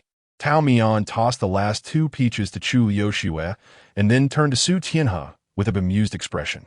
I am Tao Mian. Yes. I heard everything you wanted to say. If you wish to repeat your grievances, I am open to it. First stunned, Su Tianhe was left speechless, as if he had received a great shock. Why you? How can you be so young? Tao Mian was puzzled. I am a celestial being. Isn't it normal not to age? Su Tianhe pulled out a portrait from his robe. I was searching for someone based on this image. How can this be the same person? The drawing is a bit aged. You can't blame me. Tao Mian examined it seriously. Chu Yoshue stood by, watching the spectacle. Once the performance reached its peak, she stepped in. Now that you recognize the person, you should return to the demon realm. I will not leave Peach Blossom Mountain. And no, that won't do. Su Tianhe, still shaken from earlier, stammered. You must come back with me. Is this your first time coming to Peach Blossom Mountain to find me? Ask your predecessors. Some have lingered here for over half a year without success. Don't waste your time. Su Tianhe seemed to be hiding something, and though Chu Yoshue urged him to give up, he did not insist on forcing her to leave. Instead, he proposed another condition. I shall stay. Why endure this? From your expression, it seems you are not too willing. Su Tianhe sighed, displaying a sense of resignation. The people in the valley are pressuring me to marry you. How do I explain my return? I want to go back.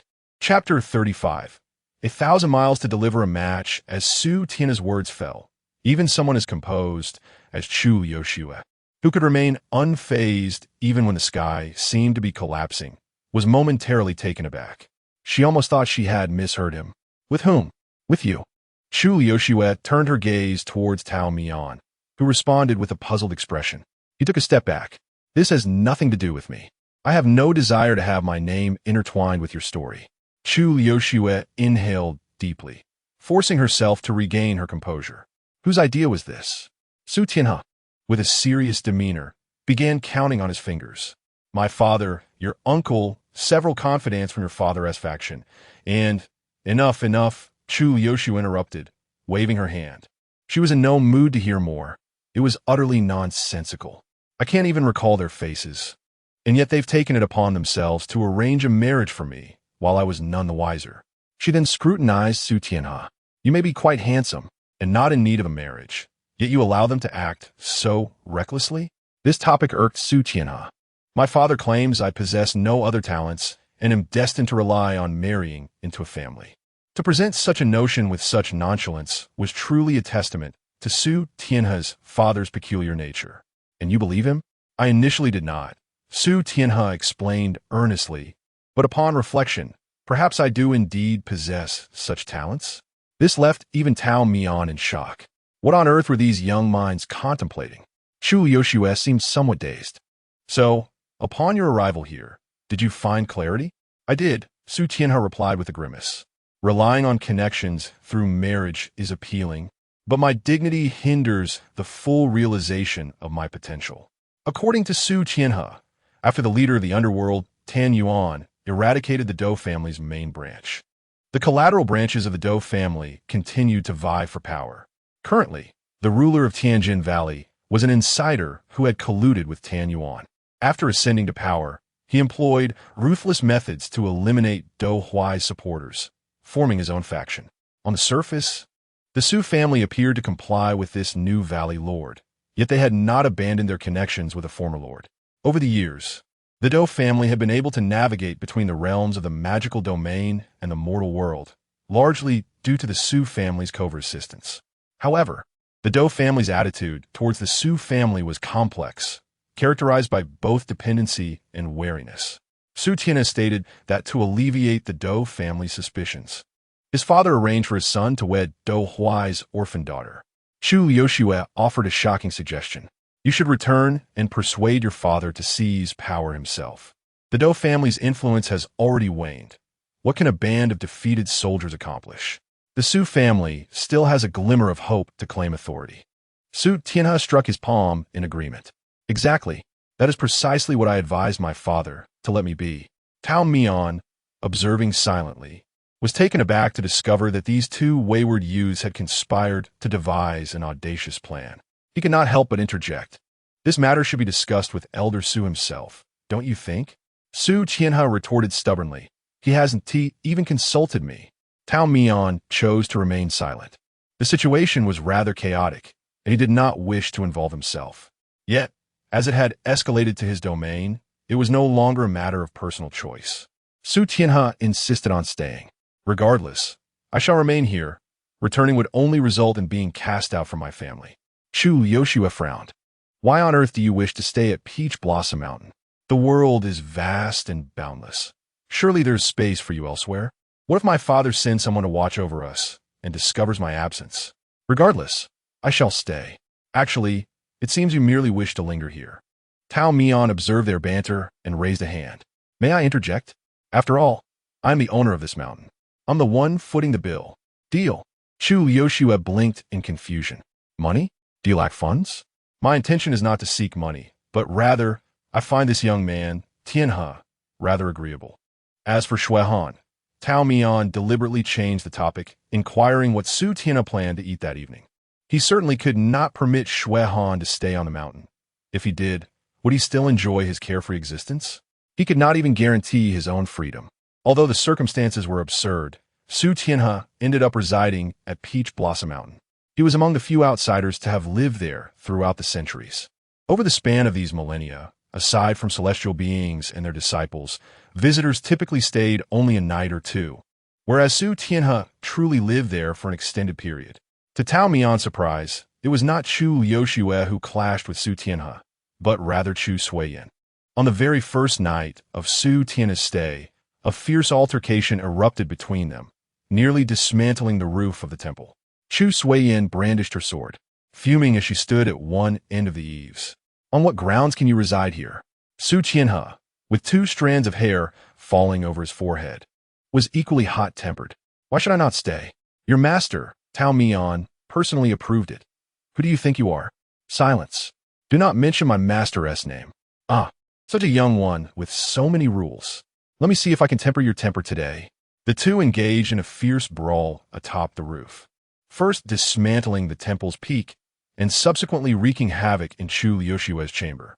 Awakened from her slumber, Chu Yoshue emerged brandishing a sword, intent on retribution. Meanwhile, Tao Mian, lying in bed, merely thought that as long as they did not tear off his roof, he would not involve himself, no matter how raucous the noise became. However, with a loud crash, several tiles fell, and Tao Mian found himself gazing at the brilliant stars above. To the courtyard with all of you. Stand with a bowl atop your heads as punishment. Under the starry sky, in the small courtyard of Peach Blossom Temple, the 3 youths stood in a row, each balancing a white porcelain bowl atop their heads. Chu Yoshue had the fewest, only 1 bowl. With a sigh, she lamented, "Why must I also be punished?" Tao Mian gestured towards the remnants of Su Tianhe's guest room and Chu Suyin's quarters. Chu Yoshue fell silent. Very well, it was indeed excessive. Su Tianhe and Chu Suiyin each balanced 5 bowls, which were made of copper and significantly heavier than the single bowl on Chu Yoshue's head. Master shows favoritism. Chu Suiyin pouted, feeling both pitiful and wronged. Su Tianhe defiantly protested, "I did not instigate this chaos. Why should I bear the same burden? You two are equally troublesome and stubborn. Come dawn, repair the damage, understood?" Tao Mian feigned fierceness, threatening the children. "Understood. Speak louder. Have you not eaten?" "Not eaten." Su Tianhe led the chant, only to realize, in his hazy state, the folly of his words. Frustrated, he hung his head, and another bowl was added to his precarious stack. Just a loose tongue. After delivering his admonishments, Tao Mian yawned and retreated to his open room. The three, despite their punishment, remained restless, murmuring beneath their bowls. The first to speak was Su Tianhe. Young Valley Master, your father's surname is Do. Why then do you bear the surname Chu? Are you not his biological child? Close your mouth. Chu Suiyin defended her sister. Do you not know how to speak? If you cannot, then endure it in silence. Chu Suiyin, however, found no great issue with it. I was raised by a scholar who bore the surname Chu. Hence I adopted his surname. Oh, Su Tianhe nodded, then turned to Chu Suiyin. And you? I naturally take my sister's surname. Su Tianhe, demonstrating commendable balance, managed to shift his stance while maintaining his bowl atop his head. You both do not resemble one another. Are you truly siblings? We are not, Chu Liushue replied calmly. My brothers when I took in. Su Tian nodded, seemingly at a loss for words. His eyes darted around before settling on Chu Suiyin. Yet, unbeknownst to him, he discerned some hidden truth, suddenly fixating intently on a youth in Appo's brows and eyes. You bear a striking resemblance to someone I know. Chapter 36. Strange Occurrences in the Cave Familiar? A change flickered across Chu Suyin's expression as Chu Liushue calmly gazed in the same direction.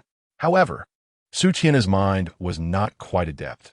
The furrows on his brow could crush a bug, yet he could not articulate who the resemblance belonged to. Odd, so odd. It was right on the tip of his tongue, yet he could not articulate whose face it resembled. Chu Liushue shifted her gaze back, counting the begonia leaves overhead, while Chu Suiyin mocked him. Don't exert yourself in vain. I thought you might unveil some earth-shattering truth. Oh dear, I truly do find it familiar. But I've encountered too many faces. Su Tianhe became lost in his thoughts, and the two siblings withdrew into their own reveries, ignoring him. With dawn approaching, there were still repairs to be made to their dwelling. Su Tianhe had spent a peaceful period on Peach Blossom Mountain.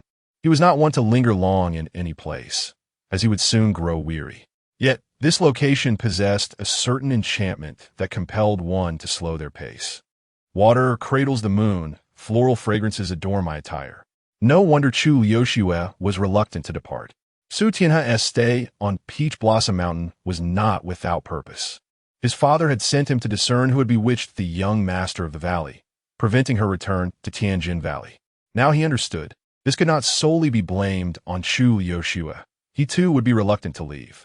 His daily tasks were few, or rather, the inhabitants of this mountain did not seek to burden themselves with unnecessary endeavors. Chu Suiyin practiced her martial arts. Chu Liushue brewed tea and prepared broth, while Tao Mian, the most carefree of them all, followed his whims, doing whatever struck his fancy. One day, Su Tianhe even witnessed the immortal hanging upside down from a tree. When he inquired about his actions, Tao Mian replied that he was communicating with the myriad spirits of heaven and earth in a novel manner, harmonizing with all things. Su Tianhe's gaze instinctively drifted to the 2 feet that were awkwardly hooked on the branch. You aren't stuck there, are you? You should hurry and lend a hand. With a light step, Su Tianhe leaped, pushing his back to help flip him over. Tao Mian remained perched on the tree, reluctant to come down. Are you coming again? If you do, I shan't help you. Petty, Tao Mian reassured him. I'm merely here to enjoy the scenery. They stood beneath a millennium-old banyan tree, its vast roots deep and branches lush. Positioned slightly lower on the tree, Tao Mian made it necessary for Su Tianhe to tilt his head to gaze at him. I heard the young master of the valley say you have resided on Peach Blossom Mountain for over 1,000 years. 1,000 years, and you still find the view here unwearisome? How could I grow weary? Tao Mian retorted, one hand resting against the trunk, his face radiating pure perplexity. It seems Su Tianhe had posed a question with an obvious answer. Caught off guard, Su Tianhe struggled to respond, ultimately resorting to a vague excuse. The trees and flowers here remain unchanged for centuries. The scenery across the seasons is always the same. If I were in your position, I wouldn't last a decade without growing bored.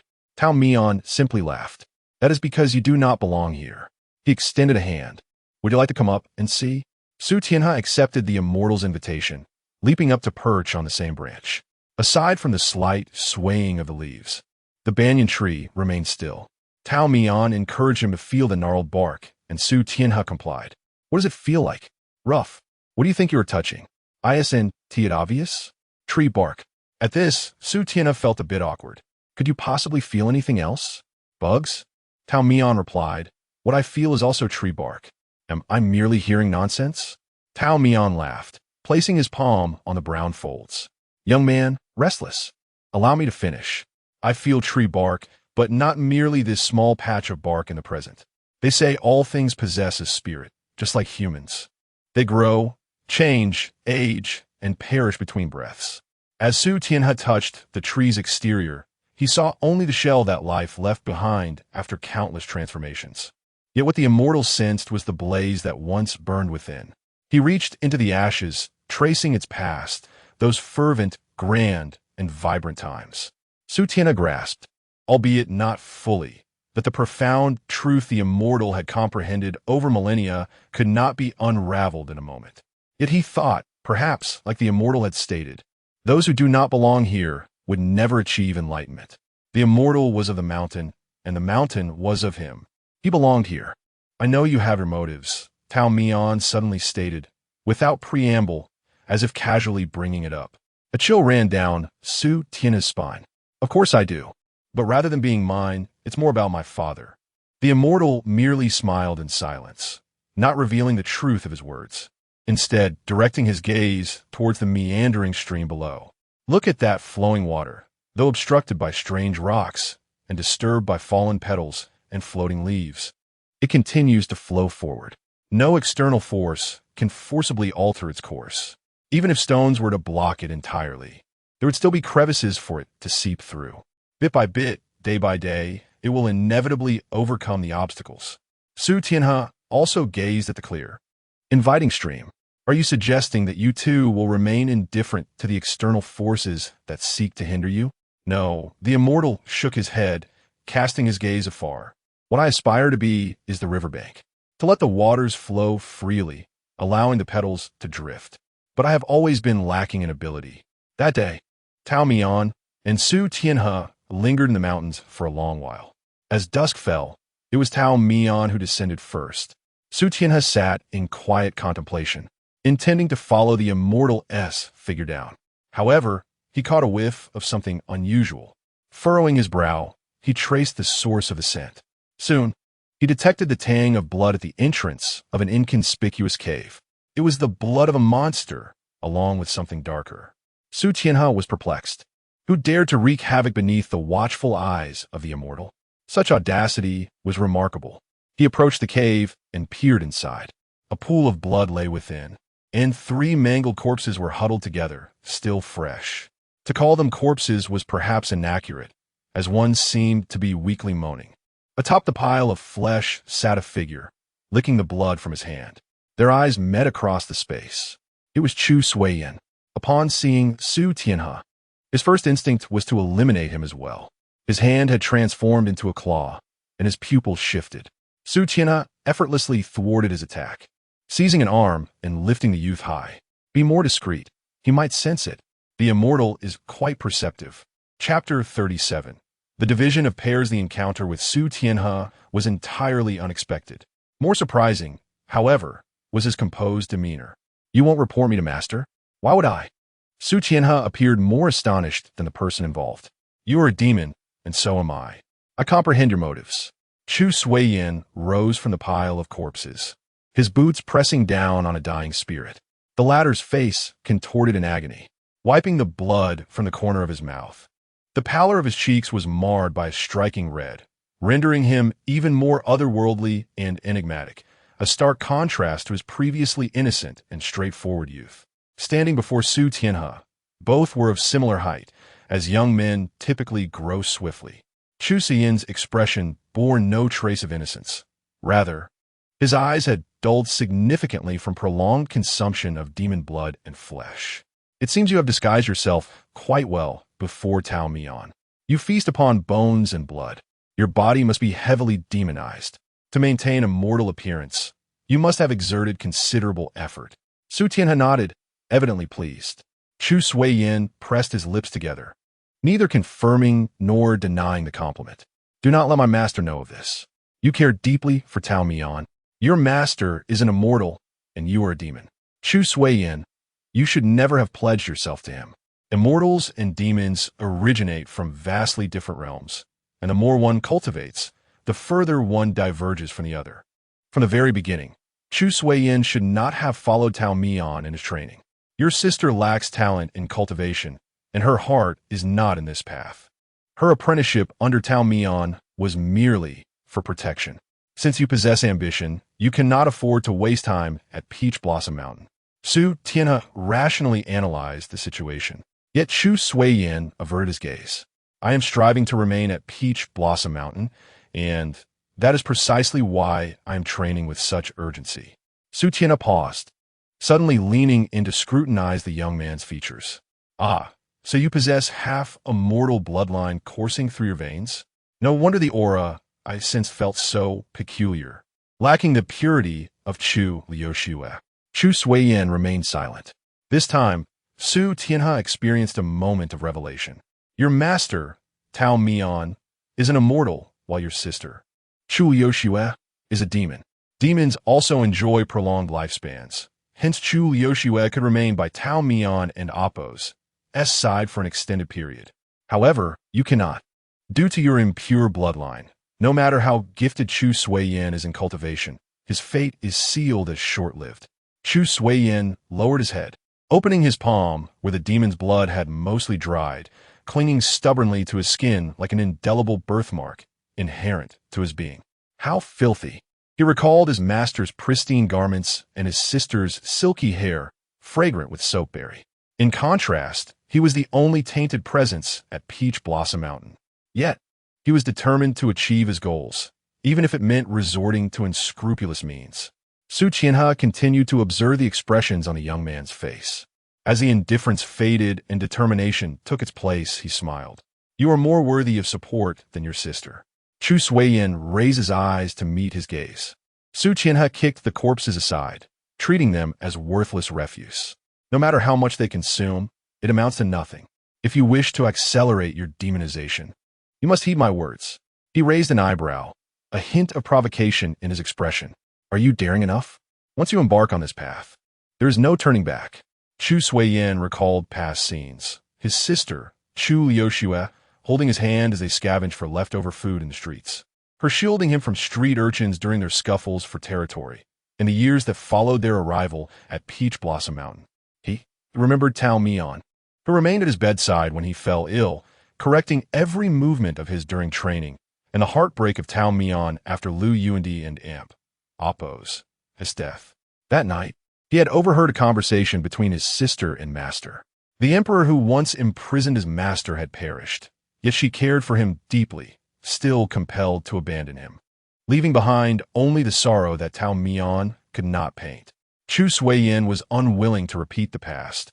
He did not wish to meet an early demise. To an immortal who could live for 1,000 years and a demon with a lifespan of several centuries, the existence of a mortal was but a fleeting moment. He refused to be entombed in dust, leaving his master and Liuxue to guard a monument in his memory.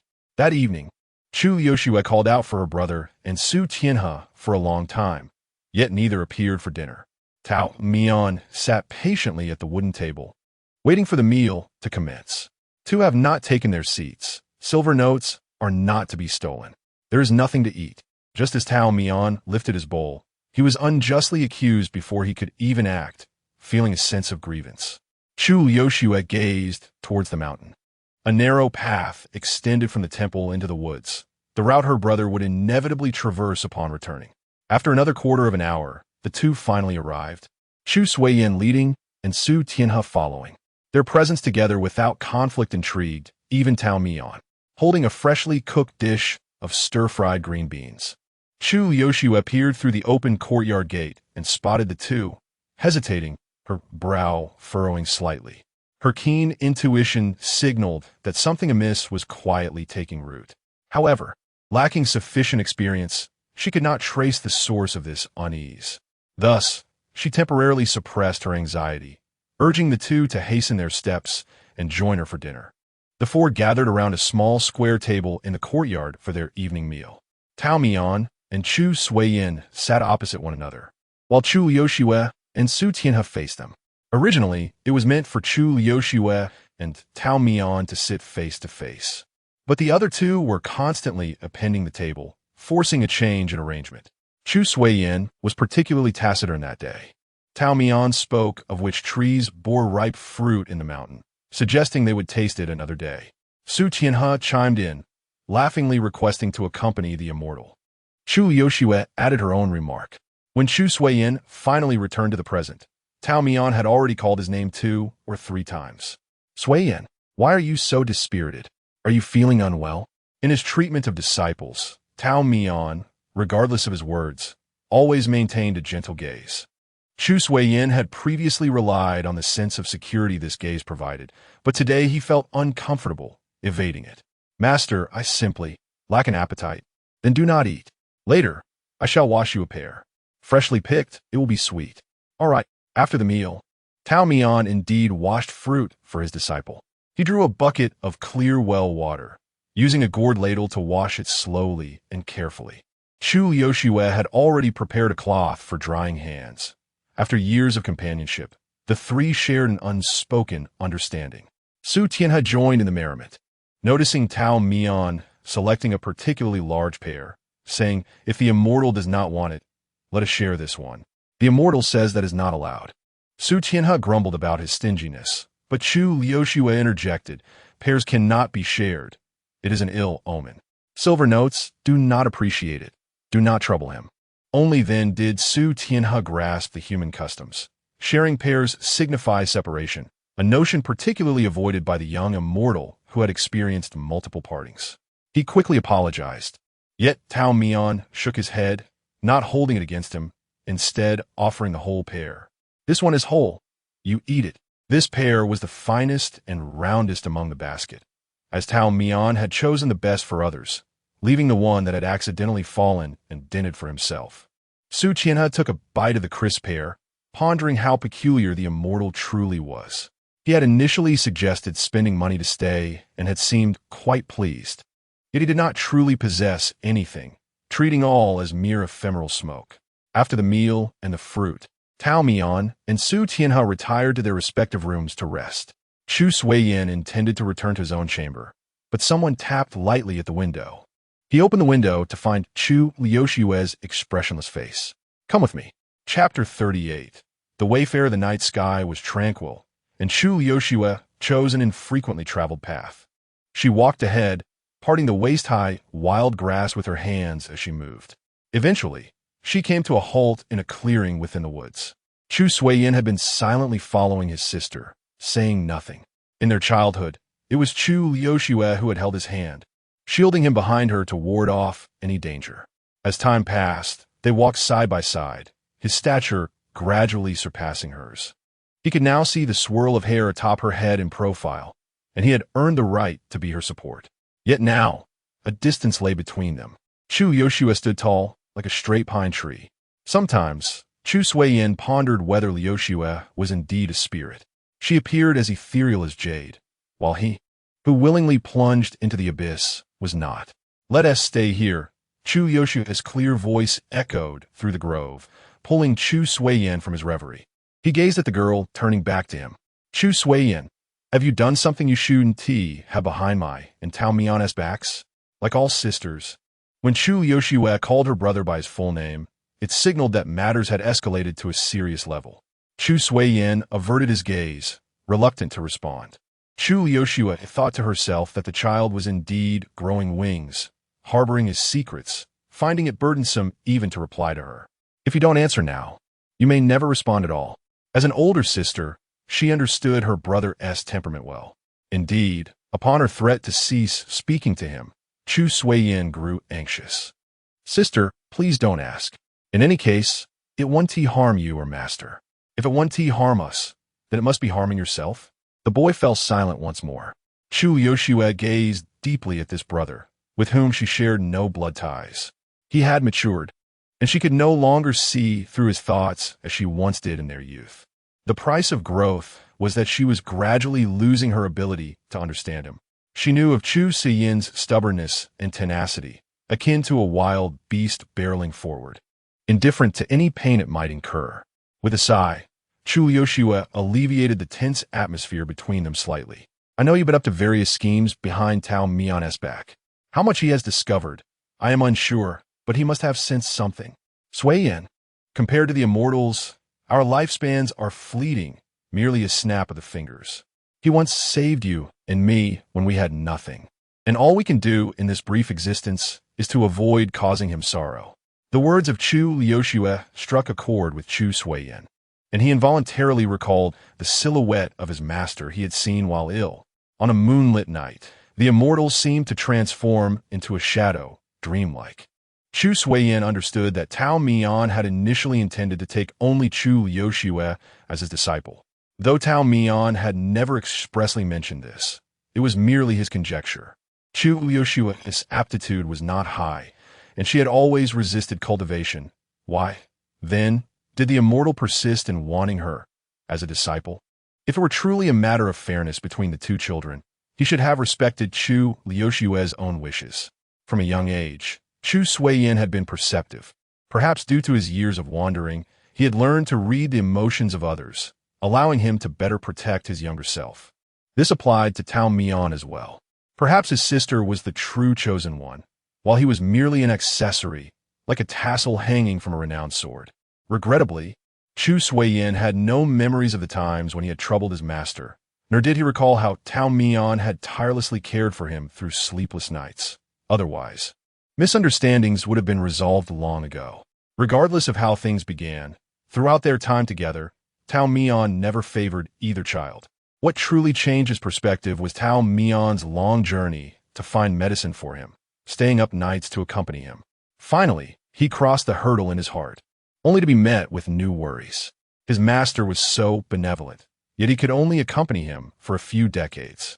And with his frail constitution, when would he be able to stand on his own and protect his master? The matter with Lu Yuandi further made the young man realize that even someone as formidable as his master could still be harmed by arrows in this world.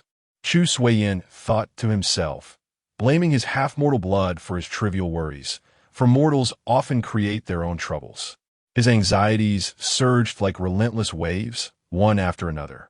Liushue, I finally dare to confront my few remaining relatives. I am not like you. I do not wish to remain in this mountain forever, always sheltered under Master S wings. You are being obstinate. Whether obstinate or single-minded, Chu Suiyin took a deep breath. No matter how you scold me, Liushue, I must leave the mountain. A sudden sorrow crossed Chu Liushue's usually placid face, piercing Chu Suiyin's heart. He had never seen such pain reflected in his sister's expression. At that moment, he still did not comprehend the hidden anguish within Chu Liushue. He merely assumed she was sorrowful over their parting. I am leaving, Liushue. Please, inform young Master Tao for me. Chu Suiyin turned to depart. Do you remember? Chu Liushue spoke from behind, her voice trembling. The words I once told you when we were young? I said that if you were to leave the mountain, I would go to any lengths to ensure your demise. The sudden halt in his footsteps signified that he had not forgotten, but he dismissed it as a momentary outburst from his sister. I don't recall, he replied. We have spoken far too much. He walked away under the moonlight, leaving Chu Liushue to watch his retreating figure. The next morning, Tao Mian rose early to forage for the fruits he had mentioned the previous day. By evening, when he returned to the temple, his basket was full. To avoid damaging the fruits, he had even cushioned them with a layer of old clothing. Only Chu Liushue awaited him at the temple entrance. Santu, quickly call Cdui and Tianhe out. These fruits must not be eaten overnight. They will lose their optimal flavor. Chu Liushue accepted the basket, but hesitated to return to the courtyard, instead gazing thoughtfully at Tao Mian. What is wrong? Tao Mian was about to pass her to change clothes when he stopped in his tracks. Silver notes, Cdui has left the mountain. Tao Mian gasped, momentarily taken aback, as if struggling to comprehend the reality. He held a plump, shiny mountain fruit in his hand, absently rubbing its skin with his fingers. He replied slowly, as if laboring to digest the information. And what of Tianhe? Also disappeared. Tao Mian raised his gaze to the empty courtyard and the peach tree outside. What pity, I couldn't taste these wonderful fruits," he murmured as the sun dipped in the west. 2 months later, the head of the Netherworld Hall publicly proclaimed that he had found his long-lost biological son. The young man, handsome and ethereal, sat high above, receiving the reverent bows of the multitude of demons alongside his father. Chapter 39.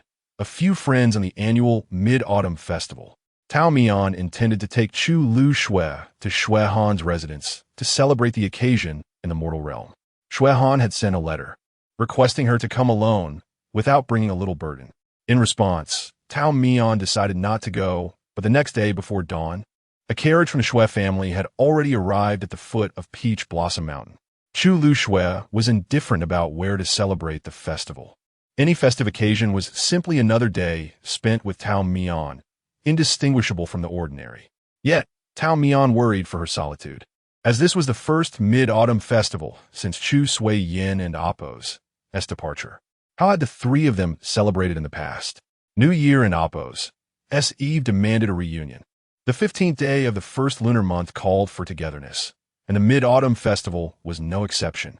It was only the mundane days of separation that necessitated reminders of unity. In the past, Chu Lu Shui had no qualms about this matter. Her only family was Chu Sui Yin, and later, she gained Tao Mian. On the day of the Mid-Autumn Festival, they went about their usual tasks until the sun dipped low in the west, at which point they gathered in the Taoist temple. The table was adorned with plump grapes and succulent crabs. The two children, abstaining from wine, sat at the table, tearing apart crabs to savor the rich roe, their hands glistening with oil.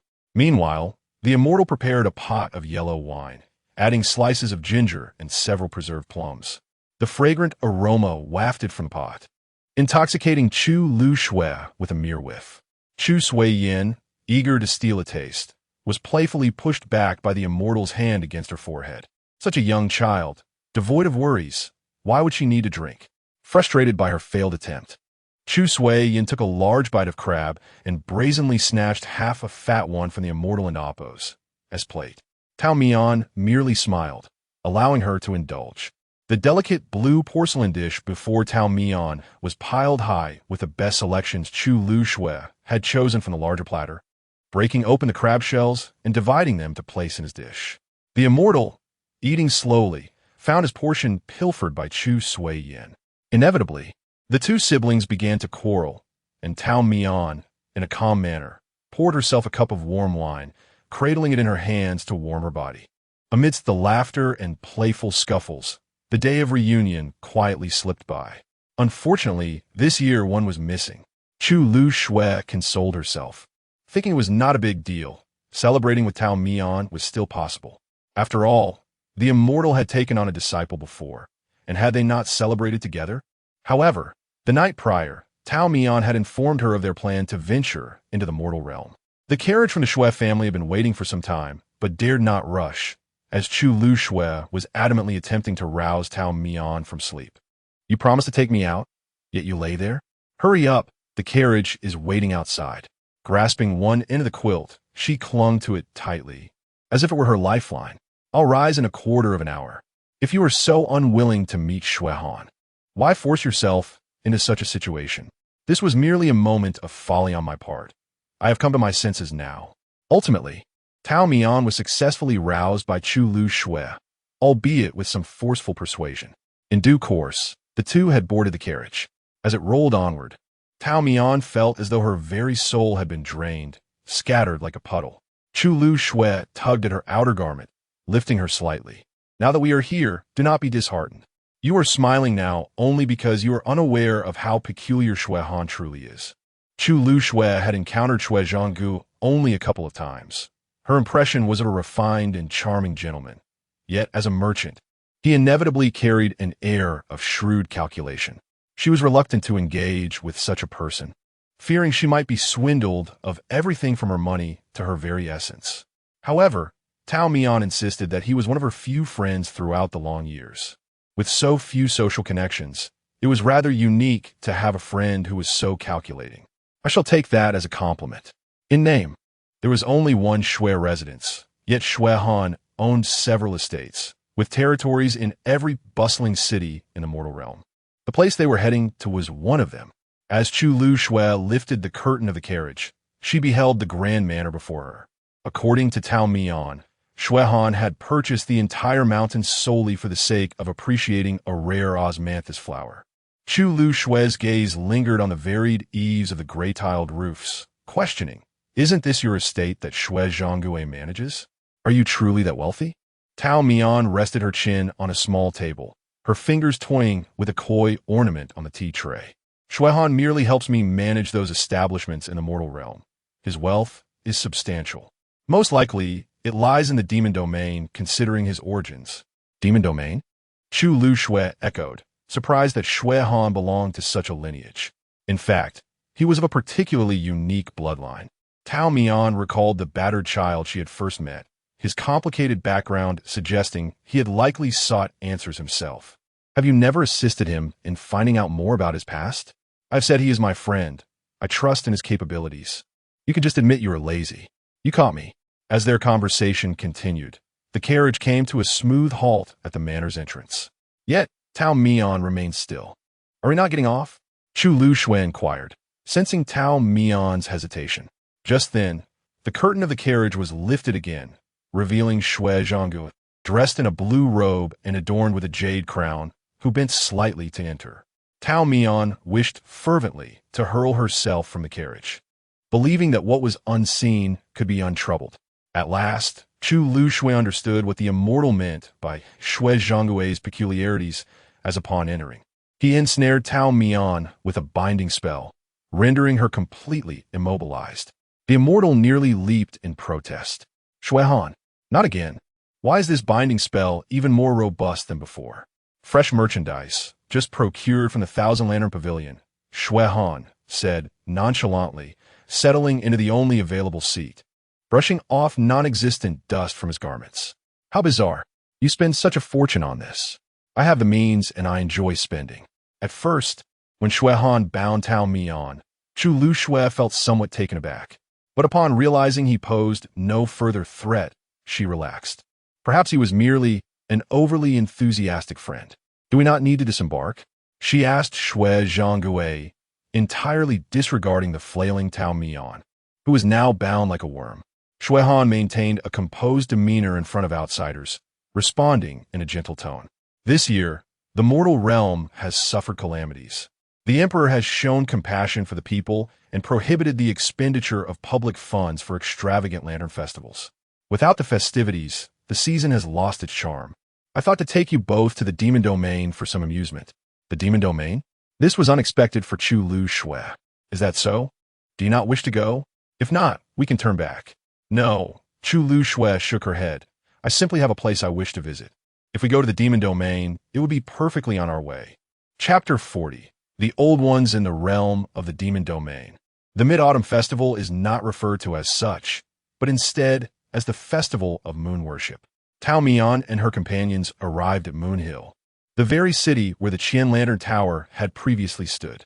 Shui Han had made early arrangements, allowing Tao Mian to perform the soul-reviving incense ritual in the mountains, and had reserved a table for a moon-viewing feast at the ascending Cloud Tower, intended solely for the three of them.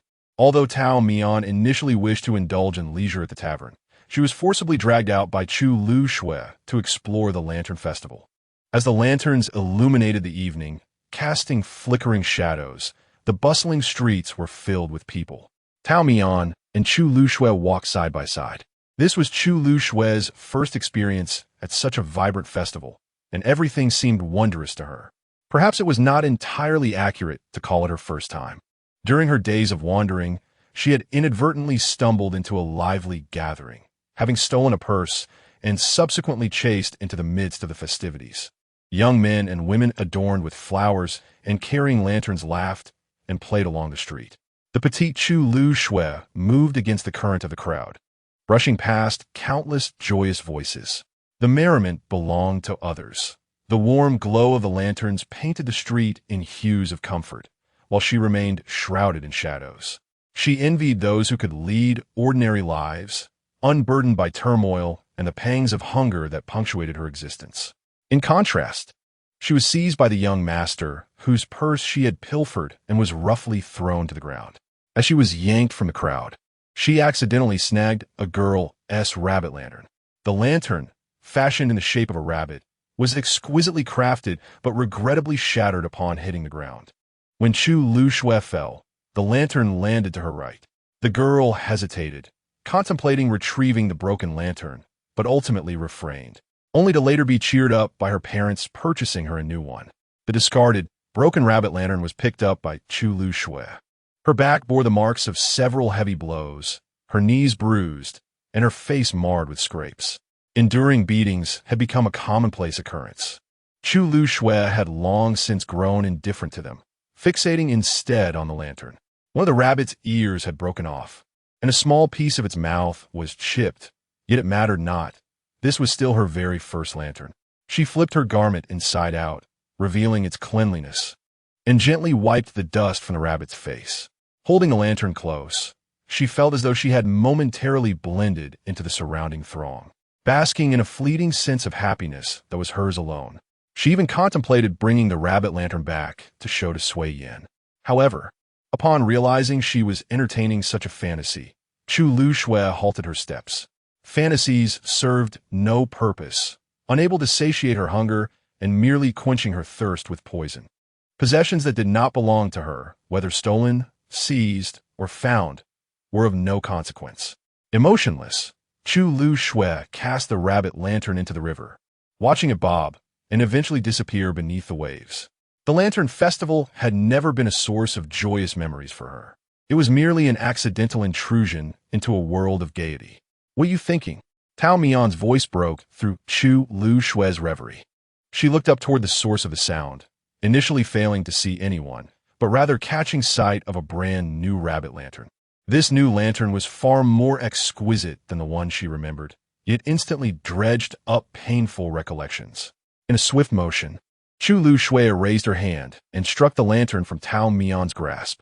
The celestial figure wore a mask, obscuring their expression, but the sudden rigidity of their shoulders indicated they were taken aback. "I." Chu Lu Shui opened her mouth to speak, but found herself at a loss for words. This was a scar she had buried deep within her heart. To articulate, it would mean to unearth it. The girl turned her face away, seemingly preparing to flee from reality, allowing the crowd to separate her from Tao Mian. In despair, she thought that perhaps it would be better if they never met again. She and Tao Mian were always on divergent paths. Had she not been captivated by the enchanting scenery of Peach Blossom Mountain and the tenderness of the celestial figure, she might have discarded both the mountain and the celestial being from her mind, much like she had abandoned the rabbit lantern. Such happiness was ill-gotten. The demons and spirits blocking their way grew increasingly numerous, gradually isolating the two, rendering them as though standing on opposite banks of a river. Chu Lu Shui refused to lift her gaze, until a slender hand grasped her wrist, pulling her from the throng. "Why are there suddenly so many people?" "I was frightened, thinking you had gotten lost." Tao Mian dragged her toward a quieter area, murmuring as they walked, "If you don't like the rabbit design, there are plenty of others to choose from. What do you prefer? I'll buy it for you." Chu Lu Shui abruptly looked up. "To be honest, I don't like that rabbit either. Its mouth is crooked and its eyes are askew. It's quite ugly. If you buy me a tiger instead, at least it would look imposing." Tao Mian, engrossed in his rambling, only noticed after a while that his disciple had not replied. He turned to find tears streaming down Chu Lu Shui's face. The celestial figure was taken aback. His third disciple had always been stoic, rarely revealing her emotions. Even in quarrels, she maintained a demeanor of cold sarcasm. He fumbled, at a loss for how to respond to her tears. Yet, Chu Lu Shui firmly gripped his shoulders, turning him away to shield her expression from his view. "Didn't you say you'd buy me a lantern? Hurry up, let us get it, and then go back for dinner." "Ah, okay." Eventually, Tao Mian returned to the ascending cloud tower, arms laden with a plethora of uniquely designed lanterns. Shui Han, who was preparing tea in the private room, was taken aback upon seeing the assortment in Tao Mian's arms. "How old are you? And yet you still have a fondness for such childish trinkets." "It's not for me," Tao Mian replied, momentarily fatigued, and he tossed the lanterns onto an empty seat. "They are meant to amuse children." Chu Lu Shui remained silent, her lips tightly sealed. Shui Han cast a glance at the quiet girl before gesturing toward the two chairs opposite them. Please have a seat. Tao Mian seated himself without hesitation, and after Chu Lu Shui expressed her thanks, she took her place. Shortly after the three were seated, dishes began to arrive at the table. Tao Mian, uncharacteristically informal around Shui Han, eagerly lifted his bowl and began to feast. Over the years, Chu Lu Shui had refined her eating habits, overcoming the gluttonous tendencies that had plagued her during times of hunger. Shui Han, on the other hand, sipped his wine leisurely, hardly touching the food before him. As their banquet progressed, they overheard voices from the adjacent private room, discussing gossip surrounding the demon domain or the recent return of a young son from the underworld hall. The head of the underworld hall, Tan Yuan, had originally had an only son groomed to take over, yet for reasons unknown, this son had tragically drowned while boating with friends just days prior. It was absurd that a being of pure demonic lineage could perish in water. The outsiders buzzed with speculation. The aging head of the hall was ailing, and time was not on his side. Someone needed to take the reins of the underworld hall. But with the only son gone, what could be done? In this difficult moment, a youth had unexpectedly appeared, claiming to be the biological son of the hall's master. Aside from Tan Yuan, none of the other hall leaders acknowledged this claim, plunging the underworld hall into chaos. Tao Mian, thoroughly intrigued by the gossip, had forgotten to eat. Just then, there was a knock at the door of the private room. A young attendant stood at the entrance, holding a wooden tray, announcing that a guest from the adjacent room had sent a flask of wine as a gift for the esteemed guests here. Upon hearing this, the three in the private room paused in astonishment. Who could this familiar benefactor be? Chapter 41. The Invisible. The wine delivered with a unique offering from the Dengyun Tower, known as Sending Spring, rich in aroma and full-bodied in flavor. Shui Han gestured for the servant to present the wine. He then pulled the cork from the bottle and inhaled the fragrance. Is it poisoned? Chu Yoshue inquired softly. Shui Han shook his head, indicating that there was nothing unusual about the scent. For safety's sake, it's best not to consume it. Tao Mian sat quietly, her chewing motions varying as she pondered the identity of the wine sender. In the adjoining private room, the gossiping continued unabated, while the atmosphere in their own room remained serene. Who could it be? Shui Han, noticing her contemplation, suggested, if you wish to know who is seated next door, simply send a bottle back. However, Tao Mian declined, stating it was unnecessary as she had a few candidates in mind. If they prefer to remain anonymous, then so be it. The gossiping in the adjacent room persisted, now discussing the rumored illegitimate child of the old master of the ghostly hall. Much of what they shared was hearsay. After a few unreliable tidbits, Tao Mian and the others ceased to listen and turned to their own discussions. Midway through, Chu Yoshue accidentally knocked over her teacup, spilling tea on her dress. She followed the servant inside to change, leaving only Shui Han and the immortal in the room. Shui Han broke the silence, remarking, "Your disciple is quite capable.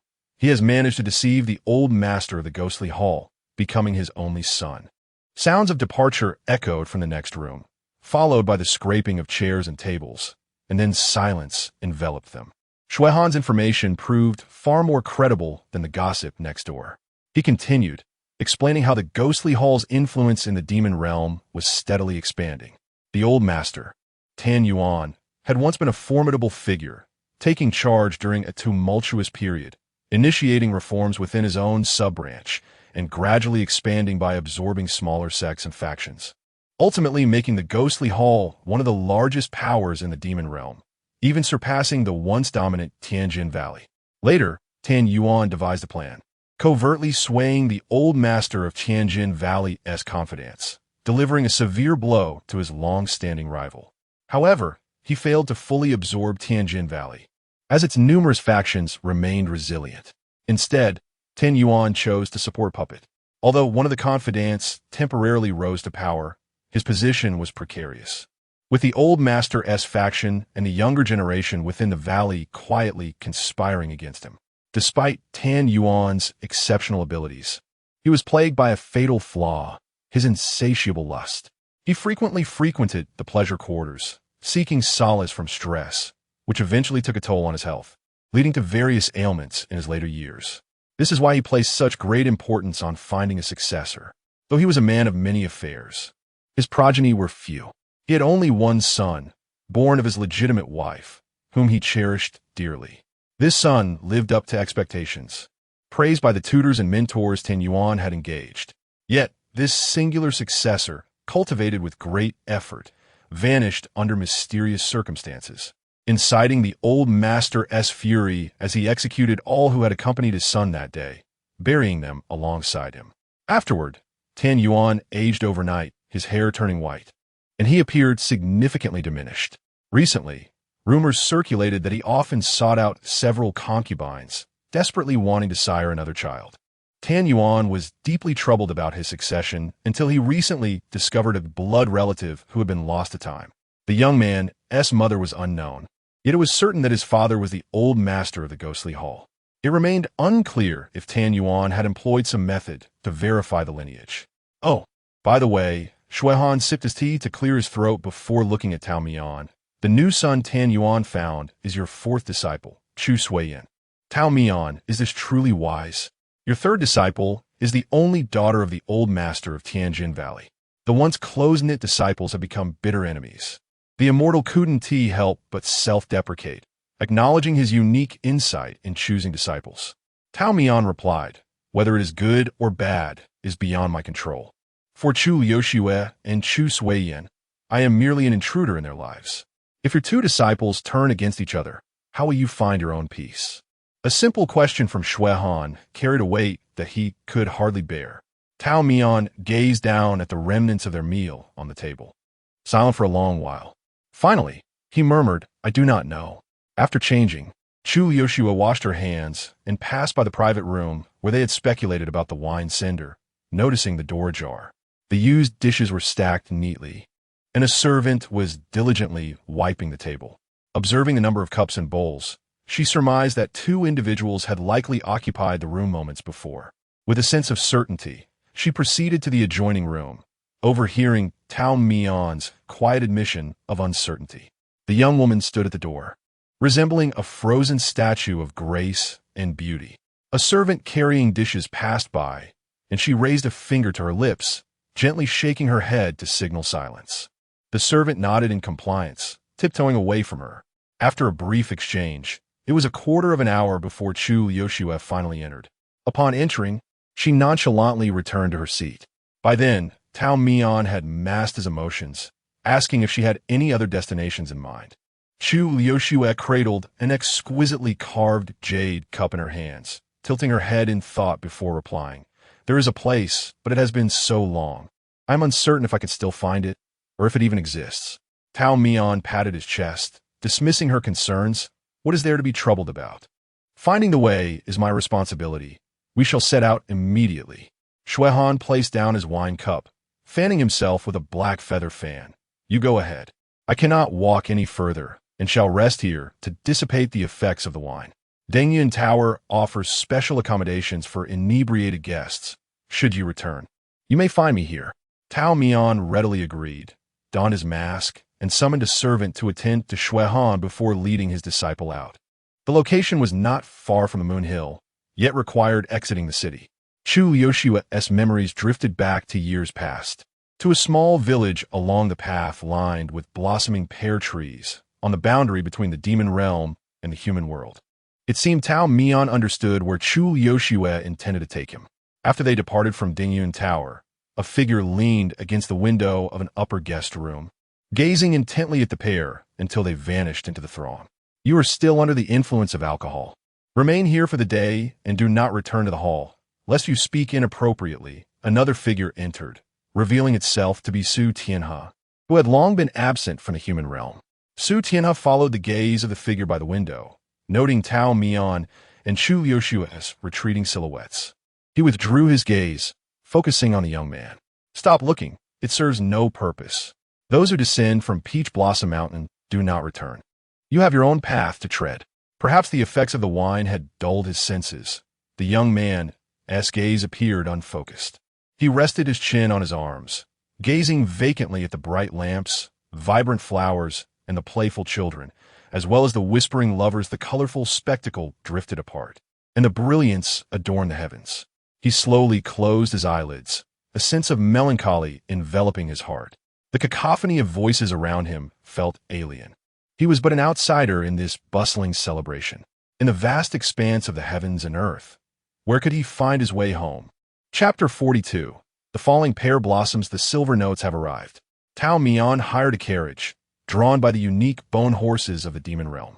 Known for their remarkable speed, they journeyed westward along the path etched in Chu Liushue's memories, while the young girl gazed out through the small curtain of the carriage window. By the time of the ugly hour, they finally arrived. Tao Mian disembarked and rewarded the driver with several pieces of silver, to which the driver inclined his head slightly in gratitude. With a sharp whistle, the demon horse galloped away, leaving the place behind. Turning around, Tao Mian noticed her disciple standing beneath the largest pear tree at the village entrance, her hand gently caressing the trunk as she looked up. The tree was barren, devoid of blossoms and fruit. Even its leaves had long since fallen. It had withered away, much like the village itself. Chu Yoshue appeared lost in reminiscence, becoming increasingly taciturn. Tao Mian refrained from interrupting her, choosing instead to walk silently behind her. They traversed the sandy path of the village, flanked by houses that once brimmed with life, but now stood abandoned. The echoes of the past lingered in the air.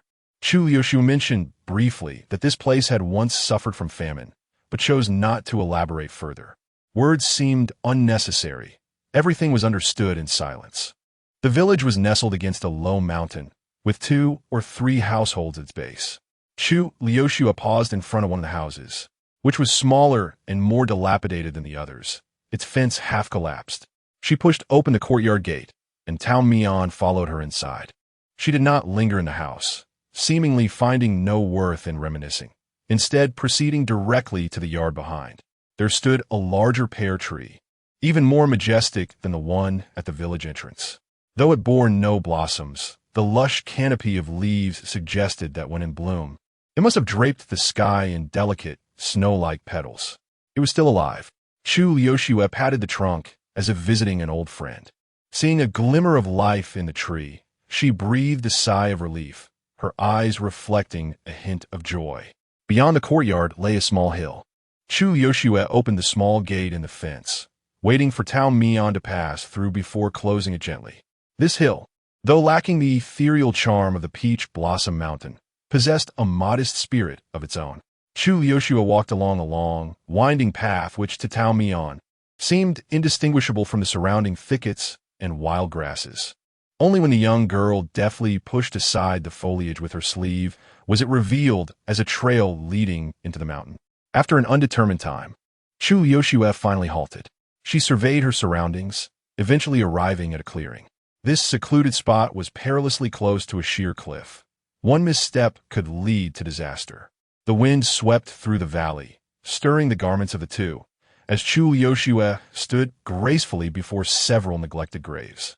There were 5 in total, for bore tombstones, while one appeared to have been dug up and then hastily reburied, the circumstances of which remained a mystery.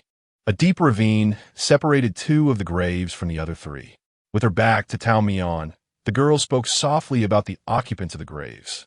The 4 resting here included the old servant who had rescued her from the Doe family, her adoptive father, Scholar Chu, and the couple who later took her in. Chu Sui-yin recounted that after fleeing the demon realm, the old servant had traded her own newborn granddaughter for Chu Yoshua, saving her from certain death. The pursuers were relentless, and she had barely escaped to this village at the boundary of 2 worlds, utterly exhausted. Believing both her and the infant's lives were forfeit, she had despaired on the path leading into the village, surrounded by blooming pear blossoms that obscured the sky, resembling pure white snow. A kind-hearted scholar discovered the pair, and at that time, the swaddled infant gazed wide-eyed at the sea of white blossoms. Liushua, he named her, not for the winter snow, but for the drifting petals that resembled snowflakes. The scholar took in the infant and the old servant. The task of naming the child fell to the educated scholar, who named her Liushua. The white pear blossoms carpeted the ground like 1,000 snowflakes, and he immortalized the most beautiful moment of their first encounter in her name. Before long, the old servant passed away. Her loyalty had led her to sacrifice herself in times of peril. Yet the image of the infant, who should have been her granddaughter, haunted her dreams, drenched in blood. Consumed by guilt, the old servant fell into despair and, wishing not to burden the scholar, retreated into the woods, fasting for 7 days until she succumbed on a silent moonlit night, her regrets and sorrows concluding with her death. From then on, the scholar and the girl, who shared no blood ties, relied on one another. He taught her to read, to observe the stars, and to identify poisonous plants and medicinal herbs on the mountain. He introduced her to a vividly pink flower called oleander, explaining that while it was deadly to both humans and animals if ingested, it also held medicinal properties. The scholar imparted not only knowledge, but also wisdom regarding the nature of the heart. Flowers are innocent, he said. It is the heart of the beholder that determines their intent. Yet, the human heart is ever-changing, fluctuating between good and evil. The scholar, frail in health, prompted the girl to learn medicine to heal him, even testing remedies upon herself. Yet, life is often cruel. Despite her efforts, it was all in vain. The scholar wished for her safety, not wanting her to risk herself or run into the mountains daily. He yearned to converse with her a while longer. He revealed her origins, a promise made to the old servant, yet he hesitated to cast his beloved child into the whirlpool of hatred. He spoke of love's limits and the boundlessness of hatred, questioning where revenge would ultimately lead. The girl did not wish for the scholar to leave this world with regrets. Though she knew he had been poisoned, she nodded in agreement, determined not to let him die with unresolved matters. The scholar closed his eyes peacefully, as if drifting into slumber. The girl checked for his breath, slowly withdrawing her trembling hand. Aware of his impending demise, the scholar had arranged for her future, entrusting her to a couple in the village. When they inquired about her name, the girl replied, "I am called Chu Yoshua. Chu for the river, Lu for the flowing, and Shue for the snow." She wished that since nothing could be retained, she need not cling to a name, a mere ephemeral beauty of thought. The scholar bequeathed his entire estate to the couple, who then agreed to take in Chu Yoshua. Living under their roof, she became like a servant, learning various domestic tasks at a tender age, dutifully attending to her nominal parents, yet she bore no resentment at that time. It wasn't until they sold her into a brothel that she first experienced the emotion known as hatred. She poisoned the human trafficker to death. No one could have anticipated that such a young child would wield poison, and the trafficker was caught unawares. Her adoptive parents were equally unsuspecting. "My benefactors lie buried here, and my enemies are interred here as well." Chu Yoshua gazed at the 4 graves marked with stones, the old servant, the scholar, her adoptive parents, whose spirits seemed to silently watch over her. There was also an empty grave she had prepared long ago, yet had considered abandoning multiple times. "Tao Mian," Chu Yoshua suddenly called upon the name of the immortal. "You are a paragon of virtue. Being with you allows one to forget malice and the hatred of the past." She seemed to recall everything from Peach Blossom Mountain, her face relaxing, a glimmer of starlight in her eyes. Yet that starlight dimmed once more. "But my cultivation is insufficient. The enmity and affection remain unresolved." She did not wish for the one she could not hate to smile from the grave, disturbing the rest of the one she cherished. Chapter 43, A Descending Maiden and Apo's.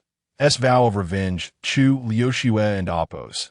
S scheme of vengeance had been set into motion many years prior. However, at one point, she had contemplated relinquishing her pursuit, envisioning a tranquil life on Peach Blossom Mountain. She had often imagined such days, where she and Sui Yin would grow old together, their hair turning silver before yours. In those moments, they would brew tea and admire the blossoms in the courtyard, listening to the whispers of the wind. If only Sui Yin had not descended the mountain. After a prolonged silence, Tao Mian finally spoke, his voice raspy. "What did you come to know the true identity of C2A? Chu Yoshua smiled faintly. "From the very first day I encountered him." She recounted how Chu Sui Yin had been entrusted to him by his mother, but the boy had been too young to remember anything. Later, his sister had misled him into believing he was a child discovered amidst refuse. Chu Suiyan's mother had once been a renowned singer, who, in her youth, had shared a romantic entanglement with the master of the underworld hall. Alas, as is often the case, love's fervor can fade, leaving behind only the unfortunate fruit of their union. Chu Suiyan, clutching her frail child, she had sought to confront her former lover in the demon domain for an explanation. But exhaustion had claimed her life midway. In her final moments, she had harbored deep resentment. Chu Yoshua had merely been passing by and, out of a fleeting kindness, had offered her a bowl of rice soup. The woman had grasped the girl's hand tightly, imploring her to take her child to the underworld hall to find Tan Yuan. It was an audacious request, Chu Yoshua thought. Yet, had she not been driven to desperation, perhaps she would not have succumbed to such an ugly hatred for another. Though still youthful, the woman had aged prematurely. In Chu Yoshua's eyes, she appeared engulfed in twilight, with dark circles under her eyes and lips tinged with purple. It was said she had once been a celebrated singer in the capital, with countless nobles willing to spend lavishly for her smile. Chu Yoshua found herself unceremoniously burdened with an infant swaddled in cloth, unsure of how to proceed. At that moment, she had just buried her adoptive parents in a grave she had prepared long ago, now utterly alone. Yet, she understood that caring for herself was already a challenge, let alone tending to this small burden. Without hesitation, Chu Yoshua intended to return the swaddled child to the singer, but upon glancing down, she realized the woman had passed away. The fragrant beauty had faded into oblivion. Now, this situation posed a dilemma, she mused, for she had always abhorred complications. With her old servant, the scholar, and her adoptive parents gone, only two adversaries remained, one a traitor from Tianjing Valley, the other the master of the underworld hall. The last two were not as easily dealt with as her adoptive parents, and Chu Yoshua felt no urgency. After all, she was younger than they. Even if she did nothing, simply nurturing her health for another 50 years would suffice, after which she could pay her respects at their graves, ensuring their eternal unrest. Chu Yoshua had always been someone who repaid kindness with kindness and vengeance with vengeance. Yet, for the first time, she found herself ensnared in an ambiguous predicament. You are Tan Yuan's son, and Tan Yuan is my enemy. To eliminate your line could be considered a form of retribution, but you bear no grudge against me. Furrowing her brow, she spoke in a tone that was almost indifferent, as if pondering what to have for dinner. She placed the swaddled child on the ground and reached out to grasp a corner of the blanket. It would be all too simple to extinguish the life of an infant. Merely covering his face with the blanket and holding it tight would suffice. With luck, she might not even hear his cries. In that moment, Chu Yoshua acted upon her thoughts. She draped the floral blanket over the boy's face and focused her gaze on the ants scuttling nearby, silently counting. 1, 2, 3. He truly did not cry? Curiosity piqued. She lifted the blanket to check if the boy had succumbed. As she did, he turned his neck and unexpectedly revealed a silly, unattractive smile. Chu Yoshua wrinkled her nose in distaste.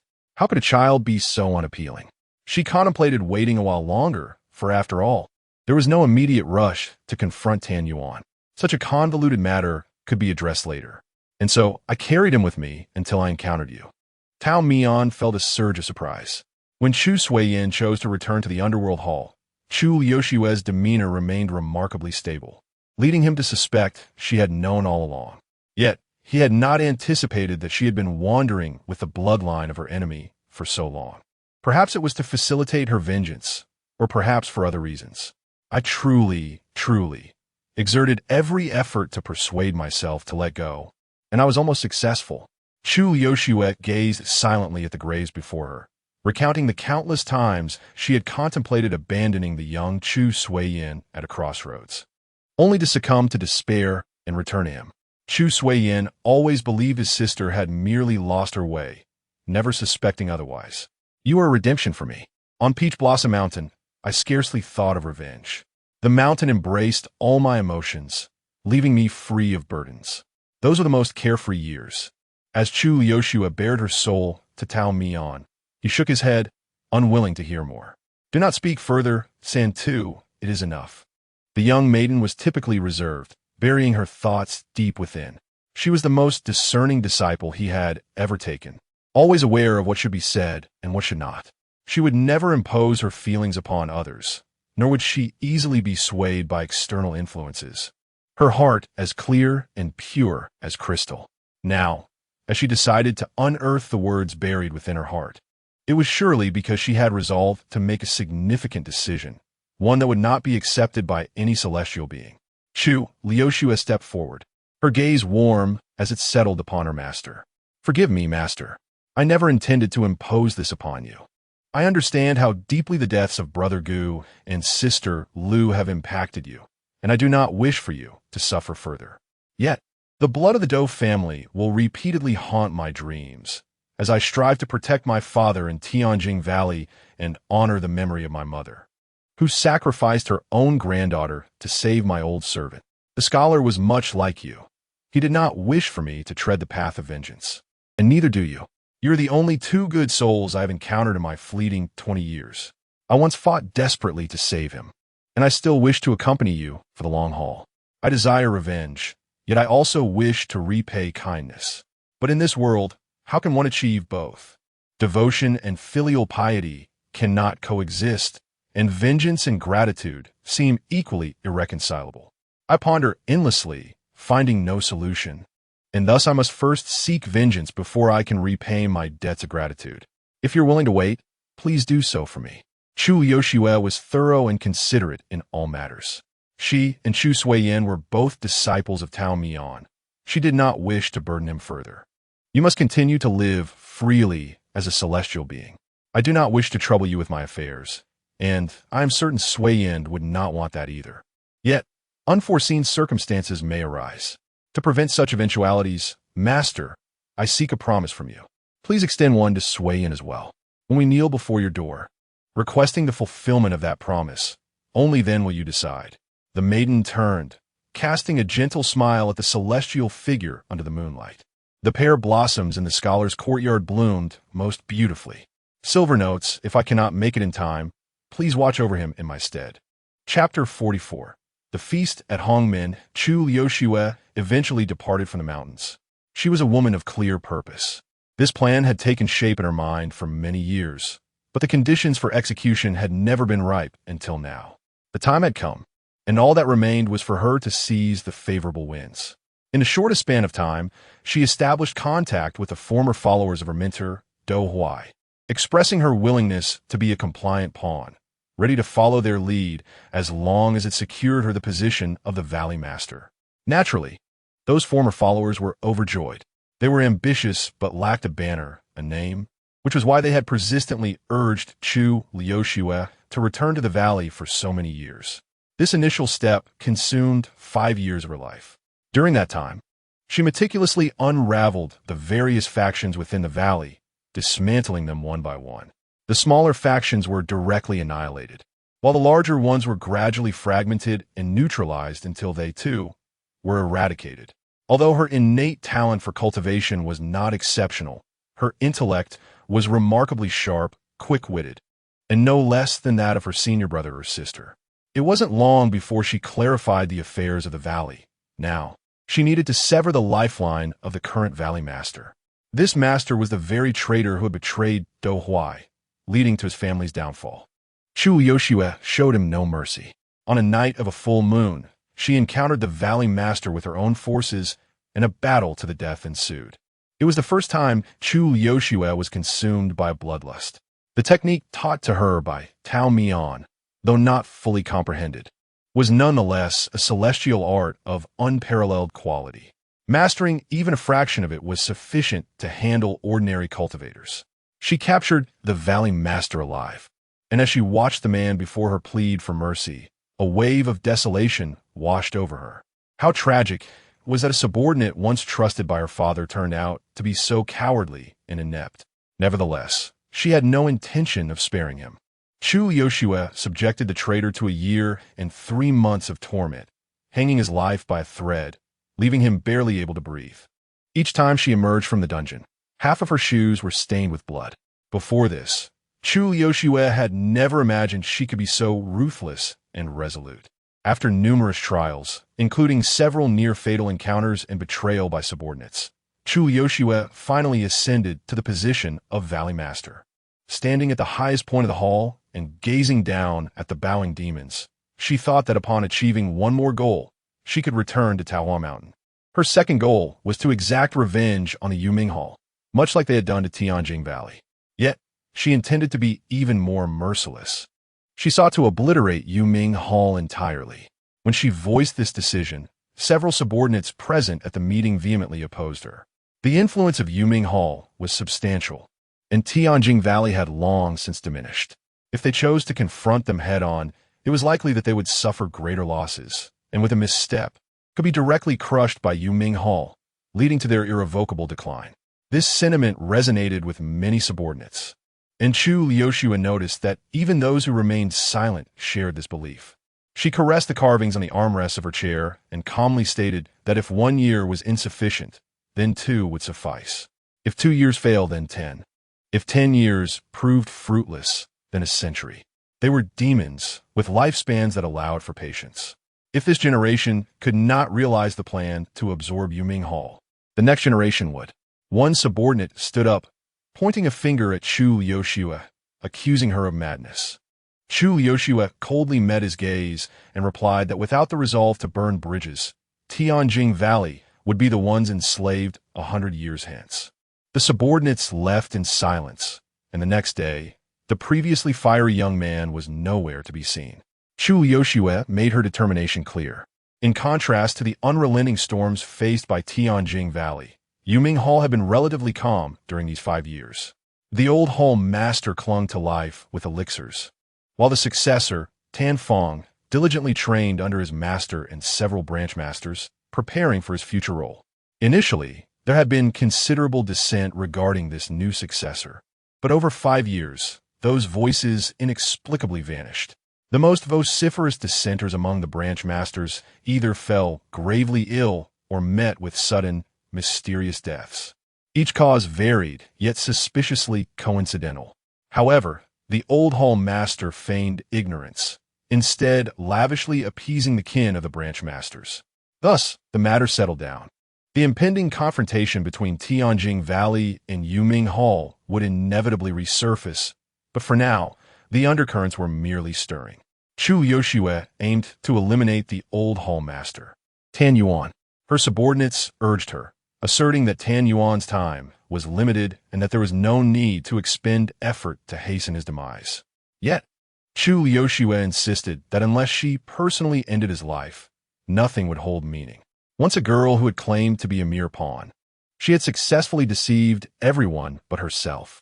Unbeknownst to her, she had already seized power into her own hands, understanding that being a puppet would never allow her to fulfill her unspoken, frenzied ambitions.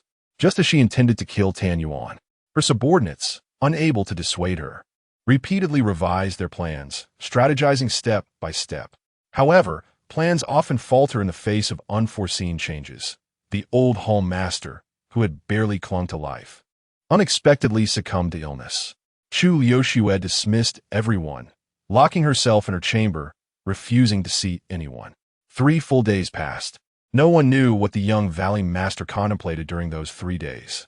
They waited outside her door, hesitant to discuss or disturb her, sharing only glances. Then, on the morning of the 4th day, Chu Liushua emerged, her expression devoid of emotion. "Let us proceed," she declared. "Since the plan has changed, we shall continue onward." What lay ahead was still the direction of absorbing Yuming Hall. Thus, she resolved to eliminate the current new hall master, Tan Fong.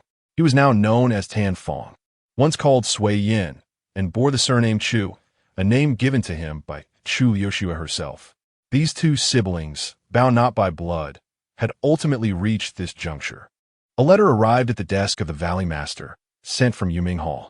The new hall master's tone was affable, as though it were not a missive to a sworn enemy, but to a beloved sibling. He spoke little, first expressing his longing for his sister, then casually mentioning the act of killing Tan Yuan as a means of avenging her. He inquired when she would return to Taohua Mountain with him, expressing his desire for the companionship of the young Master Tao, and to savor the tea he brewed while admiring the flowers and the moon together. The letter concluded with an invitation for Chu Liushua to visit Yuming Hall, articulated with warmth and sincerity. Chu Yoshua read the letter in its entirety, then expressionless, extended it toward the candle flame, allowing the fire to consume the paper. What a splendid performance! Had she not uncovered the truth behind several assassination attempts orchestrated by the current New Hall master, she might have genuinely believed in his heartfelt words. Yet, she resolved to attend the banquet. Chapter 45. The Gathering of Shadows in the shadowy realm of the Netherworld Hall. A grand banquet was hosted by the newly appointed master, drawing the attention of various factions, both large and small, that held any semblance of renown in the demonic domain. The gathering served not only as a display of respect, but also as an opportunity to gauge the prowess of this young successor. A week prior to the feast, invited guests speculated whether the notorious adversary, the heavenly Inn Valley, would make an appearance. Despite her femininity, the new Valley Master was known for her ruthless decisiveness and thunderous methods. Although she appeared delicate and unassuming, she showed no mercy when provoked. The heavenly Inn Valley had undergone a complete transformation, revitalizing its former glory with an aura of respect that seemed to return. The invitation sent from the Netherworld Hall to the heavenly Inn Valley was less an invitation and more a declaration of war. As discussions swirled around the likelihood of the heavenly Inn Valley's absence, the unexpected occurred. The Valley Master arrived at the banquet with her left envoy in tow. When Chu Yoshua stood at the entrance, the once lively atmosphere fell into an eerie silence. She entered without a retinue, accompanied only by her left envoy, leaving observers to ponder whether her confidence was absolute or her actions reckless. Known for her stoic demeanor, Chu Yoshua's gaze always bore an air of indifference. It was common knowledge that she had endured the loss of her family at a tender age, wandering the world and suffering greatly. Thus, her character was solitary and introspective. Even when faced with monumental joy, she would merely cast a fleeting glance without lingering. Despite the perceptions of those around her, Chu Yoshua remained unfazed. Indeed, she did not hold the master of the Netherworld Hall in any regard. She simply found an empty seat and took her place. The left envoy stood silently by her side, his gaze lowered, fulfilling his role as a protector without engaging in unnecessary chatter. Although the pair entered quietly, their formidable presence undeniably commanded attention. The long-standing enmity between the Netherworld Hall and the heavenly Inn Valley was well known. It was not an exaggeration to say even the dogs raised by the two factions would turn on each other. Many were puzzled as to why the master of the Netherworld Hall would invite Chu Yoshua, and even more bewildered by her attendance. The two parties involved had no inclination to clarify the situation for the curious onlookers. Some factions, wishing to remain neutral, approached Chu Yoshua for pleasantries. But she offered only a few courteous remarks before lapsing into silence, indicating her lack of interest in deeper conversation. The more persistent guests, realizing her disinterest, withdrew from further engagement. Gradually, a conspicuous void formed around them, creating an invisible barrier that shielded them from the outside world. Among the invited guests, murmurs of discontent regarding Chu Yoshua's presence surfaced, with some suggesting that if she did not wish to attend, she ought to have stayed away and not put on airs. However, before a friend could respond, another voice interjected, proclaiming that it was an honor for the Netherworld Hall to receive the esteemed presence of the Valley Master, and that all guests should be treated with respect. The chatter of those discussing Chu Yoshua was abruptly halted as they turned to find the source of the clear voice, a young man clad in splendid attire, with a charming smile gracing his features. The glow of the lanterns reflected off his handsome countenance, revealing eyes as deep and dark as an abyss. It was none other than Tan Fong, the master of the Netherworld Hall. The embarrassment of being overheard was palpable, especially in the presence of the banquet's host. The guests laughed awkwardly, offering compliments to the new master in hopes of moving past the incident. Tan Fong, unperturbed, shifted the conversation to lighter topics. As he departed with a cup of wine in hand, the guests collectively sighed in relief, only to realize the gravity of the situation. Was Tan Fong defending Chu Yoshua? The notion was as unsettling as the sky collapsing. After a moment of contemplation, the guests dismissed the idea as a mere illusion. After all, Tan Fong's father was the sworn enemy of Chu Yoshua, who had tragically lost her parents at his hands. The fact that they could coexist under the same roof was remarkable enough. It seemed implausible that they would speak in favor of one another. In stark contrast to the aloofness of Chu Liuxue, Tan Fong was a master of social interaction, effortlessly navigating conversations with the other guests before finally approaching her. Yet, as he approached with a well-poured cup of wine, Chu Liuxue rose from her seat, her eyes fixed in disbelief upon a corner of the hall. There at a table sat a solitary figure, drinking alone, Shui Han, whom she recognized from previous encounters. It was not uncommon for the proprietor of a successful business to have dealings with the Netherworld Hall. Chu Liuxue initially dismissed the sight, but as she shifted her gaze, she caught sight of another figure rising beside Shui Han. He had been lying beside the table, and she had failed to notice him until now. He appeared unwell, his complexion pale, breath shallow, with a disheartened demeanor. Shui Han gently urged him to lean against a pillar and discreetly handed him a calming pouch from his bosom. The young man accepted it with a single hand, cleverly concealing the pouch with his wide sleeves to avoid overwhelming himself with its scent. Chu Liuxue understood the source of his discomfort. Prior to arriving in the demonic realm, he had to inhale the 3-day, soul-reviving incense. His features bore slight alterations from her memories, likely altered through illusion to prevent recognition and subsequent trouble. Nevertheless, she could still identify him. Footsteps approached, growing closer. Chu Liuxue refrained from turning her head, instead focusing intently on the man's every movement. She bit her tongue, forcing herself to suppress her emotions. She managed to utter, "Let us not disturb him. I believe this was an unspoken understanding between us." The person beside her did not respond immediately. Instead, he remained silent for a moment before shifting slightly to peer through the crowd at the man. The ache of longing lingered after their separation. "I do not wish to intrude, yet I cannot help but feel the weight of my yearning."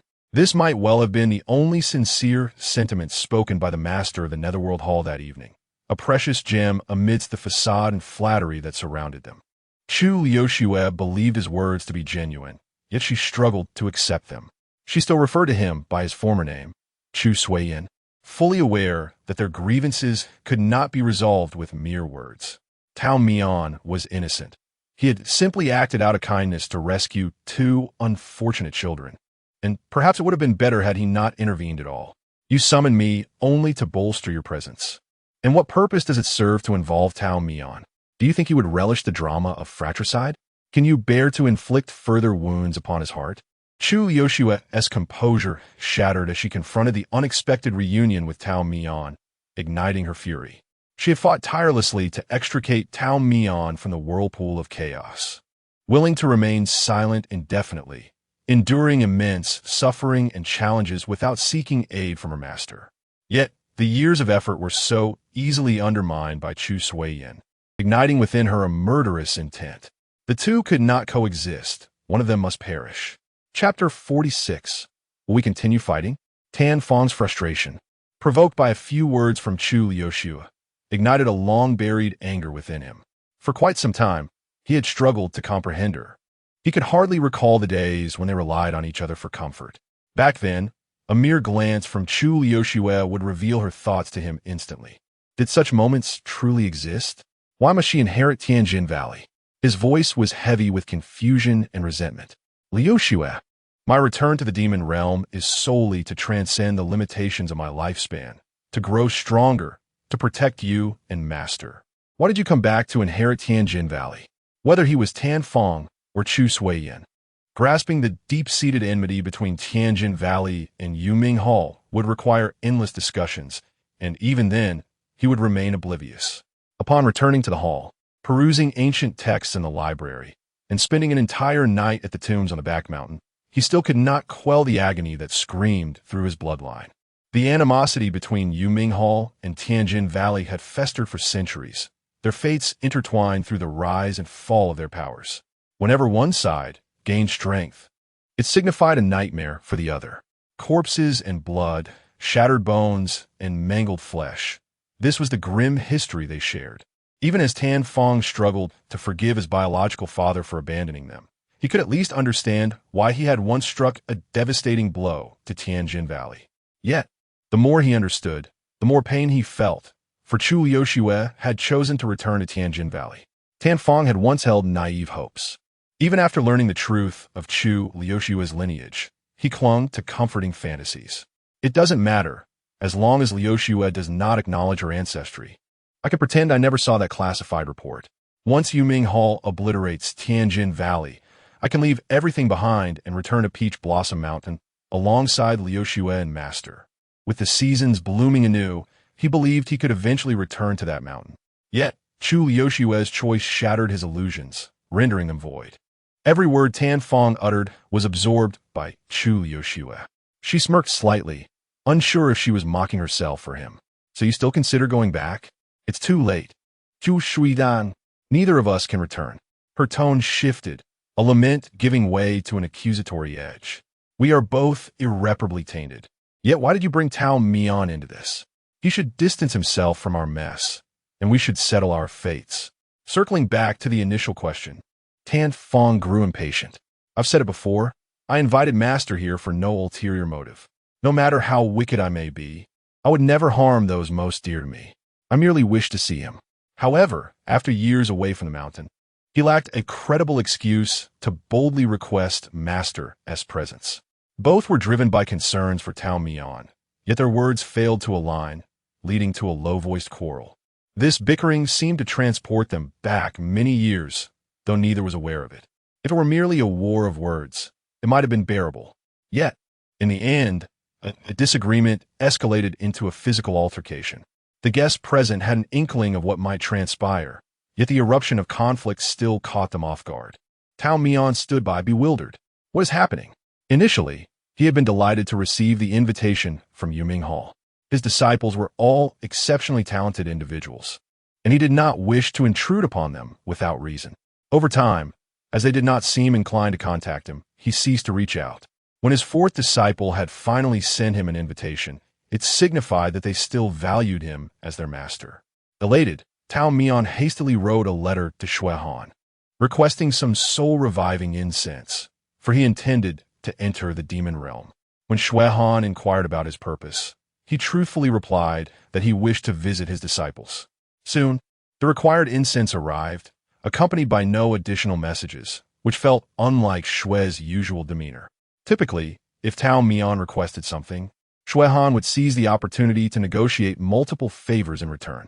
Tao Mian anxiously prepared the incense, following the customary ritual that left him purging for 3 days before he floated into the demon realm. Indeed, his foreboding sense was confirmed. Upon entering the demon realm, he spotted the carriage of the Shui family. There was no escaping it. Shui Han waved the invitation in his hand, indicating that he too was among the invited. Tao Mian dared not inquire where Shui had obtained his invitation, choosing instead to remain silent, feigning deafness when questioned. Playing deaf, are we? Huan huklid darkly. However, with the well-connected Shui Han by his side, gaining entry to Yuming Hall became much easier. Tao Mian allowed himself to be treated as a mere parcel, relying on Shui Han to guide him without concern for anything else. Due to his understated demeanor and plain attire, he was mistaken for Shui Han's servant by the hall's reception staff. Tao Mian felt disheartened. Next time, I should not transform into a faceless passerby when using illusion magic. Perhaps I could become a more striking servant?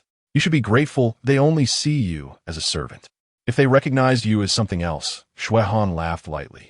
Tao Mian returned his jest with a prolonged silence. Originally, he anticipated that after successfully entering, he would soon reunite with his disciples, and all would be well. However, a mishap occurred. The overwhelming demonic energy in the hall left Tao Mian dizzy, nearly causing him to stumble over the threshold. He staggered behind Shui Han into the hall, intending to sit and regain his composure before seeking his disciples. Yet, just as he began to recover, the hall erupted in chaos. The instigators were none other than his third and fourth disciples, locked in a fierce battle.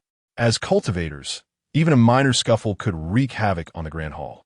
The Hall Master and Valley Master clashed, and Yuming Hall's subordinates rushed in, while the opposing left envoy protected Chu Liuxue. What began as a duel escalated into a brawl. Though the demon realm lacked the strict protocols of the mortal realm, Such a public display of violence during a banquet was still uncommon. The guests were at a loss, unsure of which side to support without offending the other. The hall shook violently, tiles cascading from the roof and shattering upon impact outside the entrance. Not only the roof, but even the beams trembled precariously. Just as Tao Mian rose to intervene, his precious incense pouch fell to the ground. As he bent to retrieve it, a section of beam came crashing down. Had Shuehan not yanked him back just in time, Tao Mian's head would have met a disastrous fate. At that moment, the wrath of the celestial beings was awakened. Few realized the gravity of the situation until, in a fleeting moment, as Chu Liuxue and Tan Fong prepared to charge at one another again, two swords plunged into the ground before them, embedding a full foot into the earth. They were forced to halt, the dust settling as everyone turned to behold the source of the swords. A figure emerged, somewhat obscured, but the voice rang out with authority. Will we continue fighting? The tone was stern and unyielding, leaving everyone uncertain of the identity of this formidable presence. Chapter 47. In the bright moonlight, as one wave subsided, another emerged. The guests at the banquet were still reeling from the shocking conflict between the leaders of Tianjin Valley and Yuming Hall, when a further incredulous sight unfolded. Someone dared to step in between the two, attempting to mediate. The two swords that had flown out were distinctly different in length, clearly belonging to different masters. The wielders of those swords soon realized that their personal possessions had vanished. Is that my sword? As the dust settled slowly, Chu Liuxue and Tan Fong stood on opposite sides, glaring at each other, neither willing to yield. It was not until a mysterious figure spoke that they turned to bow respectfully. Master! Master! To the astonishment of all, it was indeed their master. The crowd was left utterly speechless. Who would have imagined that Chu Liuxue and Tan Fong had both been disciples of the same master? The fact that the leaders of Yuming Hall and Tianjin Valley were trained by the same mentor was equally astonishing. The guests' eyes involuntarily shifted to the heart of the confrontation. The individual there was dressed simply, with a jade hairpin holding back their hair. Judging by their youthful visage, they appear to be about the same age as their disciples. Could such a young cultivator truly be the master of these two? Tao Mian stood between his two disciples, his expression unusually filled with restrained anger. It was the first time the disciples had witnessed Tao Mian in such a state. They dared not even breathe, despite their imposing demeanor in public before their master. They were subservient and obedient. This banquet had been disrupted to such an extent, and Tao Mian felt a deep sense of disappointment in his disciples. He intended to reprimand them, but before he could utter a word, they were already trying to placate him. Master, please do not be angry. It was our fault. We are to blame. The swiftness of their apologies raised doubts about whether they were genuinely remorseful. Tao Mian, being an astute individual, was well aware of their inner thoughts. The siblings had grown up under his watchful eye. He could easily discern their little schemes. Thus, the immortal grew even more irritated, letting out a heavy sigh as he swept away from the banquet. Chu Liuxue and Tan Fong exchanged a glance, their long-lost sibling rapport reigniting after many years. The former dashed out in pursuit, while the latter nonchalantly brushed off the dust from his garments, smiling as he reassured the guests. As though the earlier confrontation had not involved him at all, the immortal had not strayed far. After a brief search, Chu Liuxue found him beneath a weeping crabapple tree in the courtyard. Tao Mian was carelessly damaging the flora, breaking off a branch, his agitation evident from the petals scattered around him. Chu Liuxue paused for a moment, then resolutely approached, standing beside Tao Mian. The two were positioned in a crouch and a stand, respectively. Tao Mian, unwilling to look up, grumbled, "Do not speak to me. I am quite angry and might resort to cursing." Chu Liuxue replied, "Let it go, master. Do not trouble yourself. It can only be said that your temper needs tempering. You cannot learn to curse." Tao Mian perked up his ears, and with a hint of indignation, he stood up to argue with his disciple, hoping to showcase his vocabulary. However, their eyes met, and the usually composed Chu Liuxue could not contain her smile. "Why are you smiling?" Tao Mian feigned severity, adopting the demeanor of a master. Chu Liuxue shook her head, still smiling. "It is nothing. I just suddenly realized you are still you." "How wonderful." This time, The immortal could hardly maintain his authoritative facade. He stammered in acknowledgement. The two then sat side by side on a long bench in the corridor, under the bright moonlight with no wind or clouds. Truly a splendid evening. They engaged in light-hearted banter, discussing trivial matters for nearly half an hour, indulging in meaningless chatter. Perhaps this was the unique understanding between master and disciple. The world was too harsh and meetings too rare. So it was better to converse about cheerful nonsense to elicit a smile.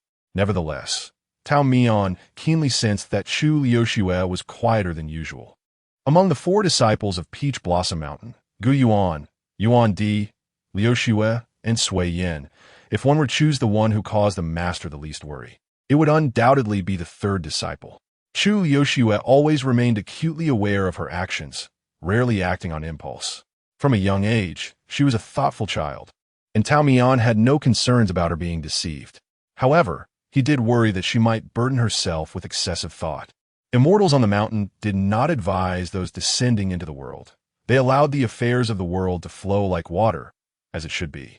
Yet, while principles are principles, if everything were followed to the letter, would it not render one a mere shell of a being? Tao Mian said, Liuxue, the peach blossoms on the mountain have bloomed. If you find yourself with free time, go take a look. Chu Liuxue's eyes curved in a crescent as she replied, all right. This promise was not truly a promise. She understood it well. Perhaps there would never be a chance to return to the mountain. Even if she did, she would be a sinner with blood on her hands. But with the moonlight so bright and beautiful, why dwell on such disheartening thoughts and spoil the splendid night? Suddenly, the quiet and reticent left envoy appeared beneath a flowering tree, making his presence known without uttering a word. I am leaving, Chu Liuxue declared. Her back turned to Tao Mian as she waved. When I return to the mountain, remember to save a jar of fine wine for me. Once she and the left envoy vanished beyond the moon gate of the courtyard, Tao Mian finally spoke softly. Are you not coming out? Do you not wish to see your master? From a nearby foliage came a rustling sound, the gentle brush of fabric against leaves. Simultaneously, a young male voice spoke. How could that be? Tan Fong emerged from the flowers, his tone tinged with helplessness. Do not be hard on me, master. I'm not eloquent and never know how to argue. Tao Mian made no comment, patting the empty space beside him for Tan Fong to sit. The latter obediently settled down, shaking out his garments, causing a few withered crabapple blossoms to fall. What shall we talk about? When apart, there were countless words to share. Yet upon reunion, they found themselves at a loss for conversation. Unsure where to begin, they simply leaned against their sides and gazed at the full moon in the sky.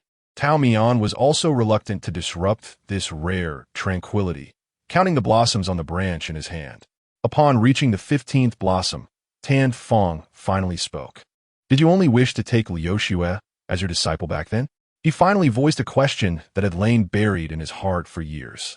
Although he already knew the answer, he still hoped for a different response from his master. Yet before Tao Mian could reply, he shook his head, seemingly avoiding the topic. No, master, please do not tell me. I cannot bear to hear it. He withdrew his arms, fingers interlacing casually over his lap, gazing once more at the moonlight. Perhaps you could tell me something instead. I'm open to any answer. Tao Mian remained silent, observing as Tan Fong fidgeted restlessly, growing increasingly embarrassed. Yes. The certainty in the voice beside him caused the young man's heart to flutter, leaving him unsure of how to react. The immortal, seemingly fearful of being misunderstood, reiterated, I initially intended to take only your sister as my disciple, despite your clear and exceptional talent. Chapter 48. Towards destiny. Tan Fong was unable to remain still. It felt as though a myriad of needles were piercing his skin, penetrating to the very marrow of his bones. He abruptly stood up, disoriented yet resolute in his desire to flee this place, unwilling to listen any longer. I have matters to attend to, he declared. Master, please sit for a moment. If you require anything, simply call for someone. Sit down.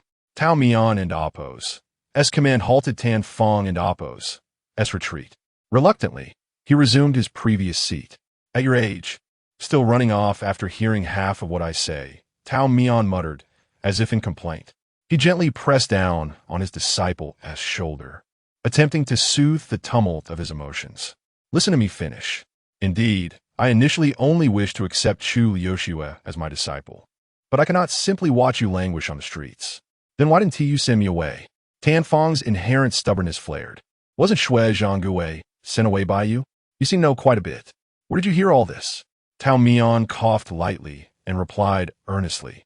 Shui Han had the means back then, and I was close to the master of the Shui household, which allowed me to send the child to them. As for you, my connections are limited, and when it comes to you, such good fortune is not in store. You can only endure hardship with me in the mountains, far from wealth and splendor. Tao Mian's words were delivered with utmost seriousness. Tan Fang lowered his head, appearing despondent but inwardly relieved. Tao Mian remained oblivious to his subtle thoughts and continued, You and your sister have indeed given me a fair amount of trouble. Liu Shue is a fated person of Taohua Mountain, yet she lacks the desire to cultivate. You, on the other hand, possess extraordinary talent, but you are not meant to be under my tutelage at Taohua Mountain. I, as a master, am lazier and less attentive than others. I have considered other paths for you, fearing that I might hinder you. This was an honest sentiment from Tao Mian. The two manuals sent by the Golden Finger were tailored specifically for Chu Liushue's constitution. Although Chu Suiyin had learned them, the question remained whether they truly suited him. For a long while, Tao Mian grappled with this dilemma. He was not affluent.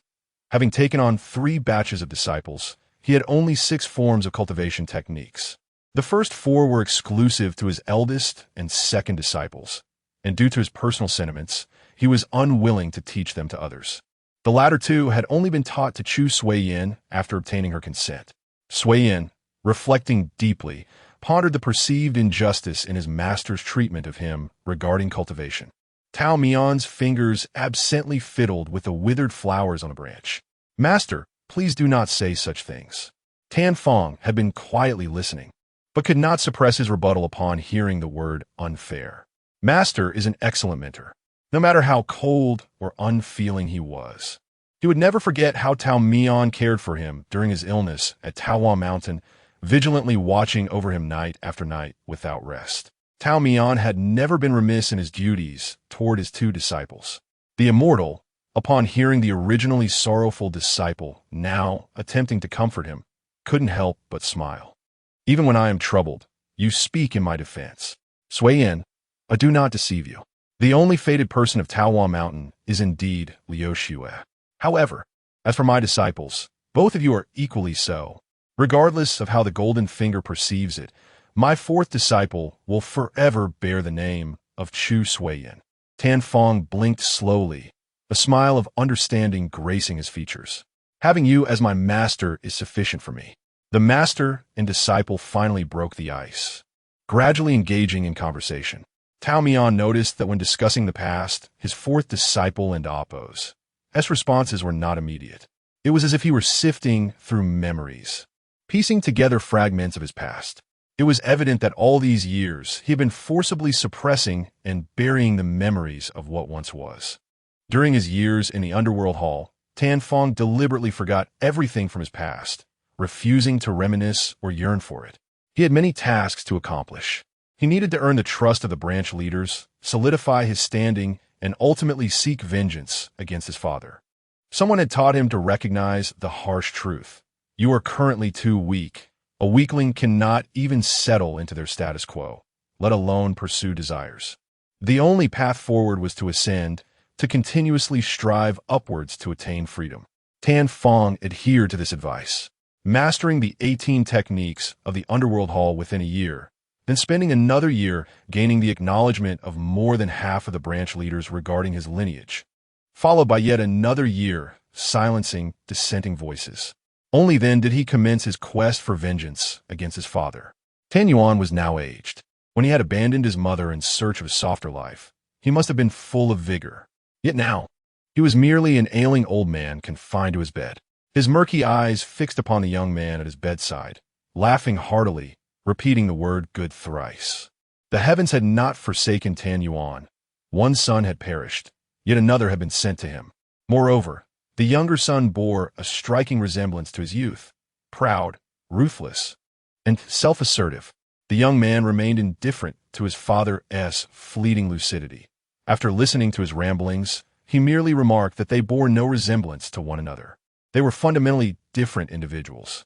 Yet Tan Yuan seemed to awaken suddenly, as if hearing a jest, sneering with a chilling gaze. "You are mistaken. We are indeed the same."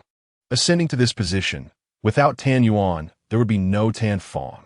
"We are both masters of the underworld hall, and our only duties are to nurture the underworld and annihilate the heavens." At that moment, Tan Fong pondered how he could ever raise a blade against Liu Xue. Tan Yuan, perceiving his fixation, bestowed upon him a copper key, urging him to witness for himself how the Tianjin Valley and the Underworld Hall had reached their current states. Shortly after Tan Yuan's demise, Tan Fong utilized the key to unlock the door that had long been prepared for him. What pain he endured and what psychological torment he faced behind that door remains unknown to all. However, upon emerging from it, he had irrevocably relinquished his identity as Chu Suiyin. From then on, he could only be known as the master of the Underworld Hall, Tan Fong. Do not presume that he would cling to old sentiments. Even if his heart softened, he understood that Chu Liuxue would never pardon the Underworld Hall, nor would she spare him. The enmity of a shattered family could not be quelled by the fleeting blossoms of Taohua Mountain. Now, he comprehended why Liu Xue had spoken such merciless words to him when he clamored to leave the mountains in his youth. Perhaps, before ascending the mountain, Chu Liuxue had made a silent vow. As long as Tan Yuan's son did not return to the demon domain, nor accept the position of master of the Underworld Hall, she would continue as if nothing had changed, safeguarding her saved brother, Chu Suiyin, who shared no blood ties and had never harmed the Dou family. In her fervent self-deception, she ultimately met with failure. Tan Fong succeeded Tan Yuan as the master of the Underworld Hall, while she returned to the Tianjin Valley. Thus, it could only end in an unending cycle of conflict. I understand my master's intentions in accepting my invitation to the demon domain.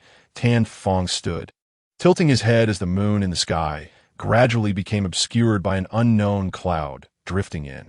"Master must wish to counsel us siblings against a struggle to the death. Hence you're waiting here for Liu Xue and for me. But master, I must apologize. I fear to utter these 4 words, yet I cannot refrain. Things have changed. I am now the master of the Underworld Hall."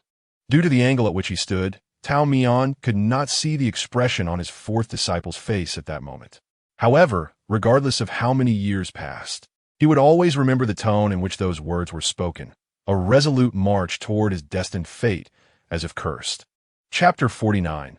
The capriciousness of human hearts. The tale ought to culminate in a satisfying conclusion. Tao Mian, cradling a cup of wine, leaned against the tree behind him, gazing at the wild geese returning to the horizon. Having just uttered a sentence, he paused momentarily before continuing. The story should indeed have a perfect ending.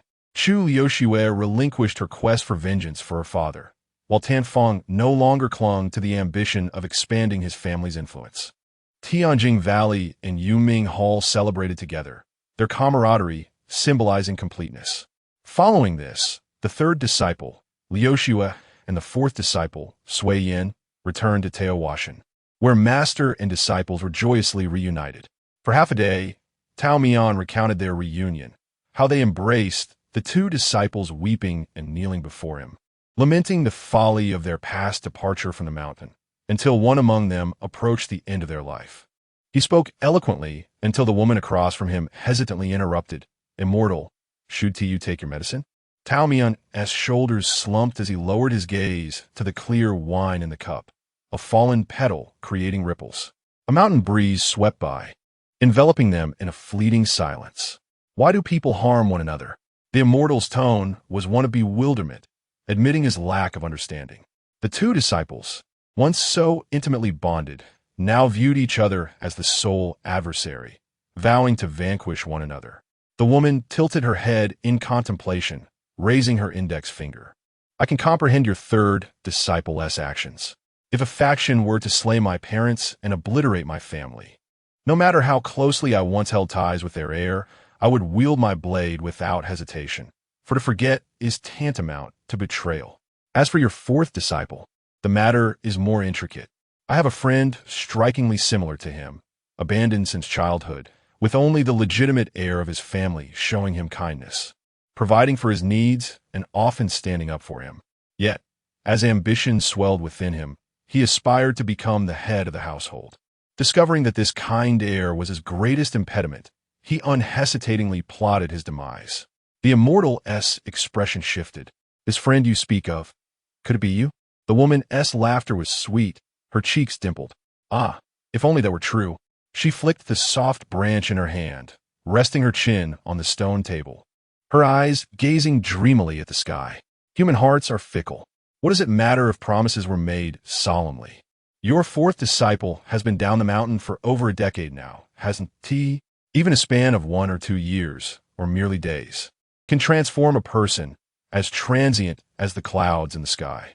In the immortal's memory, Sui Yin remained unchanged, blissfully unaware that she had dissipated into mere wisps, leaving only Tan Fong behind. Tao Mian listened quietly, his wine cup untouched, resembling a jade statue. He pondered, are humans truly so easily swayed?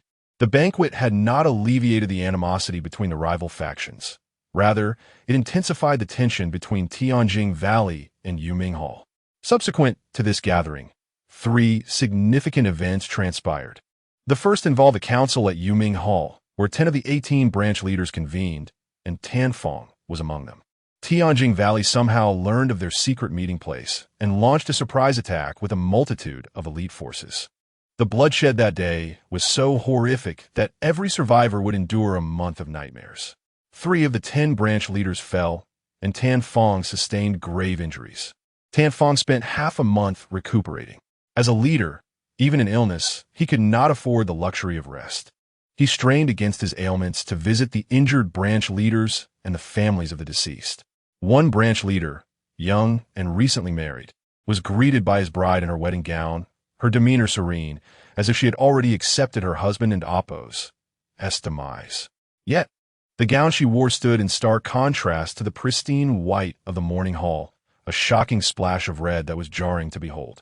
Tan Fong quietly inquired about the situation, and the branch leader hesitantly relayed the truth. The bride had long since lost her sanity. She believed she was still awaiting her wedding, convinced her husband had not yet arrived. Tan Fong's heart was heavy with conflicting emotions. This branch leader was one of Tan Fong's trusted confidants, whom he had personally elevated. Noticing Tan Fong's change in countenance, the leader, after much deliberation, decided to risk his life to counsel him. "My lord, we all know you share a bond with Chu Valley Master, perhaps still holding on to that camaraderie. But Yuming and Tianjing are sworn enemies. Which of our brothers does not harbor a grievance against Tianjing? My grandfather was slain by them. My childhood friend, after being mistreated, jumped into a river. My master, when captured, was returned to us as nothing more than a pile of flesh." Most of the current branch leaders had risen to prominence only after overcoming great adversity post the Lord's ascension. The Lord had shown them favor, and they wished to spare him further distress. Yet, as long as Tianjing exists, the restless spirits will find no peace, and we living must answer to our ancestors. Once, a particularly young boy entered the hall and asked who struck first in the feud between Tianjing and Yuming. I initially considered expelling him, but decided to impart some wisdom before doing so. This is akin to the age-old question of which came first, the chicken or the egg. Ultimately, whether the initial grievance arose from Tianjing's disdain or Yuming's disregard for martial ethics has become irrelevant, buried beneath the dust of the past. What truly matters is not the origin of the enmity, but the accumulation of it. Blood debts weigh heavily upon their shoulders. Dare they flee? The spirits of their ancestors stand guard over their retreat. The branch leader poured forth heartfelt truths, extending his neck in resignation. "Well, I've spoken my piece. Now, my lord, you may execute me. I shall die without regret." Tan Fong stood with his hands clasped behind his back, contemplating for a long while before responding. "Truth is often bitter. Why would I kill you? Your life is valuable for Yuming Hall's service. During the month of recovery, aside from reinstating the branch leader and attending to various affairs, Tan Fong's singular concern was whether Chu Yoshua would indeed strike ruthlessly, leaving him no avenue for survival. The previous assassination attempts directed toward Tianjing Valley had been mere skirmishes. Tan Fong outwardly projected strength, striving to maintain a robust facade for the sake of his subordinates. However, when it came to decisive action, he found it increasingly difficult to be resolute. Had Chu Liuxue not yet risen power, she would have perished in one of those covert attacks, quietly and without a trace. Now, the lingering pain from his wounds, the sorrow and fury in the eyes of his subordinates, coupled with the earnest words of the branch leader, all serve as reminders that Chu Liuxue had resolved to disregard any semblance of familial ties. It had become evident that Liuxue truly harbored hatred towards him. Unable to exact vengeance upon his father, she sought retribution through him. Outside the window, two thrushes flitted about the sill, pecking at it. Tan Fong had not offered them food, and one of them flew away, leaving the other alone, chirping mournfully into the empty sky. Tan Fong considered reaching out to the bird, but was suddenly overwhelmed by a wave of nausea, a metallic taste flooding his throat, forcing him to cough uncontrollably. The subordinates and branch leader surrounding his bed rushed forward, calling out to him. He struggled to speak, gesturing for them to remain calm. By the time he regained his composure, the bird had long since vanished. Tan Fong retained a few trusted confidants, engaging in deep conversation through the night. The candlelight in the Lord's chamber burning until dawn. Due to the nature of the attack occurring during their secret meeting, outsiders remained blissfully unaware. As the first light of day approached, Tan Fong issued a final directive, ensuring that the news of his injury remained concealed, particularly from Teotihuacan. Tianjing Valley had taken the initiative, and Yuming Hall would not rest until they retaliated. During this period, numerous conflicts transpired, yet less than a year and a half later, a second significant event unfolded. The left envoy of Tianjin Valley was dismembered and his soul bound, a portion of his heart encased in a brocade box, presented before Chu Liuxue. It is said that upon receiving the box from her subordinates, the Valley Master's hands trembled, nearly toppling the small container. Many years later, an elderly servant who had long attended to the Valley Master reminisced about that day when the Master dismissed everyone, leaving only her to accompany him back to his chamber. After completing her daily tasks, preparing clean garments, brewing tea, and lighting incense, she silently exited the room. At the moment the door sealed shut, she heard a heart-wrenching wail emanating from within. At that time, the old servant was still an unmarried young girl, the sole one chosen by the Master from among a dozen maidens. Unlike the other girls, she was neither clever nor agile. She merely performed the tasks assigned to her with a dull earnestness. Yet her loyalty to the Master was unwavering. Hearing such a mournful cry from within, she pressed her hand over her mouth in the hallway, unable to stem the tears that flowed. She understood the significance of the left envoy to the Master. In times of hardship, prior to her ascension as Valley Master, it was the left envoy who guided her step by step to stability, akin to a brother and a mentor. He was ever responsive to her desires. The Master held a mountain in her heart. When she expressed a wish to see the blooming flowers upon it, the left envoy complied. Such a remarkable individual. How could he depart so hastily, without even a farewell? The loss of the left envoy was for Chu Liuxue akin to losing an arm. Yet, more alarming was the profound blow to her spirit. In the preceding years, under her guidance, Tianjin Valley had nearly rivaled the Yuming Hall. However, following this tragic incident, Chu Liuxue was unable to regain her composure for 2 to 3 long years. The elders within the valley, frustrated by her inertia, secretly conspired to elevate a new leader. As the threat to the current Master's life loomed, the anxious maidservant sought information and ultimately learned from someone named Su of the whereabouts of the Master's mentor, imploring them to deliver a message. Tao Mian, indeed, rushed to Tianjin Valley in the shortest time possible, but by the time he followed the maidservant to seek the third disciple, the place was already deserted. Chu Liuxue was no longer in the valley. She had set forth to undertake one final, audacious endeavor. Chapter 50. Dream Invocation. My third disciple possesses a remarkable affinity for poison. Tao Mian extended his hand, intending to trouble the lady for another refill of wine. However, she mistakenly believed the immortal wished for her to sample it, leaning in to take a sip. The immortal's arm circled in the air, silently withdrawing from her presence. He steadied himself, and resumed the previous conversation.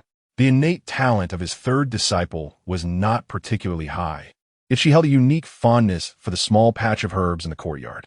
She cultivated them herself and ventured into the mountains to gather even the rarest varieties, a skill I could never rival. The young woman failed to taste the celestial brew, puffing her cheeks in frustration. Yet, as she listened to Tao Mion's tales, she became engrossed once more. I should have anticipated this. If she can recognize fine herbs, how could she not identify poison? That night, the one whom Chu Yoshue intended to meet was none other than Tan Fong. It had been many years since these former siblings had last laid eyes on one another. Having shed their youthful innocence, they would likely find each other unrecognizable. However, Chu Yoshue did not grant them that opportunity. She transformed into the likeness of Tao Mian and invited Tan Fong for a nocturnal stroll. The 6 transformations of heaven comprises 6 techniques. Those who master this art can alter objects, flora, insects, birds, beasts, create doppelgangers, and invoke dreams. Among these, Tan Fong had failed to learn the final technique while in the mountains, and Chu Yoshua knew only this last one. She had become so adept at mimicking her master that her disguise was nearly indistinguishable from the original. No matter how many years passed, Tan Fong would never learn to refuse an invitation from Tao Mian.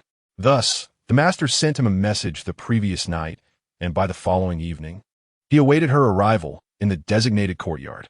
This courtyard was situated in a villa belonging to Tan Fong in the demon realm, a place he seldom visited for leisure and respite. He had prepared fine wine and delicacies in advance, sitting quietly as he awaited Tao Mian's arrival. Chu Yoshue scaled the wall to enter. True to the immortal's nature, she chose not to use the door. This had been the case many years ago. As she descended, she inadvertently stepped on a rosebush at the wall's edge. Raising her head, she found Tan Fong, who should have been seated beside the jade table, standing before her. Chu Yoshue was momentarily taken aback. She nearly failed to recognize him. Tan Fong had grown even more handsome than in his youth, his features now strikingly defined. With deep-set eyes that held flecks of starlight, he had grown taller and stood with a commanding presence. Were she in her own body, she would have had to look up to speak with him. Master, why do you not speak? Tan Fong's gentle call pulled Chu Yoshue from her reverie. She blinked and responded in Tao Mian and Appo's voice. The demon realm is saturated with malevolent energy. It was no small feat to come here. I am unaccustomed to the environment and feel slightly nauseous. Tan Fong hurriedly gestured for the master to take a seat. Please, master, sit. I have prepared a refreshing wine for you to taste. Chu Yoshue followed his lead and sat down. The wine cups remained positioned on the table. Her fingers casually brushed against the rim of both cups before selecting the one nearest to her. Tan Fong, oblivious to her actions, naturally took the other cup. Beneath the moonlight, they clinked their cups together and drank. The sound of swallowing reached Chu Yoshue's ears, and she knew she had achieved her objective for the evening. The remainder would simply involve relaxed conversation with an old friend. Tan Fong had always been a garrulous companion before his master, and aside from a previous occasion, he never struggled to find topics of discussion. Their conversation revolved around the bygone days at Peach Blossom Mountain. He was aware that Tao Mian would not wish to hear the years of sibling rivalry. Thus, he intentionally avoided such tales. Coincidentally, Chu Yoshue herself was disinterested in them. Perhaps it was due to her current disguise as her master that her longtime adversaries appeared less formidable. As Chu Yoshue listened to Tan Fong, she realized that if she were in her master's place, she too would refrain from interrupting him. Tan Fong seemed eager to pour out years of solitude and longing. He spoke of how the flowers in this villa were cultivated to mirror those on Peach Blossom Mountain, planting whatever he found there. Regrettably, the heavy miasma of the demon realm made it difficult for plants to thrive, requiring immense effort to sustain them. Perhaps it was also due to his lack of skill in this regard. Both the master and Liu Shue were adept at nurturing delicate blooms, as if everything under their care could be rejuvenated. One day, he encountered the estate manager's child playing in the courtyard, the little one rolling up his sleeves, shaking the tree trunks, and using his garments to catch the petals drifting from the branches. He gathered a handful and tossed them into the air, laughing as he tried to catch them. The manager, pale with fright, was about to intervene when Tan Fong shook his head, signaling for silence. He then stood in an inconspicuous corner, watching the child play for the entire afternoon. This brought back memories of his days in the mountains. On the first day, he learned to climb trees. He was determined to scale every tree on the mountain. Liu Xue had been impatient to follow him. Yet Tao Mian had instructed her to keep an eye on her younger brother. Liu Xue asked her master, "What if my brother falls and dies? Can we bury him right here?" Tao Mian replied, "Not here. We have a designated burial site on this mountain for disciples. When the time comes, we can sweep it clean from start to finish with a broom. It will be convenient." That day, Chu Suiyin overheard his sister's words and immediately descended from the tree without hesitation. Unfortunately, as he climbed down, he misstepped and fell, crying out in surprise as he tumbled. To his astonishment, the pain he expected never came, for Chu Yoshua had caught him. "Get up. Do you still think you're a 3-year-old? You're heavy." At that moment, Chu Yoshua's hands and arms trembled, yet she held her brother tightly, pretending as if nothing were amiss. Liu Xue's arms remained immobile for a full week, and I still remember. I have always remembered. Tan Fong set down his wine cup, a smile gracing his face, filled with nostalgia and reflection. His gaze lingered on the figure across from him, and Chu Liushua understood. His reminiscences were not directed at the master. He was clearly addressing her. "When did you realize?" she inquired with her own voice. "From the very beginning," Tan Fong replied honestly. "The moment you scaled the wall, I recognized your true identity. Because in the mountains, when I implored you to teach me dream invocation, you always transformed into master." Tan Fong was familiar with Chu Liushua, with Tao Mian, and with the version of Chu Liushua that masqueraded as Tao Mian. Yet he had never voiced this to her directly. Each time she deceived him by posing as her master, it brought her a sense of accomplishment. "You have poisoned me, have you not?" Tan Fong no longer met her gaze, his head slightly bowed, the smile on his lips unwavering as his fingers delicately traced the rim of his wine cup. "It is futile, Liu Xue. I am aware of your expertise in poison, and I have long been prepared." Chu Liushue regarded Tan Fong. They had developed a peculiar dynamic where one would gaze directly while the other averted their eyes, a change that had occurred without her notice. She responded, "It is effective. The poison did not begin today. It has been in effect for a long time." Manual divider. Tomorrow may mark the conclusion of this segment, after which the stories of the several disciples mentioned in the introduction will come to an end, paving the way for new narratives. Initially, I envisioned narrating the tales of the first 3 disciples at a brisk pace, akin to the style of Gu Yuan, before gradually adjusting the tempo for the stories following Liushua, culminating in about 20 chapters. However, as everyone can see, we have reached chapter 50, far exceeding my expectations. The word count has swelled, transforming what was originally a tale of 3 lethal blades into a saga of relentless strikes. I am immensely grateful to those who have persevered to this point. The stories of Liu Xue and Sui Yin are nearing their conclusion, and they may not necessarily wrap up within 2 chapters. It could extend to 3. In any case, it will not be hastily concluded. Each chapter is crafted with the conclusion in mind before its inception. In other words, it is precisely to delineate the fates of each disciple that extensive groundwork is laid beforehand, for a cursory ending would render the narrative meaningless. The 5th disciple has already made their entrance, and I trust you have all noticed. The 5th disciple is an endearing and amusing character, promising a narrative that will be more leisurely and lighthearted. I sincerely hope you do not miss the forthcoming segments. Of course, the 6th disciple may prove to be somewhat vexing, and I shall take the blame for that in advance. Please be gentle in your approaches when the time comes. That is all I wish to convey for now. I am grateful for your continued support, comments, and encouragement. I am confident in my ability to bring this story to fruition. Let's persevere. Chapter 51. Incomprehensible pear blossom fall evokes the essence of a fine wine or a delectable, sweet delicacy. At first glance, it conjures poetic imagery. Pear blossoms blooming, spring accompanied by rain, pear blossoms falling, spring sinking into the mud. Yet, only one soul understands its true nature. It is in fact a poison. Chu Yoshua, a prodigy in the art of potion making, had concocted her share of remedies in the village to save scholars. Pear Blossom Fall was merely a byproduct of a failed experiment. After a single taste rendered her unconscious for half a day, she vowed never to touch it again. Subsequently, her old servant passed away, and the scholar left her, plunging her into solitude. In her despair, she contemplated the notion of ending her own life and rummaged through her belongings until she unearthed the vial. In her yard, there was an old hen, which she disregarded as she resolved to take it along. On the first day, the hen took a sip of the potion, and so did she. The hen remained unscathed while she succumbed to dizziness, yet miraculously survived. On the second day, the hen drank again, and she took 2 sips. The hen was fine, but she fell into a stupor for 3 consecutive days and emerged alive once more. This grim cycle continued until the hen perished. It dawned upon Chu Liushue that the poison was insidious, its effects slow to manifest. A few doses would not prove fatal. However, once the threshold was breached, the poison would wreak havoc, leaving no chance for salvation. With this newfound revelation, she raised the vial to her lips, preparing to ingest another dose, contemplating a delayed demise. Just then, the sun dipped low in the west, and her gaze fell upon the flourishing pear tree in her courtyard, resplendent like a cascade of snow.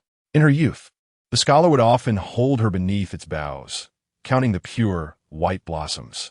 A pang of regret struck her. Should she perish, she would never again witness the pear blossoms in full bloom. Such tranquil beauty, how she longed to behold it. Overwhelmed by this thought, the white porcelain vial felt as heavy as lead in her hands, rendering her unable to lift it. Perhaps it was best to postpone her death. Alas, what a pity for the hen. She rolled out of bed just as her adoptive parents entered the yard, ready to take her to her new home. Chu Liushue took nothing with her, save for the vial of pear blossom fall, tucked close to her heart. The subsequent events were shared with Tao Mian. After her adoptive parents passed away, she crossed paths with Chu Suiyin. At that time, Chu Liushue was a woman of stark honesty, repaying enmity with enmity, and kindness with kindness. She recognized that the present Chu Suiyin was but a naive child, unfit to inherit the grievances of the previous generation. Yet, her heart brimmed with disdain for the Tan family. One moonlit night, when Chu Suiyin was merely 6, Chu Liushue trembled as she poured pear blossom fall into a water jug and presented it to her only kin. The boy, trusting her implicitly, smiled as he accepted it and drank heartily. Predictably, he fell into a stupor, his complexion pale as snow, his body trembling and convulsing. For 3 hours, Chu Liushue sat quietly beside the son of her adversary, listening to him call her name even in his unconscious state. Her face bore no expression, yet her hands clenched tightly around her trousers, palms slick with sweat. Before the rooster crowed in a fit of rage, she pinched her thigh and rose to concoct the antidote. The slow-acting poison required repeated doses to take effect. Over the course of 2 days, Chu Liushue created the antidote and administered it to Chu Suiyin. Fortunately, it was merely his first dose, and all was not lost. When Chu Suiyin finally emerged from the throes of illness, his bleary eyes met hers, and tears welled up in her own. What was she crying for? Regret for failing to kill her enemy's son, or joy for saving a brother with no blood tie? Chu Liushue herself could not discern. In the years that followed, she administered pear blossom fall to Chu Suiyin more than once, and each time she regretted it, only to save him again with the antidote. Over time, she became adept at balancing the quantities of poison and antidote, and this practice became habitual. Chu Liushue despised this habit. She loathed herself and her wavering heart. On one occasion, unable to bear the torment within, she resolved to drown her sorrows in poison, drinking half the vial in one go. She thought it better to perish than to face Chu Suiyin. Strangely, perhaps due to her constitution's resilience to toxins, she felt little reaction, maintaining her clarity of mind. The boy, hungry, spoke in a feeble voice. They had gone 3 meals without food. Despite her discomfort, Chu Liushue took Chu Suiyin's hand and ventured into the marketplace. From a distance, she spotted a young cultivator, seemingly inexperienced in the bustling city, oblivious to being swindled by street vendors, clutching a heavy purse. Her eyes locked onto the purse, and, as he accepted a sweet treat from a vendor, she seized the opportunity, darting forward to snatch it from his grasp. She heard a voice behind her exclaim in surprise, yet it lacked the vitriol typical of the wealthy. It was likely his first encounter with theft. Instead of shouting for help, he handed his change to the vendor to buy the sweet before leisurely turning to observe the direction in which the thief had fled. Although she sensed the cultivator's formidable abilities, his swift capture of her was beyond her expectations. She braced for a beating, resigned to her fate. Thankfully, she had left Sui Yin at the street corner. Otherwise, they would have faced dire consequences. Just then, she heard the cries of a child. Chu Sui Yin had chased after her. His frail form shielded her back as he pleaded, "Don't hit Liu Xue. It's my fault for being hungry. Punish me instead." The boy stammered through tears, leaving the cultivator at a loss, unsure how to respond. Allow me a moment to speak. I haven't even made a move yet, and you both have already staged a full performance. This marked the first encounter between Chu Liu Xue and Tao Mian, a desperate little thief and a penniless immortal. Tao Mian's appearance was one of the rare salvations in Chu Liu Xue's tragic life. She thought, it seems that aside from the old servant and the scholar, there are still good people in this world. Thus, she decided against death. She and her brother followed the immortal back to Peach Blossom Mountain.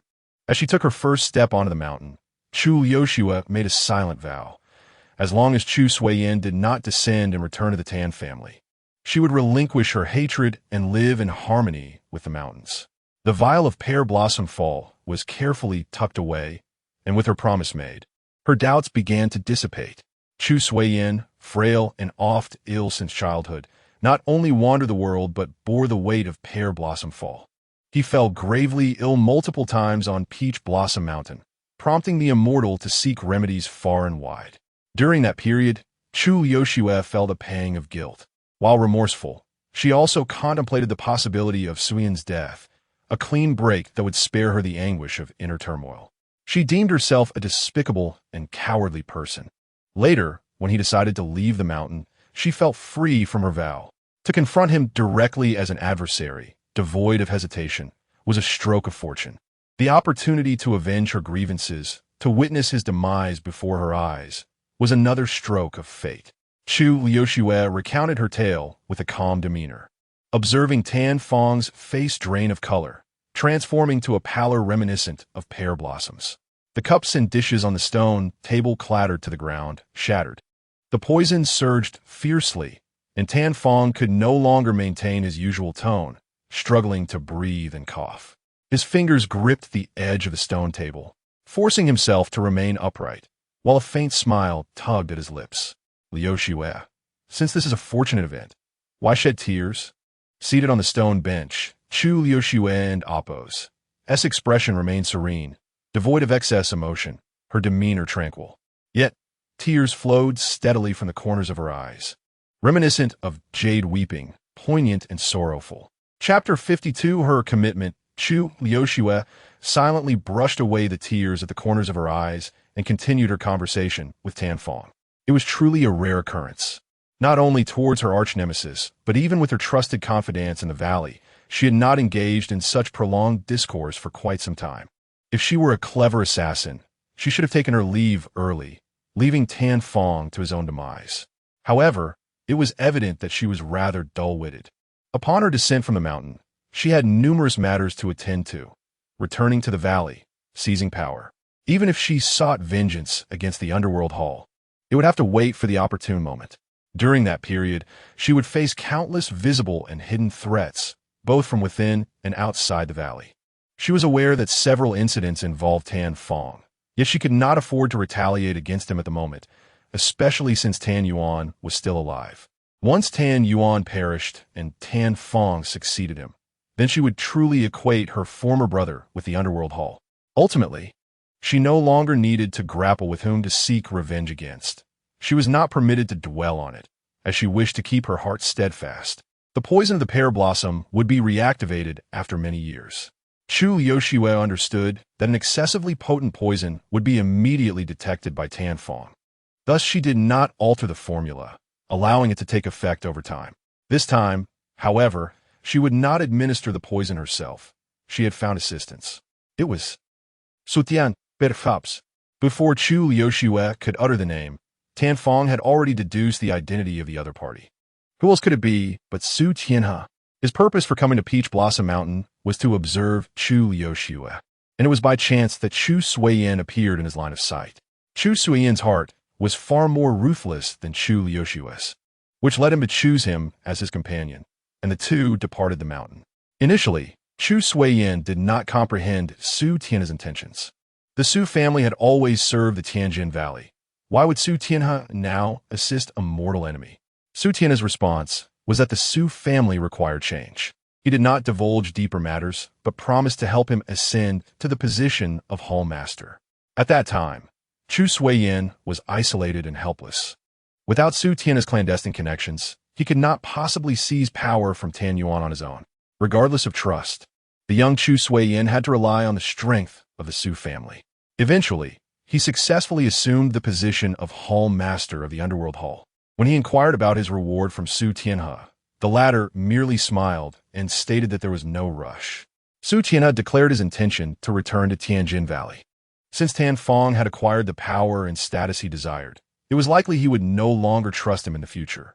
To avert a tragic fate where the hunted becomes the hunter, Su Tianhe decided to withdraw completely from the internal struggles of the Underworld Hall. Nevertheless, their private exchanges continued uninterrupted. To call them friends would not be entirely accurate, as many times Su Tianhe merely came to drink tea and admire the blossoms with him. Now, everything was elucidated. I finally comprehend his true desires. Tan Fong scoffed, the ambition of the Su family cough. Truly. Without exerting effort, he could surmise how Su Tianhe had promised Chu Liuxue. Once the Hall Master of the Underworld Hall was poisoned to death, chaos would ensue within the hall, allowing Tianjin Valley to exploit the situation and deliver a heavy blow to the Underworld Hall. In recent years, Tianjin Valley had appeared to be in decline. Upon reflection, it was perhaps a grand act orchestrated by Chu Liuxue and the Su family against the Underworld Hall. Those seemingly ambiguous messages were likely released by Tianjin Valley itself. Chu Liuxue had been lying in wait, anticipating the opportunity that this night would bring. I just do not understand. If that is the case, why must you do it yourself? Tan Fong could not fathom why someone else could not carry out the poisoning. Even if Su Tianhe were to join him for a drink, it would not be a difficult matter. There was no need for Chu Liuxue to take such a risk. The person across from him had not spoken for a long while. Tan Fong's vision had become blurred, and the chirping of insects in his ears was sporadic. He truly wished to drift off to sleep. His eyes fluttered half open, and he thought he would never receive an answer from Chu Liuxue. At that moment, however, Chu Liuxue provided him with a response. Because I wish to bid you farewell in person. Farewell? Tan Fong did not immediately grasp Chu Liuxue's words, but he witnessed the woman sitting opposite him suddenly cough and spit out half a mouthful of blood. You. Chu Liuxue wiped the corner of her mouth with her sleeve and, facing Tan Fong's disbelief, chuckled softly.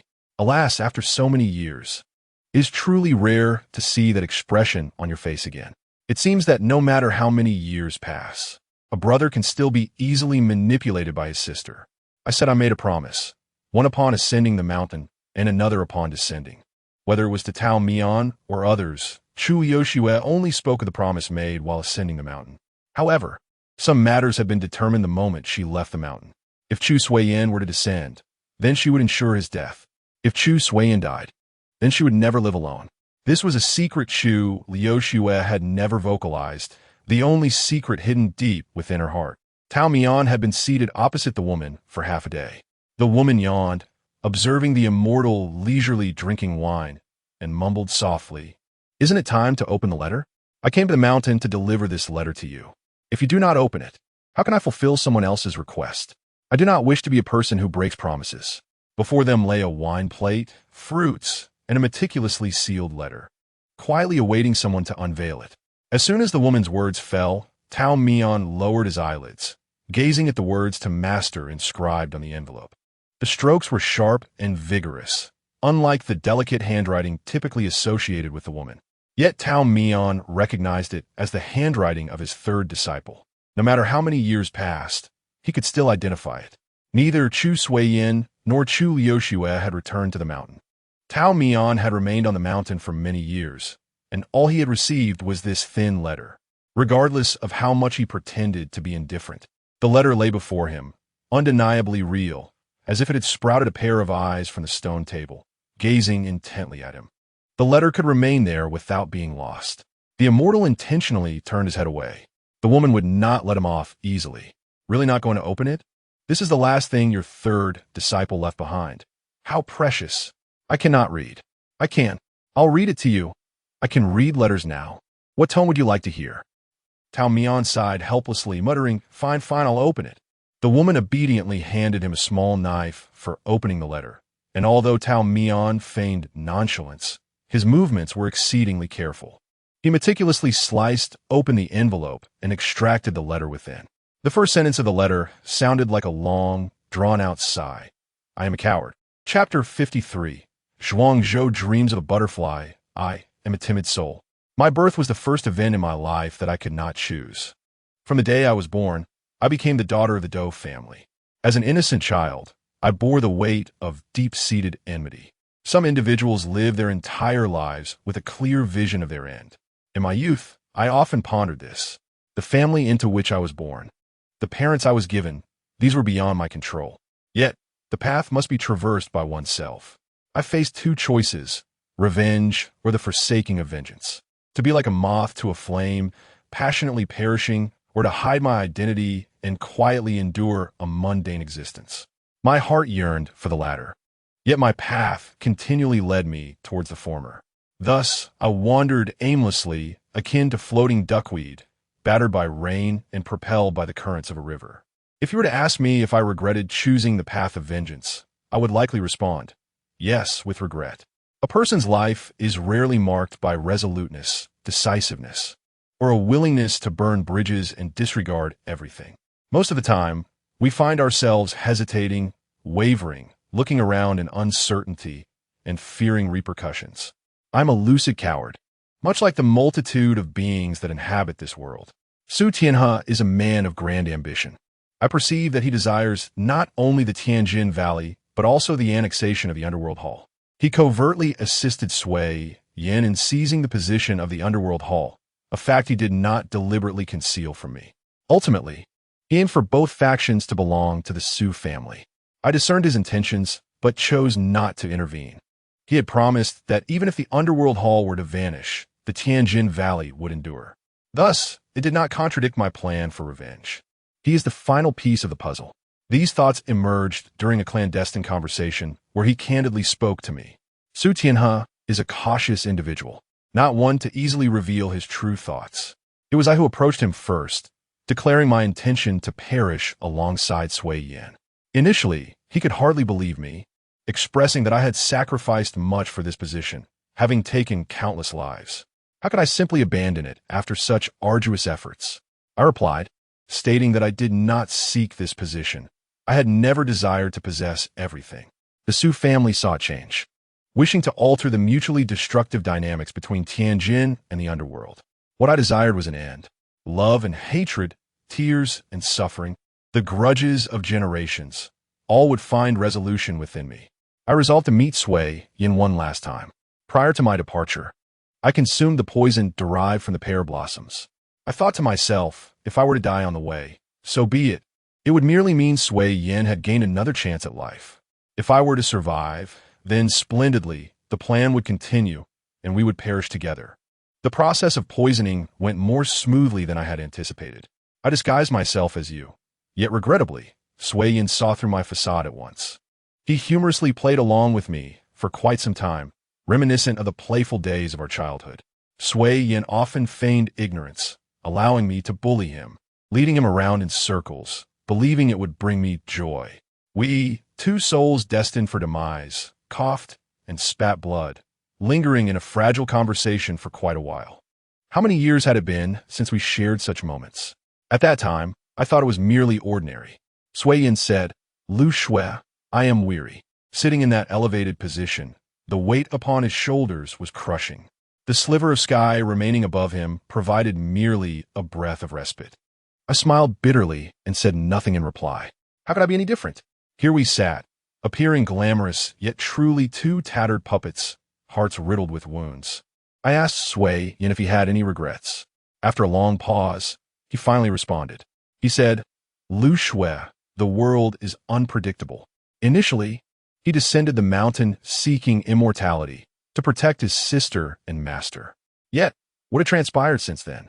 He realized he was destined to be his sister's adversary, that he was not fated to be a part of Taohua Mountain. Ultimately, numerous circumstances beyond his control and countless unspoken grievances led him further away from the path he once chose. The early vows were now too vague, resembling a mere dream. He often reminisced and questioned whether he had indeed uttered those words. Zhuangzhou dreaming of a butterfly. What is real, the tranquility of the mountains or the chaos beyond? Sui Yin could no longer discern. I observed the frequency of his blinks slowing, his breath becoming faint, nearly imperceptible. He repeated, Lu Shui, I am tired. I said, sleep now, Sui Yin. The enmity, the bloodshed, shall end here. Close your eyes and conclude this illusion. Sui Yin obediently shut his eyes, a slight smile gracing his lips. He remarked that in the next life, he wished to be an ordinary person, planting beans in the southern mountains, brewing wine, and tending to flowers. He desired to reunite with us in the guise of a common man. Sui Yin beside me gradually ceased to breathe, and his heartbeat faded. I gazed at the moon hanging in the sky, my vision becoming increasingly blurred. A memory surfaced. One day, I dreamed of you. Sui Yin and I were by a well, pulling up a gigantic watermelon. That watermelon was truly immense, and we, lacking self-awareness, took turns attempting to lift it, only to fall over repeatedly. The melon, soaked in well water, was refreshingly cool. A few cuts revealed its crisp, sweet red flesh beneath the green rind. We sat together at a low wooden table in the courtyard, each cradling a crescent-shaped piece of watermelon, quenching our thirst and engaging in casual conversation. I was drenched in sweat, an oddity indeed. Even in the sweltering heat, Taohua Mountain never rendered one to such a degree. Raising a hand to wipe my face, I realized that it was not sweat but tears streaming down my cheeks. I awoke from the dream, tears flowing, and suddenly understood that it was not an illusory dream but a long-forgotten memory I had stepped out of. At night, dreams lead one back home. I yearned for home. Reflecting on the soft, red dust of 10 miles, it was not as delightful as the company of peach blossoms and dogs. This place is not my home. Sui Yin and I cannot perish here. We cannot find peace. I made a decision. I would carry Sui Yan's lifeless body to that mountain, to the grave I had long prepared. Chapter 54. Flying snow, dust, and smoke. I carried the lifeless body of Sui Yin and stumbled upon a forsaken fishing boat by the riverbank. I mused to myself, perhaps it would be better to drift downstream. If I were to succumb to exhaustion, I could surrender myself to the currents and rest amidst the stars reflected on the water and Appo's surface. In the midst of my reverie, an unexpected guest boarded the vessel, a strikingly beautiful woman. She proclaimed that she had escaped from a brothel, selling her talents rather than her body. I was taken aback, and she quickly corrected herself, insisting it was indeed her art she offered for sale. I inquired if she had any instruments with her, hoping she might play a tune for me. She nodded eagerly, an air of confidence radiating from her. Then, puffing out her cheeks, she showcased her unique skill by playing her own face. I fell silent and raised my hand to halt her performance. She suggested that for a bit more money, I could witness her extraordinary talent of playing her belly, but I felt compelled to urge her to cease for a moment. The poison within me had yet to claim my life. Even as I stood at the threshold of death, the journey ahead seemed interminably drawn out. The long night wore on, and I could no longer endure her display of talent. I offered her a pouch of coins to bring her act to a close. Then, I proposed to tell her story instead. My tale was lengthy, perhaps a reflection of a heart burdened with too much to express. I did not know her, nor her history, yet as an outsider, sharing my heartfelt truths felt permissible. I preemptively declared that my affliction was grave, and I might perish before the tale's conclusion. The woman remained unperturbed, cradling her knees, her eyes sparkling with anticipation. I began to recount my life, a tragic prologue and a sorrowful epilogue, where ultimately, I possessed nothing and left nothing behind. She rested her chin on her hands and remarked, "It matters not. At least you have the means to have someone listen to your story. My sudden silence rendered the atmosphere awkward, prompting her to chuckle sheepishly and request I continue. I pondered where to begin. If I had the chance to revisit the words spoken that fateful night, I might be astounded by the disarray of my own narrative. The poison had muddled my senses, and my words tumbled out in disarray. Yet she did not interrupt. Instead, she listened intently, as if she could see through my thoughts. Recognizing my profound need to share, I spoke of Pear Blossom Village and Peach Blossom Mountain, and from my humble descriptions, she conjured visions of their beauty, gasping in delight as if they were before her eyes. I mentioned my old servant, the scholar, the left envoy, my benefactors, and then my adoptive parents, the Tan family, the Hall of the Underworld, my adversaries. She was adept at engaging in conversation. Her joy was palpable when discussing the former, and when the latter came up, her expression shifted to one of fierce indignation, a clear distinction of love and hate. At long last, I introduced her to the two most significant figures in my life, my master and my younger brother. My master was like the radiant light breaking through the clouds, dispelling the shadows and misfortunes of my past. The time spent at Peach Blossom Mountain was the happiest of my life, without exception. My master and the mountain embraced my battered spirit without any conditions attached. It was one of the few blessings in my existence. Then I spoke of Sui Yin, Tan Fong, the leader of the Hall of the Underworld. In that moment, I found myself a loss for words, unsure of how to refer to him. I poured out my memories, both good and bad, intertwined until they were indistinguishable. As I reached the end, my eyes grew warm with unshed tears. Yet the woman across from me wept even more profoundly than I. She began with soft sobs, which escalated into loud wails as she wiped her tears, incoherently uttering something. Her tears were somewhat endearing, causing me to stifle my own grief and chuckle at the absurdity of it all. Yet within my heart, I felt a flicker of solace. How wonderful it was that even in my final moments, someone could grieve for me and for Sui Yin. After her weeping subsided, she inquired if I had any unfulfilled wishes. In exchange for her assistance, I offered her money, yet I had no desire to witness her perform. She felt a pang of guilt for this. My body was gradually losing its capacity for speech. It seemed my end was near. I expressed two requests. First, to take me and Sui Yin's body back to Pear Blossom Village. Second, to deliver a letter I held to the immortal Tao Mian at Peach Blossom Mountain. I lacked the strength to write, so I asked her to help me complete the final part of the letter. We were strangers, and these tasks were no small feat, so I told her not to feel obligated. I would soon pass away, and what she chose to do afterward would be beyond my knowledge. Yet she patted her chest and assured me, with unwavering conviction, that she would honor her promise and fulfill my requests. Very well, she said. Now you may rest easy in your departure. I smiled and gazed upward at the vast expanse of stars. The twinkling constellations seemed to descend into my eyes, merging with the river's flow. I pondered whether what my master often spoke of, becoming one with all things, was this very sensation. She questioned why I would not return to Peach Blossom Mountain, but chose to be buried in Pear Blossom Village. I replied that the gravesite at Peach Blossom Mountain was already overcrowded and could not accommodate the two of us. The woman widened her eyes in astonishment, asking if such a beautiful place was merely a common graveyard. I shook my head and chuckled softly. I meant that it was crowded, not in the literal sense of graves. Peach Blossom Mountain was vast enough to contain two souls from distant lands. I merely wished to spare the immortal on the mountain from bearing too much sorrow. I thought that perhaps if the body were not present, her grief might lessen somewhat. You might mock my naivety. I recalled the grave at the back of Pear Blossom Village, which I had shown her before.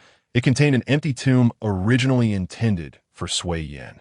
I had long hesitated, unsure whether to reserve it for him or where to draw the line.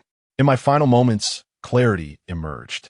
Whether one was innocent or guilty upon death, all returned to the earth as mere dust. I instructed the young woman, saying I had forgotten to dig a grave for myself. If, upon her arrival, she found that two bodies could not fit into that grave, she should incinerate us both and place our ashes in a jar. With unwavering confidence, she assured me, "You need not worry.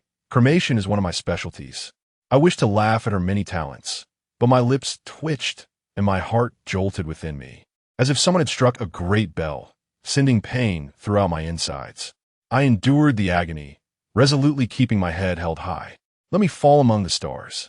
As the snow fell and the dust scattered, all grievances would fade away.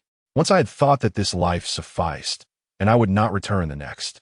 But master, with you here in a mountain standing tall, perhaps a return would not be so bad. Sui Yin and I could step through the mountain gate once more. Yet with so many uncertainties, what if I could not be reborn? What if I could not become human again?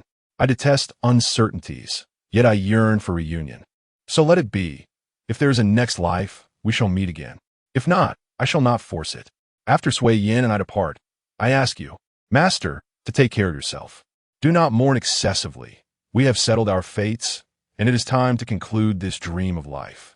My life has been filled with regrets, enmities, and hatred, yet it has also known fortune. First, the encounter with Pear Blossom. Second, the meeting with Sui Yin. Third, the entrance into Peach Blossom Mountain. Notigrits, notigrits. Should you hear the wind rustling through the trees, know that we have returned. Do not dwell in nostalgia. Consider it yet another reunion. The end of the tale of Lu Shui and Sui Yin. Thus concludes the story of the third and fourth disciples. I am grateful to all who have journeyed this far. It has been arduous for all of us. Yet to have penned this tale to a satisfying conclusion brings me great relief. At one point, I feared I would not reach this ending, lying awake at night, staring at the ceiling. Thankfully, I had originally intended to write a character analysis, but then I thought, my perspective would surely interfere with your interpretations. I always take the time to read the comments and messages from my friends. In terms of character analysis, I must admit that I fall short compared to many readers. So I shall refrain from embarrassing myself. Next, the 5 disciples will make their appearance. I have currently envisioned around 8 or 9 disciples. Once again, let me proclaim, the 5 disciples are truly delightful. You all must come and witness her. Chapter 55. A heartfelt reminder from the golden finger. The letter left by the 3rd disciple was lengthy, with a change in handwriting midway, likely penned by the woman before him. Tao Mian read it slowly, repeatedly putting it down, unable to bear the completion. Observing his evident distress, the woman graciously offered to assist. Allow me to read it. If the immortal does not wish to listen, simply cover your ears. Tao Mian handed her the letter, and her melodious voice was clear and soothing, sharpening one's mind. As she had previously claimed, she indeed had a talent for reading letters. With eloquence, she read from beginning to end. Initially, she maintained her composure, but upon reaching the phrase "no regrets," Tao Mian's hand, which held the wine, trembled ever so slightly. Before he could respond, the girl's voice quivered, pausing as she covered her face and wept. Although Tao Mian was already feeling melancholic, her tears somewhat alleviated his sorrow. Did you not hear this once from Lu Shui? Why are you crying again? Quickly wipe your nose. It's about to drip into your mouth. The girl obediently wiped her mouth with her sleeve, but there was no sign of any runny nose. Overwhelmed, she sobbed in response to Tao Mian. I am sad, truly sad for many people. Why does the immortal not weep? Why must I be the one to wail alone? It is so embarrassing. So you are aware of embarrassment. The immortal, still possessing a sense of humor, seemed to have adequately absorbed the sorrow of his 2 disciples and Appo's demise. He admitted his own sadness. Some outcomes are anticipated from the outset, yet not everyone can casually say, see, I told you so. So bitter, woo-woo. The girl continued to cry, now shedding tears for the immortal. From now on, you must not take on any disciples. Having to bid farewell to your own disciples repeatedly must be heart-wrenching. Tao Mian smiled lightly. I cannot agree with that sentiment. Every person's destiny is to meet death. Should everyone cease to live simply because the conclusion is predetermined? But you, immortal, have a choice, the girl countered, her tears subsiding as she earnestly reasoned with him, her earnestness somewhat endearing. You are an immortal. As long as you disregard the mundane world, you shall live a carefree life. It was the first time Tao Mian heard someone articulate such a philosophy, and it struck him as refreshing. The girl was indeed correct. The golden finger had presented him with disciples, but had not mandated that he bear full responsibility for them. If he only needed to guide them with care, he could simply teach them the techniques and, once mastered, send them away from the mountain doors. From that point on, their lives, deaths, wealth, and grievances would all be their own affairs. Yet, Tao Mian could not help but feel concerned. He was uncertain how other immortals fared, whether they remained detached and untainted by worldly matters. From the very beginning, he had only himself, one person on one mountain, with 1,000 trees blooming. Throughout that millennium, he tended to chickens, roamed the mountains, cared for flowers and grass, and fervently prayed to heaven for a disciple. To put it positively, one might call it being indifferent to worldly affairs. To put it negatively, it could be seen as numbness. Eventually, a drifting wooden basin brought him a dog, and he caught the chicken-stealing girl while the third and fourth disciples held hands, gazing up at the towering mountain gate. Tao Mian, who had ascended to immortality from humanity without enduring the harsh trials of the heavens, had flourished along with the flora and fauna of the mountain, unwittingly entering the path of immortality. He had heard the tale that to become an immortal, one must first forget their emotions. Yet, he was always entangled in countless connections, bonds he could not sever. Perhaps this would bring him pain and sorrow, but Tao Mian believed that should he forget the taste of pain, he would also lose the instinct to love. He was unwilling to let that happen. I have never regretted encountering my disciples. Each one is precious.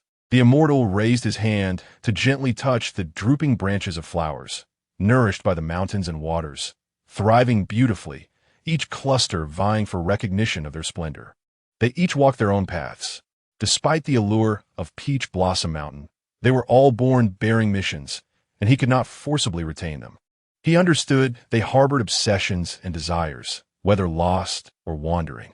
But they were all disciples of Tao Mian. Life is but a journey against the current. He was merely a fleeting passerby in their lives. Yet, each of them was a unique vista to him. Fortunately, heaven granted longevity. The immortal remained unforgotten, and humanity would endure. As long as he lived, they would also persist alongside the mountain. The immortal's words were somewhat understood by the girl, though not entirely. Yet, she likely comprehended why Lu Shui on the small boat cherished this place so dearly. Even in the final moments of life, she murmured about the mountain. With a decisive clap of her thigh, she made an important resolution. I have made up my mind. I want to stay. That is not permissible. Silence enveloped them as they stared wide-eyed at one another. Why? I wish to be your disciple. I possess great talent. How could such a distinguished immortal like myself casually take on disciples, as if picking up a stone by the roadside? I do not easily accept disciples. Then what are your criteria? The immortal closed his mouth, cryptically raising his right index finger. Look to the will of heaven.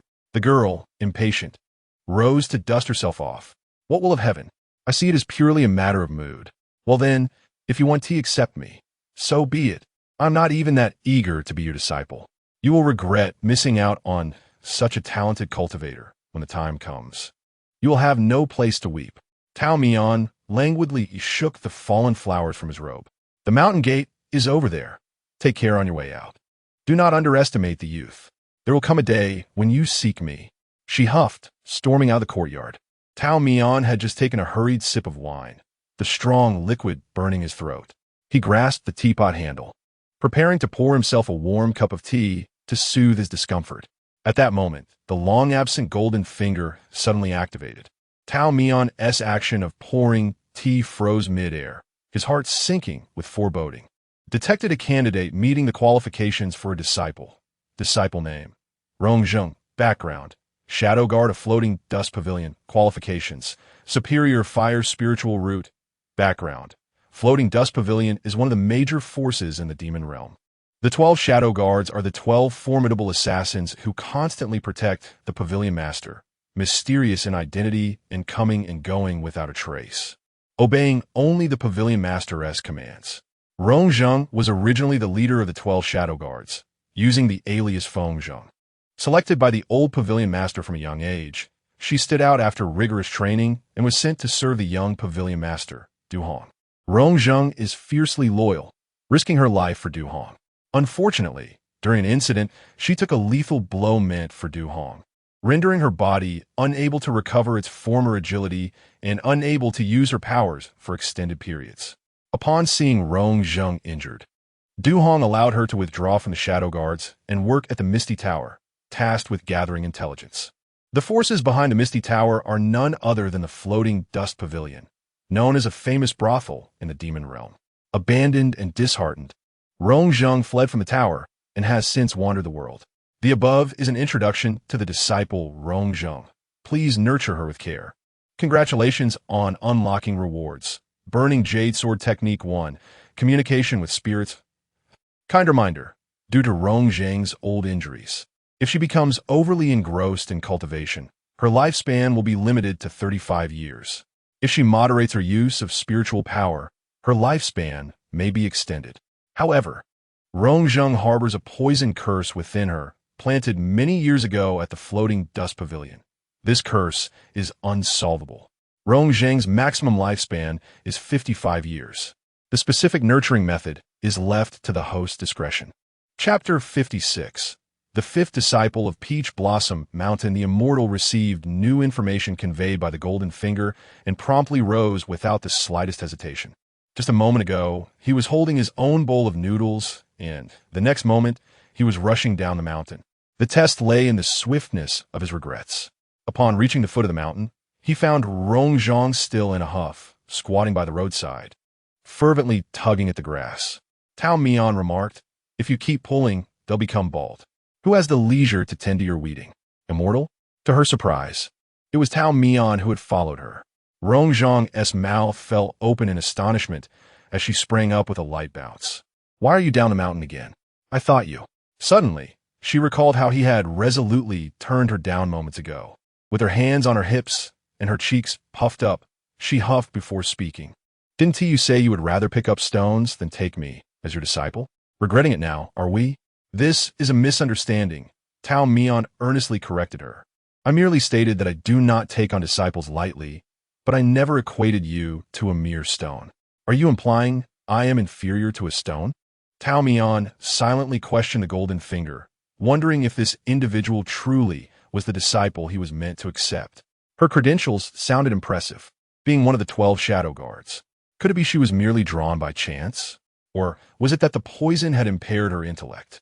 A cascade of inquiries surged within him, but none received a response. The Golden Finger chose to ignore him entirely. While Tao Mian was deep in thought, Rong Zheng vented her frustrations, her grievances dissipating significantly.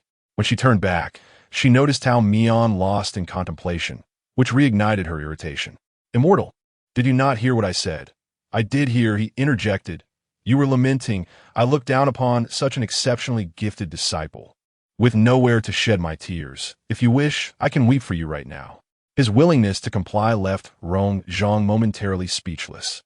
She mumbled something under her breath, her voice too soft for him to catch. "What?" I said. Rong Zheng took a deep breath as if her earlier complaints had vanished, revealing a radiant smile. "It would be wonderful if someone could always remember me. I agree to be your disciple." Her temper flared up quickly, but dissipated just as fast. With a sunny disposition and a carefree nature, she bore no grudges. If it weren't for the Golden Finger providing clear information, Tao Mian would struggle to associate her with the esteemed title of Shadow Guard leader. In his mind, those trained as assassins endured dark and bloody lives. Moreover, Rong Zheng's background was unusual. She had sacrificed herself only to become a pawn. Immortal? Immortal! While Tao Mian was lost in contemplation, Rong Zheng had already ventured quite far ahead, waving her arms to beckon him to catch up. "Aren't we going back to the mountain? Come on." Tao Mian shook his head, casting aside the chaotic thoughts. "Enough of this. Some matters are best left unexamined." He quickened his pace to catch up with Rong Zheng, walking side by side. "What is your name, Immortal?" "I am Tao Mian." Oh, is it the soft, gentle and Appos? Mian and Appos?" Tao Mian stumbled slightly, but continued forward, feigning nonchalance. "No, it's in Mian, as in peaceful slumber." Rong Zheng immediately grasped the character, tracing it in the air as if writing his name. Tao Mian knew he shouldn't ask, yet he couldn't help himself. "Have you heard the line Mian, see you on Tao from a poem?" "Huh, is that Mian from the poem referring to you?" "No." "Never mind." Rong Zheng, appearing rough around the edges, was actually perceptive and quickly sensed Tao Mion's subdued tone. "Oh dear," she exclaimed, holding out a wildflower she had picked by the roadside. "I don't understand poetry. I lack education. But you are quite adept at reading letters." "That. Someone once forced me to learn to read. It was so painful that I wished to devour the books themselves." Recalling some unpleasant memories, Rong Zhang and Appo's brow furrowed with concern. Seeing her reaction, Tao Mian chuckled softly. "Rest assured, at Peach Blossom Mountain, we do not study poetry. We will not compel you to do anything distasteful." "That's wonderful. It seems I have come to the right place." Once back at the mountain, Rong Zhang inquired what she was supposed to do. Tao Mian gazed into the distance. A customary gesture. "I will introduce you to your senior brothers and sisters." Rong Zhang's excitement surged. "I have senior brothers and sisters? Where are they?" "Where? Take me to see them, little Tao." "Patience, patience. Just follow me." They walked a distance, turned several corners, passed through peach orchards, and eventually arrived at the cemetery. Tao Mian raised his hand.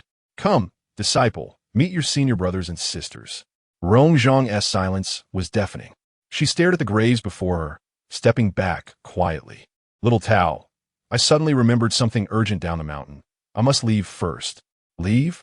Do we not agree you would take me as your disciple?" Rong Zhang felt tears welling up. No one mentioned that all the disciples of Peach Blossom Mountain are buried in the ground. "Little Tao, why don't you just treat me like a stone and toss me away? It's too late." Tao Mian smiled gently, though the expression bore an unsettling undertone. "You have already become part of our spirit, Ling Mountain. To leave now is not so simple." Tao Mian reassured her. "As long as you do not act recklessly, death will not easily find you. People are meant to live until they die." Rong Zhang nodded stiffly, believing his nonsensical words. Tao Mian continued, "I am an open-minded person and never force others.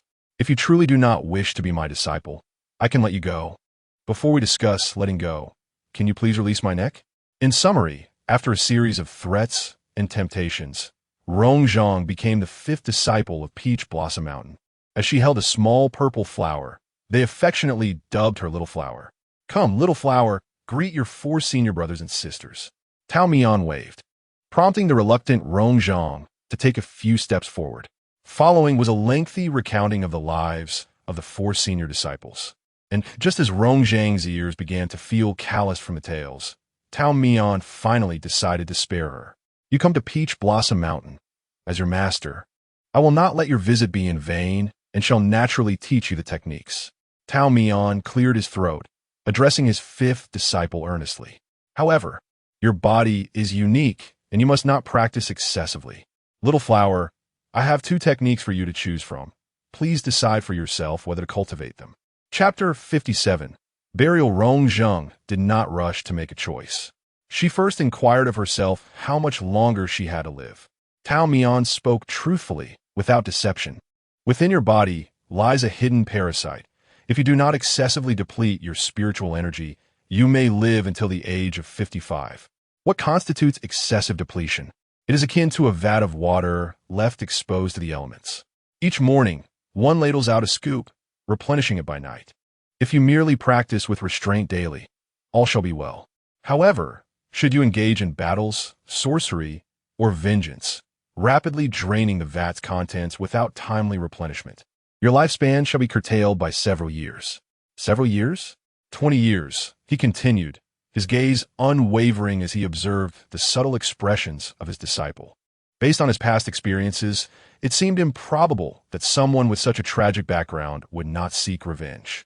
His previous disciples had all tread a similar path. "And as for Xiaohua, I choose to live until 55, she declared. Tao Mian was momentarily taken aback, as he had not anticipated such a response. Yet, Rong Zhang's tone was resolute. "I shall live until 55. Do you not seek vengeance? Is it possible that you harbor no obsessions in your heart? Must one be consumed by obsession to enter this mountain gate?"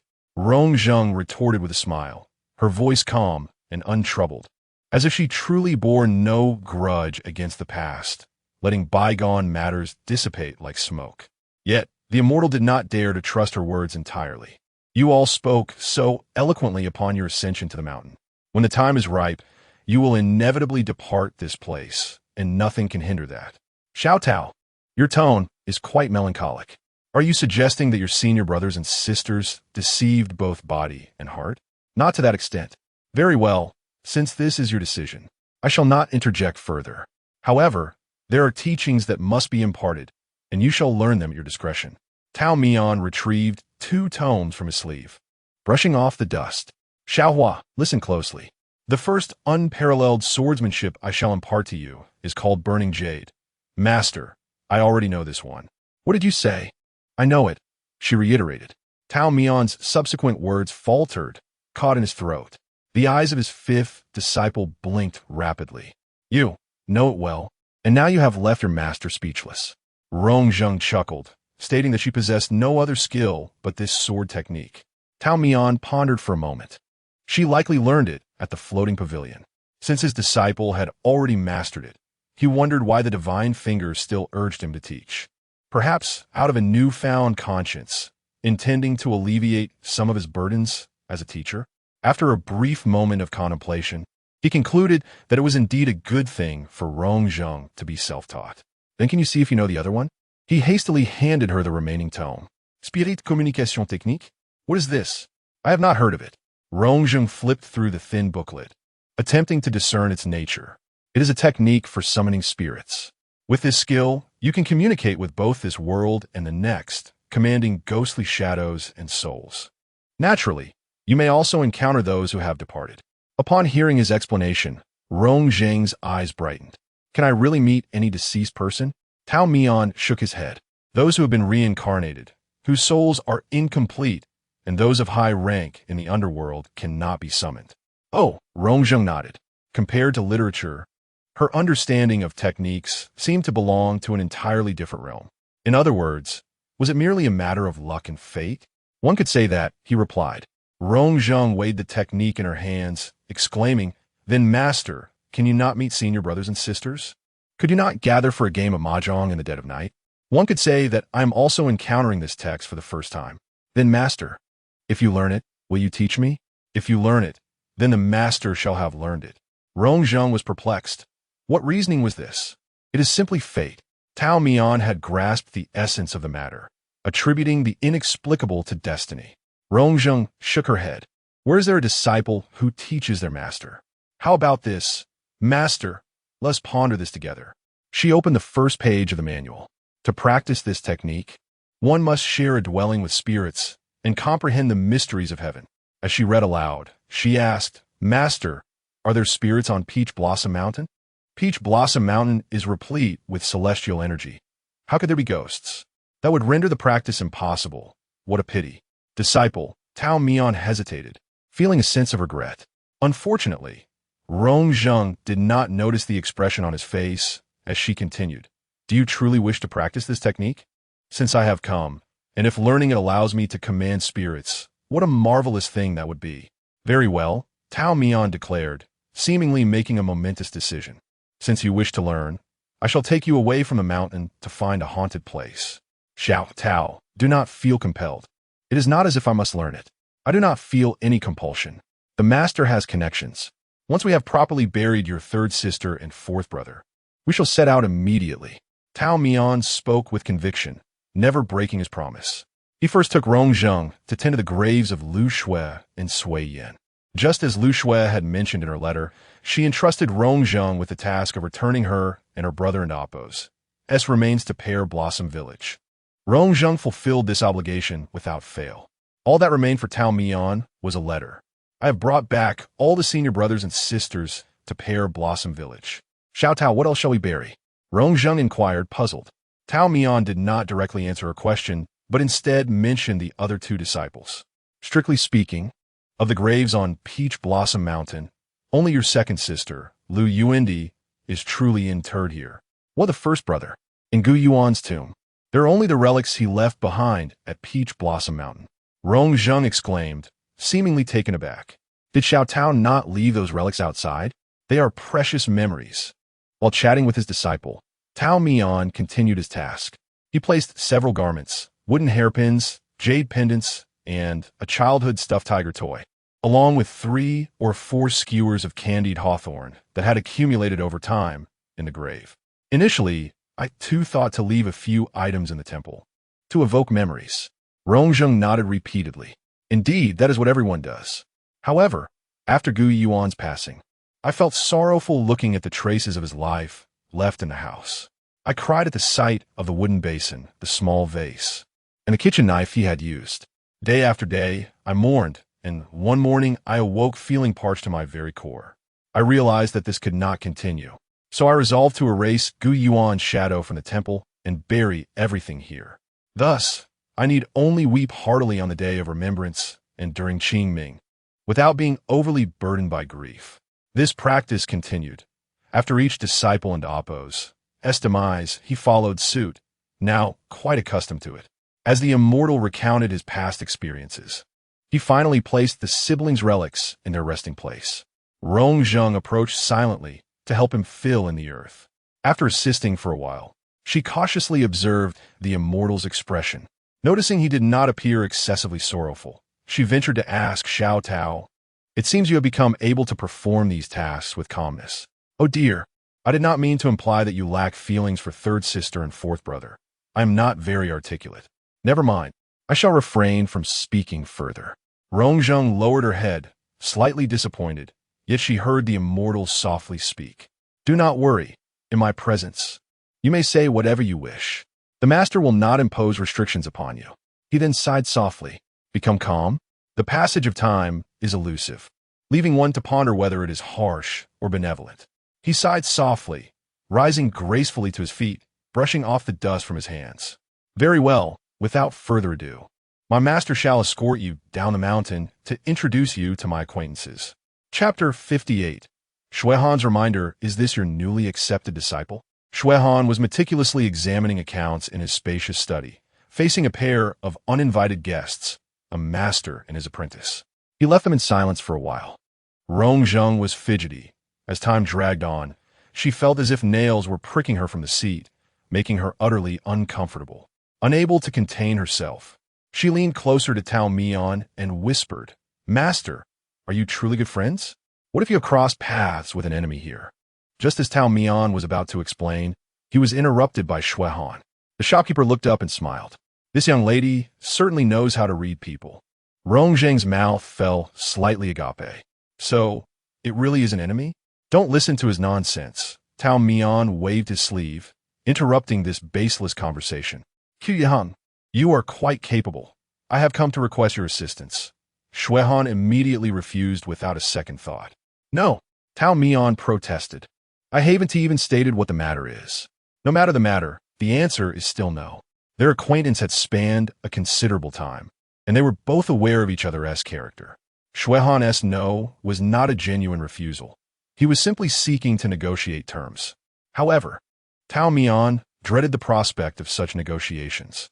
"Just tell me, what is it you wish me to do this time?" The immortal had made a promise to teach his disciple the art of Tongyu and could not go back on his word. He did not wish to be the kind of adult who made promises to children only to break them. Typically, immortals were unreliable in speech, yet they fulfilled their duties. Moreover, he discerned that Rongjung was particularly trustworthy. Upon receiving such a decisive response, Xuehan set aside the ledger, a smile painting his face. "I have yet to determine what task to assign you." "That is splendid. You may directly. Do not harbor any illusions. I require a promise from you." Tao Mian fell silent. More daunting than a specific request was this vague notion of a promise. "Are you suggesting that if you ask me to die, I must comply?" "You want to die. I know that." Xuehan reclined comfortably in his rosewood chair. "Assured, I want to ask you to undertake anything too arduous, including accepting you as a disciple." "You had to bring that up, didn't you?" "I stand corrected." The immortal, true to his nature, perceived the world with more clarity than others and was remarkably quick to prostrate himself. Xuehan's fingers tapped lightly on the table, as if searching for the right words in his mind. "You have arrived at an opportune moment. Recently, a friend of mine visited this place, and during our conversation, he mentioned some unsettling occurrences at a villa under his name, urging me to find a capable individual to address the matter. Since you have taken the initiative, I shall not overexert myself. I will draft a letter. You shall take it, and the steward there will naturally allow you to stay."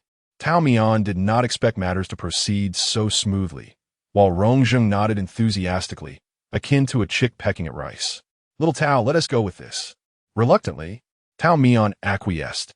Xuehan instructed them not to rush off, suggesting they wait until dawn to set out, providing him time to arrange transportation. Rongjung was astonished that her master-s friend was indeed such a reliable person. She was ushered away by a maid to change and rest within the mansion. The room was left with only Tao Mian and Xuehan. After Rongjung departed, a knock resounded at the door. It was a servant from the Xue household.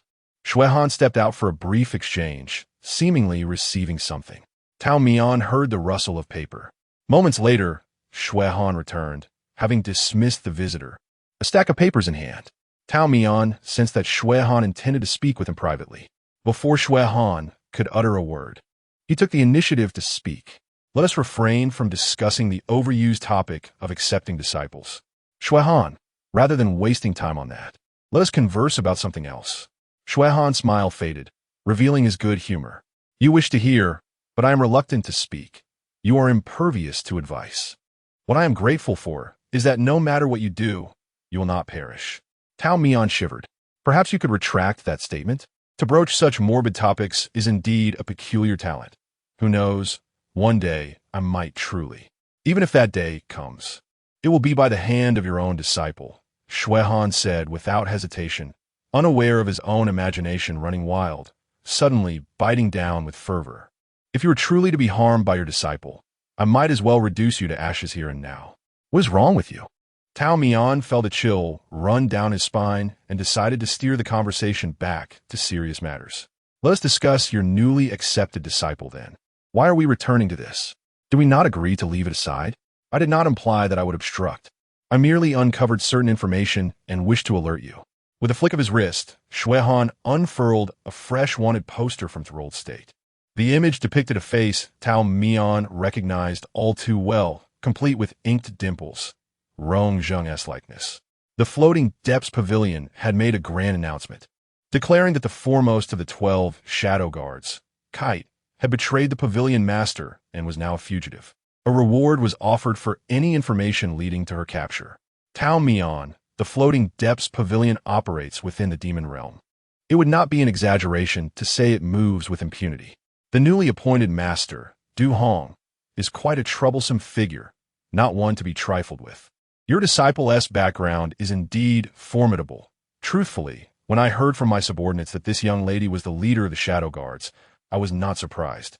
Yet, this situation is markedly different from the past.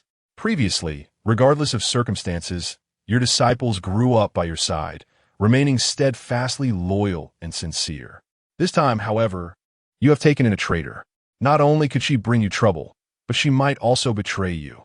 Her relationship with Du Hong is quite deep, and it cannot be succinctly explained. Speaking broadly, the demon realm is part of the abyss. You have witnessed firsthand the nature of the items auctioned in the Thousand Lantern Tower. While we agreed not to discuss your accepting disciples as a longtime friend, I felt it necessary to offer a warning. Otherwise, I fear the next time I see you, it may be in the form of an auction item in the Thousand Lantern Tower's exquisite box. Chapter 59. Journey to the Villa. Xuehan's reminder was well-intentioned. Although he occasionally spoke harshly, he had never harmed Tao Mian throughout their years of acquaintance. The immortal silently listened to his friend's kind warning, remaining reticent. Xuehan pondered that Tao Mian had just bid farewell to 2 disciples, and surely felt a tinge of sorrow. Thus, he refrained from speaking too harshly. Ultimately, the decision lay with Tao Mian himself. Tao Mian remained silent, prompting Xuehan to reflect on what he might have said amiss. If I were sold to the Qiandang Tower, Tao Mian spoke slowly, as if contemplating his words, what price might I fetch? Eventually, Xuehan expelled him from the door. Such a temper, Tao Mian mumbled outside. Were we not having a pleasant conversation? He looked around for someone to lead him to find his own disciple. Just as one who is sleepy is offered a pillow, an elderly steward appeared before him, beaming with a smile. Please, immortal, allow this old servant to escort you. Tao Mian followed the old steward to a side room in the Xue residence. His recently acquired 5th disciple was engrossed in eating. Xiaohua, Tao Mian stood before her, pondering. You seem a bit rounder since we last met. Rongzheng rolled her eyes, unsure whether to be annoyed or choked. Observing her frantic search for a cup to drink water, it was evident she had inadvertently choked. After gulping down 2 large swallows of water, she let out a satisfied sigh. Xiao Tao, your friend is truly delightful. The maidservants here are beautiful, the treats are delicious, and their words are sweet. While you are busy admiring the pretty maidservants enjoying their pastries, should you not contemplate more serious matters?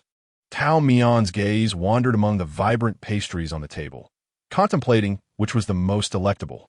This lily pastry and the dragon beard candy. The osmanthus cake is delightful too.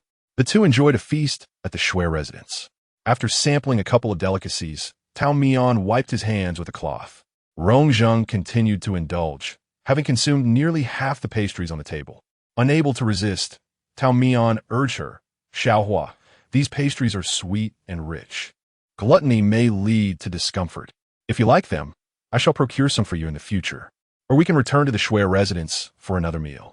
It seemed Rongzheng had just realized how much she had eaten and, somewhat embarrassed, wiped the sweet residue from her mouth. Oh dear, how rude of me. These treats are simply too delicious. I couldn't help myself. Tao Mian found it peculiar. While the pastries at the Shui residence were indeed delightful, they were not so extraordinary as to incite gluttony. I have never tasted them before, Rongzheng lamented, her right hand wistfully clutching a piece of soft, glutinous osmanthus cake adorned with pale, yellow petals. Pastries like these will lead to weight gain. If I gain weight, my movements will be restricted, and some do not permit me to eat such things. Though Rongzheng spoke lightly of her past experiences, Tao Mian was acutely aware that her history was far from as carefree as she portrayed. In my childhood, I longed to eat, but my martial arts instructor forbade it. One day, I passed by a young lady in Appo's chamber and saw a plate of flaky pastries, glistening with oil. The young lady took a bite and found it too rich, ordering her maid to set it aside. She then took a group of people outside to fly kites, while I stood outside the window, yearning for that plate of pastries. Did you manage to eat any? Indeed, they were exquisite. Rongzheng squinted her eyes, as if reminiscing, though the chef at the Shui residence prepares them even better. Those were the most delicious pastries I had ever tasted. Yet, happiness always comes at a cost. I was punished for an entire night that evening. Simply for eating a few pastries? Not at all. It was because I took something that belonged to the young lady, even if it was something she did not want. It was not for someone like me, raised in seclusion, to claim. Rongzheng held a cup of hot tea with both hands, blowing gently to disperse the steam. Eager to cool it, Tao Mian remained silent. It was not until she waved her hand in front of his vacant gaze, calling out Xiao Tao, that he snapped back to reality. Before he could speak, Rongzheng pushed her hand forward. No, please do not pity me. I am quite content to be able to eat now. Tao Mian shook his head. I do not intend to pity you. I have lived for over 1,000 years. I have heard my share of sorrowful tales. The past cannot be changed. While it cannot amend your history, wallowing in it will only lead to unhappiness. In the future, I shall treat you to exquisite feasts. Xiao Tao, I cannot tolerate spicy food. For the first time, Tao Mian realized the significance of his disciple's education. Upon our return to the mountain, I shall provide you with cultural lessons. What? You promised you wouldn't force me to study. I previously underestimated you. Your ignorance has severely hindered our communication. How infuriating. I feel betrayed. I shall now gorge myself on pastries until I burst, ending it all. What a blissful demise. I desire that too. Xiao Tao, how despicable. You dare to compete with your disciple for food and drink. Ah, my dragon beard candy. Rongzheng was incensed as Tao Mian snatched the last piece of dragon beard candy from her plate, earnestly trying to reason with him. Though all dragon beard candies are indeed dragon beard candies, the last piece holds a distinction unlike the rest. How so? Regardless, Rongzheng felt a vague sense of distinction that was difficult to articulate. Having suffered the consequences of ignorance, she knew it was simply not the same. That makes sense. Tao Mian, however, was merely half listening, absorbing her words with indifference, and then devoured the last piece of butterfly pastry. After a friendly exchange between master and disciple, the following day, Tao Mian and Rong Zheng finally meandered out of the Shui residence, taking with them a letter penned by Shui Han himself. Their destination was the Chihuang Villa.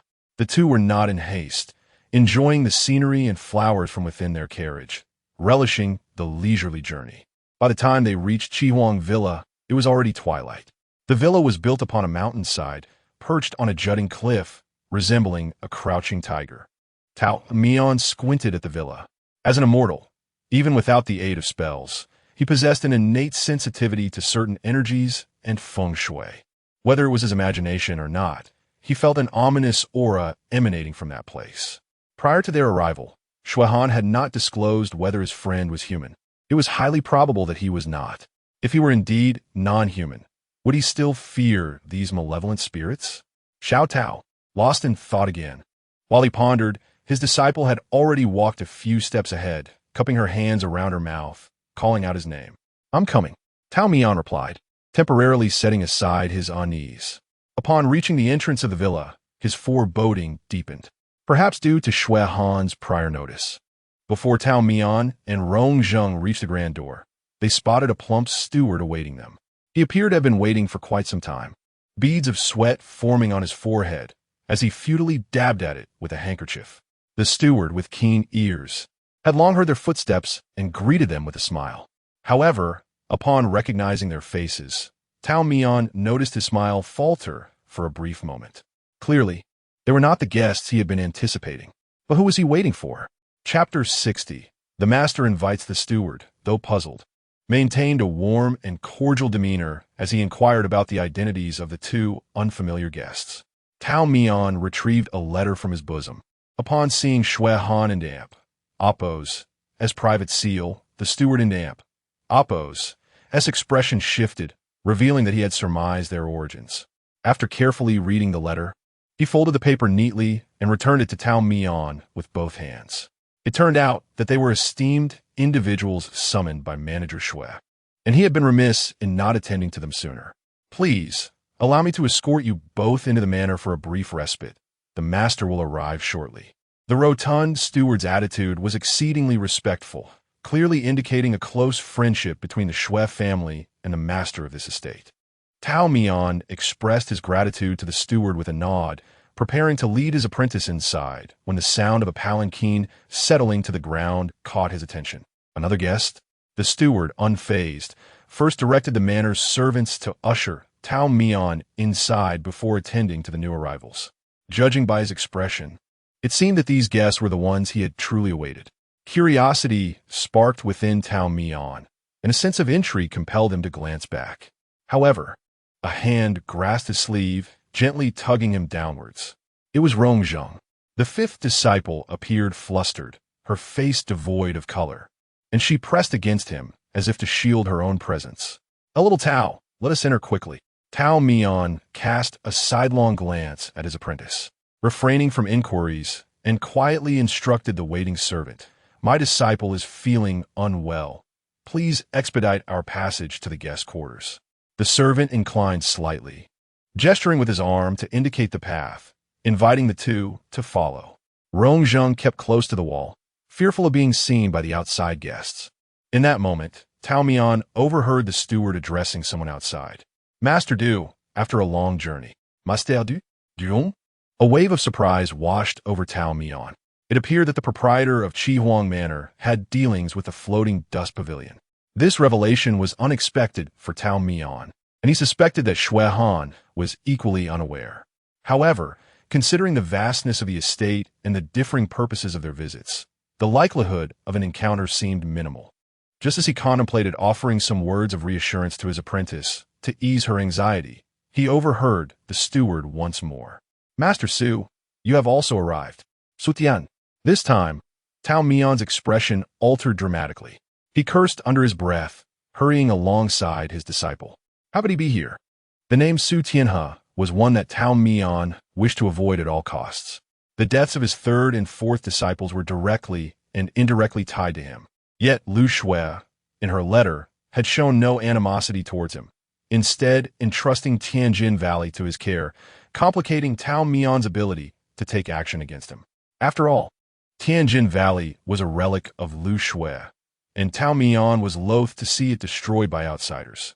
However, he had no desire to revisit memories associated with Su Tianhe. It would be best if they never crossed paths again.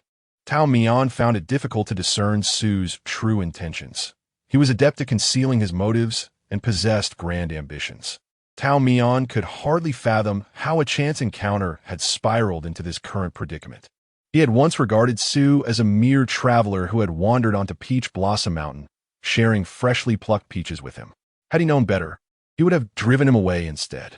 As the conversations outside faded into the distance, the servant led the two guests to their respective rooms. Tao Mian briefly surveyed the furnishings of his chamber, finding nothing amiss, before proceeding to the adjacent room and gently knocking on his apprentice's door. Rong Zheng's earlier state had been quite concerning. A voice called out from within, and soon the door opened to reveal the fifth disciple, who had regained her composure and greeted Tao Mian with renewed vigor. Yet, the immortal was keenly perceptive and immediately sensed her facade. "May I enter?" Tao Mian inquired. Rong Zheng stepped aside, allowing her master to enter. His discerning gaze caught sight of deep bite marks on her palm, likely self-inflicted in an attempt to suppress her emotions. It seemed that Master Du had left a profound psychological scar on her. Tao Mian sighed inwardly. He had suspected that a killer could not be so outwardly cheerful. This was entirely contrary to the experience he had gathered in his previous life.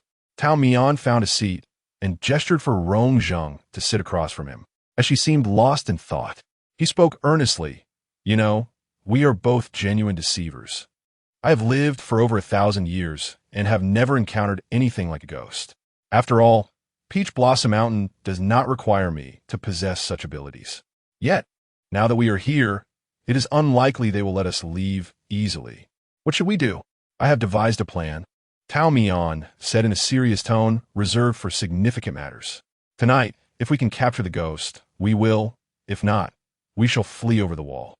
"That is quite an ingenious yet absurd idea," Rong Zheng replied, momentarily at a loss for words, which rendered their conversation less ludicrous. Tao Mian noted her disdain and felt displeased. "What? Do you doubt my wall-scaling skills? Young ones should refrain from being so arrogant. One day, you will understand this truth. It is better to live long than to fight well, and swiftness in escape trumps depth and skill. I believe you, Master. Please, spare me your nonsense." "These are the distilled essences of time," Tao Mian declared, relishing in his own tall tales. Thirsty, he poured himself a cup of tea. Throughout this exchange, Rong Zheng did not miss a single expression that crossed his face. She recognized that she had just lost her composure, as long as that individual existed. Even in silence, it felt as if her heart were gripped tightly, threatening to shatter. With no escape route, in a moment of desperation, she turned to this immortal, whom she had known for less than 3 days, for assistance. The immortal had pointed her toward a path without asking questions, leaving her in disbelief at such fortuitousness. "Little Tao," she hesitated, finally voicing her thoughts. "You truly will not pursue this matter? About what just happened?" Tao Mian regarded his disciple with a quiet intensity. "It is not that I do not wish to inquire," he replied, "but I became so engrossed in discussing my own life philosophy that it slipped my mind." He then leaned in closer. "Can we speak of it now? I wish to listen." Rong Zheng struggled to suppress the unsettling emotions that had arisen within her. She began to understand why Tao Mian's companion often appeared irritable. The immortal possessed an uncanny talent for provoking annoyance. Noticing her prolonged silence, Tao Mian scoffed dismissively. "If you do not wish to speak, so be it. I have lived long enough to have countless stories to tell. Actually, Rong Zheng began, but Tao Mian leaned in again. "Did you not wish to share your thoughts?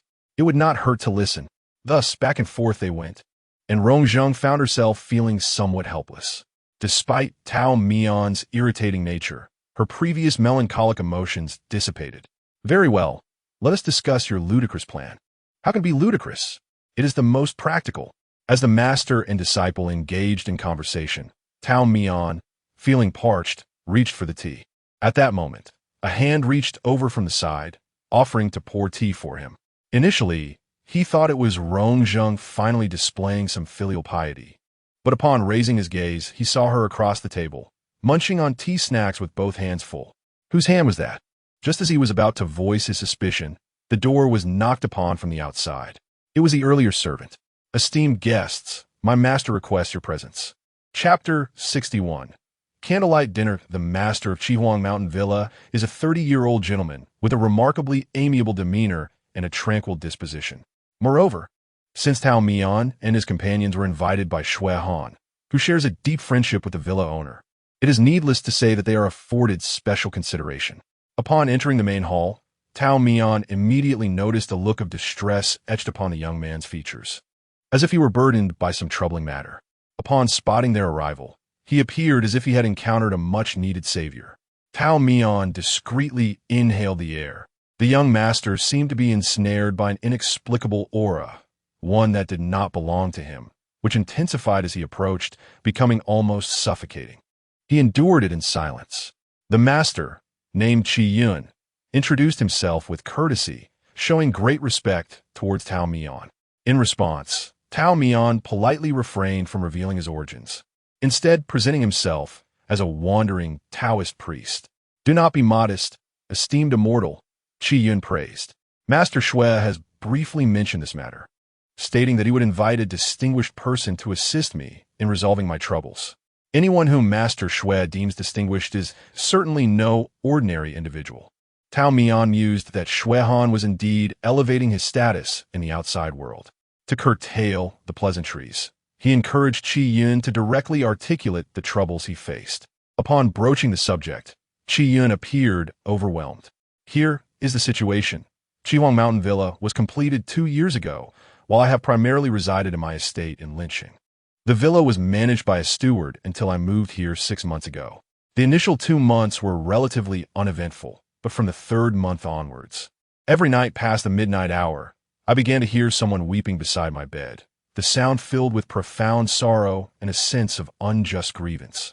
I would awaken startled, only to find the space beside me empty, yet upon closing my eyes, the weeping would resume, incessantly disturbing my rest.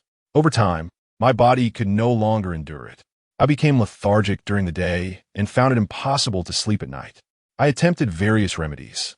I once tried to stay awake all night, vigilantly guarding my bed, but nothing occurred. I even had the steward lie on my bed in my stead. Yet the next day he claimed to have heard nothing, while I, in the adjacent room, was tormented by the weeping for half the night. Eventually, I had no choice but to return to Linqiang, which only worsened matters. Although I could no longer hear the weeping, everything became increasingly troublesome.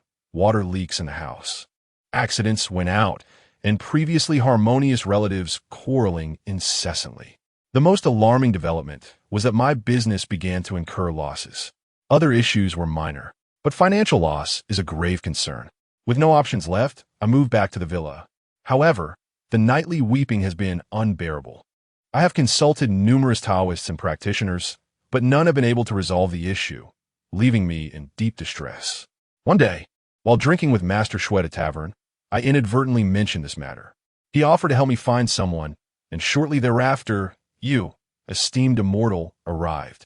Qi Yun seemed to possess considerable trust in Tao Mian, his gaze intense and earnest.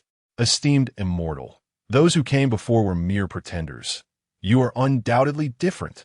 Dealing with spirits is surely within your grasp. Tao Mian felt a twinge of insecurity. He might be even more of an imposter than the others. Thankfully, his millennia of cultivated audacity allowed him to assure Qi Yun with unwavering confidence. Rest assured, esteemed master, as I am entrusted by Master Shui, I shall exert every effort. Behind him, Rongzheng rolled her eyes. How clever. Little Tao, you claimed to give your all, yet did not promise a resolution. Qi Yun was deeply moved, repeatedly bowing in gratitude. Then I shall trouble you, esteemed immortal. After the matter is resolved, I will certainly reward you handsomely. Tao Mian waved dismissively. Wealth is of little concern. I primarily wish to forge a friendship. Rongzhen couldn't help but cough softly in disbelief. Tao Mian pretended not to hear and continued to inquire about the specifics from Qi Yun. Has there been any unresolved romantic entanglement in your past that might cause a spirit to persist in haunting you? Tao Mian's thoughts drifted to the tales he had encountered.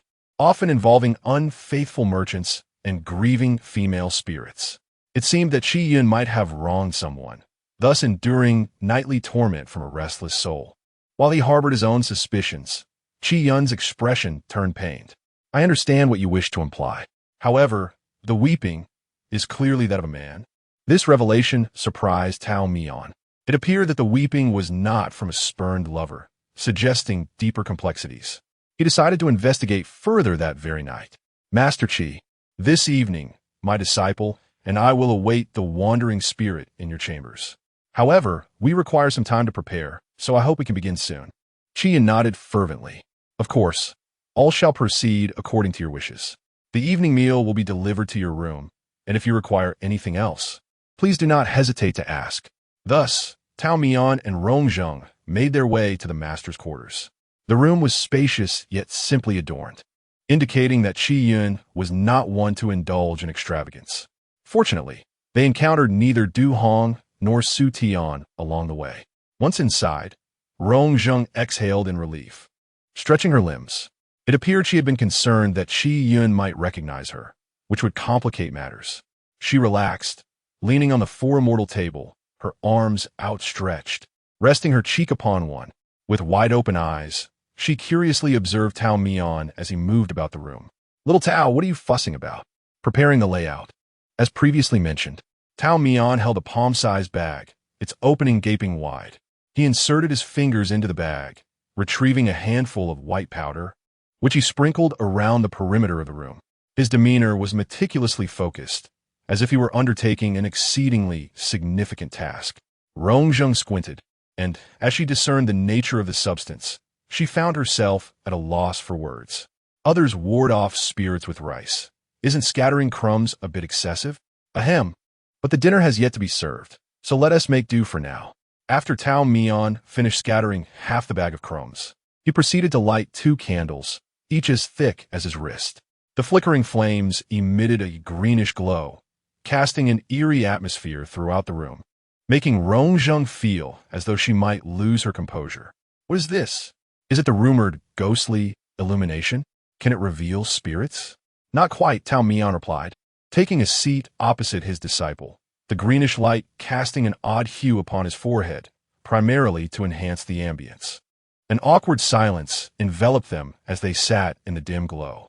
When a maidservant entered with the evening meal, she was startled to see 2 silent figures bathed in green light, letting out a shriek as she nearly dropped the food tray. With quick reflexes, Rongzheng caught the tray, placing it steadily on the table. Tao Mian offered an apology and politely ushered her out. The maid, still trembling, assured them she meant no offense and hurriedly exited the room. Amidst the ghostly green light, the master and disciple enjoyed their candlelit dinner. As midnight approached, the room fell into an eerie silence, so profound that even their breaths seemed muted. On the bed, the covers shifted as Tao Mian lay back fully clothed, his ears twitching slightly. Rongzheng and Appos, as presence had nearly faded away. After assigning their roles, Tao Mian had voluntarily chosen to lie on the bed, waiting for the spirit, inquiring how Rongzheng would proceed. She reassured him not to worry. Once the master was ready, a shadow flitted through the room, and her figure vanished. Truly a reliable former assassin, he thought to himself. Both found their respective places, awaiting the uninvited guest. With a soft hiss, the eerie green candlelight extinguished itself, swirling wisps of smoke rising. They have arrived. Chapter 62. An unexpected encounter. Half an hour later, within the chamber of the Zhuang Master Qi, 2 individuals stumbled out, one after the other, in a state of disarray. The immortal Qian and the former head of the Shadow Guards leaned against their knees in the courtyard, gasping for breath. Rongzheng spoke first. Xiao Tao, did you not claim that you could handle this? How could you flee before even engaging in battle? How can you blame me? Tao Mian wiped the non-existent sweat from his forehead. At your age, Shuden and Appos, Tu, as my disciple, respect your elders and take the lead? Aye. Rongzheng paused, taken aback by her master's audacity. It was my first time. I lacked experience. That ghost was utterly repulsive. I couldn't bring myself to attack. Realizing something, she shot him an angry glare. Moreover, isn't Xiao Tao a profound immortal? You ran away faster than I did. That is a fair point. Even I am afraid. Tao Mian admitted. Rongzheng found herself at a loss for words at Tao Mian's brazen demeanor. He was typically someone who avoided putting himself in difficult situations. When faced with a dilemma, he would often choose to sleep it off, postponing matters until he felt ready to contemplate them again. The scenario they had just encountered in the room was precisely what he deemed a dilemma. Disciple. Tao Mian regained his breath and handed a clean handkerchief to Rongzheng, urging her to wipe the cold sweat from her brow. Did you see several ghosts in the room just now? Several? Rongzheng's hand trembled as she accepted the handkerchief. I only saw one. Could there be more? Tao Mian fell silent, and then his words sent the cold sweat Rongzheng had barely managed to wipe away, cascading down her face once more. You might think your master escaped, but in truth I was forced out. There was simply no space left in that room. Rongzheng felt tears brimming in her eyes. I want to go home. Xiao Tao, surely this isn't an excuse you concocted for yourself? Nonsense, he replied. A son does not despise his mother's flaws. I do not mind your cowardice. Please, do not frighten me so. Out of nowhere, Tao Mian produced a green candle and lit it. ISN and amp. Oppos. Tea that candle meant to set the mood? Rongzheng questioned. Occasionally, it can illuminate the invisible spirits, he remarked. Rongzheng felt both fear and a desire to scoff. She was utterly unsure of where to begin her complaints. Holding the candlestick, Tao Mian walked a short distance while the candlelight flickered in the slight breeze, casting shadows upon the window. Stealing her courage, Rongzheng took a couple of steps closer. What is this? This is no mere shadow. It is a ghostly silhouette. Uncertain whether the candlelight held any allure for the spirits, Tao Mian raised the candlestick and approached the window. A series of loud thuds followed, as countless black handprints pursued the flickering light, heavily pressing against the window. Rongzheng instinctively held her breath. Look, Tao Mian paused in the corner, where all the ghostly handprints converged. Half of his profile was illuminated by the candlelight, revealing a hint of resignation. It seems we must inquire with Zhuang Master Qi tomorrow about which male ghost whispers in his ear each night. With no safe place to remain indoors, the master and disciple settled beside a stone table in the courtyard, each tucking their hands into their sleeves, keeping vigil until dawn. During this time, Rongzheng dozed off several times. At one point, when she opened her eyes, she found the person across from her was gone. Drowsiness overcame her once more. When she awoke again, Tao Mian was still seated in the same spot, as if he had never left. The next morning, the courtyard door creaked open, revealing Zhuang Master Qi. He was taken aback by the dark circles under the eyes of the immortal and his disciple. Has the immortal encountered trouble? Tao Mian nodded. Zhuang Master, I can only say that your survival until now is quite remarkable. Qi Yun, he replied, both flustered and confused. I beseech the immortal for guidance. Tao Mian proceeded to inquire about three matters. First, the location of the Qi Huang Mountain Manor and its previous purpose. Second, whether Qi Yun had any known enemies, particularly those versed in geomancy. Third, the statements and actions of the Taoists who had previously visited the manor, including their practices.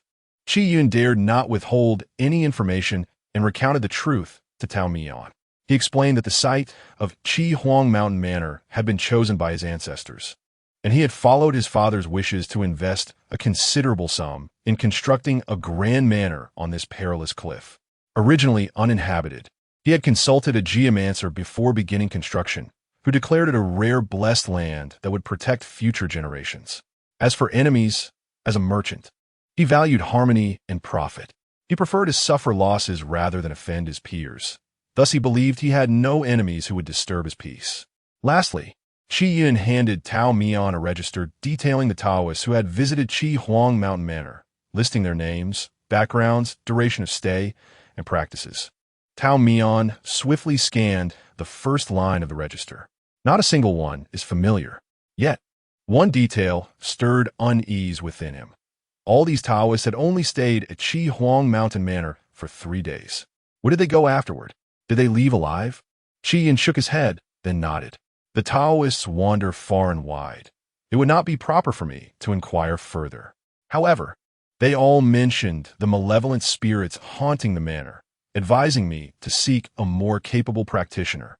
Tao Mian acknowledged him, yet his confusion deepened. If it were just one or two, it might be understandable. But with over a dozen names on this list, could they all be charlatans? What horrific entities did they encounter in a manner that compelled them to leave? Such questions remained unanswered for now. He would likely need to stay for 3 days to uncover the truth. Tao Mian briefly communicated his intention to extend his stay to Qi Yun, who readily agreed. The immortal need not be courteous. You may remain as long as you wish. Following this, Tao Mian expressed a desire to explore the manor. Qi Yun offered to send someone to accompany him, but he declined. Rongzheng also wished to join, yet Tao Mian did not consent. Once Qi Yun departed with his attendants, he turned to his disciple and said, "We do not know whether Du Hong has left. Are you prepared to follow me recklessly?" Rongzheng could only nod. "If anything happens, you must call for me. Rest assured, if such a moment arises, it will undoubtedly be grave, and I shall certainly summon you to flee." Tao Mian spoke little, giving a few instructions before setting off alone. He had no clear destination in mind, relying solely on his instincts to explore areas thick with ghostly energy. As fate would have it, as he turned a corner of a corridor, he collided with another person. The individual stepped back, and upon recognizing him, a look of surprise crossed their face. It was Su Tianhe. "What are you doing here?" he exclaimed, not waiting for Tao Mian to respond. He swiftly seized Tao Mian's arm, urging him to leave. "We must go. You cannot stay here." Chapter 63. The layout Tao Mian was being led away when he suddenly sensed that something was amiss. "Wait, what do you mean I cannot stay here?" As he broke free, Su Tianhe had to come to a halt. He seemed troubled, as if fearing that the walls had ears. After glancing around cautiously, he frowned and asked Tao Mian, "Given the secluded location of Chihuang Villa, it is unusual for you to wander here. Who brought you?" Tao Mian honestly mentioned the name of Master Shui. "Shui Han? That cunning man. How could you possibly be entangled with him? Your elder brothers, let alone your second brother, all possess the same scheming nature. No, wait. You have caused the deaths of my 2 disciples. How can I converse with you calmly? From now on, let us pretend we have never met. Leave." Tao Mian had been taken aback by the unexpected encounter, and momentarily, the grievances and complexities eluded him. Once he regained his composure, he inwardly cursed himself for his overly familiar disposition. As Su Tianhe observed him turning away, about to depart, fleeting thoughts of Chu Liuxue and Chu Suiyin crossed his mind. Though my master, Tao Mian, possesses millennia of cultivation, his heart remains that of a child. While he may revel in the winds and moon atop the mountain, once he descends, he risks being exploited by those with ulterior motives. It may be premature to say this, but should you encounter him outside the mountain, please look after him. Little Master Tao is kind-hearted and cannot bear to witness the sorrows of the world. He may profess a reluctance to entangle himself in karma, yet he cannot bear to see anyone suffer before him. A sincere heart deserves not to be trampled upon. As a disciple of Taohua Mountain, I am burdened with numerous karmic debts and feel unworthy to face him. Brother Su, should you chance upon my master in the future, I kindly request you to convey my regards. It is a humble request. As Tao Mian disappeared around the corner, Su Tianhe spoke up. "Your 2 disciples have both confided in me, asking that I support you from the outside." Tao Mian halted, the verdant branches in the courtyard cascading behind him, harmonizing with his azure attire, creating an atmosphere of tranquility and simplicity. We 3 are driven by our desires and pursuits. When desires intertwine, they form an inextricable knot that can only be severed by a swift blade. Tao Mian, I do not seek your forgiveness. Even if you brandish a sword against me here, I shall harbor no resentment. I have always remembered the kindness you showed me at Taohua Mountain. I am not the sort to confuse gratitude with enmity. After a lengthy silence, Tao Mian finally responded with a sigh, his voice echoing in the cool, desolate corridor. "I have merely offered you a few peaches, and you deem that as kindness? My 2 disciples once opened their hearts to you. How could you bear to scheme against them, leading to their mutual destruction?" People are often shrewd, and Tao Mian had simply refrained from obstructing Su Tianhe's path, inadvertently complicating matters. His well-intentioned warning may have been merely an attempt to assuage his own conscience. This time, it was Su Tianhe who fell silent. The past had faded. The dust had settled. Tao Mian, unwilling to dwell in sorrow, turned his back and waved his hand. Thank you for your goodwill. I appreciate it and shall remain vigilant. Su Qianhe, unable to restrain himself, continued, Tao Mian, even if you do not trust me, there are matters I must address. Whether in the demonic realm or the realm of monsters, they stand in opposition to the celestial. Perhaps a few demons and monsters may draw close to the celestial through fate, but such instances are exceedingly rare. Chihuang Villa is perilous. It is unwise to linger here. Take care of yourself. Tao Mian politely listened, nodding in acknowledgement before departing. Only Su Qianhe remained, standing amidst the deep green and white walls, lingering for a long while. In truth, Su Qianhe's words validated certain suspicions that had been lingering in Tao Mian's mind, prompting him to venture alone into the villa. Encountering Su Qianhe along the way was serendipitous. His words had indeed saved him some effort. The candle he had used last night was no ordinary one. It had been offered at the temple, and he had taken it with him. The incense burned with an aura of the celestial, and any ordinary wandering spirits who caught a whiff would surely retreat in fear. Yet, as he circled the windows yesterday, the spirits within had closely followed him. Reflecting on the names inked in the roster, Tao Mian felt a deep sense of regret. Chihuang Villa was insatiable, a greedy maw that would never be satisfied. Standing alone, he stamped his foot and drew a segment of an exorcising peach branch from his sleeve, tapping it lightly against the wall twice. A pale glow emanated from the tip of the branch, infused with pure spiritual energy. As he raised his hand and walked slowly, a straight white line was left upon the wall, gradually fading as he moved further away. He spent half a day traversing the villa, and a vast, intricate formation quietly took shape, enveloping the entire Chihuang Villa within its confines.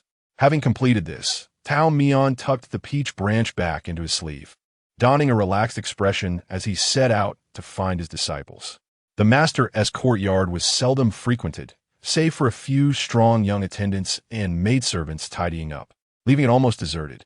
In the yard stood a peach blossom, to which Tao Mian felt a natural affinity, lingering beneath the tree to admire its beauty for a long while. Regrettably, the flower was not nourished by good water, exuding an aura of the demonic. Tao Mian lamented inwardly, while pondering a pressing question: where had the little flower gone? Upon his return, the courtyard was desolate, devoid of any presence. The maidservants and attendants had been instructed by the master not to disturb his tranquility, yet Rong Zheng should have been present. He had clearly warned his disciple not to wander off, but it seemed this newly accepted young disciple also possessed a rebellious spirit, treating his master's words as mere whispers. Concerned for his disciple, Tao Mian decided to wander about in hopes of encountering her. It must be said that the celestial being had a touch of luck. Thanks to the day's activities, he had gained a rough familiarity with the various sections of Chihuang Villa, easily orienting himself. He weaved through the pavilions and towers, deliberately concealing his presence to avoid detection. As he passed by a servant, Tao Mian reached out to flick the fallen petals off the servant's shoulder. The latter merely perceived it as a gentle breeze and looked around in confusion, sneezing lightly.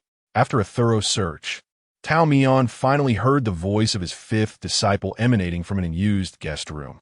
What was initially just a passing moment turned fortuitously into an encounter with Rong Zheng.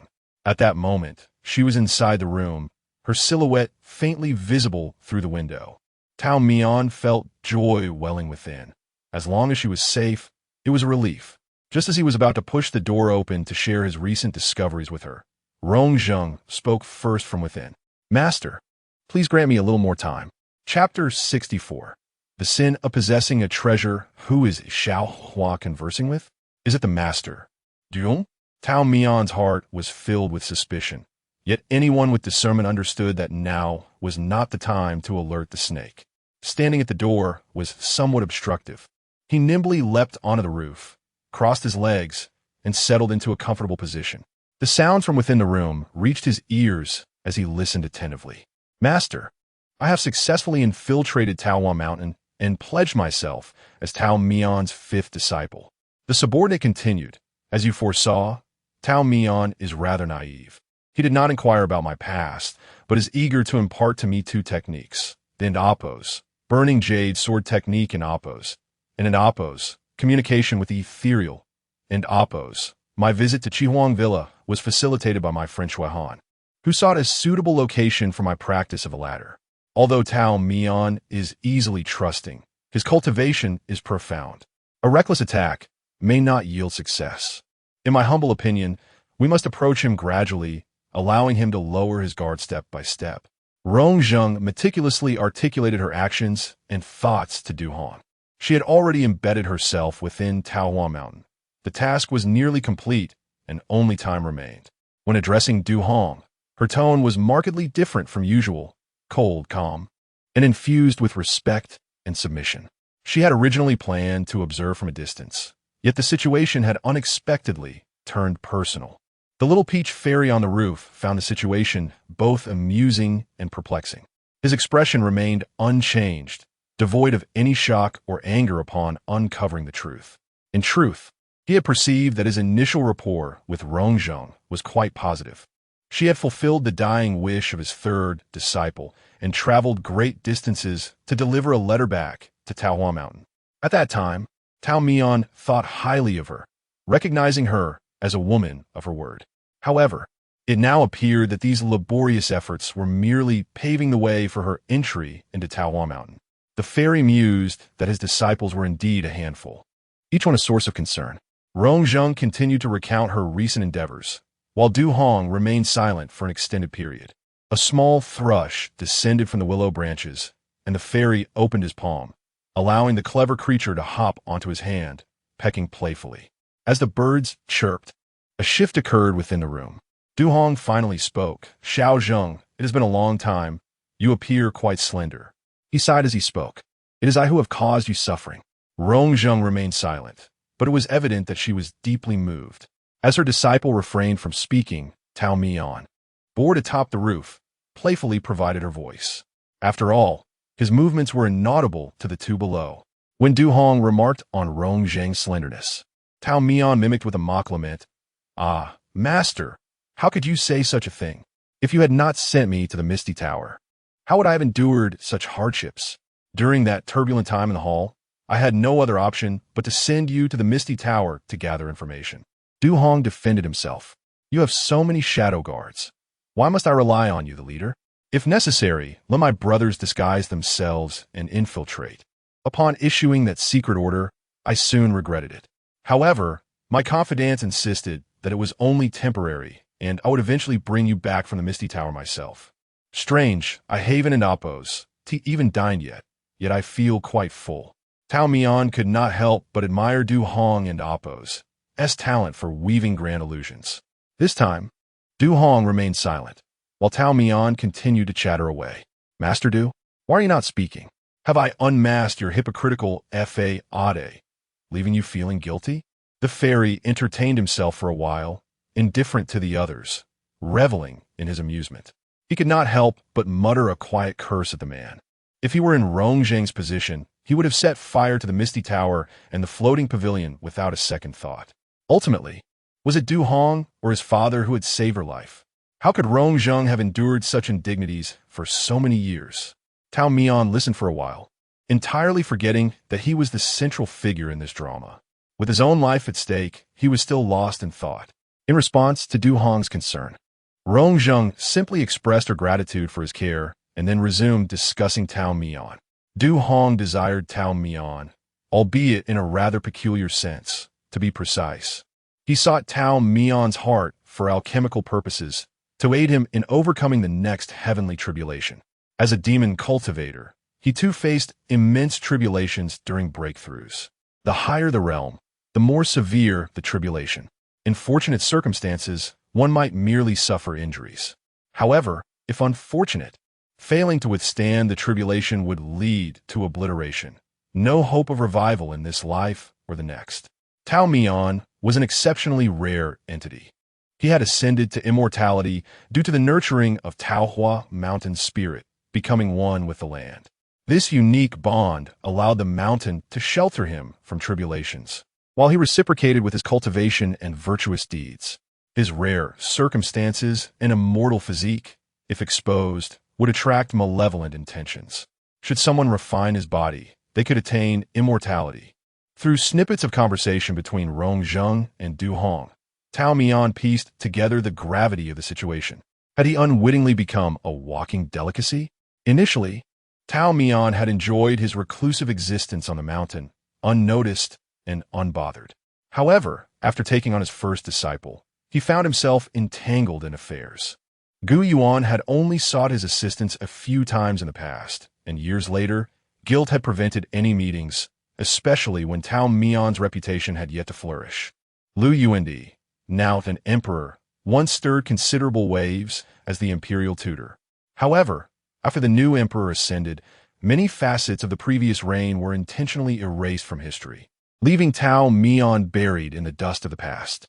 The true catalyst for some keen observers' interest was his intervention during a banquet at the Demon Domain's underworld hall. Tao Mian had intervened to prevent his two disciples from clashing. By mere coincidence, certain guests remembered him, leading to private inquiries about his identity. Thus, the burden of possessing a treasure fell upon him. Tao Mian had simply wished to see his disciples, yet he found himself ensnared in their schemes. Ultimately, the peculiar nature of the demon domain was evident. The Thousand Lantern Tower dared to present the remains of an immortal, revealing the hostile attitude of demons and monsters towards immortals. Later, Tao Mian learned that Rong Zheng's original plan involved poisoning. While poison was a convenient method, he recalled her mentioning that his third disciple was a master of toxins. If his disciple possessed such skills, the master would undoubtedly be equally adept. Master, the matter of poisoning requires careful contemplation, he mused. Although Rong Zheng did not intend to boast, Tao Mian felt a twinge of insecurity. After reflecting on Rong Zheng's explanation, Du Hong responded, concealing a hint of inquiry.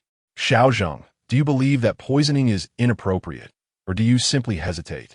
Rong Zheng found herself momentarily speechless. The little thrush in her palm had pecked for quite some time, yet had gained nothing of worth before flapping away. Tao Mian reclined on the rooftop, gazing at the morning glow, murmuring, my life hangs by a thread. What shall I do now? Chapter 65. The beginning. Rong Zheng returned to the master's quarters, her body weary. Through the moon gate, she glimpsed the flickering light of an oil lamp within. The dim, yellow glow cast a small patch of warmth outside, and even from a distance, she felt a slight alleviation of the chill that clung to her. With her hands pressed together against her forehead, she took several deep breaths, a habitual gesture she employed to soothe her emotions. In the past, whenever she undertook a mission, she would seclude herself in a solitary, shadowy corner, doing nothing but listening to the rhythm of her own breath. Just one more promise.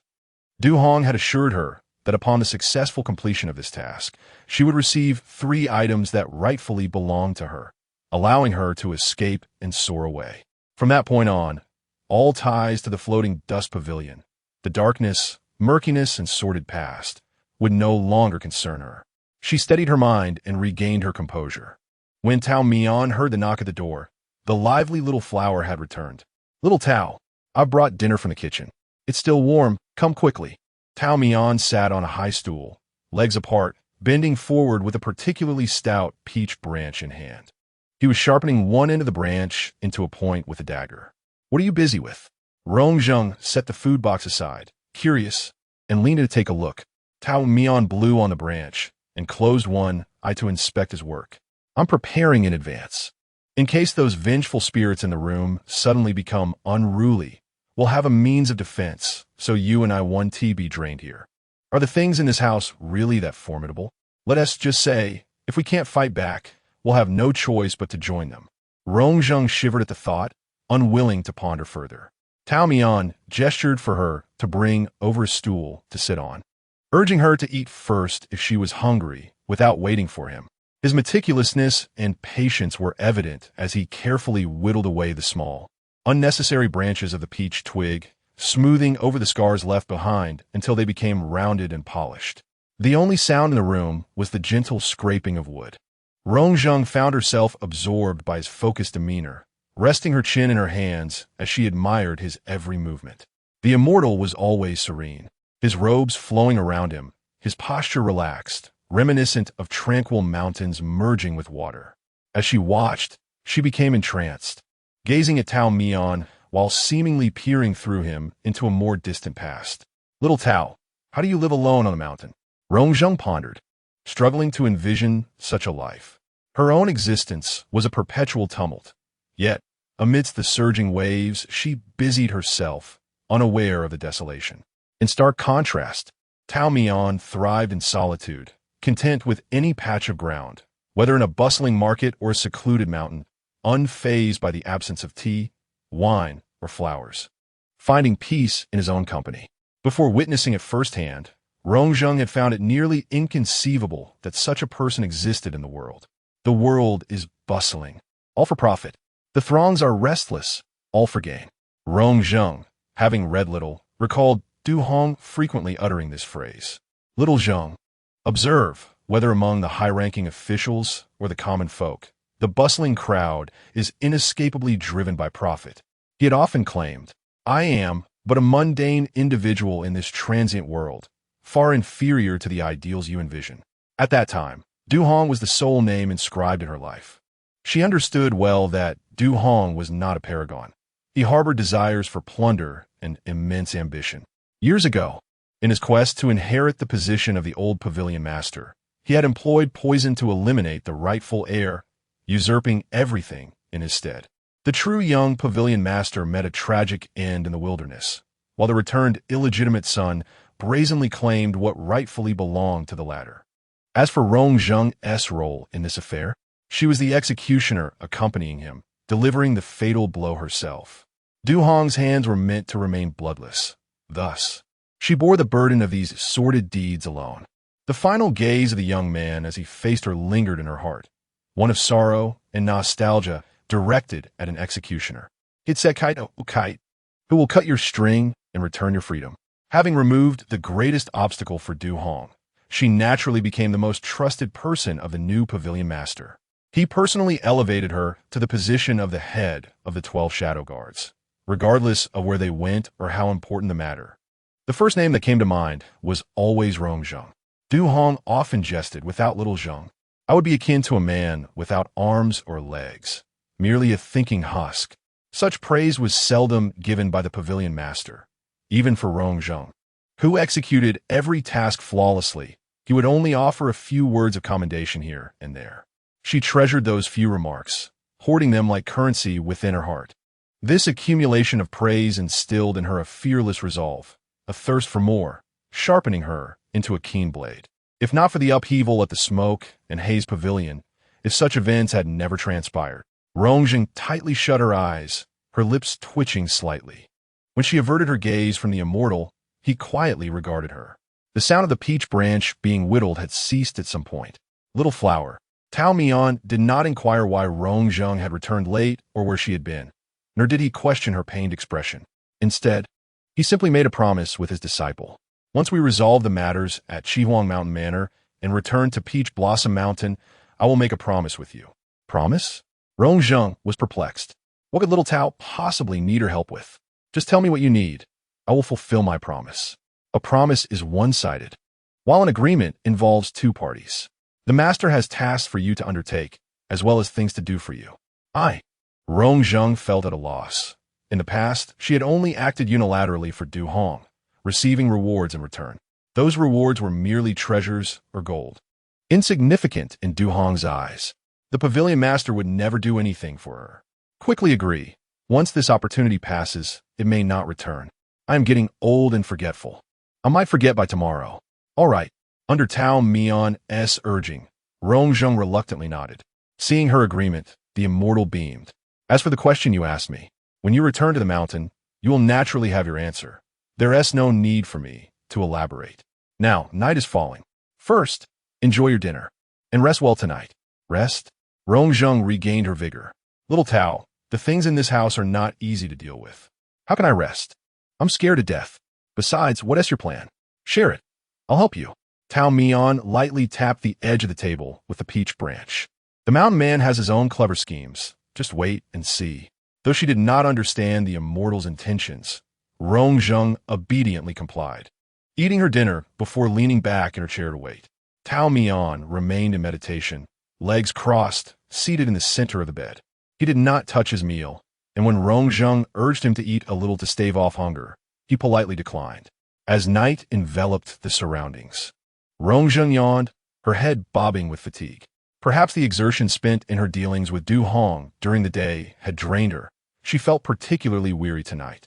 She wished to say something to the immortal, but the strength to articulate clear words had escaped her, and she surrendered herself to the embrace of slumber. The steady rhythm of her breathing filled the room, and the immortal within the tent quietly opened one eye, observing his disciple.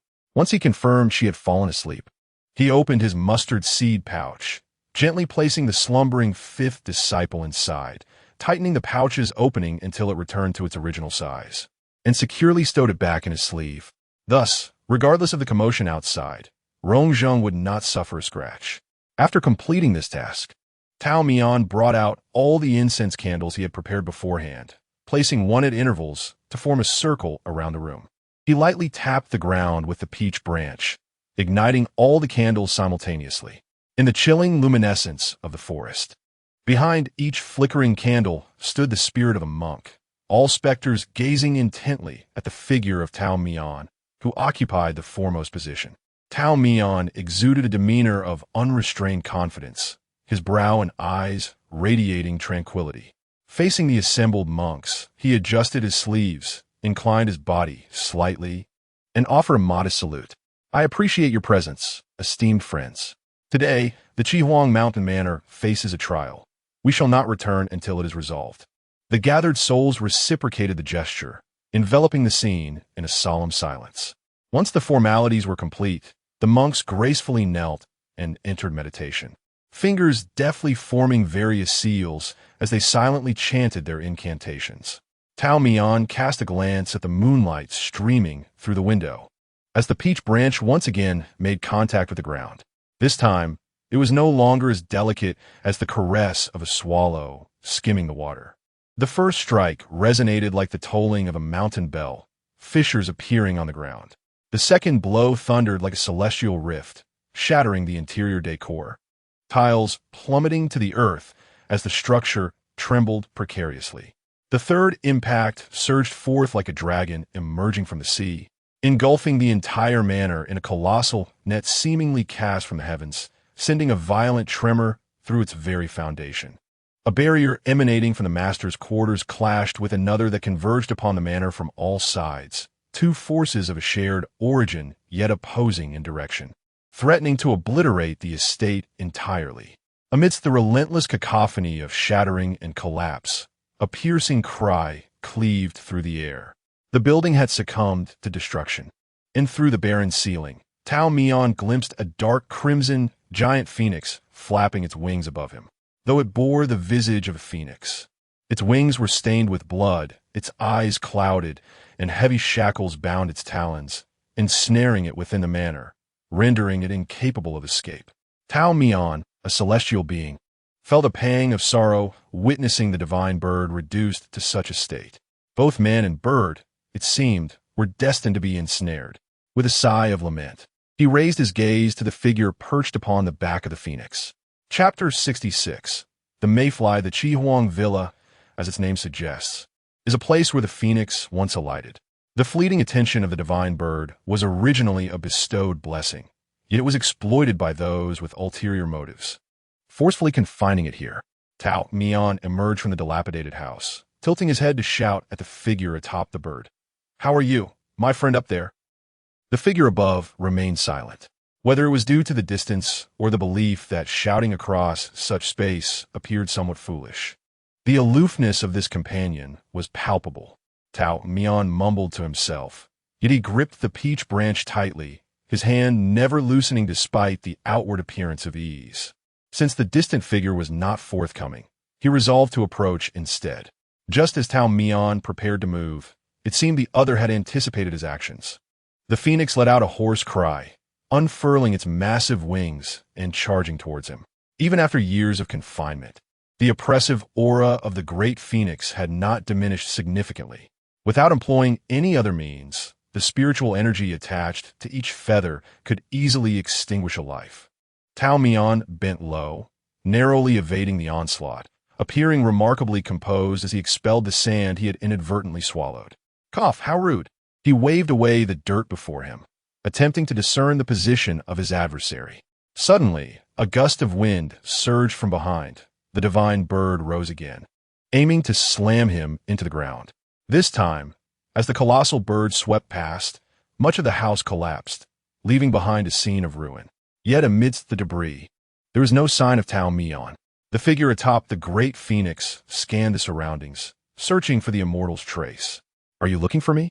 A voice erupted from behind, startling the seeker into turning around, where he found Tao Mian smiling brightly. "Master Qi, you're truly more suited to being a merchant than a cultivator." Qi Yin was taken aback by Tao Mian's unpredictable movements. Before he could react, the other was already close at hand. "Why must the immortal spoil my plans? I am but a mere mortal harboring this small wish. Master Qi, it is not that I wish to thwart your desires, but if I do not act soon, I shall be consumed by your villa as well." Tao Mian shook his head, expressing his disapproval. With one hand concealed behind him, Qi Yin discreetly drew his weapon while feigning nonchalance.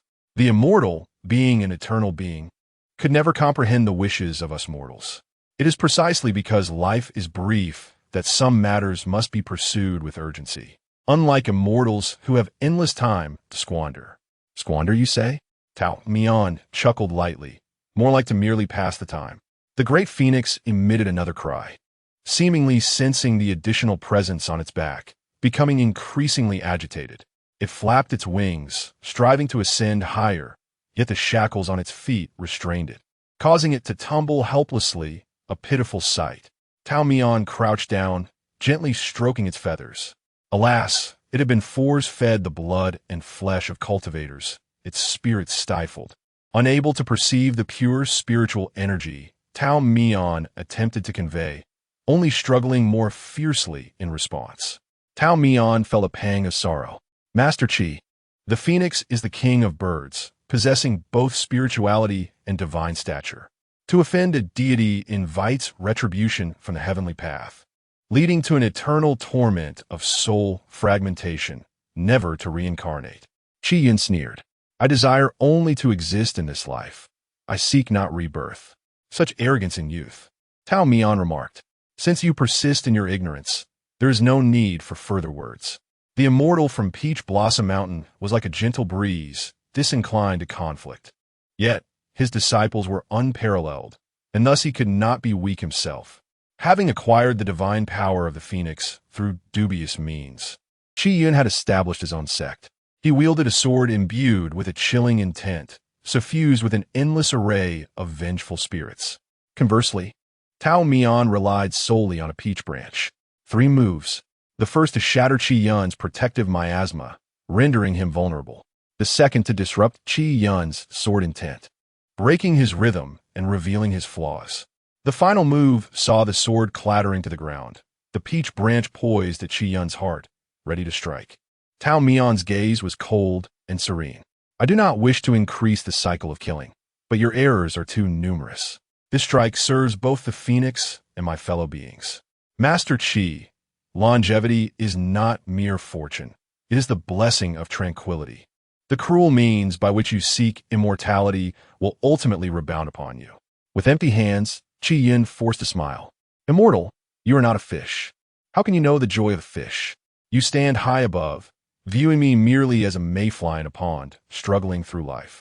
Tao Mian pursed his lips slightly, a thread of spiritual energy like silk flowing into the peach branch. A flash of white light illuminated the scene, leaving only Tao Mian standing atop the phoenix and Apos, as back. Chapter 67.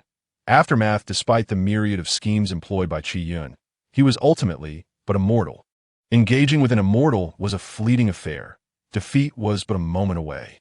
Tao Mian did not require excessive effort to deal with him, yet there remained much to be attended to. The first task at hand was to guide the innocent souls who had perished to their next life.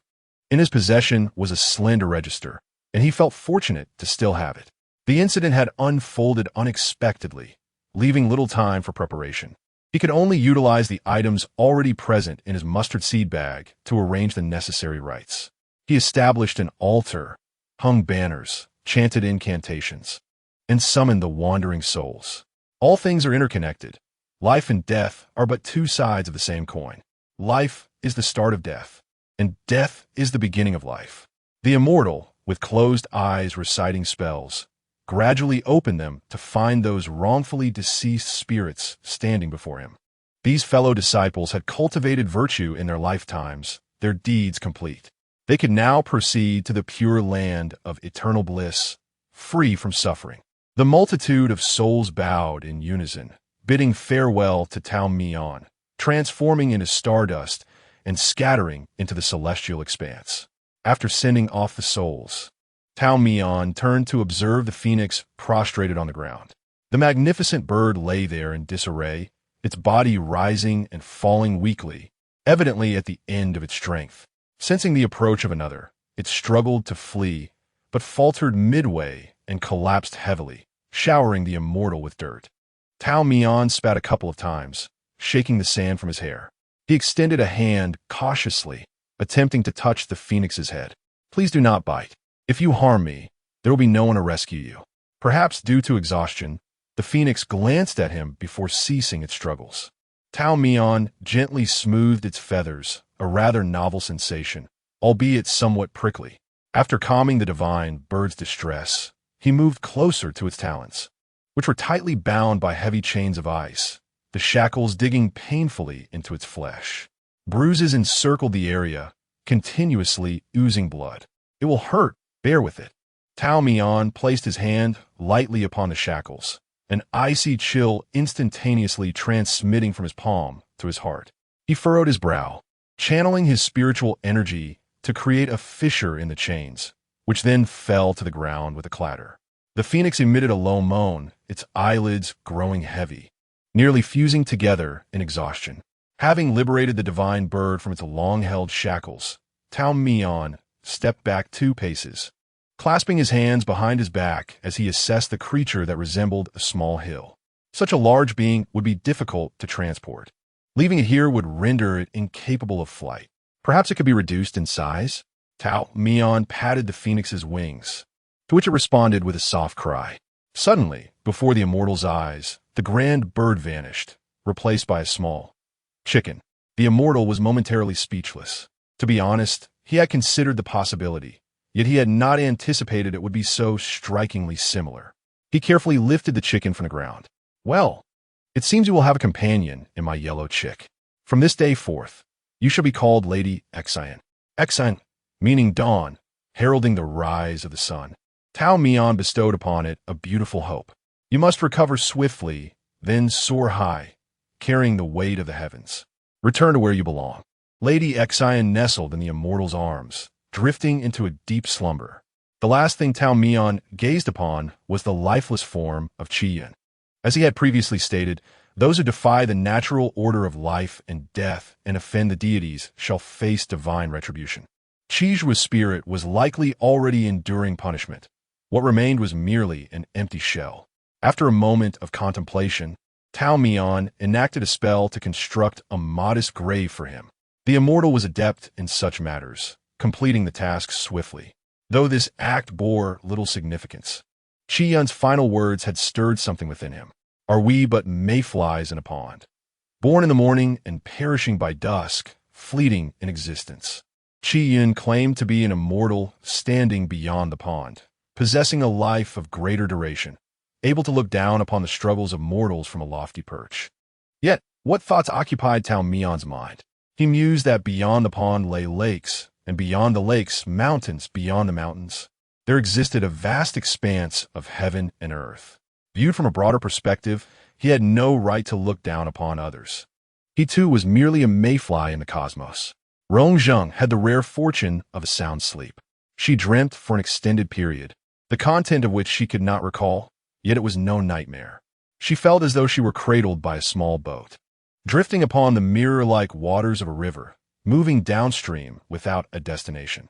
As she neared a waterbank adorned with blossoming peach trees, a blue butterfly alighted beside the boat, its wings fluttering gracefully.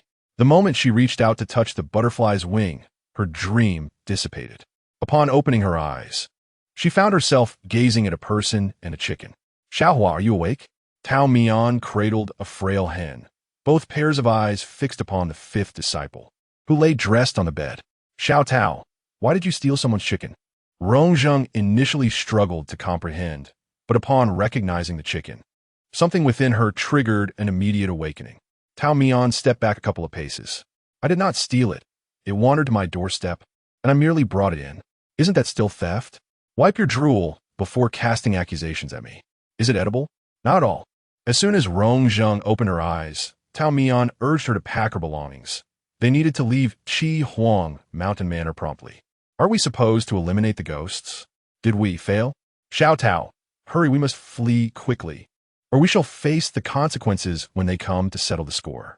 Rongzheng fabricated a reasonable explanation, which Tao Mian had not initially considered, but decided to play along with to avoid complications. Indeed, I await your preparations. If we do not depart soon, we shall be late. The two scaled the wall to exit Qi Huang Mountain Manor, avoiding the main gate. Rongzheng genuinely believed that Tao Mian had failed to resolve matters, prompting their hasty retreat. Having remained in a deep slumber, she was oblivious to the fact that Tao Mian had already taken care of everything, including infiltrating the rotund stewardess residence and receiving enlightenment from the peach branch upon his forehead. By dawn, his memory naturally included the segment where the manor's master had passed away due to sudden illness. He knew precisely what to do. As for Su Tianhe and Du Hong, who were also in the manor, Tao Mian discreetly checked on them. These two had long vanished, perhaps having left upon sensing the manor's unusual activity. Aside from the chicken, Tao Mian took nothing with him and returned with his fifth disciple to Peach Blossom Mountain. Upon arriving at their domain, he placed the somewhat revived Lady Xian in a small courtyard within the observatory. Huang Daming, having noticed the newcomer, strutted around, ignoring the immortal. Lady Xian, however, was exceedingly curious about it, following closely and mimicking its movements, which thoroughly annoyed Huang Daming. After finally losing two brothers, it relished its reign as the sole inhabitant of the coop, only to find another wild creature appearing from nowhere. It flapped its wings, urging Lady Xian to keep her distance. Tao Mian instructed them both to coexist peacefully before guiding his disciple to her living quarters. These two rooms have been tidied. Choose one. They were once occupied by your senior brothers and sisters, and the feng shui is excellent. Rongzheng glanced around and casually pointed to one, which had previously been occupied by Chu Yoshua. Then this one will do. Very well. With no further objections, Tao Mian nodded in agreement, then stretched lazily, preparing to return to his own quarters for a nap. Hey, Xiao Tao, don't leave. Rongzheng tugged at his wide sleeve from behind. Now that I have joined Peach Mountain, shouldn't I be practicing the techniques? Weren't you already halfway through? There's no need to rush the remaining half. Then, what should I do? Tao Mian paused, still facing away from her. If you find yourself with nothing to do, then chop the firewood in the courtyard. Chop wood? Rongzheng turned her head to see a sturdy wood stump, a weathered but sharp axe, and a tall stack of firewood. It's not winter and there's never a shortage of firewood here. Once again, Xiao Tao, as an immortal, you are impervious to the cold. Why did you chop wood? Tao Mian chuckled. You are indeed the first disciple to inquire about my wood-chopping endeavors. Well, let us consider it a means of self-cultivation. Perhaps I might glean some profound truths from it. Rongzheng, though somewhat skeptical, found her feet already moving toward the direction of the axe. Tao Mian, hearing the awkward sound of wood being split behind him, mused that the contest of wits between him and this fifth disciple was only just beginning. Chapter 68. Trust in me in the manor. Tao Mian mentioned a pact he wished to establish with Rongzheng. Despite her repeated inquiries regarding the nature of this agreement, he consistently evaded the topic, never once revealing its essence. This left Xiao Hua feeling displeased, accusing Tao Mian of deception. Tao Mian merely stated that the time was not yet ripe. When would this time arrive? During their days in Peach Blossom Mountain, Rongzheng never forgot the weight of her mission.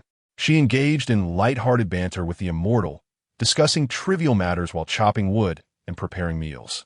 Tao Mian remarked that such tasks were what his disciples were meant to do, to align herself more closely with the image of a disciple in his heart. Rongzheng took it upon herself to handle many chores. Most days, while Tao Mian lounged in a sun-soaked chair, Rongzheng diligently worked, all the while chattering amiably with him. They observed one another, each becoming aware of the other's presence.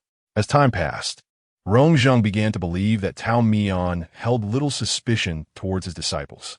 After all, he had recounted many indulgences regarding his previous apprentices.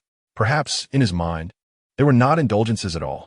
However, in Rongzheng's eyes, Tao Mian's affection for his students was genuine and profound. Undoubtedly, such sincerity warranted loyalty. Even if a disciple forsook all else, they would never let the fires of the mundane world encroach upon this sacred realm. Yet, Rongzheng ascended the mountain with ulterior motives. Gradually earning Tao Mian's trust, she began to subtly implement her own plans. She dared not take large strides, but rather tested the waters inch by inch. The potion known as immortal's drunkenness, a poison bestowed upon her by Du Hong, was said to be effective against immortals. Tao Mian, who enjoyed wine and tea, was unwittingly dosed with it in small amounts. Initially, she added 5 drops, then 4, 3, 2. The longer she lingered on Peach Blossom Mountain, the more difficult it became for her to proceed. She understood Tao Mian's kindness towards his disciples, and as one of them, she too received his favor. Once, she had contemplated that if the immortal were to perish, she would attain freedom and no longer need to harm others. Yet, this final task felt insurmountably challenging. It seemed Tao Mian remained oblivious. He had taken no action against her. One day, as was her custom, she prepared tea for her master and added a drop of immortal's drunkenness. Upon drinking, his face turned pale, and he coughed up a mouthful of blood. Rongzheng was struck dumb with fear. Little Tao, startled, her hand trembled, causing the teapot to crash to the ground, shattering into fragments. Tao Mian could no longer support himself, collapsing onto the stone table, coughing violently. Little Tao, Rongzheng quickly knelt beside him, feeling for his pulse. The irregularity was alarming, as if her hand had been scalded. From her pouch, she retrieved an assortment of medicinal herbs used for both internal and external injuries. Little Tao, hold on. I will find a way to save you. Amidst the scattered bottles and jars, she frantically searched for an antidote. Yet, there was no cure for immortal's drunkenness. A sense of emptiness engulfed her. Her thoughts were not of completing her final task or escaping, but of yet another person who had shown her kindness now being harmed by her hand. With reddened eyes and no strength left, she knelt on the ground, nearly succumbing to despair. The wind chime would not shed tears, yet Xiaohua would feel sorrow and grief. She could not revert to being wind chime, nor could she become Xiaohua. She was nothing. A tuft of fluffy dogtail grass appeared in her blurred vision, brushing against her forehead, provoking an itch. Rongzheng lifted her tear-streaked gaze, only to find that the person who had just bled profusely was now smiling at her, his attire immaculate and the stone table spotless, devoid of the horrific blood that had just spilled. Little Tao, Tao Mian lifted the dogtail grass, twirling it between his fingers, its heavy green tuft swaying back and forth. You are unharmed? You were dosed with immortal's drunkenness. Supporting his head with one hand, he wore an expression of exasperation. Had it been a different poison, I fear I would have perished. But that immortal's drunkenness, which accidentally escaped from my hands, is merely supposed to induce hallucinations. I did not know how it transformed into the rumor that it could kill an immortal. The power of gossip is indeed formidable. Tao Mian sighed, reflecting on the elaborate scheme that had turned into a blunder. Rongzheng stared blankly, her eyes welling with tears. She abruptly bowed her head, concealing her expression from him. Yet, Tao Mian, ever the observer, bent down to catch a glimpse. Are you truly crying? Rongzheng found herself stifled by his teasing, unable to produce tears. Suddenly, she adjusted her posture, shifting from a kneeling position to prostrate herself. Wait, do not bow recklessly. I may lose years off my life. Tao Mian quickly assisted her to rise. But Rongzheng shook her head. Since my ruse has been unveiled, I no longer deserve to remain. This bow is to repay your previous kindness. You may do with me as you wish. Do assassins always speak in such terms, so readily invoking death? Tao Mian complained, waving his hand. If I had desired your life, I would have acted on the very first day you attempted to poison me. Besides, why would I want your life? That would be detrimental to my own cultivation. The immortal had no desire to engage in self-destructive actions. You, alone and unaccompanied, ventured to Peach Blossom Mountain, risking everything to slay an immortal. Surely someone has promised you something. Instead of seeking their favor, why not trust in me? Speak of your desires, and I shall assist you in realizing them. Rongzheng hesitated, but Tao Mian discerned her uncertainty and feigned irritation. What? A mere immortal who has lived for over 1,000 years is not worthy of your trust? I assure you, I am quite capable. Who knows what promises may have been made? Rongzheng involuntarily entwined her fingers. Little Tao, why would you aid me? Though I have become your disciple, my intentions are not pure. Did I not say? Tao Mian sighed. I wish to make a pact with you. Speak your wishes, and I shall help you fulfill them. In return, you must agree to do something for me. I still do not understand. Little Tao, why do you propose this pact now, when you previously refused to discuss it no matter how I questioned you? Because the time has come. Tao Mian spoke mysteriously, revealing the terms of the pact, yet withholding the reason for its timing. He promised to explain, but not at that moment. For now, he wished to hear Rongzheng's desires. After a lengthy deliberation, Rongzheng finally resolved, what I seek are 3 items: the bone-reflecting mirror, the hidden jade altar, and the embroidered snow sword. I desire these 3, and then I shall fulfill my part of the pact with you. Chapter 69. Chunyin, the 3 items sought by Rongzheng are rare treasures of the world. The Zayagujing reflects myriad images, while the Canyu altar conceals fine medicine capable of curing severe ailments. The Shoshue sword, aptly named, glistens with frost and snow along its blade, slicing through jade with ease. It is a renowned sword forged by the elder Hong Yen. The Zayagujing was once a treasure of the floating and sinking pavilion, but was stolen by a servant, and its whereabouts remain unknown. It is rumored that it was recently acquired from a dying old sorcerer by the Qiandang Tower, but has yet to be listed for sale. Its availability remains uncertain. The Canyu altar is sealed within the heavily guarded secret chamber of the Smoke and Mist Tower. The Shoshue sword, on the other hand, was once Rongzheng and Appo's as favored weapon, or so it was. If it was your sword, how could it have fallen into the hands of another? Tao Mian inquired. Rongzheng pressed her lips together, her hands forming hollow fists. It was taken from me. After a brief pause, she revealed to Tao Mian that the Shoshue sword was a gift from Du Hong when he appointed her as the leader of the 12 Shadows. Stripped of her title, the sword too fell victim to misfortune, forcibly changing its master. Rongzheng is determined to reclaim it. That last item seems the most attainable. Tao Mian contemplated. Perhaps we should first retrieve the sword, then steal the Canyu altar, and finally await news from Qiandang Tower to purchase the Zayagujing? Rongzheng agreed without objection. Tao Mian, ever diligent, pressed for details about the Shoshue sword's whereabouts, asking if Rongzheng had any speculations. Rongzheng pondered quietly, systematically dismissing potential candidates in her mind. Although the Shoshue sword was not unique, it was a treasure that Du Hong had labored to obtain. At that time, the relationship between Fengzheng and the young pavilion master was quite close. Du Hong spoke little, yet his rewards for Rongzheng were always generous. The youthful Du pavilion master harbored genuine feelings for his loyal shadow guard, and the Shoshue sword was personally acquired from the elder Hong Yin by Du Hong himself. The elder forged only one sword every decade, and this rare opportunity was granted to the eldest son of the former pavilion master of the illusory True Pavilion. The floating and sinking pavilion would have to wait another 10 years. However, Rongzheng had just resolved a significant dilemma for Du Hong, enduring grave injuries that required her to rest in bed for over 3 months. Even if Du Hong were cold-hearted, he could not remain unmoved. He thought that if Rongzheng possessed a sharper sword, she would not suffer such severe injuries and would be better able to protect herself. Thus, Du Hong undertook perhaps the most daring action of his life. He abandoned the freshly stabilized floating and sinking pavilion for several months, laboring at the elder Hong Yan's side. enduring considerable hardship until he finally persuaded the elder to forge the Xiuxue sword for him. He personally named the sword, calling it Xiuxue because the day they first met was during a heavy snowfall in the heart of winter.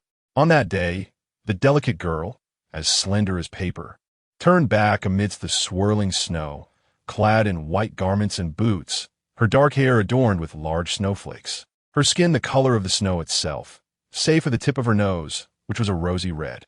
She sneezed, accidentally bumping her forehead against the shoulder blade of a companion in front of her. Just as she intended to apologize, another sneeze escaped her, causing her to hit her head yet again, leaving her with drooping brows and a look of discontent. At that time, she was not yet Fengzhong. She was on the verge of becoming her. Du Hong returned with the treasured sword and stood before the bedridden Rongzheng, recounting the origin of its name and reminiscing about those days. Rongzheng's complexion turned pale, her lips slightly curling, weary yet forcing herself to listen. She thought to herself that the pavilion master must have mixed up their meeting. They had met in the sweltering summer. Yet she said nothing, having grown accustomed to refraining from contradicting Du Hong. Years later, reflecting on those moments, Rongzheng self-deprecatingly realized that Du Hong had occasionally revealed his true feelings in the past. Yet it no longer mattered. She merely sought to reclaim what rightfully belonged to her. This sword had likely been passed to the current leader of the 12 Shadows, a man named Chun Yin, who had once been her junior. The 12 Shadows of the floating and sinking pavilion are aptly named for their elusive nature, making it no easy feat to track their movements, especially that of their leader. However, Rongzheng held confidence in her assertion that she knew Chun Yan's whereabouts. Tao Mian assumed that his disciple would lead him to some illicit venue, but she merely guided him to the border between the demon realm and the human world, to an unnamed mountain. This mountain was neither towering nor expansive. Its only distinguishing feature was a remarkably large stone at its summit. How immense was this stone? Standing at the foot of the mountain, one could easily glimpse its presence. It resembled a perfectly balanced salted egg, impervious to wind and lightning. Because of this stone, Tao Mian whimsically dubbed the nameless mountain Egg Stone Mountain. The two ascended the mountain with ease. Up close, the stone's surface was relatively smooth, a brownish hue resembling that of a salted egg. Rongzheng mentioned that her junior enjoyed coming here to wash stones when he was not on mission. Wash stones? Tao Mian echoed, incredulous. Indeed, Rongzheng searched around until she unearthed a copper watering can amid a cluster of low shrubs. This was the very vessel used for washing. She then stood and pointed down the mountain at a spring they had just passed. The water is drawn from there. Tao Mian could not help but facepalm. He simply could not fathom the extent of the pressure faced by the assassins of the floating and sinking pavilion. The former leader of the Shadows exhibited signs of a fractured personality, while the current leader was evidently rigid in his demeanor. Rongzheng was filled with certainty. Chun Yin has no friends and does not indulge in romantic pursuits. As long as he is not on a mission, he will invariably appear here. We merely need to wait patiently. Tao Mian wished to better understand Chun Yan's position. Although he was her junior, he was still a member of the floating and sinking pavilion. Little Hua, regardless of Du Hong's thoughts, you are currently being hunted by the pavilion. Are you not concerned about walking into a trap? If you believe a confrontation is inevitable, do inform your master in advance. Tao Mian, ever protective of his disciple, meant well, but Rongzheng firmly shook her head. The task of hunting me has been assigned to another shadow guard. It does not fall under Chun Yan's purview. He will not intervene unless it is his responsibility. That is simply his nature. Very well. Initially, Tao Mian thought his disciple was being overly simplistic, placing too much trust in her former colleagues. However, when he finally laid eyes on Chun Yan, he found that his appearance significantly diverged from his expectations. Chun Yan was of short stature, barely reaching the height of an average adult man's last rib, yet he was remarkably lean, clearly an individual who had dedicated years to his training. His right foot was lame, though it was unclear if it was a birth defect or the result of an injury sustained later. Nevertheless, this affliction did not seem to hinder his fundamentals. Otherwise, the meticulous Du Hong would not have elevated him to the position of leader of the Shadows. He exhibited a quiet demeanor, Upon noticing two outsiders by the large stone on Eggstone Mountain, he showed little surprise, treating them as if they were invisible. He retrieved his watering can from the thicket and, with a pronounced limp, began his descent down the mountain to fetch water. For someone of his skill, several leaps down the mountain would pose no challenge.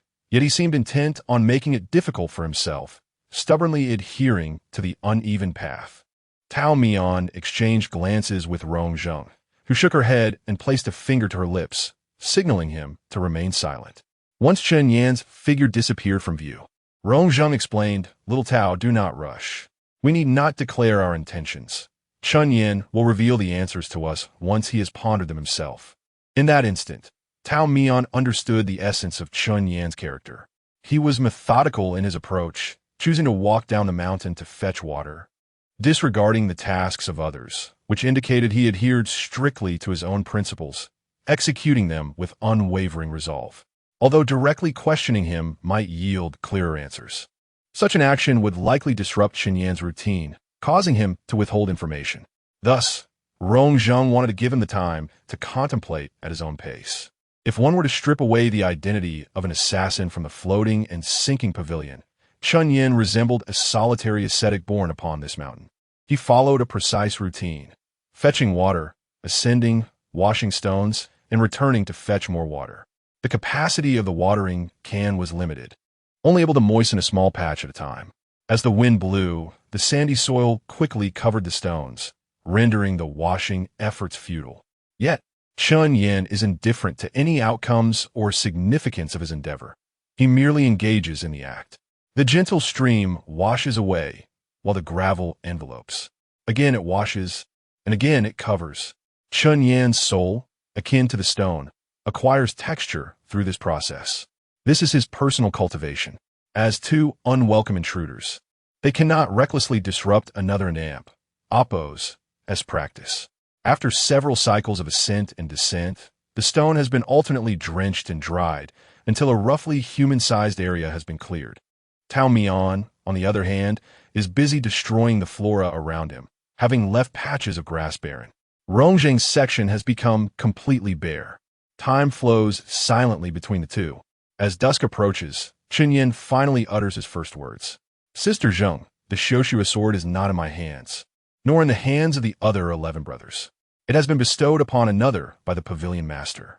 Chen Yan speaks slowly, with pauses that differ from others. Yet his enunciation is remarkably clear. Even without Rong Zheng asking a single question, he has thoroughly answered all her unvoiced inquiries. Once he completes his response, Rong Zheng and Oppos' expression suddenly darkens. "I understand now. Thank you, junior brother Chen Yan." She has grasped the whereabouts of the Xiuxua sword. It will only be given to the person chosen by Du Hong. Chapter 70. Moss and sludge. Upon receiving the answer she sought, Rong Zheng felt an urgent need to depart without delay. However, the taciturn Chen Yan suddenly had the whim to engage her in conversation. "Sister Zheng, are you still seeking?" Rong Zheng's steps involuntarily slowed. Though her heart was racing with urgency, she responded to Chen Yan's inquiry. "No longer seeking. I simply wish to reclaim what is rightfully mine." To reclaim is in essence a form of seeking, Chen Yan remarked as his arm tilted slightly, allowing a gentle stream of water to cascade from the small holes of the watering can, producing a soft patter. The 12 shadows of floating depths once had a leader known as Kite, who was none other than Sister Zheng. The code names of the shadows are passed down through generations. When one and Oppos, Kite and Oppos, passes away, another emerges. However, Sister Zheng and Oppos' case was unique, prompting the pavilion master to postpone the renaming. Chen Yan did not intend to usurp Sister Zheng and Oppos' title, but rather recall the detail. Prior to Sister Zheng, the head of the shadows bore the single character struggle. Why was it changed to Kite? The pavilion master's thoughts are inscrutable, not for us to speculate upon. Yet I dare to ponder that both struggle and Kite are destined to ensnare oneself. Thus, Sister Zheng, having resolved to sever the long line, should not linger but take flight. It was rare for Chen Yan to articulate so much in one breath. Even Rong Zheng, having known him for some time, was hearing this for the first time. She felt a mix of surprise and comfort, realizing her past care for disciples like Chun Yin had not been in vain. As he was genuinely considering her well-being, Rongzheng smiled without directly addressing Chun Yan's words, suggesting instead that she would return another day to join him in watering the stones. Chun Yin sighed. Only with a tranquil heart can one engage in an endeavor here, free from distractions, day in and day out. Yet Sister S' heart is burdened with myriad thoughts, which will tether her to this rocky hill, preventing her from journeying far. As he spoke, his dark eyes glanced at the side where Tao Mian pretended to be invisible. He, however, is quite capable. Tao Mian grinned, feigning ignorance as if he understood nothing, exuding a comical innocence. Chun Yin could only shake his head in resignation. Very well, your destiny does not lie here. With contentment, Tao Mian departed with Rongzheng, both silent on their way. Rongzheng was deep in thought, while Tao Mian pondered as they walked, one gazing at the ground, the other at the sky. It was not until Rongzheng sensed a discord in her emotions that she sought to lighten the mood. She tilted her head to glance at Tao Mian beside her. Little Tao, if you keep staring at the moon, you might just pierce a hole through it. What are you thinking? I was contemplating. Tao Mian paused, seemingly on the verge of sharing some profound wisdom. Turns out, Big Stone Mountain is indeed called Big Stone Mountain. I knew it, he exclaimed, slapping his palm with a fist, beaming with self-satisfaction. No one could look at that massive stone and not deduce that it's named Big Stone Mountain. Rongzheng's concern had been unfounded. She rubbed her cheeks to invigorate herself. Only then did Tao Mian remember the matter at hand. By the way, Apprentice, you mentioned you knew where Xiao Shui went. Where? Rongzheng's gaze turned toward the end of the path. We must return to the human realm. The human realm? I thought we were in the demon domain. Rongzheng shook her head. Du Hong cherishes a woman as if she were a treasure. She is immortal. Du Hong never allows her to venture into the demon realm for her protection. In just a few words, she conveyed a significant amount of information. Even the well-informed Tao Mian was momentarily taken aback. A woman? A mortal woman? His first thought was that Du Hong, a man whose very blood seemed to carry ice shards, could actually possess the capacity to love another, especially someone so forbidden. Is this melon ripe, little flower? This is too unexpected. Du Hong actually has someone he cares for? I would sooner believe that your junior brother Chen Yin will one day shatter that great stone. Rongzheng sighed. Junior brother Chen Yin will not break the great stone, and Pavilion Master Du will never waver in his affections. Du Hong would gladly present the finest treasures of the world to that woman, simply to see her smile. Yet, what of the Xiao Shui sword, which he regards as his lifeline? It means nothing. If that person were to demand her life, Du Hong would likely not hesitate to command his capable subordinate to take her own life. Alas, she is far too kind to propose such a ludicrous condition. Rongzheng had often wondered why the world was inherently unjust, requiring darkness in the shadows to accentuate the light and sludge in the pond to highlight purity. She felt like the moss that thrived in obscurity, the filthy mud beneath the lotus. The clearer Du Hong saw the blood on her hands, the more he cherished her innocence. No matter how many times she told herself it was all in the past, there was no need to dwell on it. She would still clench her jaw, her limbs cold with dread. She owed Du Hong nothing. Why must she always be forced to compare herself with another? What a moss! What a sludge! She was merely little flower? Tao Mian called, bringing Rongzheng back to reality. She realized he had walked a few steps ahead, lost in his own chaotic thoughts. I was contemplating some moss and sludge. Ah, Tao Mian nodded, picking up a twig from nowhere and waving it in the air. When we return, let us make use of that empty water tank in the yard to create a simple landscape, cultivate some moss, and place a few redfish. Not raising flowers? Is moss not good? We'll arrange a few stones in the tank, fill it with water. Once the moss grows, my mountain will flourish within the water. He pointed the twig high into the air at a meaningless spot, perhaps a star, smiling as if his water-bound mountain had already come to fruition. Rongzheng gazed at his profile for a long while and suddenly smiled. Then we must hasten our return. Quickly now, little Tao. I've already outpaced you. Tao Mian exclaimed, dropping his twig and hastily catching up. Their destination was the human realm's Furong mansion. Chapter 71. Hibiscus. The hibiscus residence is situated in the southern region of the Yangtze River, said to have been built by a wealthy merchant for his childhood sweetheart.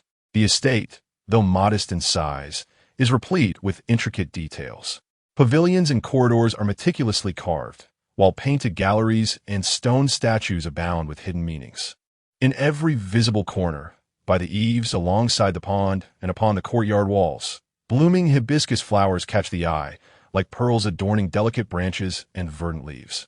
Beneath the eaves, the hibiscus sways gently, its slender branches tinged with a soft blush. Presently, the owner of the residence bears the surname Hong, shrouded in mystery.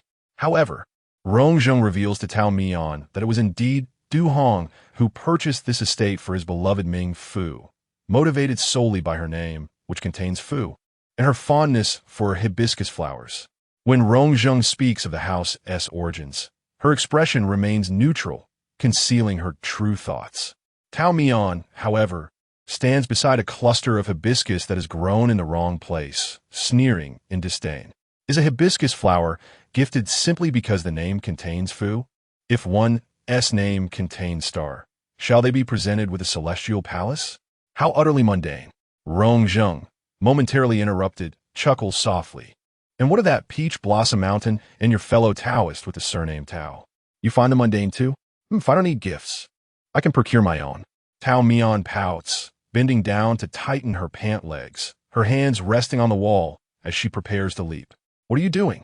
Climbing over the wall? As per usual? Is there any other way?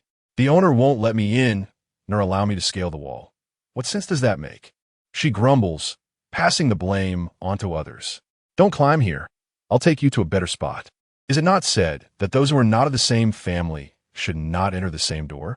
The master leads the mischief, while the disciple follows to lend support. The two successfully scaled the courtyard wall. The hibiscus residence appeared like a plump lamb, ready for slaughter, with even the most inept thief unlikely to leave empty-handed. Yet, this was merely its fade. Du Hong, trusting enough to leave someone in the mortal realm, would naturally not neglect his defenses. Tao Mian casually counted and discerned 3 different groups of guards. They concealed their identities, masquerading as gardeners, maids, and stewards, infiltrating every nook and cranny of the hibiscus residence. The location Rongzheng chose was the only blind spot in their surveillance. After climbing over the wall, Rongzheng expertly guided the way. Their destination was the treasure vault of the hibiscus residence, a place set aside for the various treasures Du Hong gifted to Ming Fu. Rongzheng moved with grace, as if entering her own backyard. I oversaw the renovations here, she remarked. Ming Fu disliked the original furnishings, so Du Hong asked me to find someone to replace them. I asked her about her preferences, but she never responded, so I had to go with my own ideas. Rongzheng reflected on this, bemused. I can only say that this lavish space was decorated to my liking. Tao Mian sensed something amiss. Your esteemed master, did he not profess to hold her dear? How could he not know what she favored? He is burdened with countless duties. Perhaps he lacks the energy to focus on such trivialities.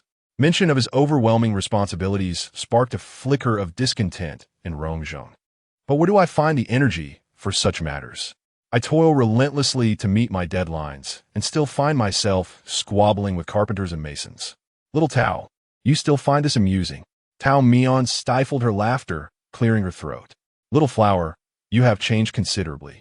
She recalled the first time she met Rongzheng, who donned a lively fade, yet within, her spirit seemed withered, driven only by the instinct of a killer to fulfill her tasks.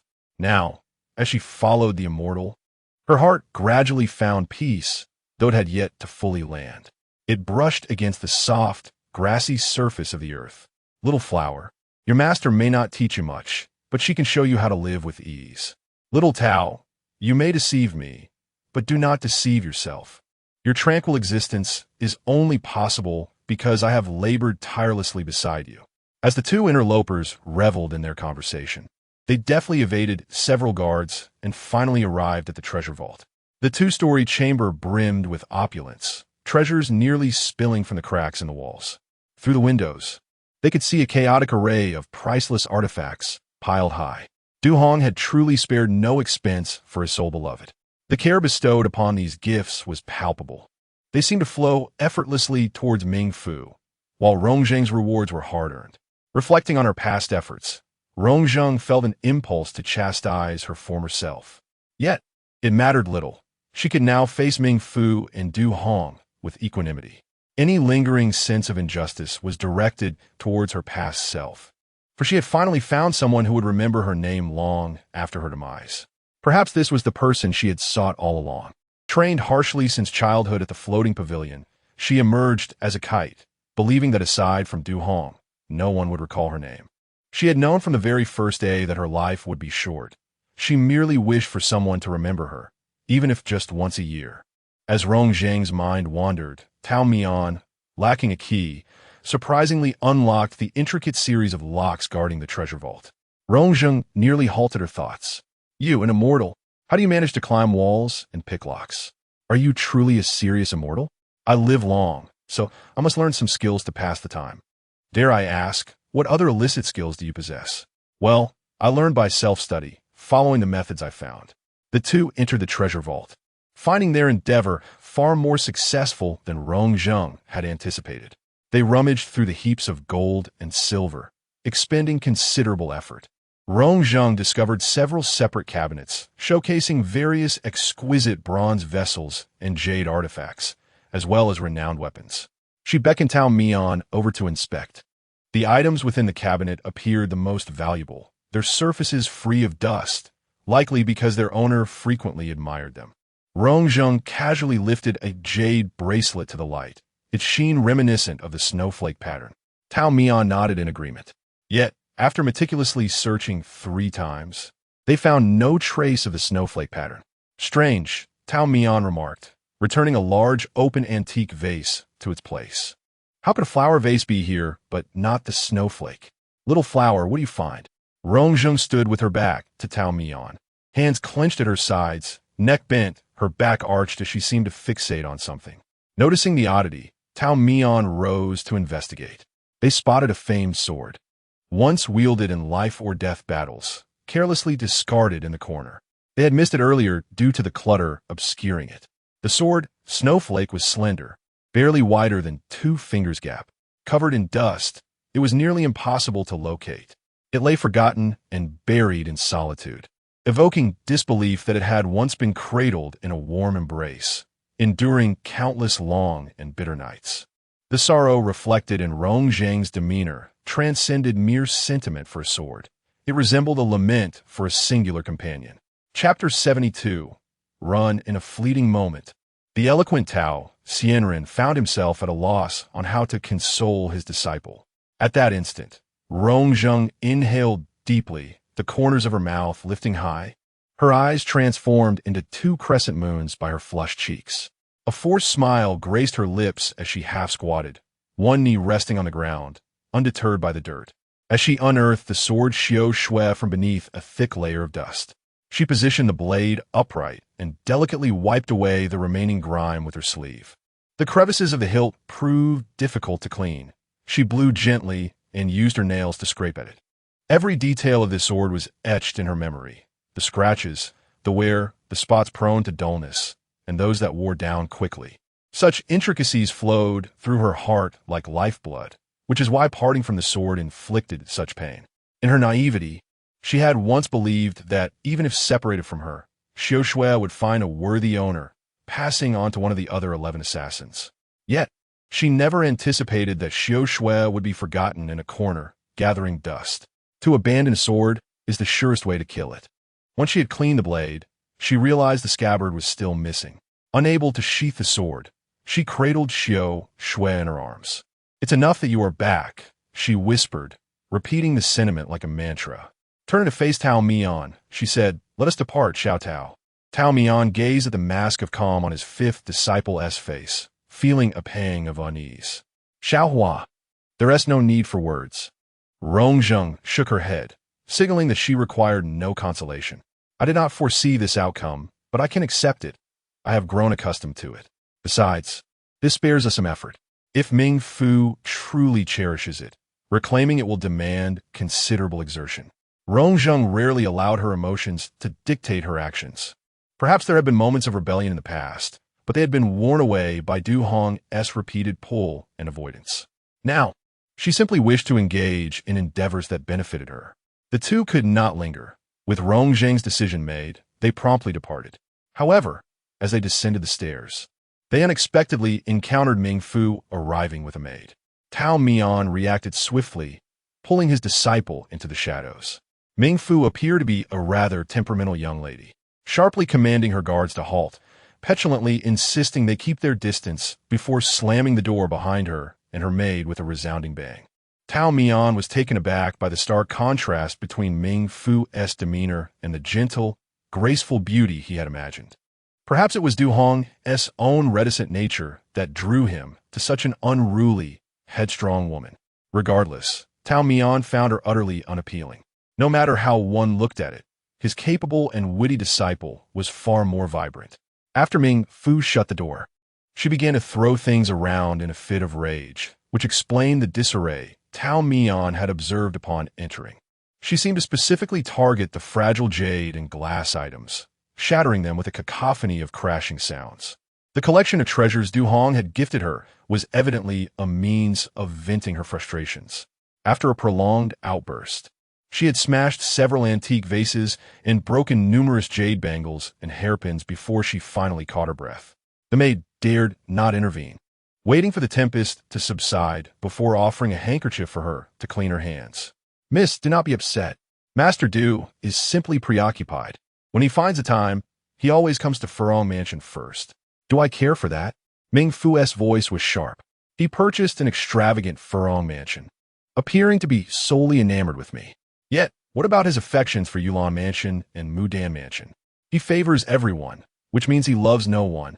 Am I any different from the jars and vases in this room? Merely a beautiful ornament he has placed in his abode. The more Ming Fu pondered, the angrier she became, sweeping a jade platter and wine jug from the table to the floor.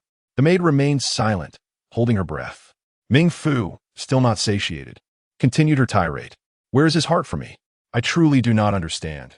He appears to care, yet he never visits when I am ill, spends my birthday alone, and sends his shadow guards to handle my affairs. What do I need with the shadow guards? I want to see him." Ming Fu's emotions fluctuated wildly, and as she spoke, tears streamed down her face, her voice trembling with indignation. She lamented that she had never sensed genuine affection from Du Hong. He merely treated her as a vessel for his hollow emotions. In her presence, he was an impeccably crafted facade, his warmth a mere illusion, dry and tasteless, for it was all artifice. "He cares only for that kite." She bit down hard on her lower lip. "He is cowardly and selfish. He harbors feelings for me that exceed mere friendship, yet desires the kite as his loyal subordinate. He fears that if he grows fond of me, he will hesitate to send me into the most perilous situations, unwilling to risk my life for his own. The kite has always been by his side. What am I? He keeps me outside the walls, tossing me a few wilted flowers as if to dismiss me. In his dreams, I might as well perish alongside him." As she reached the end of her tirade, her emotions surged again, and she wept, gasping for breath, her words laden with sorrow. From the shadows, Tao Mian observed Rong Zheng's expression. She listened intently to Ming Fu's lamentations, moving from calm to astonishment, disbelief, and self-doubt, before finally returning to tranquility. "Let's go, Xiao Tao," she mouthed silently to him. The master and disciple slipped away from the treasure chamber, an effortless feat for an assassin and a celestial being alike. Rong Zheng wrapped Xiao Shui in cloth and secured it to her back. Tao Mian procured 2 horses from the market, not merely for travel, but also to clear their minds. They rode along the lakeside, the autumn hues deepening as a painted boat floated serenely in the center of the lake. Rong Zheng remained silent until she caught sight of the setting sun on the horizon, suddenly exclaiming, "It resembles glistening braised pork." Upon seeing Tao Mian's awkward expression, Rong Zheng erupted into laughter, startling the horses into a frenzied gallop. She did not rein them in, but allowed them to run amok without a destination. A year prior, such a revelation might have left Rong Zheng flustered, bewildered, and sorrowful. But now, she merely wished to leave those thoughts far behind, indifferent to their authenticity or fabrication. Gallop! O gallop, swift steed, traverse the willow-lined banks and shatter the mist and haze. Run towards the horizon where heaven and earth converge. Gallop further away. Chapter 73. The Mysterious Pavilion. After acquiring the embroidered snow sword, Tao Mian did not hasten to his next destination. Instead, he took the opportunity to accompany Rongzhang to the Mysterious Pavilion. This pavilion is renowned as the largest repository of magical artifacts and weaponry in the mortal realm, where artisans skilled in wood, stone, iron, gold, silver, copper, jade, and felt, collectively known as the 8 Great Craftsmen, convene. Its fame extends beyond the human realm, echoing throughout both the celestial and demonic realms. Tao Mian's intention in bringing Rongzhang was to consult an expert regarding the condition of the embroidered snow sword. A weapon, especially a sword, is most vulnerable when left unattended. To leave such a treasure hanging on the wall or sealed in a box is a gross misuse of its potential. Ideally, they should seek out Elder Hong Yin, the master blacksmith, who possesses unparalleled knowledge of every blade forged under his care. However, should he learn that the embroidered snow has languished in a corner, gathering dust for over a year without any inquiry, he would likely be incensed and refuse to speak with them. As Tao Mian spoke, he retrieved a jade pendant of exquisite azure hue from within his robes. This pendant, resplendent and luminous, was no ordinary trinket. It bore the character Lu, depicting a dragon and phoenix in flight, suggesting it was a token of trust bestowed upon him by someone significant. Rongzhang, walking beside him, peered curiously at the beautiful and delicate pendant. "I have heard of the Mysterious Pavilion's reputation," she remarked. "However, Tao, I have been informed that the pavilion does not entertain spontaneous visits, and entry requires an introduction. Do you think we can gain access unannounced?" Tao Mian exuded confidence. "I must introduce you to another esteemed friend of mine. You have acquaintances at the Mysterious Pavilion? I thought you only had Manager Shui as a close friend in the mortal realm." "Ah, my dear apprentice, I have lived for over 1,000 years. How could I possibly have but one friend? That would be an underestimation. And how many friends do you have?" Tao Mian extended one hand, finger splayed. "5. He counted, astonished. Then he bent 3 fingers inward. "Wait, it adds up to 2. Quality over quantity. Dear Xiaohua, your reasoning is flawed. Regardless, you have your point, and I will not dispute it." As the master and apprentice engaged in light-hearted banter, they navigated through the bustling crowd and arrived at the entrance of the Mysterious Pavilion. This location was situated in the most prosperous area of the capital, where every inch of land held immense value. Yet, the pavilion's owner boldly occupied a substantial expanse of land, having carved out a sizable artificial lake, its waters designated solely for the artisans within to create weapons. From an exterior perspective, the Mysterious Pavilion exhibited perfect symmetry and remarkable order. The entire structure was cast from pure copper, with 8 serpentine columns spiraling upward, reaching toward the clouds. The surface of the pavilion had mostly turned dark, which did not suggest age, but rather imparted an air of gravitas and dignity, becoming a hallmark of the Mysterious Pavilion. The main entrance was guarded by 2 heavily armored sentinels, and visitors were required to present a specific black and gold document. As an uninvited guest, Tao Mian naturally had no such credential and was promptly halted by one of the guards. The guards, adorned with heavy silver helmets that obscured their expressions, exuded an aura of authority. They were exceptionally tall men, creating a formidable presence at the entrance. Rongzhang, initially trusting in Tao Mian, began to doubt the efficacy of his pendant. He had spoken with such conviction, perhaps even deceiving himself. She sighed inwardly, contemplating whether to suggest they withdraw and attempt to scale the walls later at night. Those waiting in line behind them were also growing impatient, their tones laced with annoyance. Yet, Tao Mian remained unperturbed, steadfast in his position. The guard before him was momentarily taken aback by his assertiveness and did not react immediately. The other guard, who had likely served longer, recognized the insignia hanging from Tao Mian's waist. He quickly nudged aside his bewildered companion, bowing respectfully while extending an arm to grant Tao Mian entry. This jade pendant was a token reserved for a select few intimate friends of the pavilion's master. With no more than 3 in existence throughout the world, allowing its bearer to enter freely and select any weapon they desired. However, Tao Mian had no interest in choosing a weapon. He had come for repairs. Rong Zhang was astonished to discover that the pendant of this seemingly deceitful immortal was indeed functional. She hurried to follow him, and to her surprise, they encountered no further obstruction. "Xiao Dao, your pendant is not merely a bluff?" She whispered in astonishment. "Indeed, I am somewhat dissatisfied. Next time, I should request a plaque from the pavilion's master that grants me passage. I would brandish it and see who dares to stop me." As Rong Zhang focused on conversing with Tao Mian, she failed to truly absorb the grandeur around them. Upon regaining her senses, she realized that the mysterious pavilion was even more magnificent than she had imagined. The interior consisted of 8 levels, and they traversed the outer circular staircase. At the center stood an enormous copper lotus flower, adorned with numerous open lotus leaves, each supporting a casting platform where master artisans and apprentices toiled. The rhythmic clanging of hammers and the bellowing of instructors filling the air.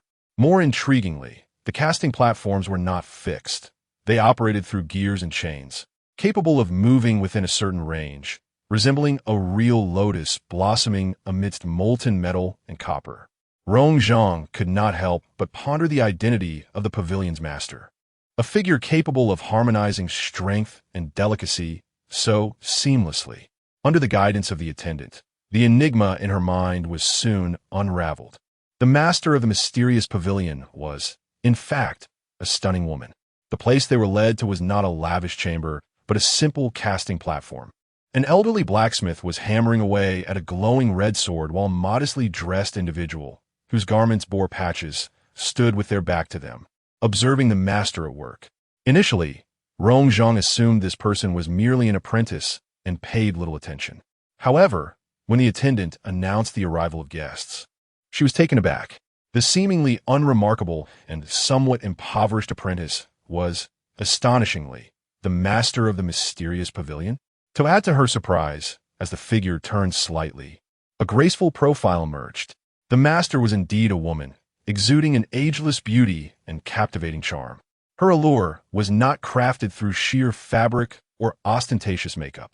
Even in her coarse attire and bare face, a mere smile evoked the image of a peony in bloom, vibrant and welcoming. Her gaze first settled on Tao Mian's face before shifting to Rong Zhang, accompanied by a gentle smile. "Tao Lang, is this the renowned Miss Yuan Di?" Rong Zhang was momentarily stunned, realizing that this figure was a memory of her master's former pupil, still lingering in the echoes of Taohua Mountain. Clearly, this individual was not only disconnected from worldly affairs, but had also lived long enough to witness the passage of time. Tao Mian coughed awkwardly, feeling somewhat embarrassed. "Ajio, allow me to introduce you. This is my 5th disciple, known as Xiaohua. Zaya Gunyang. She does not bear the surname Xiao. Hua Gunyang. Simply call her Xiaohua." Chapter 74. Aju. Though enchanting and sentimental in appearance, was described by Tao Mian as possessing a simple mind, indifferent to worldly affairs. Within the Xuanji Tower, besides herself and the 8 master artisans, there were numerous stewards and attendants to ensure the establishment's smooth operation. As the proprietor of a Xuanji Tower, Aju was not burdened with mundane matters. She spent her days in the company of swords and spears, yet she felt a profound loneliness. With a gentle sigh, she expressed a melancholic lament. Such beauty, even her frown bore an exquisite charm. At this moment, the trio had departed from the casting platform and entered a secluded corner of the tower, designated for receiving guests. Within the tower, there were only 3 places serving a similar purpose. The Xuanji Tower was never short of business. Once one entered, there was no distinction of wealth or status, and no one received special treatment. Even if the emperor himself were to visit, he would require an invitation to engage in conversation. Here, a heavy copper door was installed, insulating them from the cacophony outside, allowing the 3 to enjoy a tranquil environment. Hearing Aju's sorrowful sigh, Rongjing regarded Tao Mian with a look reminiscent of disdain for a scoundrel, to which Tao Mian returned a look of innocence. It truly was none of his concern. Aju rested her chin on one hand, while the other toyed with an empty teacup, her gaze drifting lightly over Rongjing's face as if brushed by a feather. Is this the second disciple of Taohua Mountain? My, how you and Amp, Oppos, the grown. Come, a Jew will prepare a red envelope for you. Jiu-Ji. I am the fifth disciple. My name is Rongjing. A Jew paused in her search for a money pouch. Ah, how forgetful of me. I've made a mistake again. Taolang, where is Miss Yuan Di? Did you not say we would surely get along and that you would introduce us? A Jew spoke softly and slowly, contemplating as she spoke, revealing her inexperience in social interactions. Her memory was not particularly sharp. Many thoughts lingered briefly in her mind before vanishing. She could only catch fleeting shadows of passing geese, unable to truly pursue them. Tao Mian, seemingly accustomed to her manner of speaking, displayed no impatience and patiently reiterated his previous response. A Jew, Yuan Di has passed away. This is my new disciple, Rongjing. Passed away? A Jew blinked slowly, her lashes fluttering. How could that be? Alas, I had prepared a fine sword for her. It took 3 whole years to forge, waiting for its rightful owner. A Jew claimed she knew no other skill than crafting these iron and copper trinkets. Tao Mian was her closest friend, and naturally, his disciple was also her friend. Her circle was small and precious. She had intended to present her finest gift to Lu Yuendi. Although she had never met Lu Yuendi, the news of her passing saddened a Jew deeply.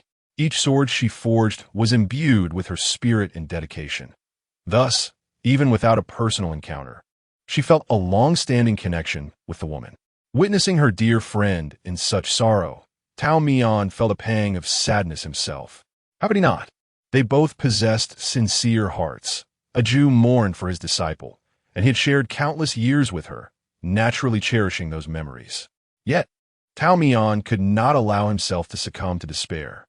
He poured a Jew another cup of hot tea to warm her hands. A Jew was someone who easily fell into a certain emotion.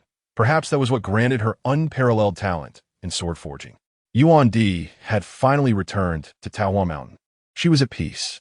A Jew, as long as you live, you can await our reunion. She will come to claim this sword in due time. While a Jew could easily immerse herself in her own world, she was also receptive to advice. Trusting Tao Mian, she never questioned his words. Thus, she gently caressed her cheek, allowing her sorrowful emotions to dissipate. Very well, I shall keep the sword for her. Taolang, what brings you to the Xuanji Tower this time? What assistance do you seek from a Jew? A Jew understood that he would not visit without reason. She, Tao Mian, and the distant manager Shui were longtime friends, each well aware of the other and Oppos. As character, Tao Mian did not mince words. Xiao Hua possesses a sword that has been carelessly left to gather dust in a corner for too long. Once a spirit sword is separated from its master, it loses significant spiritual energy and becomes an ordinary sword. A Jew, I specifically came to the Xuanji Tower to seek your expertise. A Jew's clear eyes first fixed on Tao Mian as he spoke, then shifted to the silent Rongjing. Tao Lang, a Jew's tone grew hesitant, as if deliberating whether to speak the truth. A Jew was forthright in her expressions. Miss Rongjing's condition can no longer withstand further turmoil. Is there still a need to restore this sword? Now that it has become ordinary, it may even be a blessing. If it were to regain its vigor, it would only drain its owner's spiritual energy. Miss Rongjing, is this truly acceptable? Her final question was directed at Rongjing herself. Rongjing remained silent, not immediately responding. Tao Mian and a Jew did not rush her, patiently awaiting her deliberation. After a long pause, Rongjing finally spoke. Though it will depend on me for sustenance post-restoration, I still trouble you, Sister Jiao. Tao Mian frowned slightly. Rongjing understood his thoughts and smiled. Do not worry, Xiao Tao. I promised you that I would not seek revenge. I keep my word. I merely wish to reclaim 3 possessions that rightfully belong to me. There are voids in the first half of my life that I must fill. As for this sword, while it may be better preserved, what difference is it from allowing it to languish in Furong Mansion? It has accompanied me through countless days and nights, becoming a half-friend. I cannot bear to watch it lose its former glory, for that would feel akin to my own demise. Death will inevitably come. One cannot forsake the many brilliant days ahead simply to avoid contemplating it. Therefore, Sister Jiao, this is my request. Please restore it. A Jew glanced at Tao Mian, who closed his eyes momentarily and nodded helplessly. What could he do? After all, She was his disciple. A Jew acquiesced. The retrieval of the sword would require some time, and a Jew instructed Tao Mian to await her news. As they prepared to part, Rongjung softly inquired of Tao Mian whether he had ever wronged the captivating a Jew. A Jew, possessing keen hearing, caught Rongjung's question and chuckled. Tao Lang, even your disciple believes we are well matched. Tao Mian feigned ignorance. My disciple is the reincarnation of the matchmaker. She sees men and women and wishes to pair them. A Jew sighed softly behind him. You see, I was merely joking. Alas, Tao Lang, when will you pause for someone? Ultimately, Tao Mian remained silent. In this seldom visited corner, a window opened, revealing a picturesque courtyard across the street, where two young maidens frolicked. One of them, upon spotting a young man outside the moon gate, abruptly halted her play and stealthily concealed herself behind a flowering tree to observe him. Petals fluttered as they swept past the swing. Chapter 75. Xiaohua's choice upon leaving a Jew. Tao Mian inquired of Rongjung where she wished to go. The embroidered snow could not be retrieved for the moment, and if she preferred to wait until it was repaired before proceeding to the next destination, that was acceptable. Alternatively, if she desired to head straight to the Misty Tower, he had no objections. At that moment, they stood amidst the bustling market, their striking appearances drawing the attention of many passers-by. Rongjung replied that there was no rush. She felt somewhat fatigued and wished to return to Peach Blossom Mountain. Tao Mian agreed. The two boarded a carriage and set off in the direction of the mountain. As they traveled, Rongjung asked Tao Mian why he did not choose a faster means of transportation, given that he was an immortal and surely possessed teleportation talismans for swift travel. Tao Mian's arms were filled with an array of flowers, fruits, and fragrant sachets, all tossed to him by young maidens as they passed through the market. He selected 2 plump fruits, wiped them on his clothing, and offered one to his disciple while keeping one for himself. If I wished, we could simply count to 3 and be home. But what would be the point of that? Xiaohua, life should not always be about haste and evasion. Some carry memories on their backs, while others perceive them as burdens. In our frantic rush, we may arrive at our destination, yet possess nothing else. Tao Mian remarked that one must live until death. Is death important? No, living is what truly matters. Rongjung, no longer a child and having faced death on several occasions, understood Tao Mian's wisdom. She acknowledged that, while it might be impolite to say so, she could somewhat grasp the pain he endured from losing a disciple. Separation and death are matters worthy of a lifetime of contemplation. Tao Mian took a large bite of his fruit, the sourness causing him to grimace, his words becoming muffled. Though I am immortal, this fruit is so sour it feels as if my teeth might fall out. Rongjung laughed, splitting her own fruit in half to taste it. Finding it sweet, she offered a piece to Tao Mian. As he coughed and accepted it, the carriage swayed gently, traveling leisurely along the quiet country path. Once Rongjung finished her fruit and wiped her fingers, she suddenly remembered something. Oh, Xiaodao, what about the art of ethereal passage? Have you abandoned your studies? We Haven Tea discussed it since we last put it aside. Feeling somewhat lethargic after the meal, Tao Mian reclined comfortably in his corner. He had a knack for finding comfort in even the narrowest of spaces, appearing somewhat slovenly, yet utterly at ease.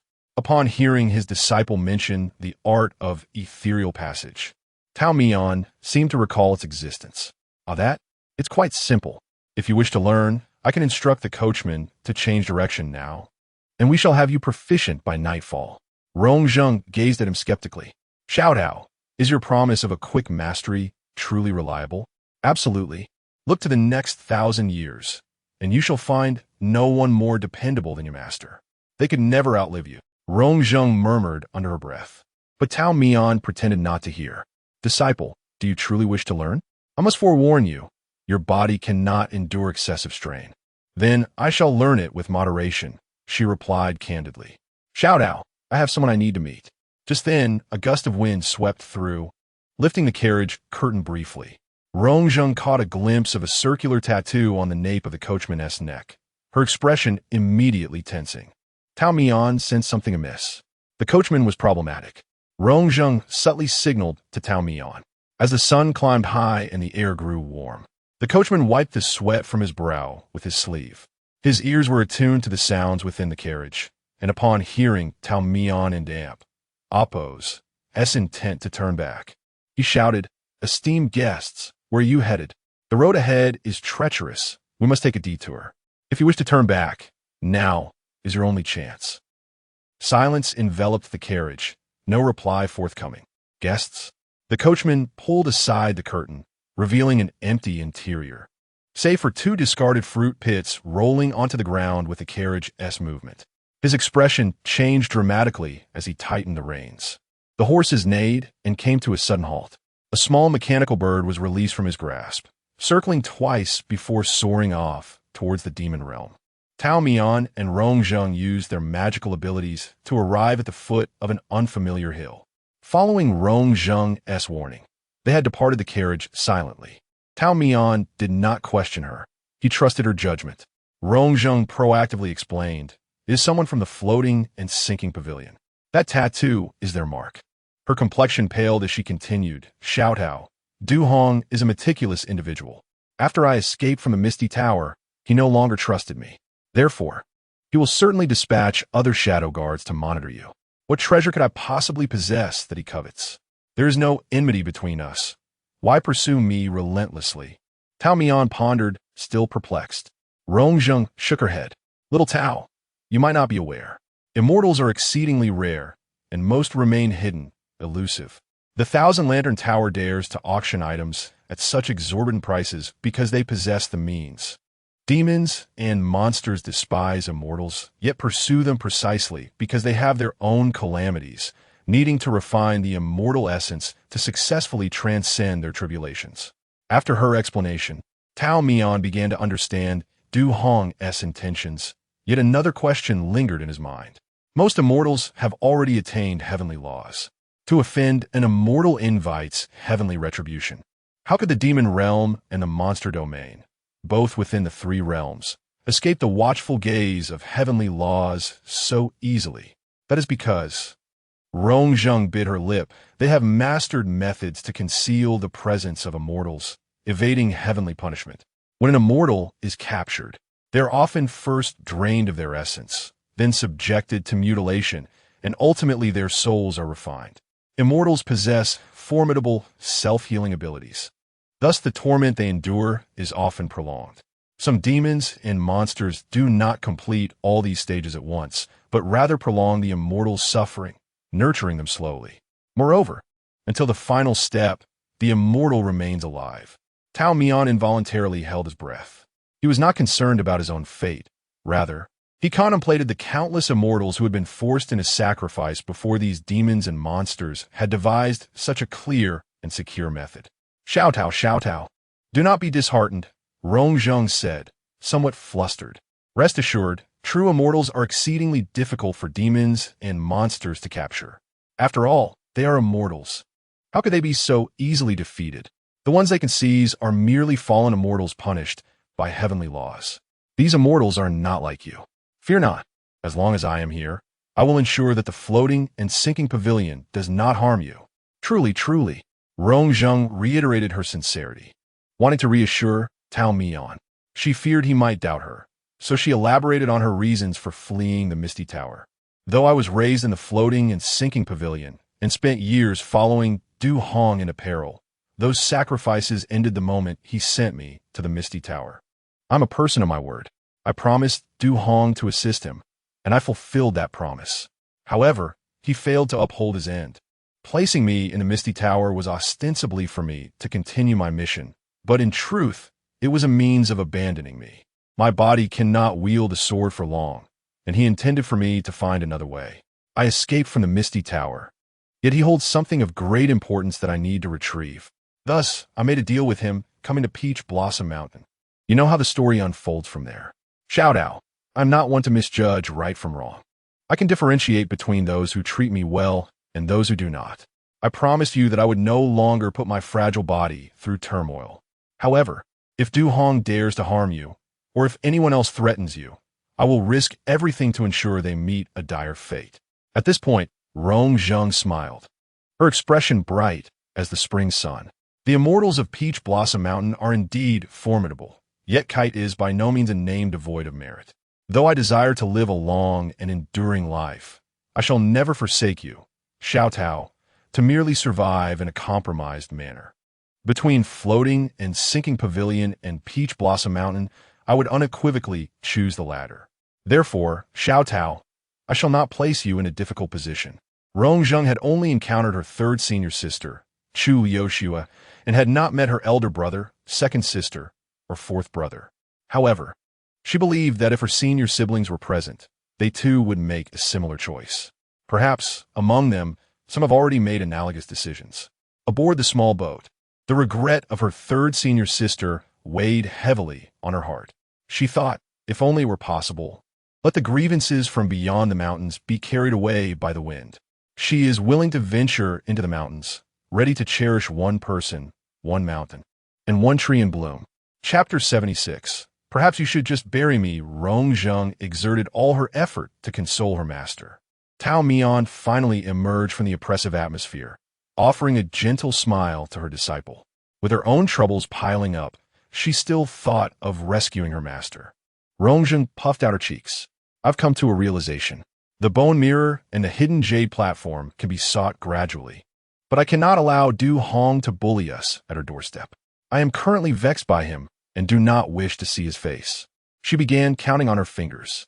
Even if I were to live only until 55, that still grants me 30 more years. For you, 30 years may seem brief, but for me, it is a span in which I can accomplish much. 30 years is indeed long for me. Tao Mian replied with a wry glance. If you were to perish, I would be unable to move on for the next 30 years. Oh dear, that simply won't do.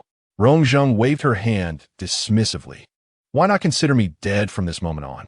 That way, when I truly pass 30 years hence, you will be able to accept it. What kind of reasoning is this? It sounds coherent at first, yet upon reflection, it seems quite absurd.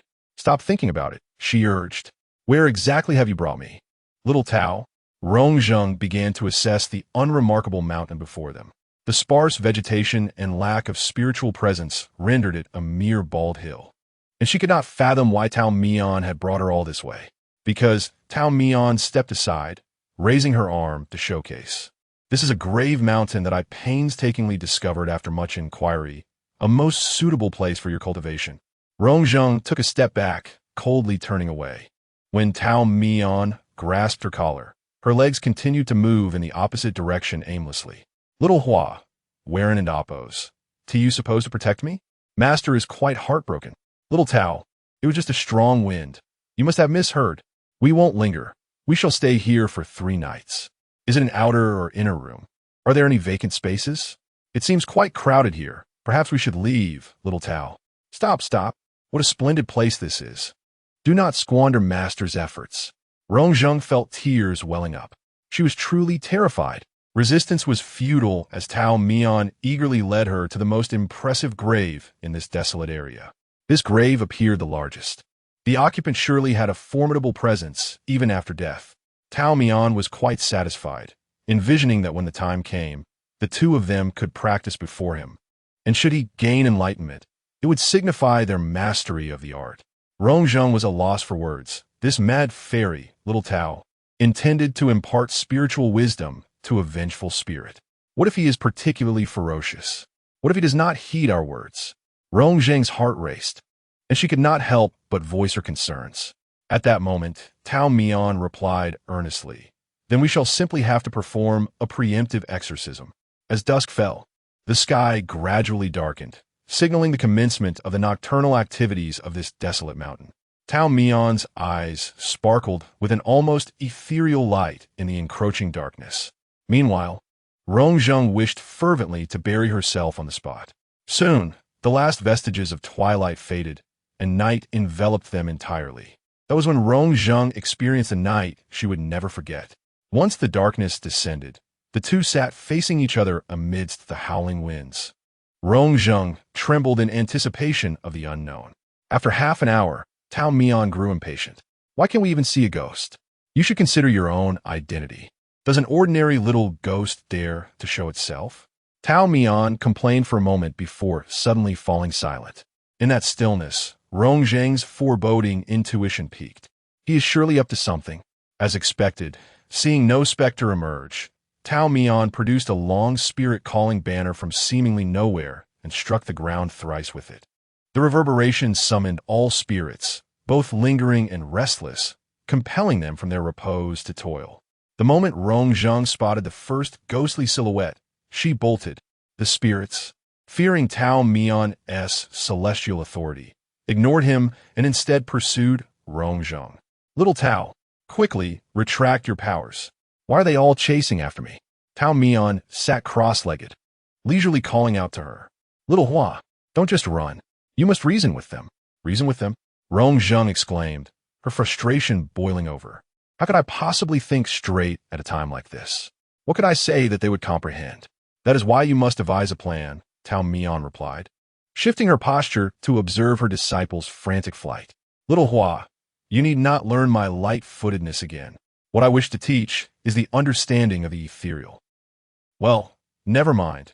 If your agility improves, that is also acceptable. Thus, the first night passed amidst Rong Zheng's frantic running and cries. As dawn broke, she was nearly breathless. Didn't Tiyu say we must not casually employ our powers? Tao Mian smiled. Rest assured, little Hua, simply running will not provoke your poison. I can manage that balance. Perhaps you should just bury me here. Chapter 77. The onslaught on the morning of the last day of the 3-day trip to the Grave Hill. Rong Zheng felt as though she had shed a layer of skin. This is what you referred to as acting within one and oppose, means. She supported herself on her knees, her legs trembling uncontrollably. The world around her spun, yet the radiant smile of the immortal before her remained strikingly vivid. Although the journey had been fraught with difficulties, the outcome was undeniably favorable. Xiaohua, you did it. She managed to pull up one corner of her mouth, embodying both defiance and pride. That's right, I, Rong Xiaohua, will never concede defeat. It seemed she was indeed exhausted to the point of dizziness, readily accepting even the haphazard name Xiaohua that Tao Mian had whimsically concocted. Tao Mian narrowed his eyes slightly, lifting his head high to gaze at the lingering flames of karma behind Rong Zheng. Truly, the quality of a superior fire spiritual root was remarkable. Even exerting merely a third of its power yielded astonishing results. Achieving this in 3 days was commendable, a testament to extraordinary talent. Xiaohua, once you master this soul-calling technique, you will have grasped half of its essence. The remaining half pertains to calling souls. Once you acquire that skill, you will be able to meet those who have departed. After catching her breath, Rong Zheng finally found the strength to straighten up and converse. Little Tao, if you truly learn how to call souls, is there someone you wish to see? Tao Mian was busy selecting the most beautiful branches within a half-meter radius, planning to break one off to inscribe a message on the ground proclaiming, "The invincible little Tao immortal has visited," as a memento. Hearing his disciple's question, he tilted his head back to look at her. Why do you ask? I can help you. Master brother, second sister, third sister, fourth brother. Who do you wish to meet? I can summon them for you. That sounds rather odd. Just take care of yourself. Matters concerning the master are best left to the master. Rong Zheng crossed her arms, her eyes scrutinizing the evasive gaze of Tao Mian. You're not avoiding them, are you? Or perhaps, worried you might not be able to see them? Tao Mian's resolve was as firm as stone. How could that be?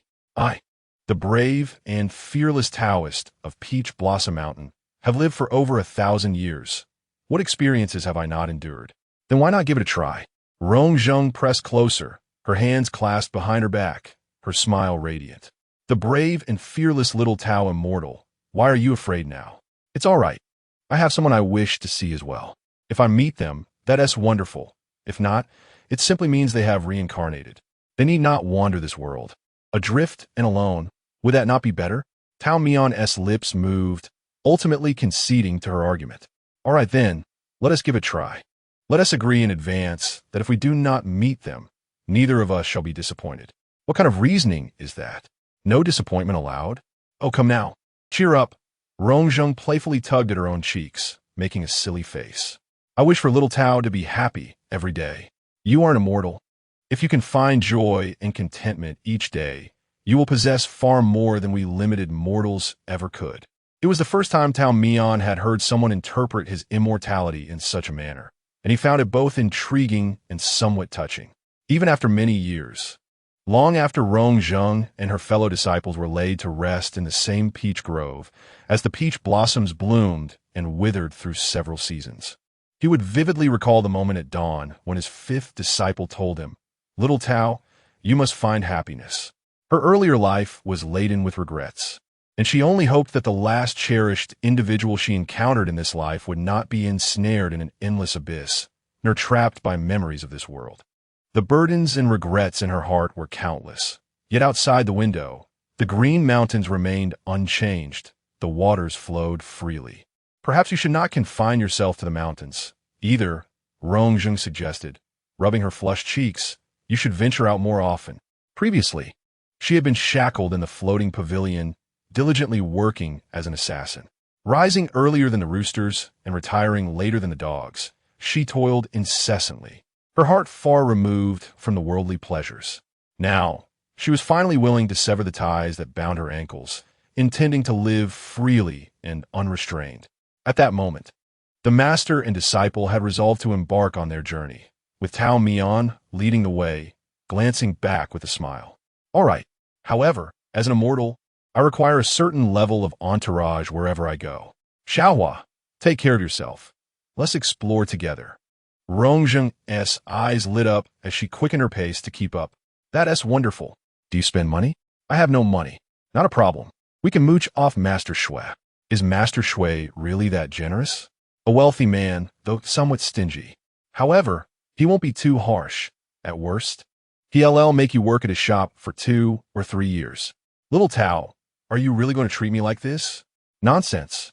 How could the master treat you unfairly? Once you become a worker, just look to the side, and you may even see me washing dishes."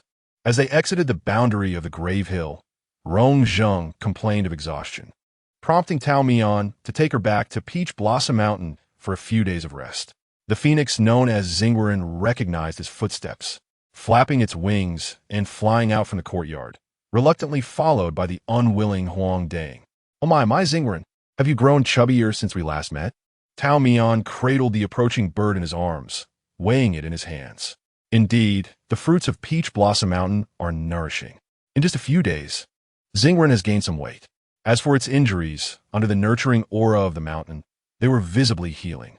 The phoenix, being a spirited divine bird, understood who had saved it and thus showed particular affection towards Tao Mian, while remaining indifferent towards the disciple. However, it must be noted that their kind was inherently proud and seldom interacted with other species. This particular phoenix had likely been separated at a young age, captured by Qi Yun and subjected to years of torment. Rong Zheng recognized the bird and salivated at the sight of it. "Little Tao, if we nurture it a bit longer, can we eat it?" She still had that thought lingering. Tao Mian chuckled. "This one cannot be eaten. It would bring calamity. But you may stew Huang Dang." Rong Zheng's eyes gleamed as she looked at the rooster by her feet, Huang Dang innocently passing by. Huang Dang vehemently demanded the right to speak human words. After resting in the mountains for several days, Rong Zheng repeatedly declared her fatigue. This time, she no longer pretended to be the obedient disciple. She refused to chop wood or cook. Now, there were 2 lounge chairs in the courtyard, and Tao Mian and Rong Zheng lay sprawled like 2 dead fish. Tao Mian turned his face towards his disciple and weakly uttered, "Xiaohua, I am thirsty." "It's all right, little Tao. You're immortal. You won't die of thirst." Tao Mian turned away in annoyance. In the courtyard, unknown insects chirped, and the master and disciple remained silent for a while. Outside, however, there were sounds of rustling footsteps, at least 10 individuals. The place where Peach Blossom Mountain was situated was far from the bustling city, with only a small village at its foot. The villagers understood the principle of not seeking beyond their means. It was not that they had fewer desires than those outside the mountains. Rather, they had discovered that this Peach Blossom Temple housed a rather muddled immortal. The villagers approached the temple earnestly to seek guidance, yet they found no coherent answers. Instead, casual conversations after dinner often led to the resolution of minor worries, seemingly without effort. Eventually, people simply continued their lives, no longer yearning for too much. Under the protection of the mountains and the immortal, they experienced fewer worries and lived peaceful lives. The villagers at the foot of the mountain did not gather casually at the temple's entrance, for they knew the immortal preferred tranquility. Only the reckless outsiders would dare to do so. Rongzheng's ears perked up, though she appeared lifeless on the lounge chair. She was attentively counting how many people were outside. 11, 12. 12 individuals, with a leader among them, likely one of the shadow guard from the floating pavilion. Tao Mian turned her face away, only to turn back again. Xiaohua, it appears we are surrounded. It's all right, Xiao Tao, with your longevity. You won't perish even if killed. Tao Mian, once more irked, turned her face away in annoyance. Anyone who is killed will surely die, you know. The shadow guards of the floating and sinking pavilion stood silently outside the mountain gate, awaiting for a brief moment, yet no one emerged. The leader raised his head slightly, gazing towards the Taoist temple hidden within the peach grove. He lifted a hand, and the other 11 followed him quietly. They encircled the small temple, with 4 or 5 individuals entering the courtyard, which was devoid of any immortals, leaving only Rongzheng reclining leisurely on a chair, her booted feet tapping against the ground in a relaxed rhythm. Upon recognizing the leader's face, Rongzheng was momentarily taken aback. Chunyan, I never expected you to come in person. Holding his sword, Chunyan maintained a demeanor as still as a pine tree. Sister Zheng, forgive me. I'm merely here to execute a task. Is your task to capture Xiao Tao, or is it me? Both. Rongzheng smiled, her response not surprising in the least. It seems Du Hong has somewhat overestimated you. Chunyan opened his mouth to respond, but before he could utter a word, a series of anguished cries echoed from beyond the walls. The attendants within the courtyard were thrown into chaos, astonished by the swiftness of the enemy and Appo's actions. Although Chunyan was the sole shadow guard among them, the others were also elite fighters. In a fleeting moment, while these elites managed to retain their lives, they lost all ability to fight, reduced to lying on the ground, barely clinging to life. Chunyan gripped his sword tighter, a dark red spiritual energy coursing into the blade.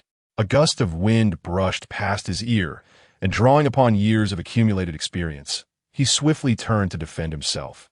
Clang! The sword clashed with a chilling intent. Amidst the crossing blades, Chunyan beheld a pair of eyes as desolate as the cold moon. He had always known that Rongzheng, trained as a killer, possessed a contrasting, outgoing personality beneath the surface. Yet once she drew her sword, she transformed into a formidable kite, lofty and unstoppable. Her burning jade sword was unparalleled, second to none. Chapter 78, The Uninvited Guest. Rongzheng, unable to achieve her desired form, deftly retreated half a step, leveraging the force of their close combat. Shem, you should not wield a sword, as your old injury has yet to heal. Rongzheng smiled, her expression tinged with irony. Am I still your senior sister, then? Should you draw your blade against me? Chunyan, there are no such rigid notions of should or should not. As a member of the floating and sinking pavilion, you have chosen betrayal, which is contrary to the principles of righteousness. The notion of righteousness, spoken from your lips, carries no weight. You regard your mission merely as a task. You are simply acting at Du Hong's behest. If you truly held any sense of righteousness, you would have acted long ago at Stone Mountain. Rongzheng directed her sword towards Chunyan. Enough of this chatter. Focus solely on completing your task. We shall rely on our own abilities. Then, I must offend you, senior sister. The burning jade sword technique was not solely Rongzheng's to master. Every shadow guard of the floating and sinking pavilion was required to learn this fundamental swordplay before pursuing additional skills. While foundational, the technique was unparalleled. Among the 12, Rongzheng, the most gifted, needed only to master this single style to claim the position of leader. Despite their shared past, their allegiances had diverged. Chunyan's strikes were lethal, and Rongzheng responded without hesitation. The burning Jade 7 styles emphasized grand, sweeping movements, eschewing minutiae to pressure the opponent with sheer force. Rongzheng's affinity for fire harmonized perfectly with this technique. Each casual swing of her sword ignited flames that scorched the earth. Yet, Chunyan, seasoned and well-versed in this style, was acutely aware of Rongzheng's fighting technique. Although he appeared to struggle, he was conserving his strength, seeking an opportunity to exploit her weaknesses. With a swift motion, Shun Yan's sword energy grazed the shoulder where Rong Zheng bore her old injury, causing her to frown slightly as she twirled her sword to deflect his assault. Although time had passed, the wound still ached, if aggravated. Rong Zheng clenched her teeth, annoyed by the distraction. As she switched to her less frequently used hand to alter her sword stance, a branch from a peach tree suddenly sliced through the air, forcing Shun Yan to retreat from an unconventional angle. Rong Zheng broke into a cold sweat. The angle of that strike was cunning, exploiting the very moment she was vulnerable. There was no time to defend herself, but someone had come to her aid. Without a doubt, she knew that person's name. Tao Mian perched on the wall, one leg dangling, while the other rested atop the courtyard barrier, overlooking 4 or 5 of their fellow members from the floating and sinking pavilion sprawled beneath him. The immortal retrieved another piece of peach branch from his sleeve. Such items were plentiful in his possession, and he was unperturbed by their abundance. Tao Mian ignored Shun Yan and spoke directly to Rong Zheng. Xiaohua, you've had enough exercise for today. It's time to take a break. Rong Zheng, reluctant, protested. I've come this far. You can't just stop me now. That is too cruel, Xiao Tao. Don't be willful. Your wound must be starting to throb. I still expect you to realize how poorly you treated me today and serve me tea tomorrow.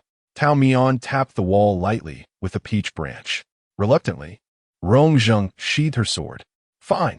Seeing his disciple obediently comply, he turned his gaze toward the still-standing Shun Yan with a smile. You are better suited for washing that large stone. That is the life that befits you. Shun Yan remained impassive. There are things one must do and those one cannot avoid. Then there's nothing to be done. How about this? I'll pretend I didn't TC you, and you can take your little brothers back.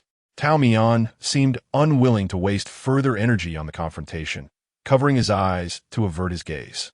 Shun Yan, momentarily taken aback by this reaction, quickly regained his composure. Regardless of the situation, he had a mission to complete. Shun Yan realized that without overcoming Tao Mian, he could not act against Rong Zheng. He turned to the side, aiming for a swift resolution. He understood that, as a mere mortal, he could not contend with an immortal. He resolved to do what he could, simply to fulfill his task. However, to his astonishment, when he attempted to raise his sword, his right hand could not move in the slightest. The immortal appeared to have done nothing, remaining leisurely seated upon the wall, the luminous full moon illuminating his back. He rhythmically tapped the courtyard wall with a peach branch. I said to pretend not to see you. If that is the case, I shall personally escort you uninvited guests on your way. Chapter 79. Farewell. The immortal atop Peach Blossom Mountain appeared languid and indolent, lacking even a proper weapon, often resorting to wielding a mere branch from the trees to demonstrate his prowess. Observers, upon witnessing this unremarkable peach branch, could not help but presume that they could match him in skill. Tao Mian remained unfazed by the opinions of others. Acquiring a suitable weapon was an effortless task. One of his closest friends was the renowned master of the Xuanji Tower, capable of crafting even the most challenging of items. Should the Xuanji Tower fail to meet his needs, another dear friend would willingly spend a fortune to procure one. His choice to utilize local resources was purely for convenience, as it suited him well. Moreover, he did not blindly pursue legendary artifacts for their potential to yield extraordinary effects. Those fabled swords and treasures might not even outlast his own existence. What Tao Mian sought was a state of transcendence, a communion with the heavens, a unity of self and surroundings. In the realm of Peach Blossom Mountain, he faced no rivals. Shun Yan, however, found himself in the unexpected predicament of being immobile, a situation he had never anticipated. He sighed inwardly, realizing that the master had underestimated Tao Mian's capabilities while overestimating Rong Zheng's loyalty to the floating dust pavilion. As his fingers slackened, his sword clattered to the ground. I have lost. Shun Yan was a man who understood his limits. The immortal had graciously provided him an avenue for retreat. To press further would be discourteous. His primary goal was to fulfill the task assigned by the master. And since the mission was evidently unachievable, returning to face the consequences was his only option. The tone of the immortal's last words had been ominous. He himself was indifferent, but the lives of his fellow disciples, precariously hanging in the balance, could not be sacrificed for his pride. Thus, he relinquished his sword. Chun Yin was the only one among his peers still capable of resistance. The others had long succumbed to unconsciousness. Upon witnessing his concession, the master and disciple exchanged knowing glances, each aware of the cunning calculations reflected in the other and Appo's eyes. Rongzheng had already sheathed her sword and approached him with enthusiasm. "Ah, Brother Chunyin, it has been so long since we last met. Why don't we take advantage of this splendid evening to converse?" The immortal also leaped down from the wall, adding, "Indeed, Brother Chunyin, as a guest, you should stay the night. Departing in the morning would be no trouble." The earlier tension had dissipated, and now the hosts of Peach Blossom Mountain welcomed their guest with warmth. Chunyin, bewildered, could not fathom the intentions of the master and disciple. Alas, having offered himself voluntarily and being outmatched, he could only acquiesce to Tao Mian and Rongzheng's arrangements. In a haze of confusion, he prepared a meal, brewed tea, and found himself sitting on a stone bench, sharing food and drink with the two, while their fellow disciples lay sprawled about. It was not until halfway through the pot of tea that Chun Yin, holding his cup, sensed something amiss. "Sister Zheng, this is hardly the time for tea." Rongzheng, sated and thoroughly enjoying her free dinner, was utterly pleased. Relying on Tao Mian to prepare a decent meal was akin to hoping for Huang De-ing to climb a tree. She spoke this candidly in Tao Mian's presence. Tao Mian, unperturbed, retorted, "How do you know Huang De-ing wouldn't climb a tree?" And so, the unsuspecting Huang De-ing was forcibly removed from her coop by Rongzheng, compelled to ascend a tree. Chun Yin observed the entire spectacle, oblivious to the absurdity of forcing a chicken to climb. When a realization struck him, he felt a chill of cold sweat creeping down his back. Peach Blossom Mountain was indeed a formidable place. It had an uncanny ability to wear down one's will, and before one knew it, the past slipped away, and the desire to leave the mountain vanished. Feigning nonchalance, Chinyan wiped the sweat from his brow and inquired about Rongzheng's future plans. Bound by circumstance, he thought it best to seize this rare opportunity for conversation. Rongzheng reclined on a rope swing nestled between two trees, hands clasped behind her head, a blade of grass between her teeth. "Well, my plans? To survive, of course." Rongzheng and Appo's insistence on survival was not lost on Chinyan. They, the orphaned and forsaken, had unwittingly consumed a poison from the day they entered the floating dust pavilion. This toxin, unresolvable, enhanced their abilities as shadow guards, but simultaneously hastened their demise. Throughout the generations, the 12 shadow guards rarely lived beyond 35 years. They were the 12 blades honed by the master of the floating dust pavilion. Once dulled or damaged, they were discarded without hesitation. Not all 12 shadow guards were loyal to the master. In their youth, they were compelled to swallow this slowly lethal poison to survive. Upon awakening to their fate in adulthood, some chose defection, others succumbed to despair, while many, like Chun Yin, resigned themselves to their destiny and embraced acceptance. Yet, Rongzheng had discovered another path. She found herself a new haven. "Sister Zheng, you are different from us. You have always been so," Chun Yin remarked. Though Rongzheng had entered the pavilion at a tender age, losing her parents and support, she shone like a warm sun in the bleakness of their existence. In those days, they were under the strict supervision of the previous head of the Shadow Guards, who often reprimanded Rongzheng for her playful camaraderie with her peers. She would be made to stand, arms straining under the weight of a full iron bucket, pleading and whining for mercy. Their master, wielding a disciplinary rod, would threaten her with 2 hours of standing without rest. Rongzheng would sigh heavily, lamenting, while her fellow disciples snickered nearby. Eventually, that stern master was no longer present, and Rongzheng transformed, adopting a serious demeanor. She inherited his position, becoming the head of the Shadow Guards. Time had ravaged them all. Even Chun Yin had forgotten that Rongzheng was once a girl who loved to laugh. Setting aside his own stance, he said, "Sister Zheng, your departure from a floating dust pavilion was a wise choice." Rongzheng lifted one leg, causing the swing to sway gently. The moonlight illuminated her soft profile, and Chen Yin beheld her smile. "What is right or wrong? It is merely a matter of not regretting," she replied. "Chen Yin, you have always been the most sensible among us children. Back then you were short, yet now you stand at the same height." At first, Chen Yin listened intently, but as her words continued, he could only respond with exasperation. "Sister, please do not jest about me." Rong Zheng withdrew her hand from the mockery and gazed toward the horizon. "The position of head of the Shadow Guards is burdensome. Chen Yin, I anticipated that only you could succeed me. Yet, now that we have reached this juncture, it is indeed with a heavy heart that I relinquish it. You have never favored the machinations of men, yet you have ultimately been thrust into this role." The other 11 Shadow Guards, including Du Hong. Du Hong is certainly the most troublesome of them all. As Rong Zheng spoke with passion, a sigh escaped her lips, a lament for both Chen Yin and herself. But Chen Yin had long since seen through the follies of worldly affairs. In this fleeting life, one drifts like the wind brushing past a window. "Sister Zheng, I have traversed this world for 22 years, performing good deeds and committing faults. I am neither a paragon of virtue nor an exceptional man, merely an ordinary mortal. Nevertheless, I have no regrets for having been taken in and nurtured by the floating dust pavilion." He expressed that his meeting with his sister today was profoundly enriching, stirring deep reflections. Should fate allow, he hoped they could share a drink, forgetting all grievances and finding peace in each other's company. Not long after Chen Yin departed, Tao Mian, who should have been fast asleep, suddenly remarked, "Your junior brother has a knack for foreboding. Whenever he speaks such words, calamity is sure to follow."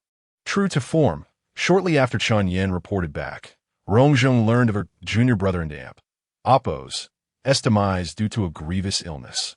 Whether it was the resurgence of the poison within him or yet another of Du Hong's schemes remained unknown. The great stone upon the mountain would no longer await the ascetic who watered it, and Rong Zheng would not find the companion with whom to share a cup. Tao Mian merely observed her standing at the mountain gate for an extended period, gazing toward the west, from the blush of dawn to the expanse of the evening glow. In the radiant glow of the crimson sunset, Rong Zheng remarked that the junior disciple had long been aware of the outcome, knowing the conclusion in advance. One feels compelled to express their thoughts and pursue their desires without restraint. Chapter 80. Misty Tower after Chen Yin departed. The floating and sinking pavilion sent several groups of people to Peach Blossom Mountain. Although they were capable of fighting back, they could not withstand the persistent harassment. This incessant disturbance inevitably vexed the immortals. Rong Zheng adapted well to this life of conflict. She had undertaken missions with the same frequency as one might drink water. However, the tranquil immortal could hardly bear it. Tao Mian was not one to suffer grievances quietly. Rather than expend energy on internal strife, he preferred to torment others. Even Rong Zheng found herself unable to enjoy peace. All right, little Tao, stop nagging." Rong Zheng clasped her hands in a gesture of supplication, genuinely afraid of him. "Why don't we just eliminate the entire floating and sinking pavilion right now?" Tao Mian fell silent, contemplating the feasibility of this suggestion. "I think it's possible. First, you must disclose Du Hong's weaknesses to me, and then I shall stealthily infiltrate his quarters at midnight to assassinate him. You, an immortal, have actually studied the art of assassination? Assassination is simply sneaking up on someone in the dark and killing them. Isn't it? Quite simple. I had a disciple who was proficient in it. I learned from her. Your disciple truly possesses remarkable talent, despite the playful banter. The issue at hand required resolution. Rong Zheng proposed that they first retrieve the hidden jade altar conveniently located atop Misty Tower, eliminating the need for a prolonged search. Moreover, Misty Tower was an ideal locale for leisure, and she could accompany her master for some respite. Misty Tower was situated within the demon realm, a place Tao Mian had never visited before. Intrigued, the two of them quickly agreed to venture there. The expansive demon realm is a vast space, distinctly separate from the mortal realm and the celestial realm, existing on an equal footing with both. It encompasses the narrow confines of the demon domain, the habitat of demons, as well as the beast realm and other factions, all of which are complexly intertwined. Both the floating and sinking pavilion and misty tower lie within the demon realm, which differs from the demon domain. Demons, transformed from the essence of flora and fauna, particularly enjoy mimicking human appearances and actions. As Tao Mian disguised himself while strolling through the streets, he encountered numerous demons concealing their ears and tails, attempting to emulate the gait of mortal youths, albeit with an awkward allure. The streets, taverns, and pavilions were also fashioned in a manner reminiscent of the human world, were it not for the unmistakable, overwhelming aura of demons surrounding him. Tao Mian might have believed he had not yet departed from the mortal realm. Misty Tower is one of the largest brothels in the demon realm. One could only imagine the reactions of his elder brothers and sisters upon hearing that his disciple had brought her immortal master to such an establishment. Little Tao, Rongzheng said, now dressed as a young man, we must remain discreet once we enter. This place is filled with my old acquaintances. It would be quite embarrassing if our identities were revealed. Tao Mian recalled that Rongzheng had mentioned this chapter of her past, revealing that she had escaped from Misty Tower to avoid humiliation. Little Hua, are you truly all right with entering? Perhaps you should tell me the exact location, and I shall fetch the altar for you. Rongzheng patted her chest, reassuring him, fear not. Although I have a poor impression of this place, I will refrain from any behavior that could expose our identities. Now, let's follow this group and enter. As Rongzheng nudged Tao Mian forward, a fox demon at the entrance greeted them with an alluring smile. Welcome, esteemed guests. You appear unfamiliar. Is this your first visit? Rongzheng, feeling quite at ease, responded. In search of entertainment, having heard tales of your establishment's exquisite performances, we have come to indulge ourselves. The fox demon's eyes narrowed into slits, yet her shrewd gaze remained concealed between the creases, casting an uncomfortable scrutiny upon them. I assure you, my esteemed guests, once you have experienced the allure of Misty Tower, you will find it hard to appreciate the talents of others. With a wave of her hand, she summoned two beautiful maidens who approached them, dressed in vibrant attire. The maidens each took an arm and led them upstairs. Be attentive to the guests, and should you slack off, beware of my wrath. The fox demon admonished, the maidens visibly trembling, suggesting they had often felt her ire. Tao Mian and Rongzheng settled in a private room on the second floor to listen to music. The two maidens initially attempted to stay, but Rongzheng dismissed them. The reason was simple. Tao Mian had vomited. This incident was quite embarrassing. They had resolved to act discreetly. Yet as an immortal in the heart of the demon realm, even with the fragrant sachet provided by Rongzheng, he was unable to contain himself when the maiden insisted on getting too close. The maiden's face turned a myriad of colors, a comical sight indeed. Rongzheng could only laugh helplessly as she ushered the offended maidens out, all while searching for water and handkerchiefs to ease Tao Mian's discomfort. Do you truly wish to barge in here? One might fear you'll perish from the journey, she jested, patting his back in an effort to soothe him. What are you thinking? Ah, be gentle, be gentle. You're about to rupture my stomach. With no other patrons in the room, it was the perfect opportunity for the two to confer about their plans. Rongzheng shared her strategy. When the most popular musician, Xiang Yi, performed, the guests would be entranced, allowing them the perfect moment to ascend to the upper floors. Curious, Tao Mian asked, what does Xiang Yi play that captivates so many? Rongzheng waved her hand dismissively. Her skills are mediocre. I play better than she does. However, her beauty is unmatched. The intent behind intoxication is not solely the music. Tao Mian nodded, understanding her implication. As they conversed, the lights outside dimmed, leaving only a single beam illuminating a veiled woman clad in orange, seated quietly with a pipa. Tao Mian stole a fleeting glance before redirecting his gaze, disinterested. He thought it wiser to focus on how to successfully navigate to the upper floors. Rongzheng continued to explain the route to the upper levels when the sounds of bidding erupted outside the room. The highest bidder would have the opportunity to invite Xiang Yi to perform privately. Tao Mian readied himself to depart as the bids escalated, reaching sums from hundreds to thousands of gold coins. Eventually, a single individual made a generous offer of 10,000 gold coins for the beauty and Appo's song. The name of this extravagant bidder rang out amidst the tumult of musical instruments, striking a particularly jarring note, Shun Boizhou. Chapter 81. The crooked tree. The name Shun Boizhou had once flickered briefly in Tao Mian's life, only to dissipate like ripples on water. Despite the fleeting encounter, it left Tao Mian with a rather unfavorable impression. Being a celestial being with an excellent memory, he tended to selectively forget those who made him uncomfortable. Thus, when he suddenly heard that name resound in his ears, he paused momentarily in surprise. "What's wrong, Xiao Tao?" Rong Zheng, perceptive as always, noticed the disrupted rhythm of Tao Mian's footsteps behind her. "Is something amiss?" Tao Mian did not conceal the truth from his disciple. "I have met that Shun Boizhou once." Shun Boizhou. The name rang a bell for Rong Zheng as she furrowed her brow in thought.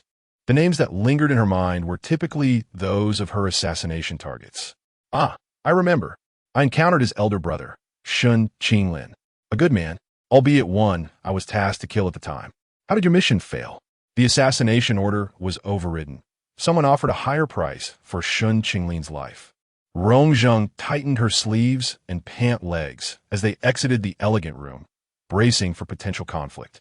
The floating and sinking pavilion and the illusory true pavilion are worlds apart. Killing the young master of the illusory true pavilion makes me rather anxious. That assignment was on shaky ground, but fortunately, circumstances changed. She handed Tao Mian a blue embroidered sachet, instructing him to replace the one that had lost its fragrance. "We value money over people. Overriding an assassination order costs, well, a considerable amount." I was troubled, trying to eliminate him without leaving traces when Du Hong's new orders came through. Hence, that matter was left unresolved. Rong Zheng succinctly recounted her meager interactions with Shun Boizhou, or rather, with Shun Qinglin. She then inquired how Tao Mian had become entangled with the illusory true pavilion. "It was merely by chance. Shui Han brought me to the Qiandeng Tower, where I had a brief encounter with him. By the look on your face, it seems that encounter was rather unpleasant." Seeing Tao Mian turn away, Rong Zheng chuckled, remarking that his emotions were clearly written on his face. She then noted that disliking Shun Boizhou was entirely reasonable, given his poor reputation in the demon realm. The illusory true pavilion's master Shun has two sons. The younger one was later reclaimed, though the identity of his birth mother remains a mystery. People mockingly refer to him as the illegitimate son of his mother's manipulations. In that case, it bears a resemblance to someone's experience. As Rong Zheng spoke, she inevitably recalled the similarly twisted character of Du Hong. Look at how profoundly an unfortunate family can impact a child's upbringing. Yet, she too lost her parents at a young age, yet remained